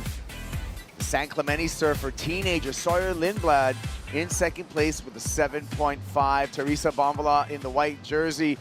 The Portuguese surfer needs to get out of this heat if she wants to ensure her spot on the championship tour. I'm Kaipo along with Rosie and Makua Kai. Makua, I'm going to go with you first. Final 12 minutes, what's the game plan for Teresa Bonvala? Back up that 5.83, find something under priority that betters her score, moves her up the leaderboard, and puts pressure back on the girls with only one score. Rosie, I'm going to go to you, and I'm going to ask you about Betty Lou Sakura Johnson and the probabilities of this young lady going back-to-back here. She is the queen of Haleiwa. Highly probable. But we're actually having this conversation. I got a ride with Joe Tapel this morning, and we were talking about our favorites to win. It's Betty, you know, she is the woman to beat out here. Gabby Bryant here, just searching down the line before she places her first turn, throws it up in the lip, throws the fins, but you could tell throughout that entire wave that she was just looking for that opportunity. Dropping into this one, has to get around this section. Betty Lou Sakura Johnson, she's a little too deep on that one, so not really finding the backup for the 7.77. Makua, you just gave out some angst right there. What were you feeling? No, I just, Rosie just went on a limb, and then she got the commentator's curse. I know. Oh. I'll take it back. Well, nah, neutral ground. Yeah, well, I mean, there's 10 minutes, 35 seconds on the clock. Plenty of time for the situation to change out in the water. Last wave for Gabriella Bryan, just a 1.07. She remains in fourth. Teresa Bonvala at second priority, needs just the 1.68 to move into second over Sawyer Lindblad. But Rosie Sawyer's got first priority and hasn't backed up her first score. Yeah, that's where I'm thinking, you know, Betty could be in danger, where, you know, Teresa gets a wave, Sawyer gets a wave. I mean, if Teresa goes ahead and drops something in the excellent range, she's going to look pretty solid with that 5.83 in her scoreline. Let's see what Sawyer does with her priority. Oh, just scratches into that one a little late, and she's going to have to fight for the open face, so getting hung up in the lip, so still anyone's game, bro. This is a good character test, a good mental approach for Teresa now. This is just such a huge opportunity for her. With that priority and with opportunity, time on the clock, how does she claw her way back in? We were just talking about it. No blood drawn. Now she has priority. Sets are coming in. I mean, this is just a Cinderella situation for her. Let's see what she can do and if she can capitalize on it, because right now she doesn't need a big score, no blood drawn. She's in the pole position to make it happen. Yeah, things couldn't have worked out better for Teresa at the moment. Here's a vision of her. She just needs a 2.21 at the moment to get into second place. That's a false security number right there, because there's some big numbers by Betty Lou and Sawyer already on the scoreboard. So Teresa really, if she really wants to secure herself, she needs something up in the 6-point range, Rosie. I'm even going to go excellent just to secure that spot. Like, she's going to have to be surfing to excellence to really feel those nerves start to dissipate, because, you know, with Betty and Sawyer with such high scores, their ability to answer back, even Gabriella, I mean, I'm not taking her out of this heat yet. So Sawyer, she's sitting out there. It's all on her shoulders. It's all on her capabilities. Yeah, true statement. 8.5 minutes counting down. Probability, I'm going to go to someone who knows Hawaiian waters really well, Makuakai. How many more sets do you think within these last 8 minutes are we going to see? Oh, we'll definitely have one more set. Guaranteed one more opportunity. I mean, it's been consistent all day long. I mean, I can see some small bumps at Avalanche right now. There definitely be a few waves coming in, but I'm gonna go out on a limb and say for sure we'll have at least one, if not two, around the buzzer. Okay.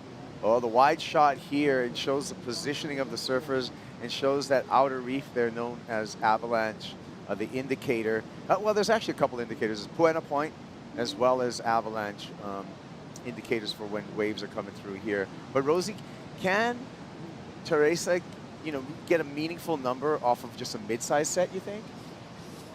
She'd have to go pretty upside down. And honestly, she'd probably be looking in the 6 range. I feel like if she just holds that line, waits for that set, and picks the quality wave out of that set, that's really where the money's going to be for her, and it's going to really increase her chances of that higher number. Yeah, we just had a shot of Puena Point on the other side of the harbor, and that another indicator here at Haleiwa. 2 bodies of water on each side, and Kanoe Igarashi getting in the zone. Big men's final coming up. John Florence, Emrod, Michael Rodriguez, Arcal, Ryan Calnan, and Kanoe Igarashi. That is going to be one you're going to want to stick around for. Don't go anywhere. That's right after semifinal number 2 for the women. You know what I'm liking, Kaipo? The girls are closing out the day.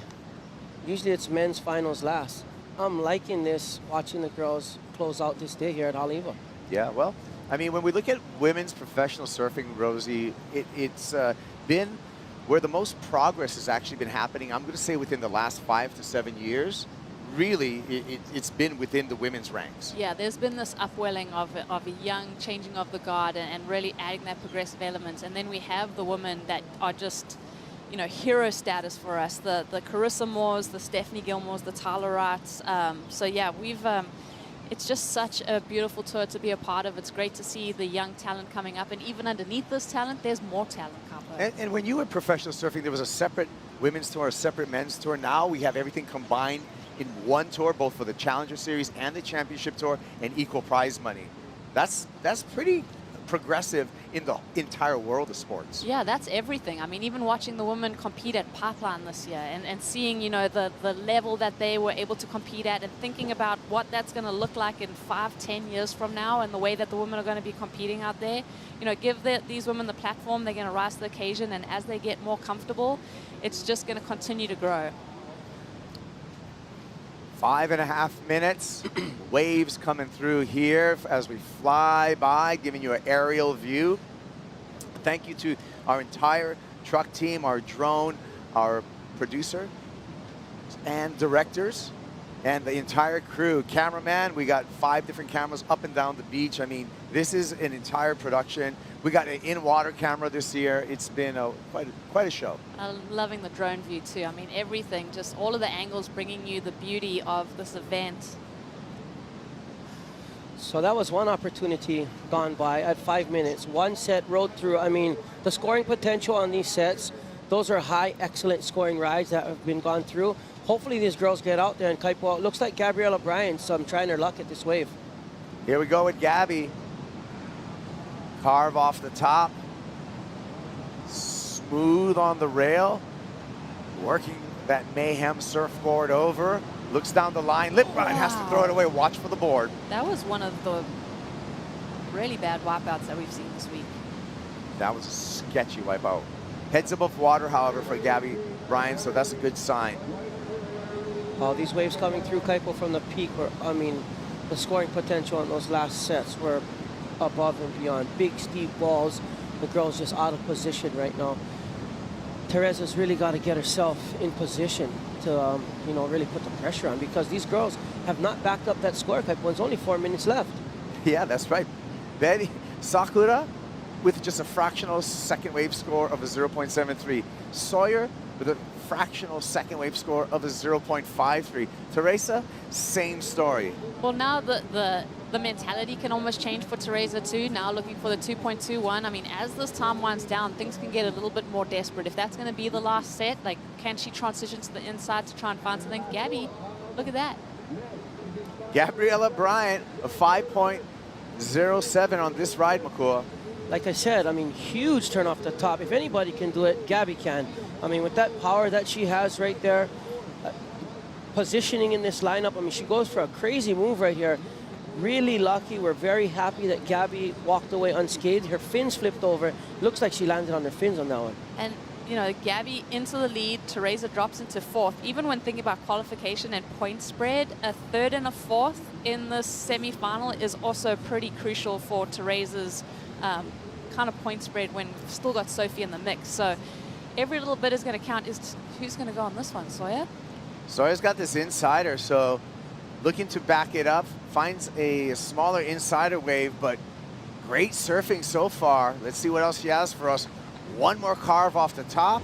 The wave peels down the line. Ooh. The third one just gets away from her, but she will better her 2-wave scoreline, and she will move into second place for the moment.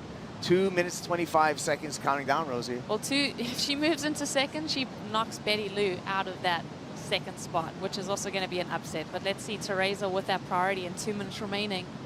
Wild stuff, Makua. Well, for sure, she's backing up that 0.53. I mean, she's going to take over Betty Lou for sure right now.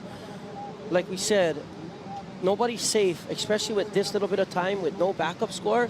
Betty Lou's going to have to look to move inside maybe put a 2 or a 3 on the board, because Teresa's has the priority. She gets the pole position. Betty Lou's kind of going to have to do some searching right now. 145. Score in for Sawyer, a 3.43. Lindblad to first. Gabriella Bryan in second. Priority to Teresa. Teresa taking off here. Important wave for the Portuguese surfer. Nice start with a carve on the back end. Good looking wave. Squares off the bottom. Again, showing a little bit of restraint on that second turn. Third turn, pulls it off and pleads her case to the judges. Right behind her, though, Betty Lou, Sakura Johnson. Full rail carve, another big snap with a little bit of extra release at the back end of the turn. Betty Lou with the finish.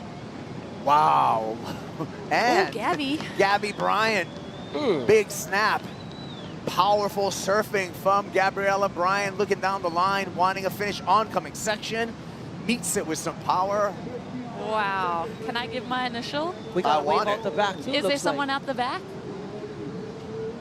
Oh, Sawyer.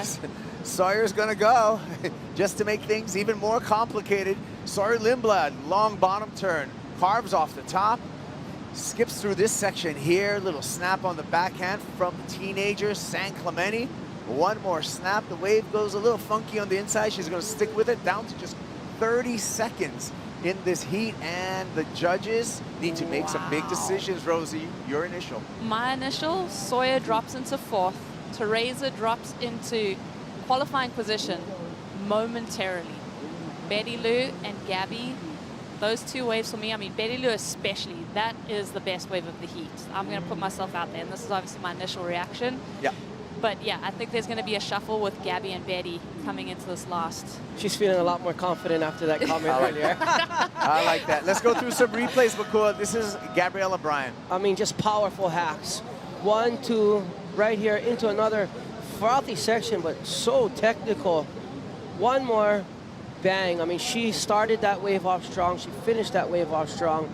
These girls are taking it to each other. Yeah, I'm excited to watch this replay of Betty Lou because I feel like this wave just had so much emphasis on that outside turn, cupped up again, and Betty just lays into it. There's no holding back for her. She's surfing like she needs a score, and she's surfing with a lot of confidence, finishes off with that last little foam climb. So that was really impressive. This wave from Teresa, I feel like she got the score. Like I said, she momentarily gets into that qualifying position, but you could tell there was just a tiny bit of tentative safeness to her approach. Yeah, she definitely surfed that wave beautifully, but she surfed it safe.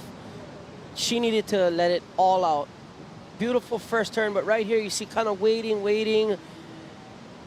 Beautiful snap, but you can tell when someone really lets it go. She was a little bit tentative. She didn't know those waves were out the back either. Yeah. So she wanted to surf for the score, and the other girls came back.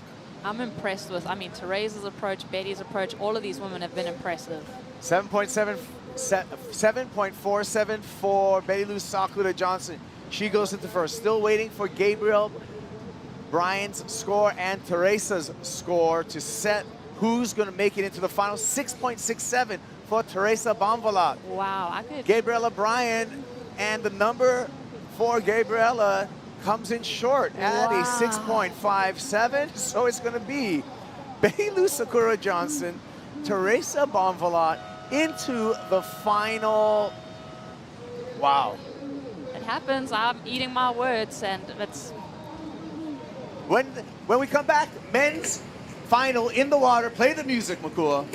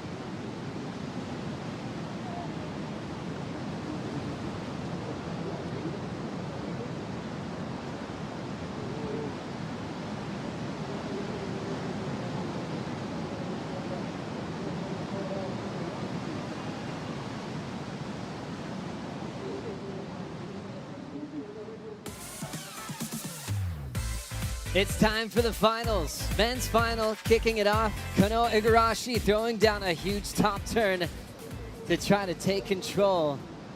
Big sweeping cutback. Nice pace for this year's world number 5 on the championship tour. Nice swing into the pocket there, fixes his hair, sets up the float. Goes the high road to finish off the opening wave, as he has been back-to-back finals in Haleiwa. Finished 3rd last year under Jack Robinson and John Florence, and now he's just proving his worth, repeating finals in completely different conditions. Joe Chappelle with Rosie Hodge. A lot of excitement coming off that second semifinal. I'm still catching my breath, Joe. I'm still catching my breath. It's been super exciting. I'm caught in the heat of the moment. I'm excited about this men's event. I think Kanoa drawing first blood, he loves that. I mean, if he's thinking about his perfect heat strategy, that's always up there with what he wants to do. Now throwing down a beautiful arcing turn. John Florence has some travel time with that rail. A quicker tight jam on the second ever. There's that layback turn into a carve.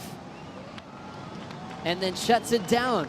There's that unpredictable factor from Florence. Here comes Rodriguez. Attacking the lip.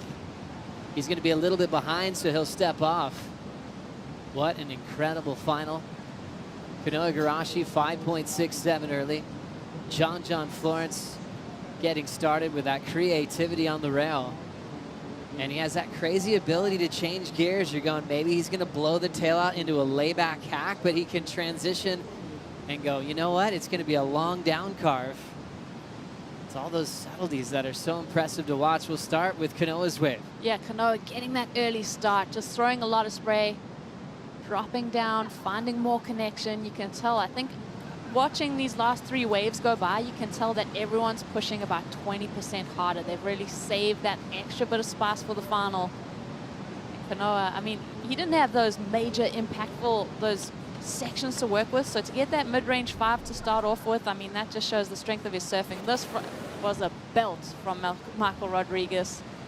We found out earlier today that he's qualified, and he's looking loose.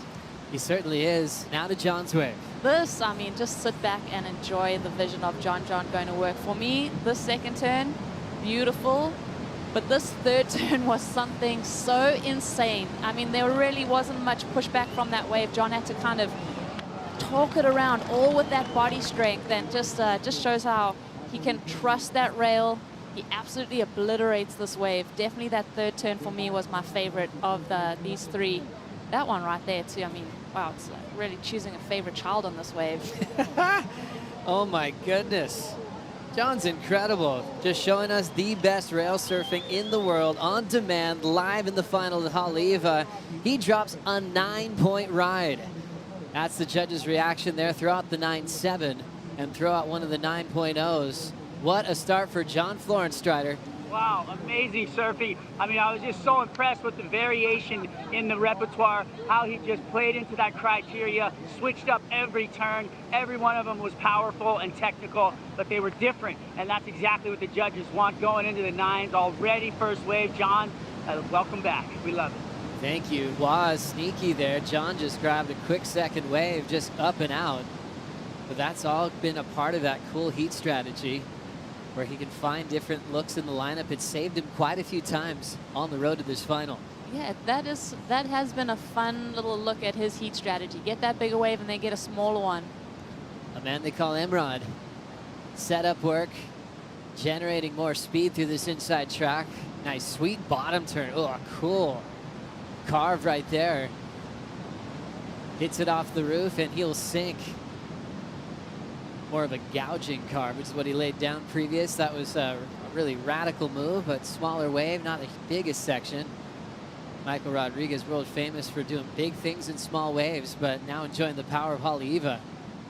Yeah, medium-sized wave. He had a lot of downtime before he really gets to a critical section here. Belts it super hard. Love that turn from Michael Rodriguez. That's what we can expect from him next year on the championship tour, but don't think that wave is going to come into contention when we get down to the nitty-gritty of this heat. He's just warming up. Kind of just had consistency this year, didn't he? A lot of 9th place finishes, had a quarter at Aracira, just collecting points just slightly out of the radar of the top 10 as Ryan will take his first fall. Just up and down quickly for Ryan Callanan. But yeah, Michael Rodriguez kind of exemplifies a lot of those stories where maybe you're not getting highlighted in the press releases event after event for not making the finals, but that consistency pays off. His first final of the Challenger Series now as we see the poke from Ryan there. Yeah, that was a poke. You know, that wave kind of shuffled down the line, but he definitely wasn't expecting to do that nosedive on that section. Ryan Callanan with a lot on the line in this final. Now his 3rd final appearance this year on the Challenger Series. We lost number 1 on the series, Leonardo Fioravanti, in the previous round. So if Ryan finishes in the top 2 of this final, wins it or finishes runner-up, He'll be the season champion. Wow. What a way to round out the year. And you think about probably sponsor incentives that he maybe has, and just the feeling of that confidence of winning this Challenger Series, the 7 events of at such great locations. That's a huge accomplishment. Really cool to see this kind of form and flow from Ryan Callanan. Doing such a great job this year on the Challenger Series. 26:45 to go in the final. John already has a 10.43 combined total. Let's now hear from Sakuda hanging out with AJ.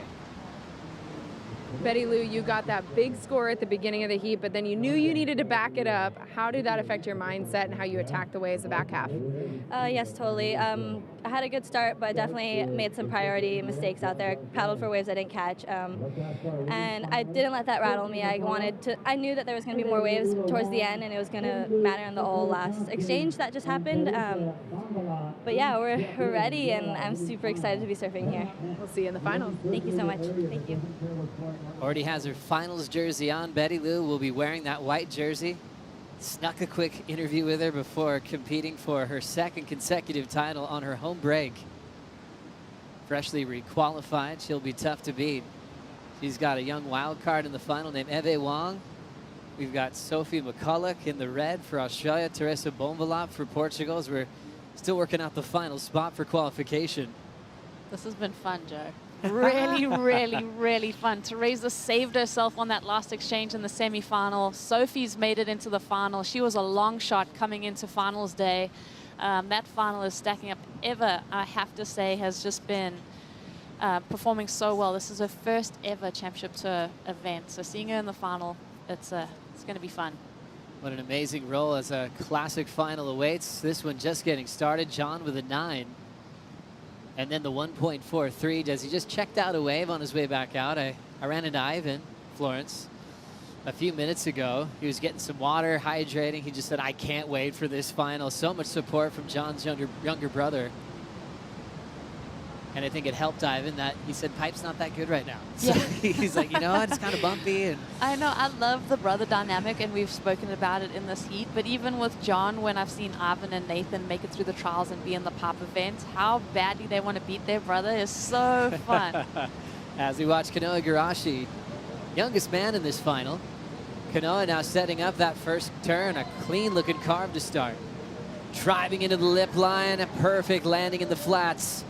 Jams that layback re-entry that he has on lock, and will clean that one up with a finish and a nice quiet glance at the panel.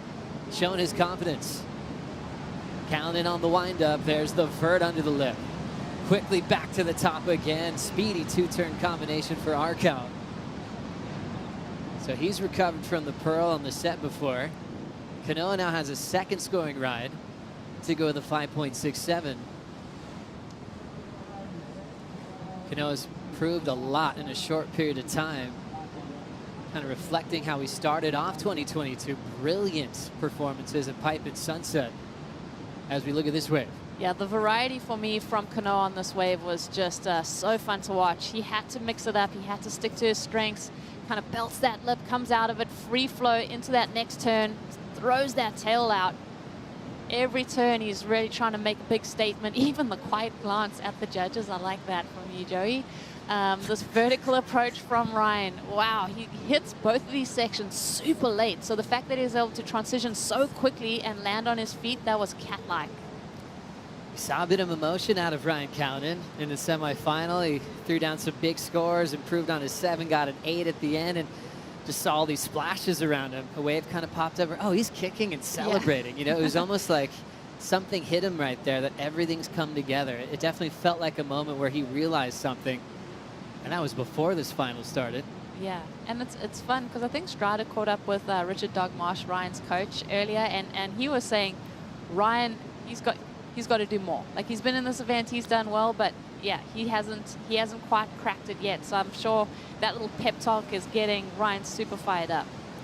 Michael Rodriguez set up wrap to start off this one. He's got a few 3s behind him, so they only want something better. Real smooth off the top of that one.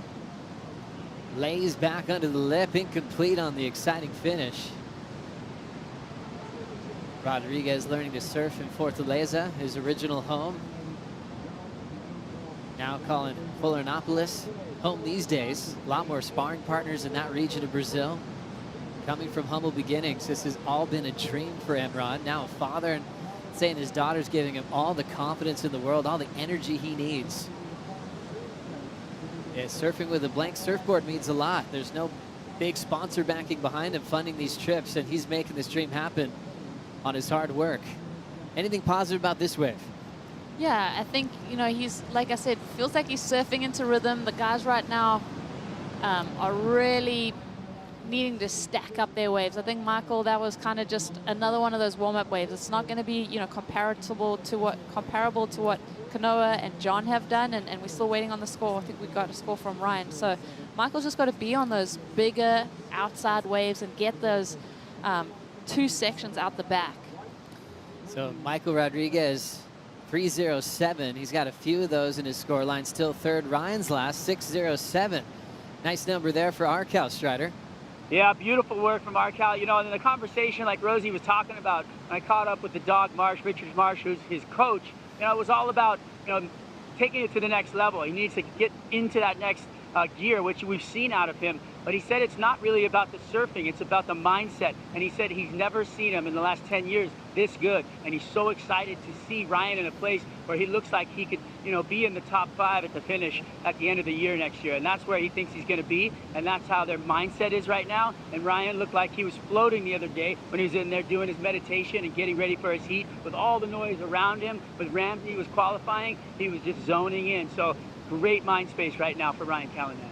Really special. Thank you, Waz. Great insight, because Dog's known Ryan for a very long time. What a great place to be as we take another look here.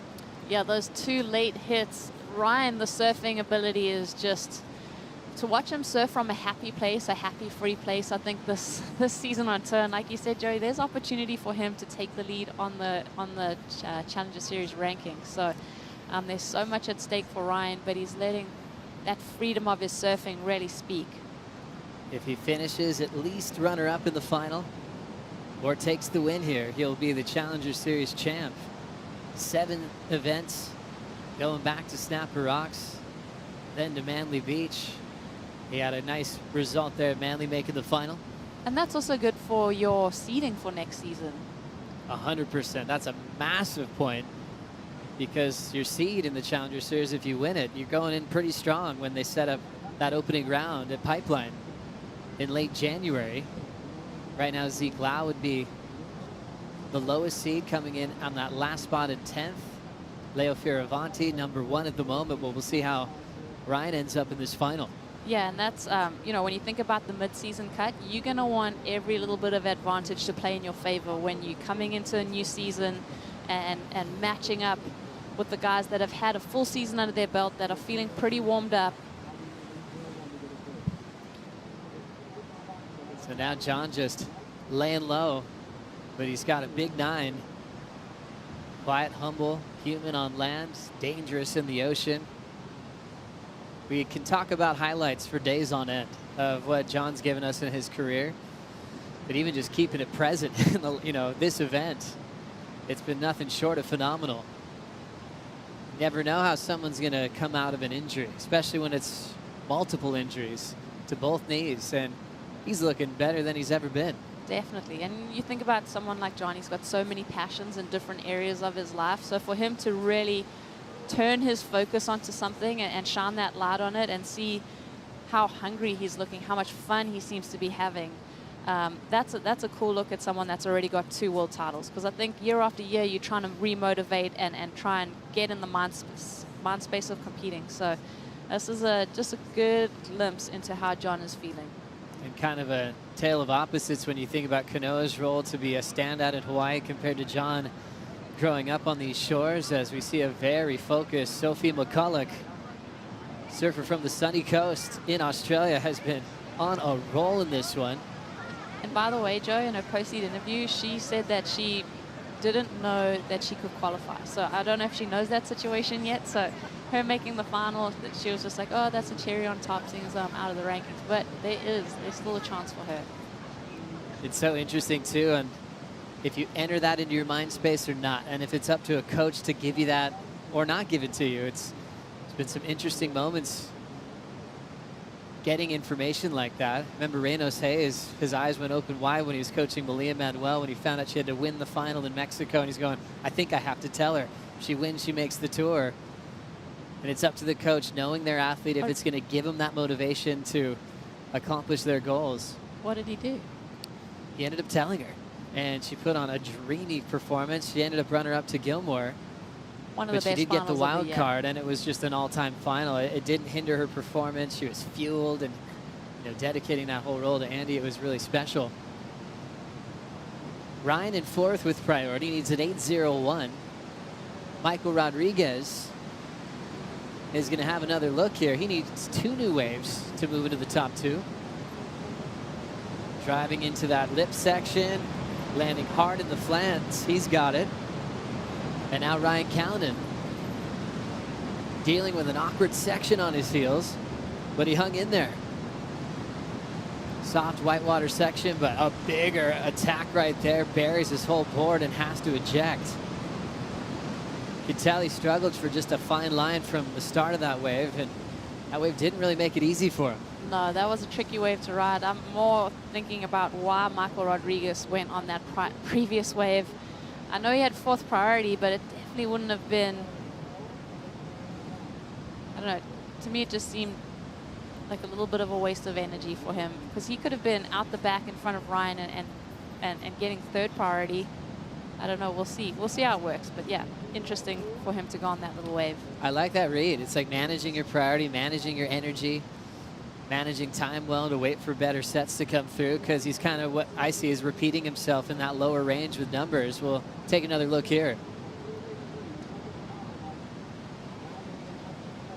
And then Ryan kind of struggles to get to his feet on that wave and almost was in 2 months. I feel like whether he wanted to take it or not, a lot of downtime and a lot of bump on the face of that wave. So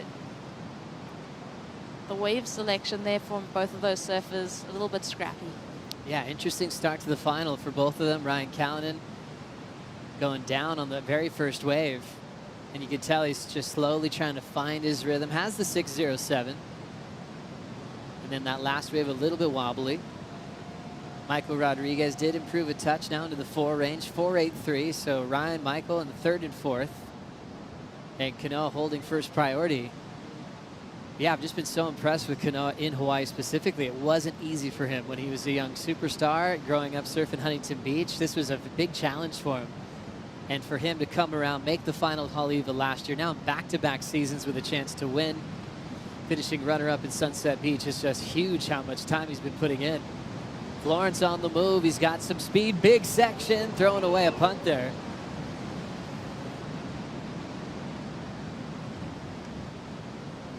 And now back to business. As you can see now, just picking up another one. Michael Rodriguez having a hard time sitting still.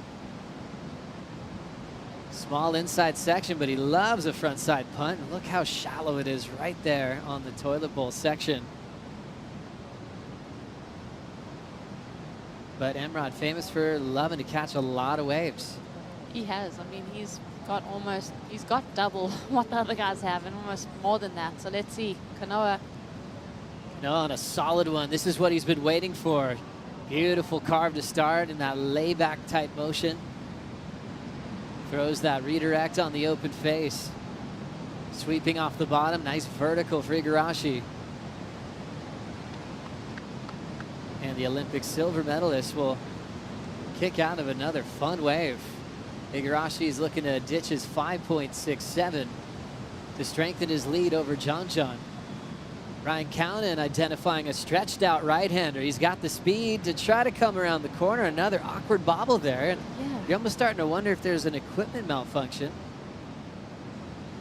because he's been losing his balance a little bit in this heat.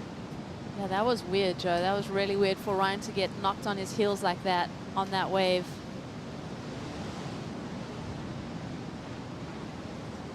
So that'll be another missed opportunity for Ryan. Remember, needs to be in the top 2 of this final, a win or runner-up to take the season from Leonardo. Both working with Richard Dog Marsh. What a successful season for Dog this year. Former top 10 in the world back in the early 90s himself. And a fun looking wave setting up for the local hero, two-time world champ, multiple-time Triple Crown and champ as well. Lays down a layback hack into a float. Florence on the windup to kick out.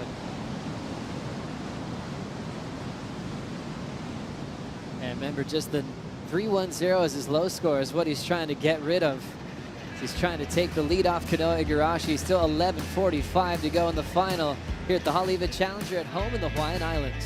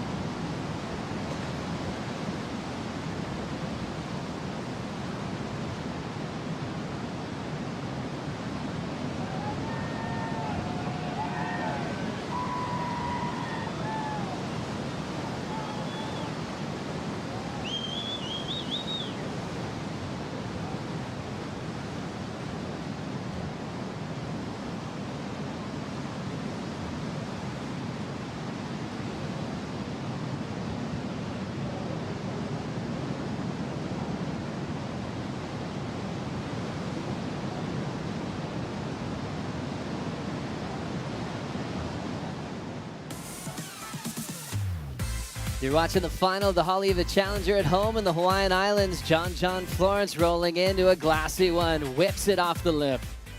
Now starting to run after this air section, tail high reverse without a problem. A very cool looking two-turn combination with the punt and the snap before that. Eric Knudsen never misses a clip. Been good friends with John, a great filmer, great friend for a long time. Big happy smile at all times as we take another look here. Yeah, John looking to improve on that 4.37. Huge hack out the back. Telegraphs this one down the line. Does that huge no grab. Lots of appreciation on the beach. I think that 4.37 is going to be out of the scoreline. He could improve. Joe, you think he's going to improve? I think so, with punts like that. What a cool rotation. Sometimes without the grab, you're just showing off how good you are with your upper body and your footwork. Hawaz? Yeah, beautiful. I mean, you know, it's interesting. We've just had a complete shift in the wind.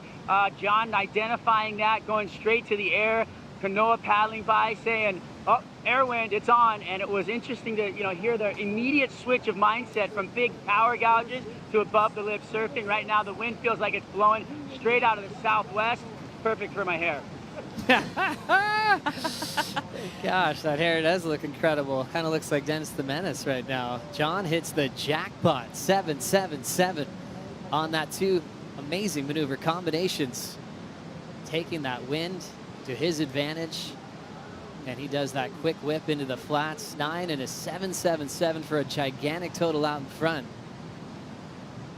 8:22 to go. As we saw him in the draw and in the morning show, feels like a while ago now, Rosie, you were just saying, okay, who's coming in second? We were kind of joking, but not really, and that's the case now. Ryan's up. Backside hammer there. And just trying to find his feet in this heat. He's had a couple of awkward falls. Lost his balance on his previous wave, but he's still hanging in there. Now with a 9 and a 777, he's comboed for the win. Same with Michael Rodriguez. Igarashi can get there with one wave. It'll be an 8.38 to take it for a surfer representing Japan.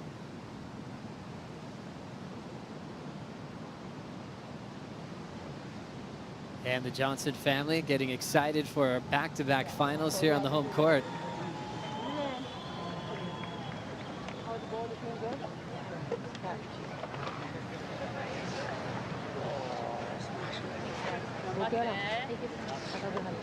Have fun. You got this. Let's go, ready? Betty Lou.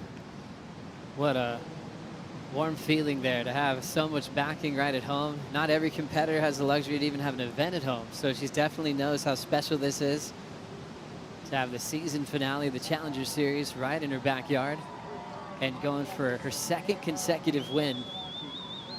That's coming up next. Solid one, approaching with priority. It's Michael Rodriguez. Swinging off the bottom, nice first turn on a double overhead section. Coming around the corner, nice vertical. Trying to control that speed, go straight up for a big climbing snap. And there's the excitement for Emrod. 9 waves ridden in this final.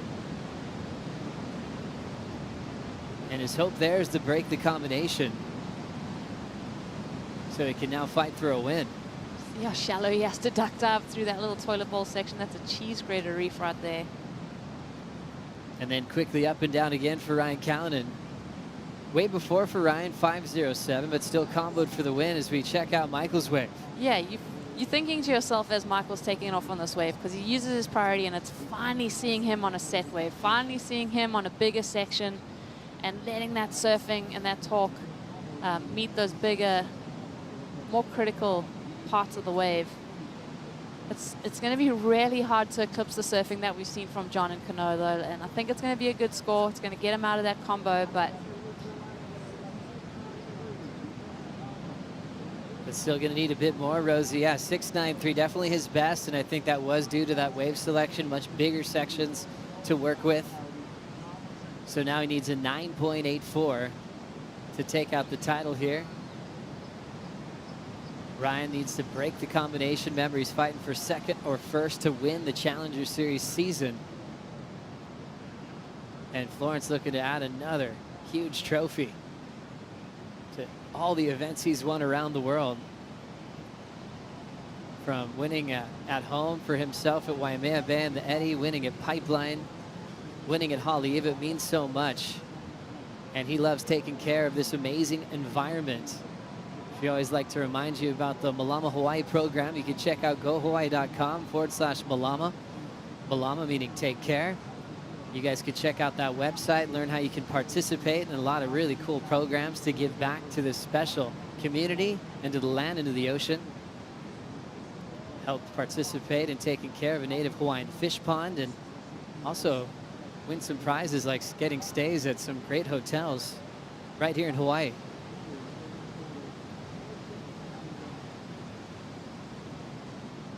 It's all coming down to this.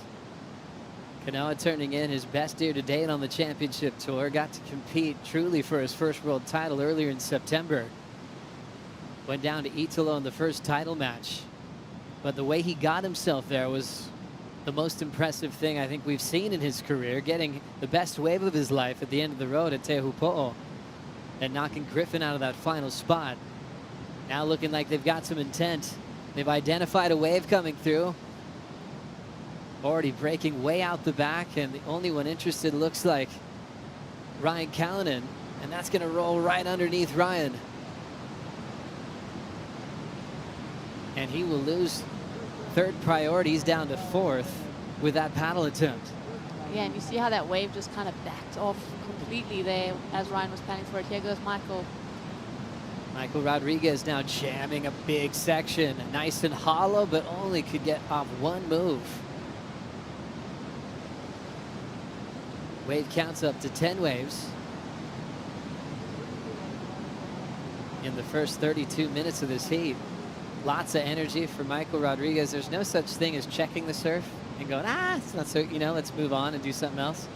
Said where he grows up, it's like you surf, no matter what the waves look like. And so you can see his depth when the waves kind of shut down at certain venues. He knows how to surf a gutless 1-foot wave, but then he gets even more excitement when it's pumping. He loves big waves. He loves the challenge of Pipeline.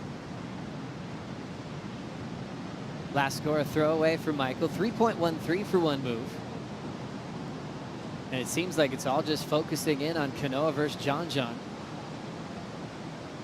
See who's going to win this thing. It definitely feels that way, Joe. I feel like, there's a clear separation of the waves that Kanoa and John have set their sights on and the waves that Ryan and Michael are willing to go on. I think that has been pretty clear with that last set and the previous sets.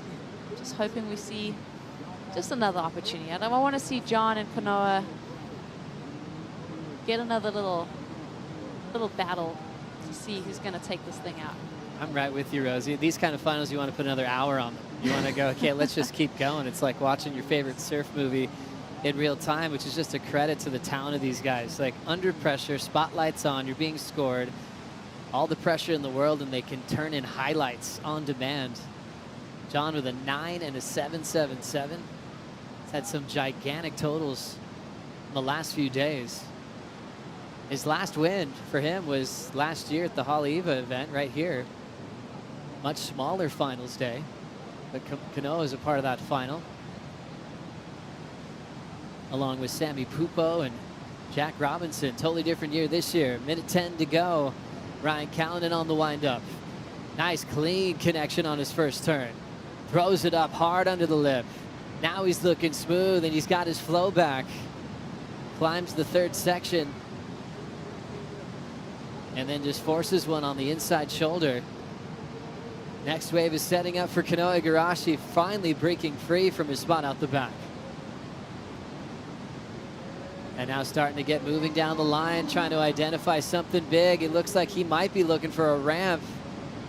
He did identify the air wind, clear for takeoff, going for the corrupt. Misses the grab and goes down. So he leaves John alone with priority. John already has the lead, and Igarashi right there was chasing a pretty meaty score. This might be it now, Rosie. Yeah, it's interesting. Watching Kanoa switch gears, those two first maneuver a little bit flat, went for the second one, and then he knew, okay, I'm not going to get it on these outside maneuvers. I've really got to transition into something huge. Goes for the air. That's a flyaway. But yeah, here we go. Let's crown him. Into the countdown, and the man that gives us so much entertainment around the world, that they call the best surfer in the world, back from injury, back to a title in back-to-back seasons. John Florence, the champ of the Haleiwa Challenger at home in the Hawaiian Islands.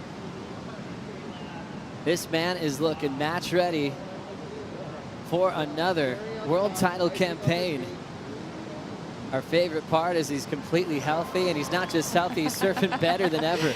Right in front of Kanoa with a smile on his face. And that's that cool act from John, barely even flinching, but on the inside, he is just elated. All that hard work that he knows what he's gone through since the injury at G-Land, hurting his MCL, and out of going on one of his favorite waves and taking another trophy. Multiple wins at this venue. But this one's got to be extra special. This has got to be so sweet for John. I think winning at home, who's going to carry him up the beach? I think everyone's going to be fighting to be cheering John. Such a popular human, such a kind ambassador of the sport of surfing. Brandon Wasserman with the embrace. Ivan Florence's youngest brother. There with the state flag for Hawaii.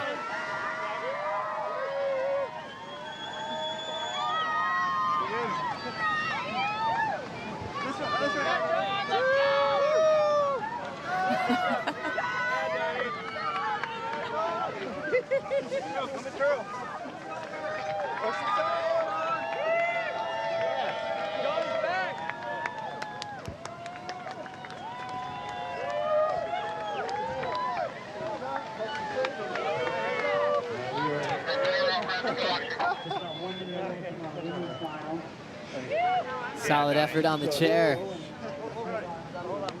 And the hugs will continue for a long time for John Florence, the champ here at Haleiwa. And doing it in an incredible way as we send it to AJ. All right, you ready? Yep. All right, John just got off the chair. What does it feel like, third time being carried up to this moment, winning the Haleiwa Challenger? Yeah, I'm really stoked. I don't even know what to say, because I just kind of came into this week more just like feeling myself out and getting back into competing again. So I'm, I guess, a little lost for words. Understandably, I mean, you've won so many places around the world.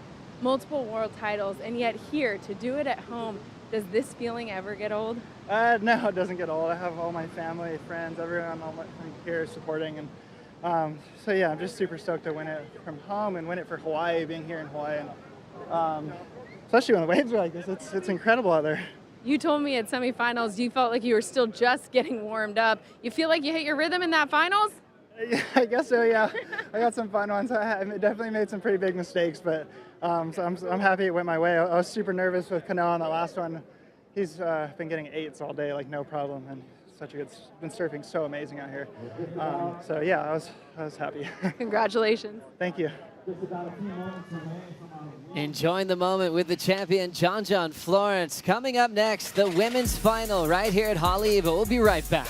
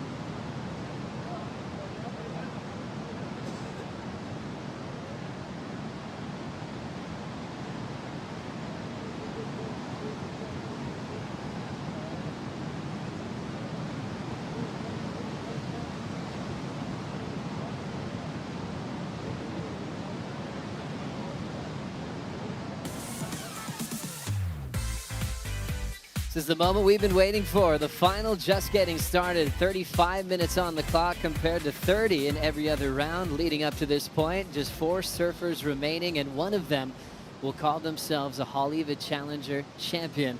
After it's all said and done, Betty Lou's going for back-to-back titles, trying to defend her home court today. And Teresa Bonvalot and Sophie McCulloch are still trying to work out the final spot on the championship tour for next year.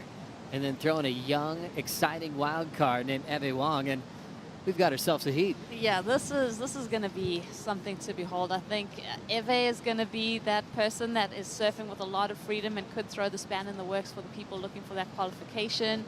Betty Lou, though, wow, she's a powerhouse. Remember, we showed up here and we had 2 spots still to confirm for the women, and we finally were able to confirm Betty Lou Sakura Johnson earlier today. And now looking at that 5th spot, which is still up for grabs. Teresa Bonvalot is sitting there right now, but look at the movement from Sophie McCulloch, who kind of showed up here and really had no idea she'd have a chance to really qualify for that final spot. So the scenario is going to be very interesting between Teresa and Sophie. If Teresa ends up in 3rd or 4th in this final, Sophie then has to win to make it official. If Teresa finishes 1st or 2nd, then she will take that spot onto the Dream Tour in 2023. Wow. It's it's been fun, though. I mean, how many spots has Sophie climbed up just on finals day? I mean, just to make it into that final and eclipse those other women, she can be very proud of herself. And I feel like Sophie's come out of relative nowhere, Joey. She's one of those Australian talents that has just burst onto the scene. I just love stories like that, just having someone below the radar. They're not on the talk of everyone's minds as far as qualification, and they just have the steady road to bigger and bigger heats. So Sophie's out there in red. Green jersey, Teresa Bonvalot. We saw her career start very young when she was identified as a super talent at an incredibly young age. We're talking 13, 14. Start hearing about Teresa when we'd go to Portugal for the championship tour events. Then she'd get the wild card to perform. There's a really rad interview you can find on the internet when she was so young. She was like, I want to be the Kelly Slater for women's surfing and break all the records. She had huge dreams very young, and she's basically just done everything she could with training, with equipment, everything she could control to put herself in the position she is now. Yeah, I remember the first glimpse I had of Teresa. We were the women's event in Cascais, and that's probably going about 8 years now, and she was just a young Grom, and it's insane to see her career blossom, to see her in this final looking for that spot. She's grown up and matured a lot, and this is where it gets fun. This final, coming down to a final to qualify one spot with 2 women in the water, that's as good as it gets. You can see a bit of the treadmill there, just trying to keep themselves in position, waiting for an opening exchange. Rolling into this one, it will be Sophie McCullough. The Australian just sort of redirecting that board. Now stepping on the gas. So she faded a lot, and it ended up kind of costing her the rest of the wave. Once that hit the reef, it just ran on without her. Next wave will set up for Betty Lou. Sakura Johnson, she'll eject. So you'll see the scramble at times. Try to get a big start. A little bit too deep for the first 2 waves of the final.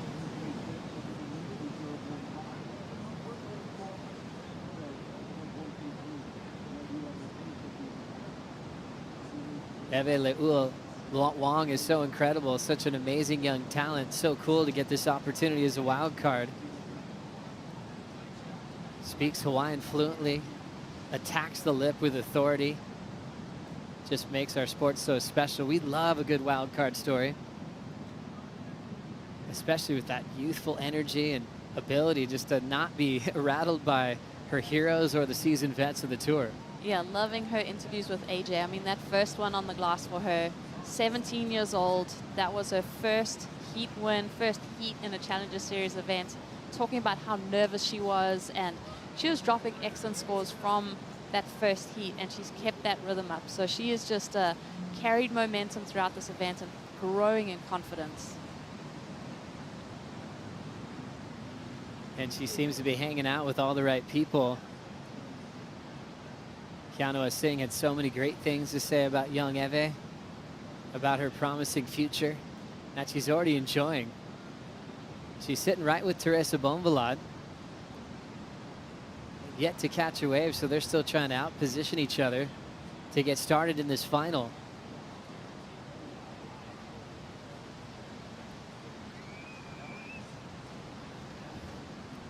Couple of little waves now pouring through. You can see the distance for these competitors from our scaffolding on the sand and all the fans there. Huge playing field here at Haleiwa, which has given us a lot of different looks. Been a crazy onshore day. We had a gigantic day, which had waves above the 10 to 12 foot range, non-stop. Trimming down a little bit, then moments of just perfection throughout the day into more of an air wind in the last couple of heats. This kind of surf is very relatable. I think anyone can look at their screen when these surfers are taking off and go like, that looks extremely fun. And just with a wave that gives you so much speed when you take off, you just have to find out where to put it. Quick look there for Sophie, back to the line for priority, so she's allowed to kind of take a chance there.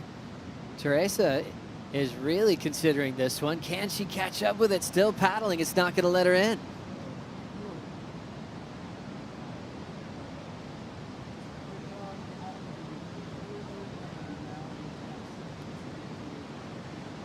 Priority's been set.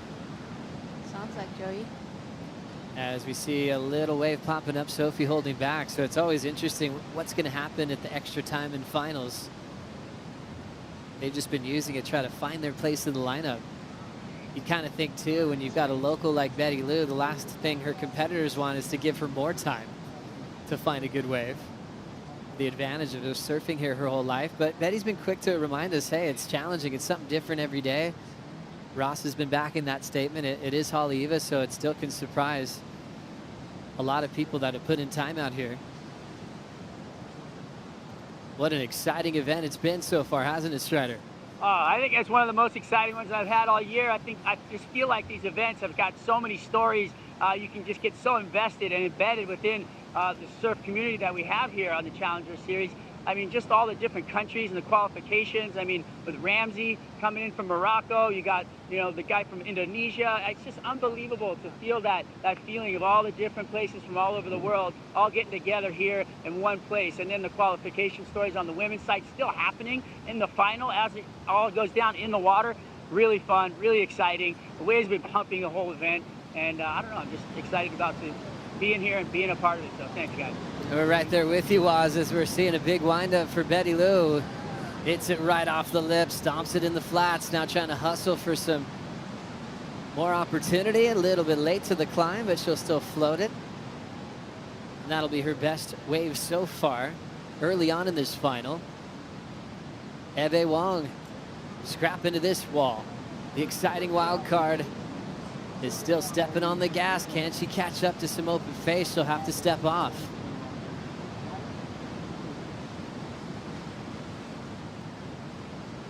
Finals bring a different type of energy, knowing all the hard work you've done from the early rounds of competition a few days ago. Each and every day tested with different conditions. And then you know this is it. You are extremely close to taking out one of the biggest events in the world.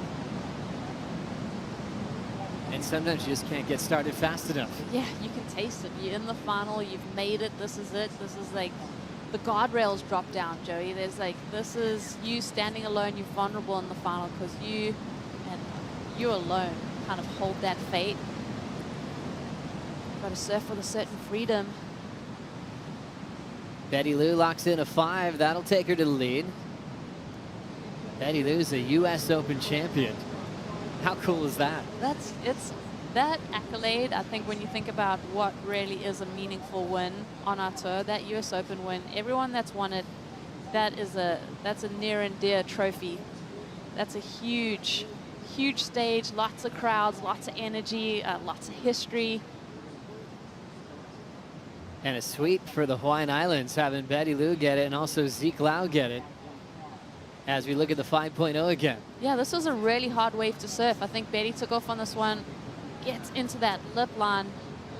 So this one really rushing towards that shallower water and kind of does that foam climb. So Betty kind of setting the score line now for the judges. The first wave of a little bit of consequence. It's a mid-range 5. But I think that's going to really set the benchmark for the rest of the rides that we see. Bigger waves on their way. Sophie McCulloch on the first one. Just a clean carve as she redirects to a more vertical section. Hollow part of the wave now. She's just running after a finishing move and just a clean float for McCulloch. Well-read wave. Times it well, being in the right place on the set. And now controlling the takeoff, Betty Lou winds up. Just redirects to the bottom on the first, wrapping cut back for Betty Lou on the second. End section's getting tiny and there's no water underneath it. So an extremely challenging finish. She ends the big complete. Now Teresa up and down.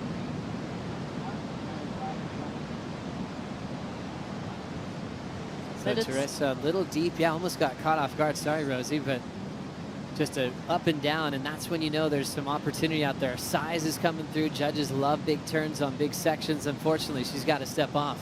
Yeah, that was unfortunate that she didn't get a couple turns off. Betty, I mean, backing up that 5.0 so quickly and just fully committed on every single section. I think the judges have made it quite clear what they want to see, but the commitment from Betty is just 100% there. Teresa, you can tell, is kind of wiping off that last wave and doing a bit of self-talk. See how hard these athletes work, representing really cool parts of the world. Eve and Betty Lou from right here on Oahu, and Sophie McCulloch representing the Sunshine Coast in Australia. Teresa representing Portugal. Back to Betty Lou's last wave. Yeah, way overhead for Betty, but that wave kind of crumbles into that shouldery kind of section. She does well to snap under the lip and get another turn off. She really gets committed on that dry section right there. Doesn't come complete, but it's still going to be better than her competitors. Here, Sophie, same thing, Joey, just committed on that rail line. goes up again. So two different kind of looks at a maneuver, looking for that inside section. Also gets dry here and does commit to that third turn. It's going to be a great score for her. Sophie McCulloch locks in a 6.83, throws her to first. But we are waiting for the last of Betty Lou. And remember, that's the situation. McCulloch needs to win this event, and she would have to hope for Teresa to be in third or fourth to get that last spot to qualify. So Sophie McCulloch has to win the final, has to win the event. And then Teresa would have to be in the fourth position, which she is in now. So wild scenarios. It's crazy when it actually comes down to the final heat of the entire season to work out the last spot for the championship tour. This is as good as it gets. Teresa, she came into this event sitting in that 5th place position on the rankings. Obviously, that's the last spot. So she's been able to hold on to it. Will she close this out and keep her spot on tour? It's been so fun watching Sophia come in as that dark horse, come in as that outside shot, and come all the way through to the final. And it really is just a whisker away for both of these women.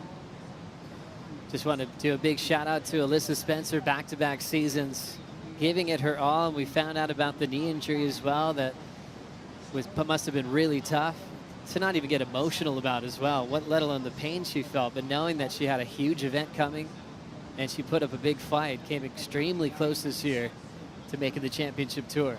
Yeah, she's an amazing surfer. She's going to come back next year even stronger. She's been knocking on that door. She's about to blow it down. It's just going to take another season, enjoy this time off, and enjoy the surfing that she gets to do, the time that she gets to spend with family. And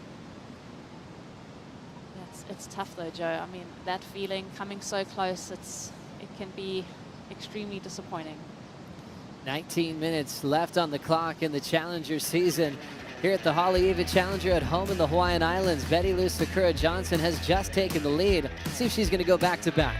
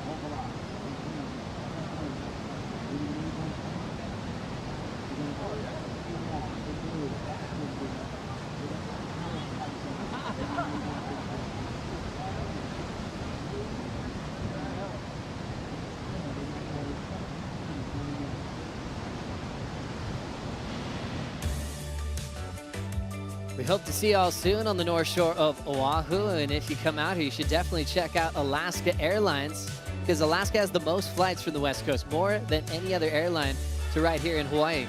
With routes to all the best surf hideouts like Haleiwa here, Alaska is your go-to airline for scoring perfect surf.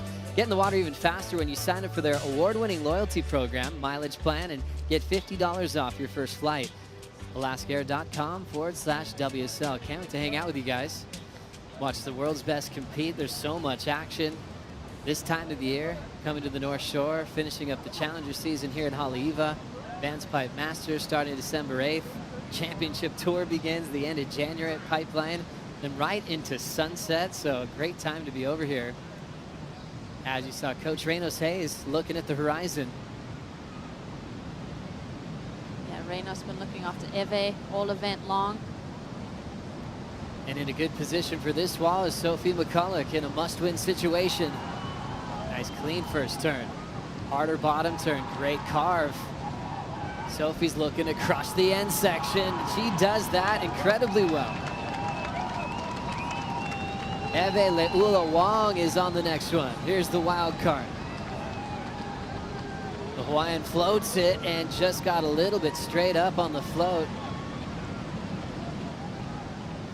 Some wild floater attempts throughout this event. They're so risky on a wave this size with this much power, especially when you've got to eject off the roof of a barrel and try to find a place to land in the flats. This was Sophie's wave. Sophie, this wave selection, so good. Watching her get critical, there was a moment where she could have potentially gone up a little bit sooner, but she did so well on this wave. The way that she recovered on this maneuver right here, this is going to steer into the lead. Guaranteed. How far is she going to go in the judges' scale? Look how tall that wave is. Sophie just attacking that first section. This second turn for me was also smooth and just so crisp from her, but definitely that attacking end section is going to score well with the judges. Super impressed with her just mental fortitude coming into this heat and showing her grit. She's just been a class act. There's sometimes this feeling you get from a competitor down on the rankings that just gives you so much promise in their career. This has been just a defining event for Sophie in my eyes. Big surf, she loves it, loves a challenge, a total athlete in her preparation. She's got so much going for her. Remember, she has to win for a chance to qualify, but she also needs Teresa to be in 3rd or 4th with all the numbers adding up at the final heat of the season. If Teresa, on the other hand, finishes in the top 2, she'll seal the deal for herself and officially join the rookie class. And for Teresa, she's got the .57. So if Teresa's aware of the situation at all, and just seeing the energy from Sophie, that could add to the nerves for sure. Yeah, I think Teresa right now is in a good spot though, with that priority, sitting out the back. She needs an excellent score. Oh, she's comboed now. But I think, with the time on the clock and that priority, it's about getting those 2 waves. Sophie McCulloch just threw down an 8.17. Sophie's got a 6.83 as well. So now Betty Lou needs a 10. Eve and Teresa are comboed. Needed to break down 15 points. That was an important wave in this final. And a lot of different stories going down with these 4 surfers in the water. Was really fun to see the contrast of these athletes. Yeah, it's an ultimate one. Watching the surfing that's going down. McCulloch just absolutely tearing into the waves out here. That last turn that she came down with was amazing over that section. And right behind her, Eve threw it up into the lip line. It came down pretty awkward, pretty heavy fall. Water Patrol went over to check on her. She wasn't moving a whole lot, and she was really kind of sluggish. And they checked on her. She said she waved them off. She wanted to surf and was, feeling the back of her head. So I think she's, kind of battling through that, wanting to surf. And, in her first final, she's got a headstrong attitude. Wow, thanks, Strider, for that insight. We're so glad that Eve is okay. But she charges, man. Every turn she goes for, she's pushing as hard as she can and had to eject on that wild floater section. We were kind of talking about floaters before out here, and they're pretty wild. So happy that Wong's going to be able to surf the rest of this final. Meanwhile, Teresa, during that catch-up, used priority and fell. Lost that opportunity. Here's Eve going up and down. But as far as qualification is concerned and the drama of this final, that was really tough for Teresa. I was holding my breath, Joe. I'm holding my breath again. Let's see what she does on this wave. She wants to break free of this combination that she's in. Throws down a backside snap. Hits it again and lays low. So a bit of a recovery wave from the fall when she used priority. And I suppose if she knows the math like we do, she might be fighting for second even. That would help her cause. Let's have another look here. Yeah, this was the wave that kind of is going to get her ball rolling here. She's been put on the back foot. Sophie McCulloch has got a lock on this #1 spot at the moment. All of the women, excluding Betty. I mean, Betty needs to get a perfect 10 to eclipse Sophie right now, which she's capable of. But it's the fight. It's the fight that Teresa's going to have to really dig as deep as she's ever dug because it all really comes down to these last 11 minutes, and you can tell she's scratching out to the back. She probably knows the scenario. She's giving herself that pep talk. She's re-energizing herself. Look at these sets.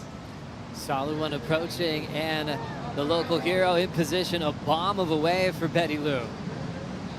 Now getting out in front to the open face, hits the lip, but she will pearl and lose a huge opportunity.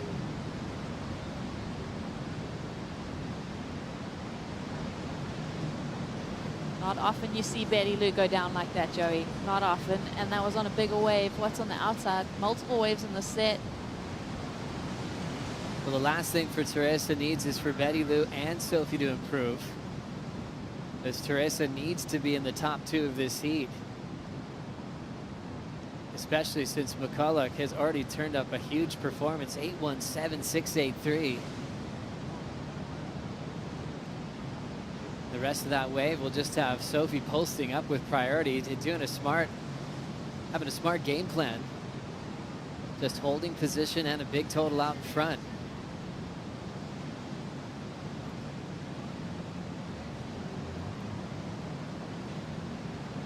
Teresa Beaumoulin turning in such an impressive season, showed up into the final event in that last spot for qualification. It got pretty interesting when Alyssa Spencer moved up ahead of her for a moment in the quarterfinals, and Teresa answered back.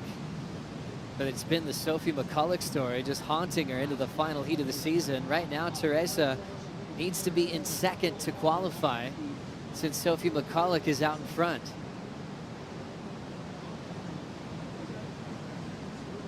I think Teresa absolutely dodged a bullet with Betty Lou going down on that last wave, because Betty just needs to edge up that 3.73 to push that requirement. Still got just on 9 minutes remaining. You can think about the challenge in itself, just reading it on paper, how daunting it would sound, having Sophie on such a roll, but then the defending event champ and the local holding that second spot away from you as well. The task couldn't be bigger for Teresa, but she is so prepared for it. Yeah, I'll be honest, Joey, when we were going through our morning and thinking about qualification scenarios, Sophie's name didn't really even enter into my peripheral. I was really focused on Alyssa Spencer and Teresa and Betty Lou at those 3 women jockeying for the 2 spots that are left. So now to see Sophie in the position that she's in, I mean, if you had told me that this morning, I would have been like, wow, like that's quite something, that achievement. Yeah, this is just watching it, it's pretty surreal to see how things can shift and change. If you're trying to just put Teresa in the position of fighting for second, she's probably looking for like a 3.9 at the moment. A lot of these updates from the beach announcers like Rocky Cannon, Joe DeMarco, Bo Hodge doing such a great job. I mean, they always are giving you what you need to win. It'd be interesting if Teresa kept raising her hands, because they'll give her anything she wants. But for a final, it's all about the win. For qualification, for Teresa, she needs to at least be in second.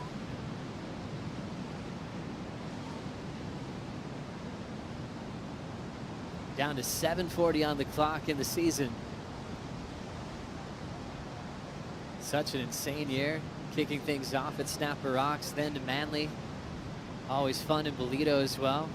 Sakura picked up that Pro Junior win as well before taking out the US Open.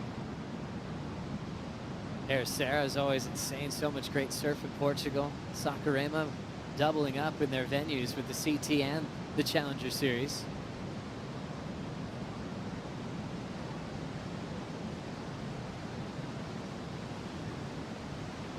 Just to join the name of champions that have won this event is just incredible. Betty Lou, the defending champ in 2021. The event before that was over 10 years before, when Gilmore took out a title here at Haleiwa. Chris Moore won in 2008. Then some great names like Megan Abubo, Sofia Milanovic, Chelsea Georgeson have their name on the banner here. Going back to the early days, Margot Oberg, Lynn Boyer also based herself here in Haleiwa. Who will it be this year? Will it be Betty Lou back-to-back, or will we have a brand new champion in Sophie McCulloch?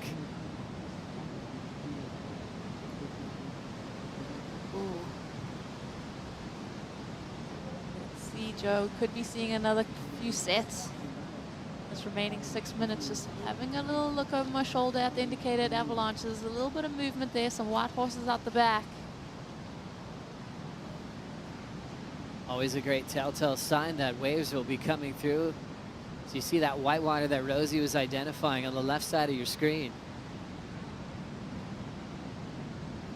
And that should be decision time for Sophie. She knows she's got to protect the lineup with priority in her lead.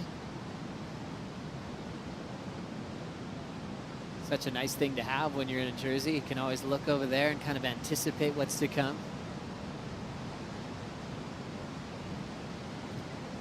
But you still have to have your landmarks dialed. You can easily drift out of position, and we've seen that happen a few times in this final. Moving towards the inside is Eve Wong. The young wild card will hold back there. And starting to see the early signs of this set. That one's going to drift through. And Sophie really happy that nothing really materialized. Yeah, that was interesting. The wave kind of maybe didn't have that enough power. Just roll through to the reef here. We'll check out the heat recap for the final here. Sophie McCulloch on a run. Needs to win this event to have any sort of chance to qualify for the tour, but she needs Teresa to be in 3rd or 4th. And she is just cruising down the line, picking big sections. Amazing finish on the inside corner. Had the 6.83 very early. And then we saw Betty Lou get involved, peaking at a 5.0. Yeah, Betty Lou just wants to sink her teeth into this pace. She wants to win this event back to back. She's in 2nd spot at the moment. 5.0 from her in her scoreline. Looking to answer back and get herself in contention for a 2nd crown here. But this woman, Sophie McCulloch, just been so impressed with her. Just the fact that she's been able to surf so freely and attack the section, staying on her feet on this last encounter. Just super solid, committed surfing. So impressed with McCulloch, hanging on to this lead out front. 3:55 to go. And Betty Lou's just waiting for a set she can combo up all the way through the inside. She fell on a set earlier, incomplete on a forehand snap. That was her 1.07. Basically, she pulls that turn. We're looking at a different situation.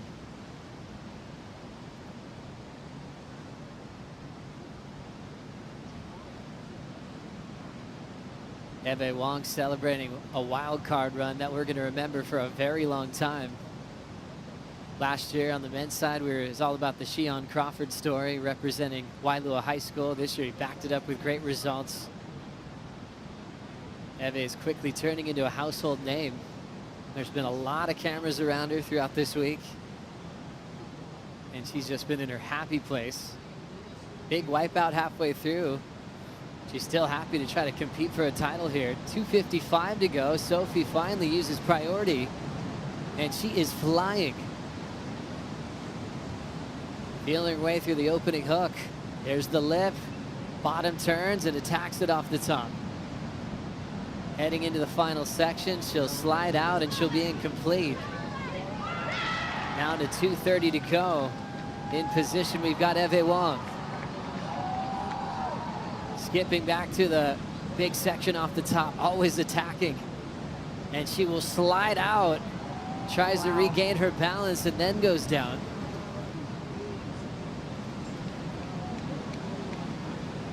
She does not hold back, does she? Yeah, I feel like she's even turned it up a notch. She's at an 11 right now. Eve has been, you know, struggling in this heat. She had that awkward fall on that floater, and now just to see her come back with that aggression, get a better wave, show us the shades of surfing that we can expect from her in the future. Sophie, this was so well done because, you know, Betty was kind of a little bit deeper, pushing her to make a decision with her priority. I think for Sophie, this was her really utilizing that priority to keep Betty Lou off that wave.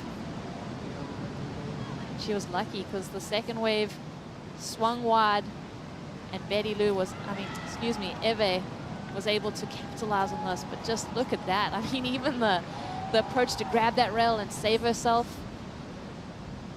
She's amazing. Minute 20 in the final. Sophie Sophie McCulloch needs to win the event and needs Teresa to be in 3rd or 4th to qualify. Right now, that's the situation. Teresa needs to get out of 3rd right now. She takes this wave into the final minute. First turn, there's a hack through the whitewater. Driving off the bottom, a ton of whitewater is going to shut down the wave quickly, so that's incomplete on the second turn. So hard, and waiting on Eve's wave. Are we still waiting on that score to drop in? I think we are. Eve's last is in, 3.73. She's in 3rd. Teresa's dropped to 4th. Uh-oh, here comes Betty Lou. Hammers it. Hard off the bottom again, drills it. Solid 2-turn combo. That was right in front of Teresa. Her family is loving it. That was the combination she was waiting for. She was chasing a 10 to take the lead at that point in this final.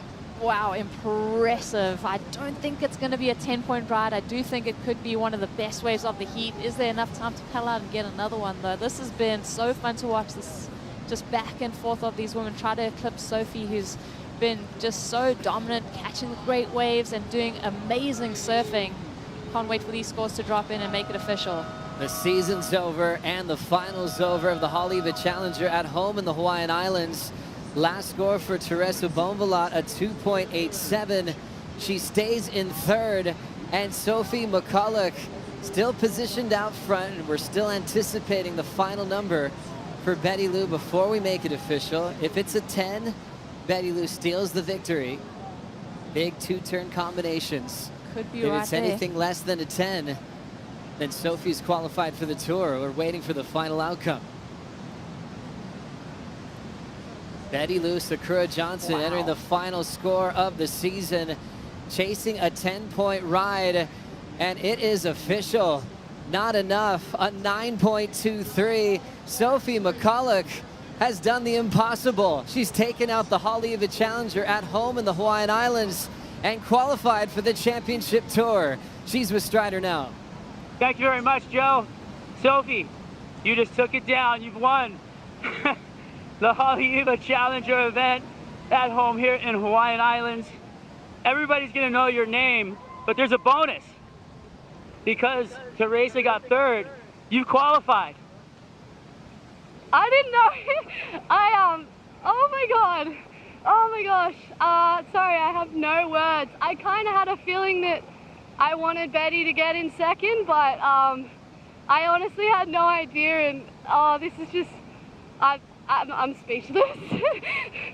Well, we can't wait to see you on the 2023 championship tour. Congratulations, Sophie. Everybody back home must be celebrating. You got to say hi. Yeah, my most of my support crew is actually at a wedding right now, so congratulations, Carrie and Crystal, and yeah, just hi to everyone back home, and yeah, rip in at the wedding. Well, congratulations on the big win here at Haleiwa. We can't wait to see this year come through for you, and congratulations once again. Thank you so much. Thank you. Am I gonna? Do you want to get a bomb in, or do you want to get a ride in? I might get a ride. I'm tired. You're gonna come with us. You can do whatever you want when you're a champion, Sophie. That was unbelievable. A moment we'll never forget. Sophie McCulloch qualifying for the tour in fine fashion. Needed to win. Did that. A couple of things out of her hands. Teresa needed to be in 3rd or 4th. That happened as well. But what a hero from Australia. She's got a lot to digest. That she's won one of the most prestigious events in the world, to win on the North Shore. That's what she's got to take in. And now that she'll be a part of the rookie class as well. And you know, post-heat in the semifinals, she wasn't even aware of that situation. She thought, I'm out of this, I'm out of that qualification picture, making the final is good enough. But now, to win, to qualify, to get a ride in with Strider. Welcome to the Dream Tour. You're gonna get a lot of rides like this, Sophie. India Robinson there, looks like on the beach to congratulate her. Molly Picklum.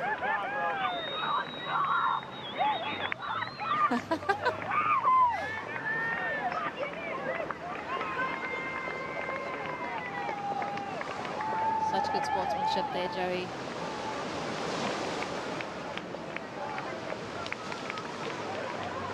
Special embrace from Teresa Bombalan, who had a stellar here. It doesn't get much closer than that. And then on the other side, the celebration.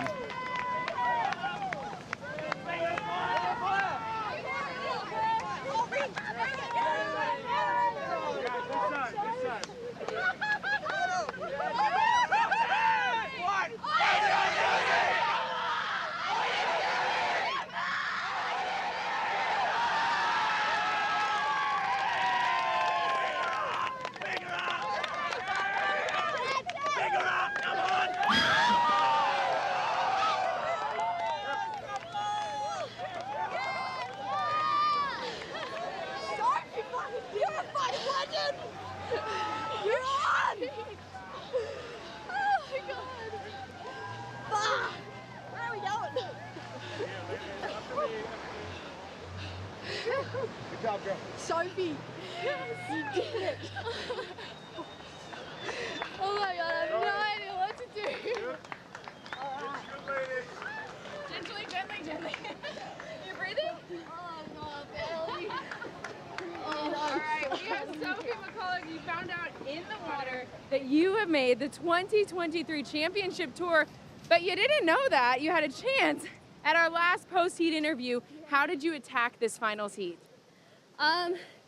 Yeah, someone came and told me that it wasn't over, so that was like, I was a little bit nervous after that, but I just thought I'm just gonna keep going with what's working, and just wanting to give my all and knowing that, if I didn't, then that's what would disappoint me, results aside. So yeah, I gave it my all, and it paid off, and I have no words. I'm in shock, to be honest. Sophie, we've talked so much about the mindset that you have had with your surfing, how it has grown, how you've talked kindly to yourself, how you want to just surf your game, knowing that you left it all out on the table. What is your mindset at now? I'm freaking out, to be honest. I'm like already thinking, all right, I'm back here in January. I'm gonna go get myself a gaff and try and surf pipe, which is amazing. So I might have to learn to get tubes on my backside. My mind's going crazy right now. But yeah, I'm just so grateful to be here, and I'm grateful for all the support from home. And I'm so happy. When you think about everything it took to get to this moment, what stands out as your proudest moment on this journey? Well, that's a really tough question. I guess I'm pretty proud of this moment. I had a rough time coming into this event. I lost first heat in Brazil, and definitely felt like I was being really hard on myself and my surfing, and just to kind of come back to knowing my strengths and doing that, I'm really proud of it. But I honestly couldn't pinpoint any particular moment right now. This is a pretty big one. Congratulations, you are the 2022 Haleiwa Challenger winner and a 2023 Championship Tour surfer. Thank you so much, thank you. Back to you guys. Thank you so much, AJ, and thank you so much, Sophie McCulloch, for giving us amazing memories today on finals day at the Haleiwa Challenger at home in the Hawaiian Islands as she hugs her support crew. That was a tie-break situation to qualify with Teresa Bombalan. First to event points, then to heat wins. Sophie broke the tie with 14 heat wins over Teresa's 10. That's how close it was. 8:05 post show. Coming up next to wrap up an incredible finals day and an amazing season on the Challenger Series. We'll see you then.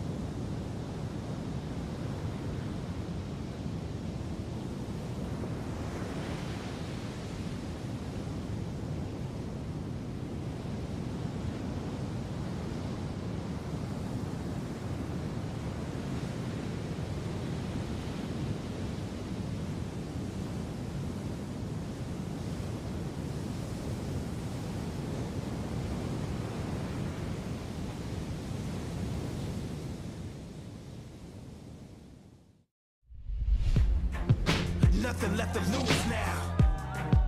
Everything to prove now. Long as I'm alive, I'ma fight back. My fire never cools down. I'm about to catch fire. Yeah, I'm about to catch fire. Get ready for the new me. Get ready for the new me. Try to hold me down and I go high. Try to put me out and I go louder. I'm a fighter, a survivor. Stand back when I catch fire.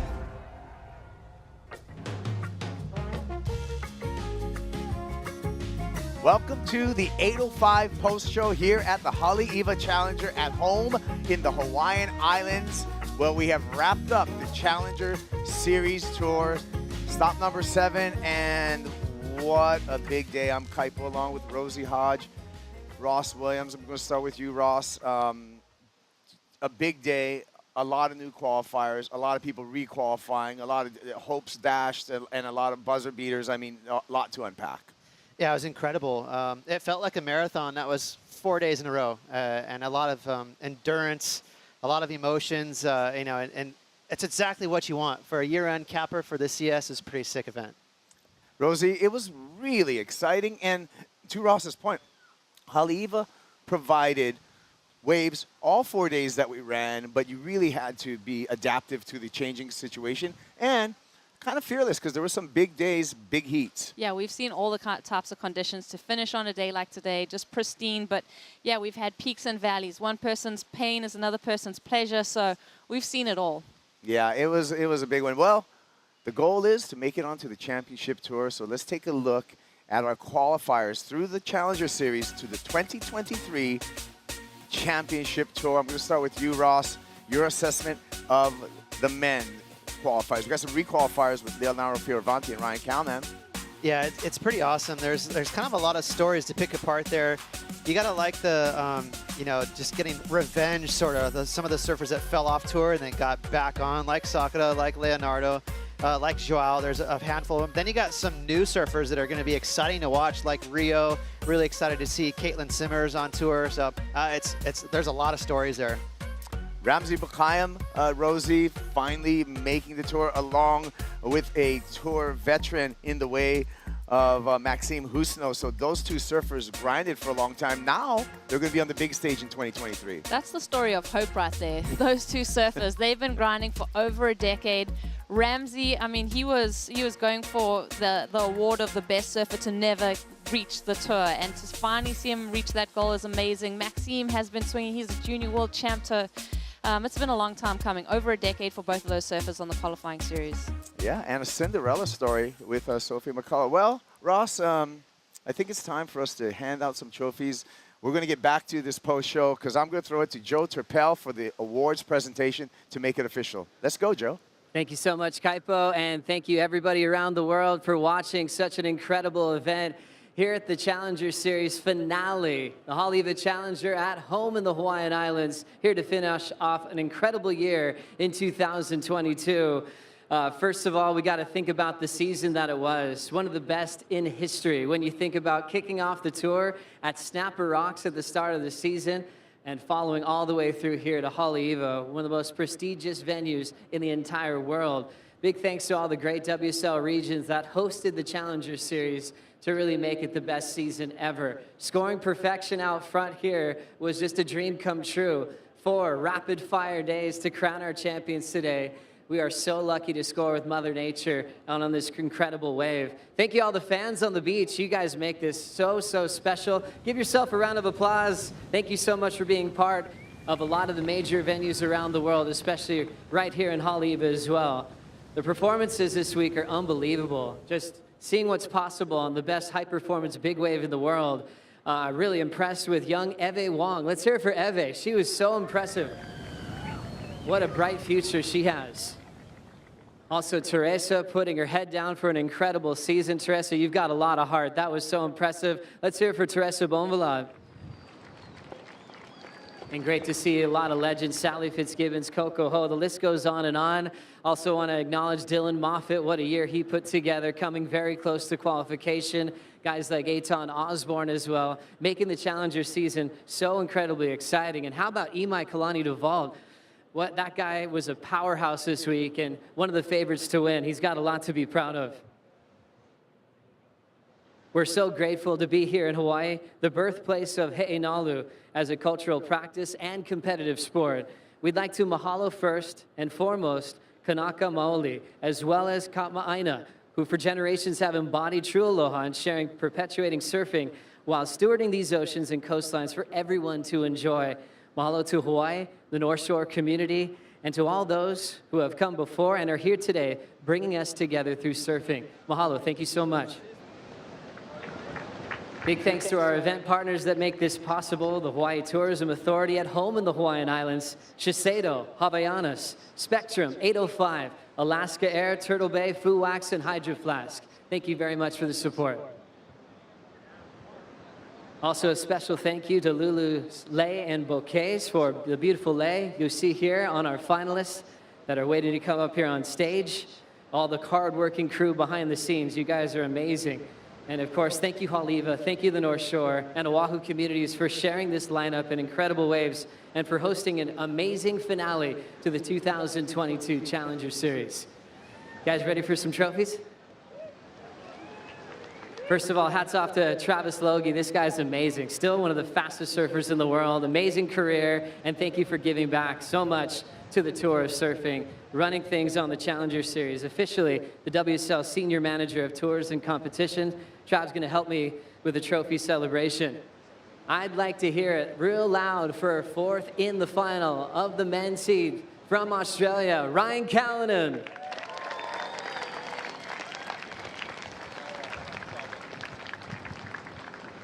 What a superstar, Ryan. Congratulations, my friend. Really amazing surfing. This whole year, really. 33 finals this year on the Challenger Series. There's a moment in the semifinals you kept dropping big, excellent range scores, and I noticed this big splashing going on in the channel. You remember that? That was a rad moment. What were you feeling in that moment? Yeah, I guess it's just, you know, you put so much into this sport and trying to surf as best you can, and when it all comes together in that 30-minute period, it just feels unbelievable. It doesn't happen very often, so when it does, it's pretty special. But yeah, just trying to channel that a bit more and make it happen more and more. A lot to be proud of, finishing #2 for the season and back on the championship tour. Best of luck, best of waves in 2023. Thank you. One more time for Ryan Callanan, 4th place in the final. Coming in as a wild card to this event and making a huge statement, let's hear it for a local girl representing Hawaii, Ebe Wong.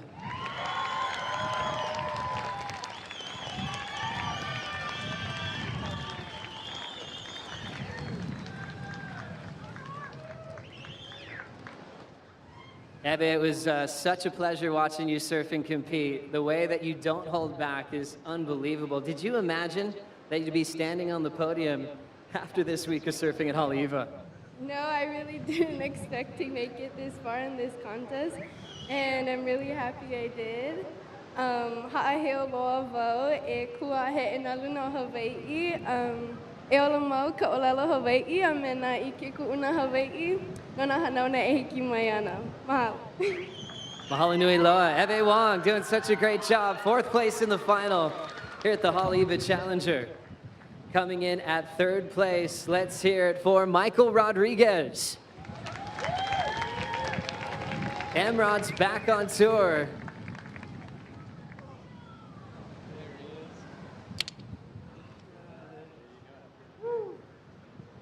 Michael, you deserve it. Congratulations. We missed you on tour, my friend. I know you've had a lot of hard work to get to this point. You know how much time that you put in. A lot to celebrate. First, let's talk about making a final at Haleiwa. What does that mean for you? Man, it's mean a lot. This place is just amazing. Hawaii, it's a perfect place to everything, like surfing. It has a beautiful life here. Everything just so happy. Hard to talk about it, but I have to say thank you, Hawaii. Aloha to give me that thing. I love this place, and this is super special. I will remember for life. Congratulations, and welcome back to the tour. Thank you. Michael Rodriguez. Let's have a warm welcome for our surfer from Portugal, finishing 3rd place in the final, Teresa Bombalan.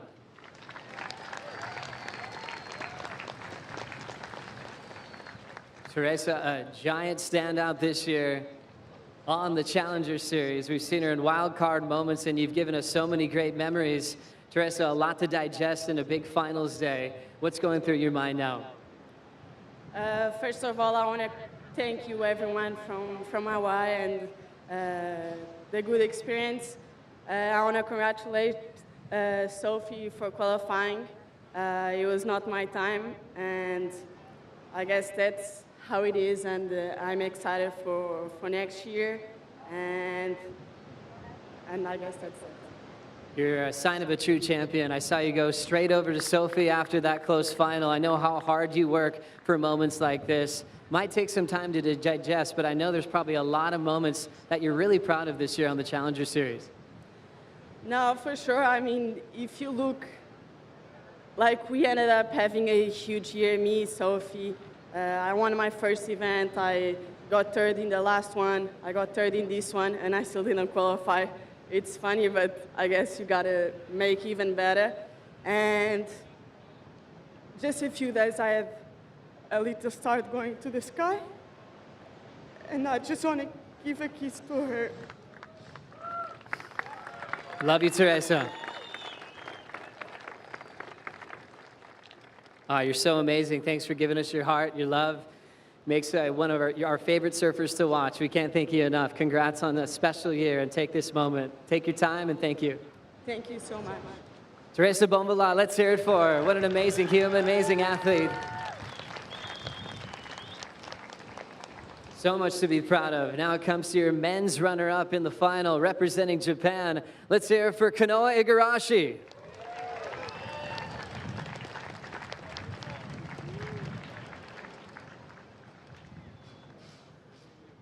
This is starting to get repetitive for Kanoa. Back-to-back finals in Haleiwa, and you've completely turned things around with your reputation when it comes to the North Shore of Oahu. I know you're really proud of what you've been doing around here. Sunset final, Haleiwa final last year, now backing it up.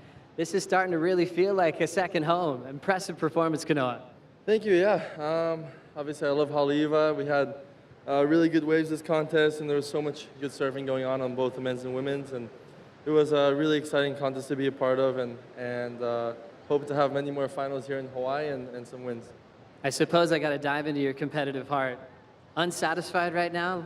Let's go there a little bit. What are you feeling? Because you were so close to taking that win. Yeah, I mean, obviously, everyone wants to win, you know. But yeah, like in the whole scheme of things, there's so much other stuff going on. Everyone, you know, there's so many qualification scenarios, and you know, me and John were here. We're just getting ready and training. So it was, you know, I guess we were kind of like the sideshow, and there was so much more implications going on, and you know, it was a crazy week for so many people. And but yeah, I think you know, there's just learning experiences from this, and for me, I just want to take this and use it as momentum going into Pipe. And yeah, I'll see you guys in a few weeks. Love your passion. Your name lists all these events, so you do such a great job. Congratulations, Kanoa. Runner-up in Haleiwa for the second time in a row, making the final. Incredibly impressive. And now a familiar face around these parts. Runner-up in the final of the Haleiwa Challenger. She's right at home in the Hawaiian Islands. Betty Lou Sakura Johnson.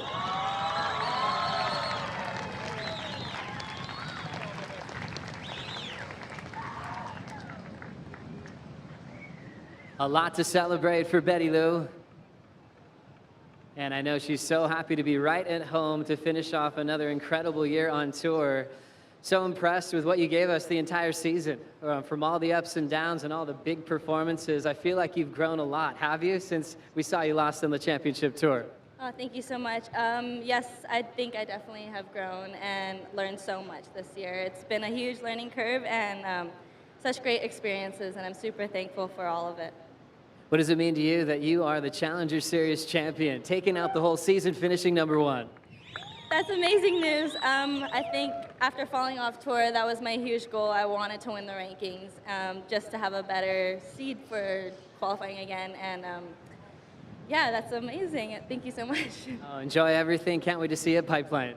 Thank you. Thank you, everyone, for coming down to the beach. I appreciate all of you, especially to my aunties and uncles. I wish I could have done it again.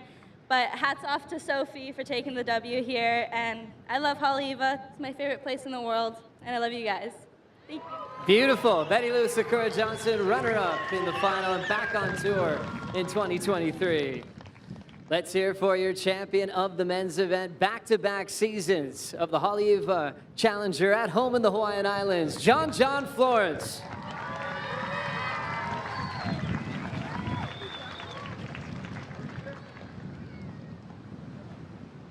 John, I felt like we were watching another one of the movies you were making all week. That was nothing short of impressive. I know you know how much hard work that you put in to get to that level again, since you've had to do it a few times in your career. Can you give us a little insight on how much this means to see all that hard work pay off?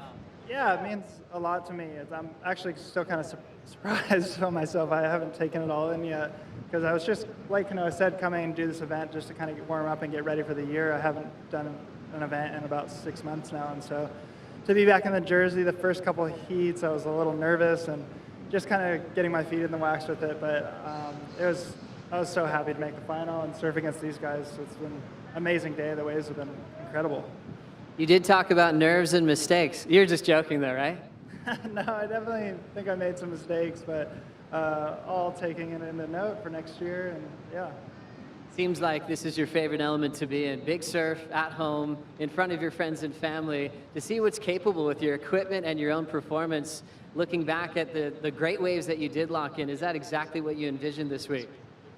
Yeah, I was hoping it was going to look like this, because it's one of my favorite waves in the world. Just growing up in here and competing my first ever contest here, and then being here now and surfing the waves like they are, it's a dream for me. And having my family and my friends and the whole community here. And yeah, just thank you to the North Shore community for allowing us to have this event here and surf. And so yeah, it's been a lot of fun, and I'm really stoked.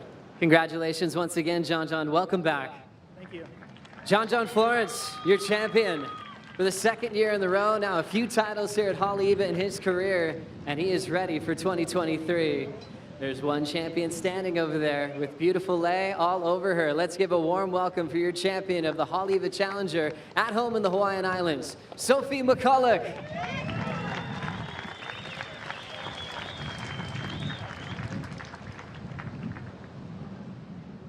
Holy smokes. Where do we begin with you? You honestly had no idea you had all these chances on the line? Was that a true story? Before the finals, someone came up to me and said that it's not over yet. So, yeah, I didn't know exactly what had to happen, but I knew that I had to give it my all, and that's what I did. So. Did that give you motivation, or did that add some nerves before the final? To be honest, it added some nerves. I was like, I didn't realize that was a possibility. So, yeah, it added some nerves, but I'm really proud of my ability to kind of regroup and just have the same intention. So I guess nerves, you know how to handle them incredibly well. To win at a wave, first in Hawaii, let alone Haleiwa, what does that mean to you? Oh, it means so much to me. I actually had a lot of self-doubt coming into this event. Coming from the sunny coast in Australia, I'm not super used to reef breaks and bigger waves. So yeah, I'm really happy I was able to kind of overcome those doubts and prove to myself that, yeah, I can do it. How about your competition in that final? One of the most stacked heats we saw all Challenger season. Yeah, I guess that's what kind of helped me just go for broke in the final, because I knew I was up against girls that are surfing on real. Betty Lou's amazing out here, and so yeah, I guess that was kind of a blessing in disguise that it was such a stacked finals. So yeah, it just made me go for it. Welcome to the rookie class for 2023. I guess now you have to digest that and probably change some plans over the next couple of months and start going out of pipeline. Yeah, I'm really scared, to be honest, but yeah, I'm going to do everything I can to prepare, and yeah, I'm so happy to be a rookie on tour. It doesn't feel quite real yet, but yeah, hats off to Teresa and also Alyssa Spencer. It was a stacked year, and both the girls are ripping, so yeah, I have no doubt we'll see them on tour next year, or if not, the years following. Well, Sophie, thank you so much. That was one of the sweetest runs to qualification we've seen. Enjoy the moment, enjoy the win, and I can't wait to see you at Pipeline. Thank you so much. I also just want to say a quick thanks to my family at home. I miss you guys, and I'll be home soon. And yeah, my coaches, Kerry Keatley, Grant Thomas, and Jay Thompson. And yeah, just massive thanks to my sponsors, O'Neill and Pizell Surfboards. And yeah, I couldn't have done it without you guys, so very grateful. Congratulations once again to our champions and all of our finalists, John Florence, Sophie McCulloch, taking out the last event of the Challenger Series. We'll send it back to the post-show with Kaipo Guerrero. Thank you, Joe. And wow, what a series we've had here. You know, Ross, if this was a storybook, there would be so many chapters for this storybook here at Haleiwa for this final Challenger Series. It's incredible, and that's really fascinating that she didn't know. I wonder who told her. Like, kind of, he or she almost blew it, but then she buckled down and won anyways. Yeah. It was someone from Tourism Competition Row, but it was just a hint. It's all good. No, well, I mean, it is. It like she said, it almost fired her up, but it was. I mean, flying blind sometimes like that, Ross, when you just like let the guardrails down, you're in the final, you hear you got to win though, and then you're like, whoa, wait a minute. Yeah, Cinderella story for Sophie McCulloch, and let's check out the final chapter of that story. This is the women's final recap, and it was a magic day for Sophie McCulloch, Ross. Yeah, it was insane. Kind of flew under the radar, too, because there's so much attention on Betty Lou and a lot of the other girls. But Sophie, she had a really nice, solid attack here at Haleiwa. She's low to her board. She doesn't fall very often, and sort of just tags away here at Haleiwa, Rosie. Yeah, she did so well. I mean, her wave selection was really good. The way that she attacked the lip line. I mean, she says she hasn't had much experience at reef breaks, but wow, she didn't show it. And Betty Lou, this woman is just absolutely phenomenal. Every time she hits the water, I'm so impressed and just interested in what she's going to do on her waves. Yeah, Betty Lou Sakura Johnson, I mean, coming up with just a little bit too little too late, but went excellent right at the end. Sophie McCulloch, though, Ross, consistency and steadfast in this final. Takes two waves, and Sophie had this wave right here, which is an 8.17. It was all about the backup score for Sophie that got her the victory. Started with that 6.83. God, it's got to feel good. Yeah, and, you know, enjoying this chair up, but I'm going to say Betty Lou Sakura Johnson still firing shots, a 9.23 in the final, and it's going to leave Haleiwa with a mark on the year. She's still the Challenger Series champ, Rosie. She needed a 10, Papa. She needed a 10 on that last wave, and the fact that she got a 9.23, I mean, that is like, talk about big match temperament to hold it on that last exchange and get such a big number and come so close. I love it, big match temperament. Ross, you knew already, but the world had to see John Florence is back. Yeah, he's been, you know, we've been talking for a couple months now about his preparation for getting back on tour, and obviously Haleiwa is one of John's favorite waves, but you know, he was in Fiji for a while, and he's like, you know, should I enter Haleiwa? I'm like, hell yeah, you should. You love Haleiwa. And he's like, that's a good idea. Let's get a warm-up in. And he's just came here and destroyed. Yeah, he sure did, Rosie. John Florence, still the man. Back-to-back here at Haleiwa, but 3 overall wins. He won in 2016 as well. What a dominant surfer at this location. Just so dominant, so humble in his winning. But Ross, it's funny because you had to let him come to that decision on his own terms, and to see him do that and really surf with this kind of freedom. He hasn't surfed a contest in over 6 months, and to just click into gear like this and win the event, just it's mesmerizing to watch the guy surf. It's so funny. It's funny because John obviously is like a freakish free surfer, but he's so competitive with himself that he really likes to have like calculated smart heats as well, and that's what keeps him interested in competition. He's like, yeah, but let's talk about strategy and how should I build a house and like how really utilize priority. And then he goes out and just does a backflip. He's like, screw it, I'm gonna just win right now and do an air. I mean, he's so fun to watch. He truly did come through some of his earlier round heats, not with the best waves, but just the talent of John Florence shines through. And so when you can do that, that's what world champs are made out of. Get out of jail for free card. Yeah.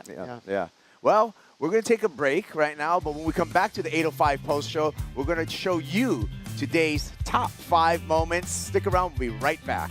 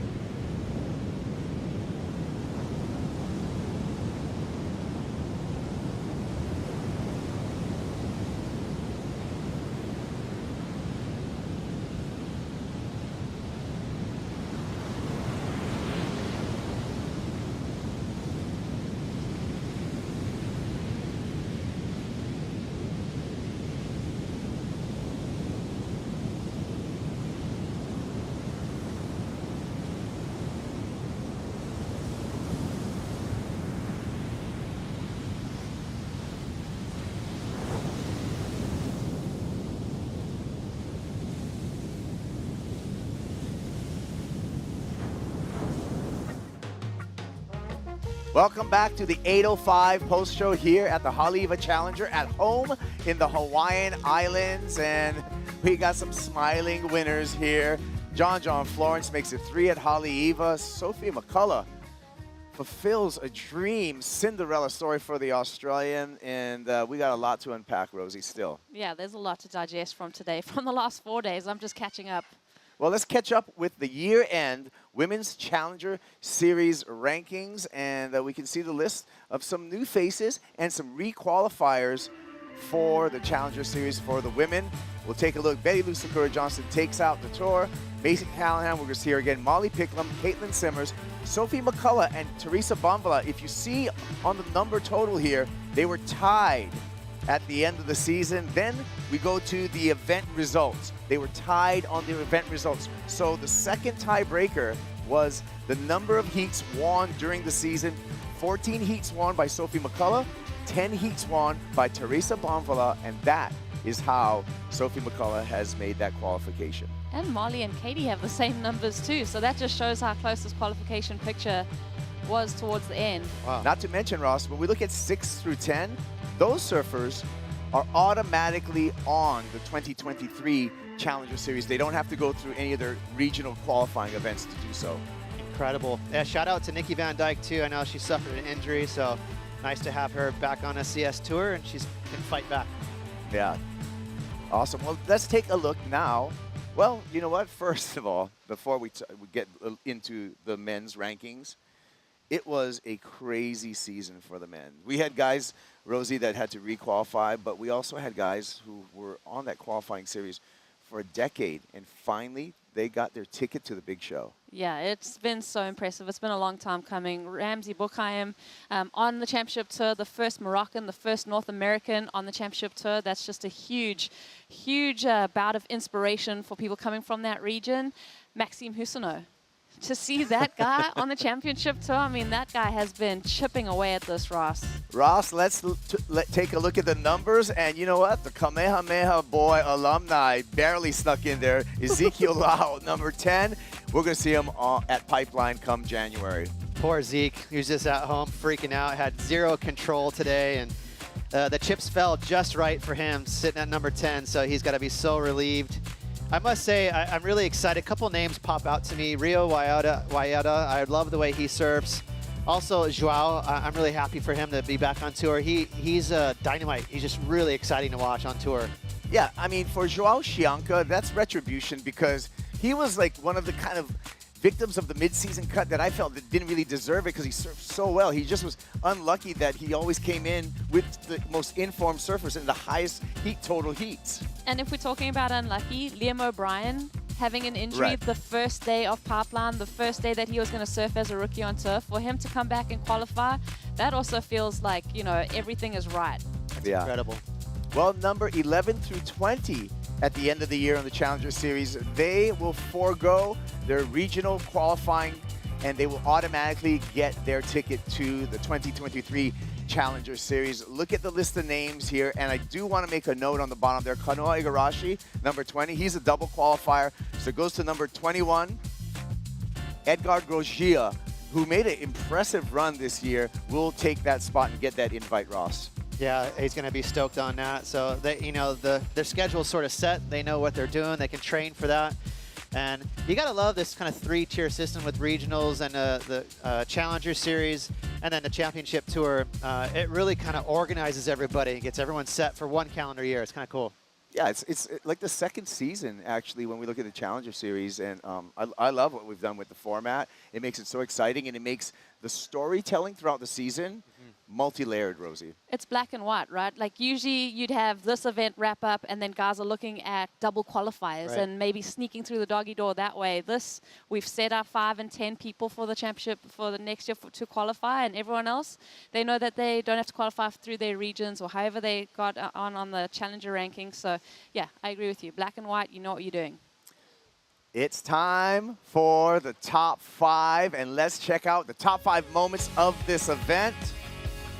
At number 5, I'm going to go out and tell you, don't call it a comeback. He's been here for years. Welcome back, Ryan Callahan. Our Cal in action, hero. Yeah, Ryan was so just lethal throughout this event and just so consistently dropping scores in the excellent range. I feel like he built throughout this contest. Unfortunately, in the final, he battled a little bit there to link it together, but some of the highlight moments throughout the event.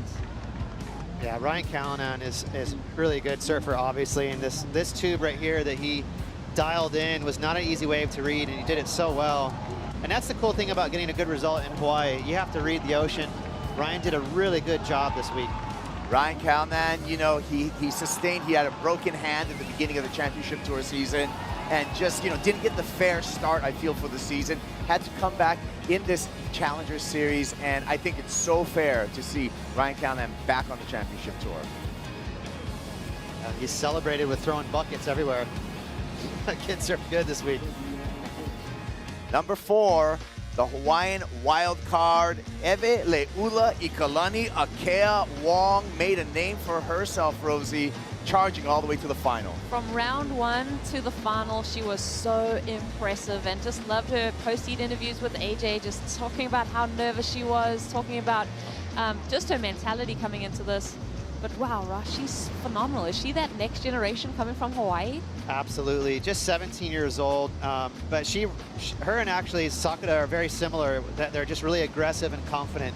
And it's super fun to watch because they don't kind of milk scores and just tag it, play it safe. Eve will, you know, hit a really big section with zero fear.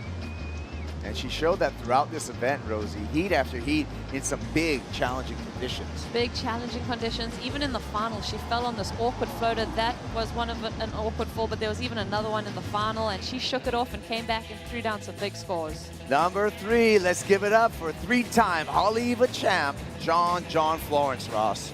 I mean, he's feeling pretty good right now, just letting it sink in. Pretty crazy, the highlights that John put up, and this is a warm-up event for him. I mean, the kid's just a freak, and I've said it before, his tail's wagging. Whenever his tail's wagging, he is really dangerous. He's freed up. If this is a warm-up, I don't know what the main event is, bro. Yeah, I mean, wow, he's had fun waves up front of his house at log cabins all week long. He's probably had, and then this run through Haleiwa to be a back-to-back champ at an event. It's so good. And the number 2, the feel-good story of the event, a Cinderella tale for Sophie McCullough, an outside chance of qualifying. She did it, she needed the win, and that's exactly what she did, Ross. It's insane. I mean, what a crazy story. And between her and Alyssa and Teresa, that was wild. That really was the fun thing to talk about this entire event, with their ratings fighting each other for it. I'm going to be honest, like, Sophia was not even in my peripheral to talk about for the qualifications situation this morning. I was very focused on Alyssa, on Teresa, on Betty Lou. She came out of left field.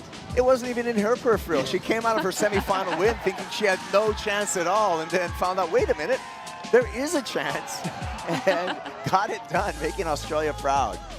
Insane. Pretty classic to hear, too, like, oh, I'm in pipe? Oh, now here we go.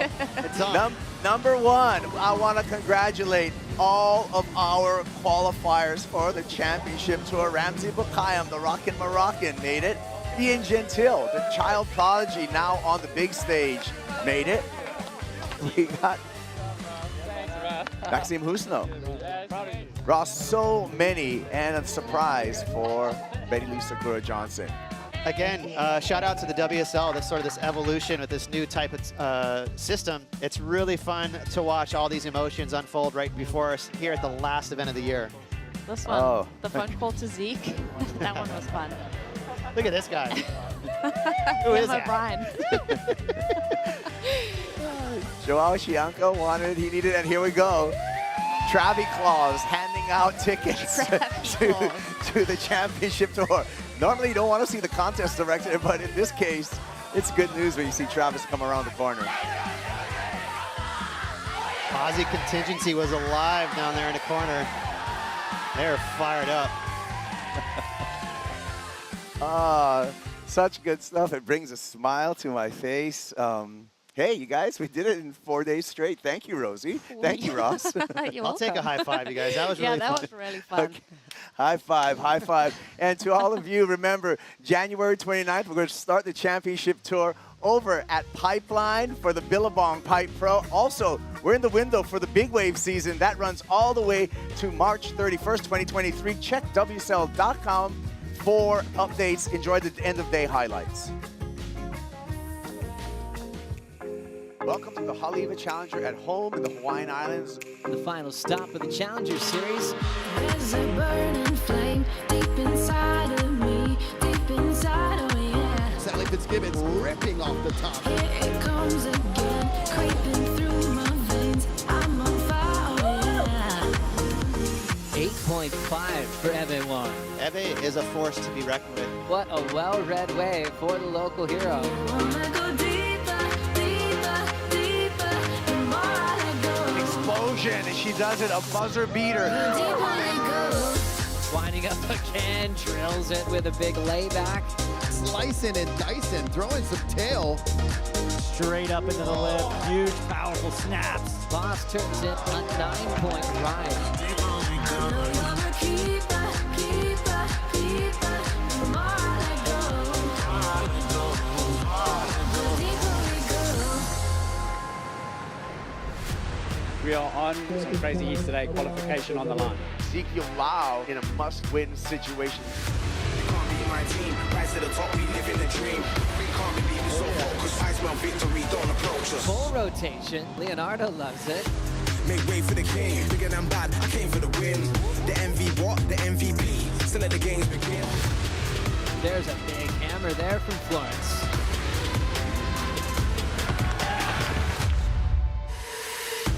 I'm coming with fire. My type of skill make man retire. One with a track and two with work. Brave, three with strength to reach up higher. Yo, my stars are aligning. I'm the champ cause I put the time in. Whether I'm working or whether I'm rhyming. Like a diamond stone, I'm shining. Surfing history, the first Moroccan to qualify. I'm just super happy. It's 10 years in the making. You can't be my team. Rise to the top, we live in the dream. We can't believe we so focused. I smell victory, don't approach us. I think the main vibe around the park is all the anticipation. Every time I look at you, ooh, there can be no mistake. I've got my ways out of time. Where you gonna run? Cause you love the games that I play. Ian, you just found out you are going to be on the 2023 Championship Tour. Jesse whacks it off the top, big spray out the back. Think by now you should know you're going down. You know that I'm taking you. And Maxime Husno is on the championship tour. Oh, you didn't do like that. Mature tuned surfing by Kanoa Igarashi. Kaoli Voss, big surfing from the Tahitian. The quarterfinals set for the men and the women coming into an incredible finals day. Haleiwa Challenger has re-qualified for the CT Tour. He punted that as high as he could go. Marco Rodriguez has qualified. Congratulations, Ezekiel Lau. Liam O'Brien has re-qualified.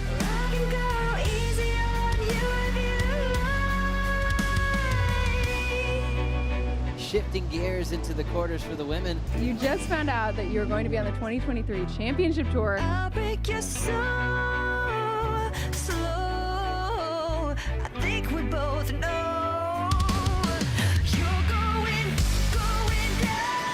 Hooking one right in the pocket, pulls in the barrel, coming out. Going into the barrel, finds the exit. Big vertical, are you kidding me? Our heat leader vying for that last contention spot. Eveleula buries the rail, pulls it off. The queen of Haleiwa, defending champ. Bonvillain on to the final. John Florence has won his third Haleiwa Challenger. Sophie McCulloch has taken out the Haleiwa Challenger and qualified for the championship tour.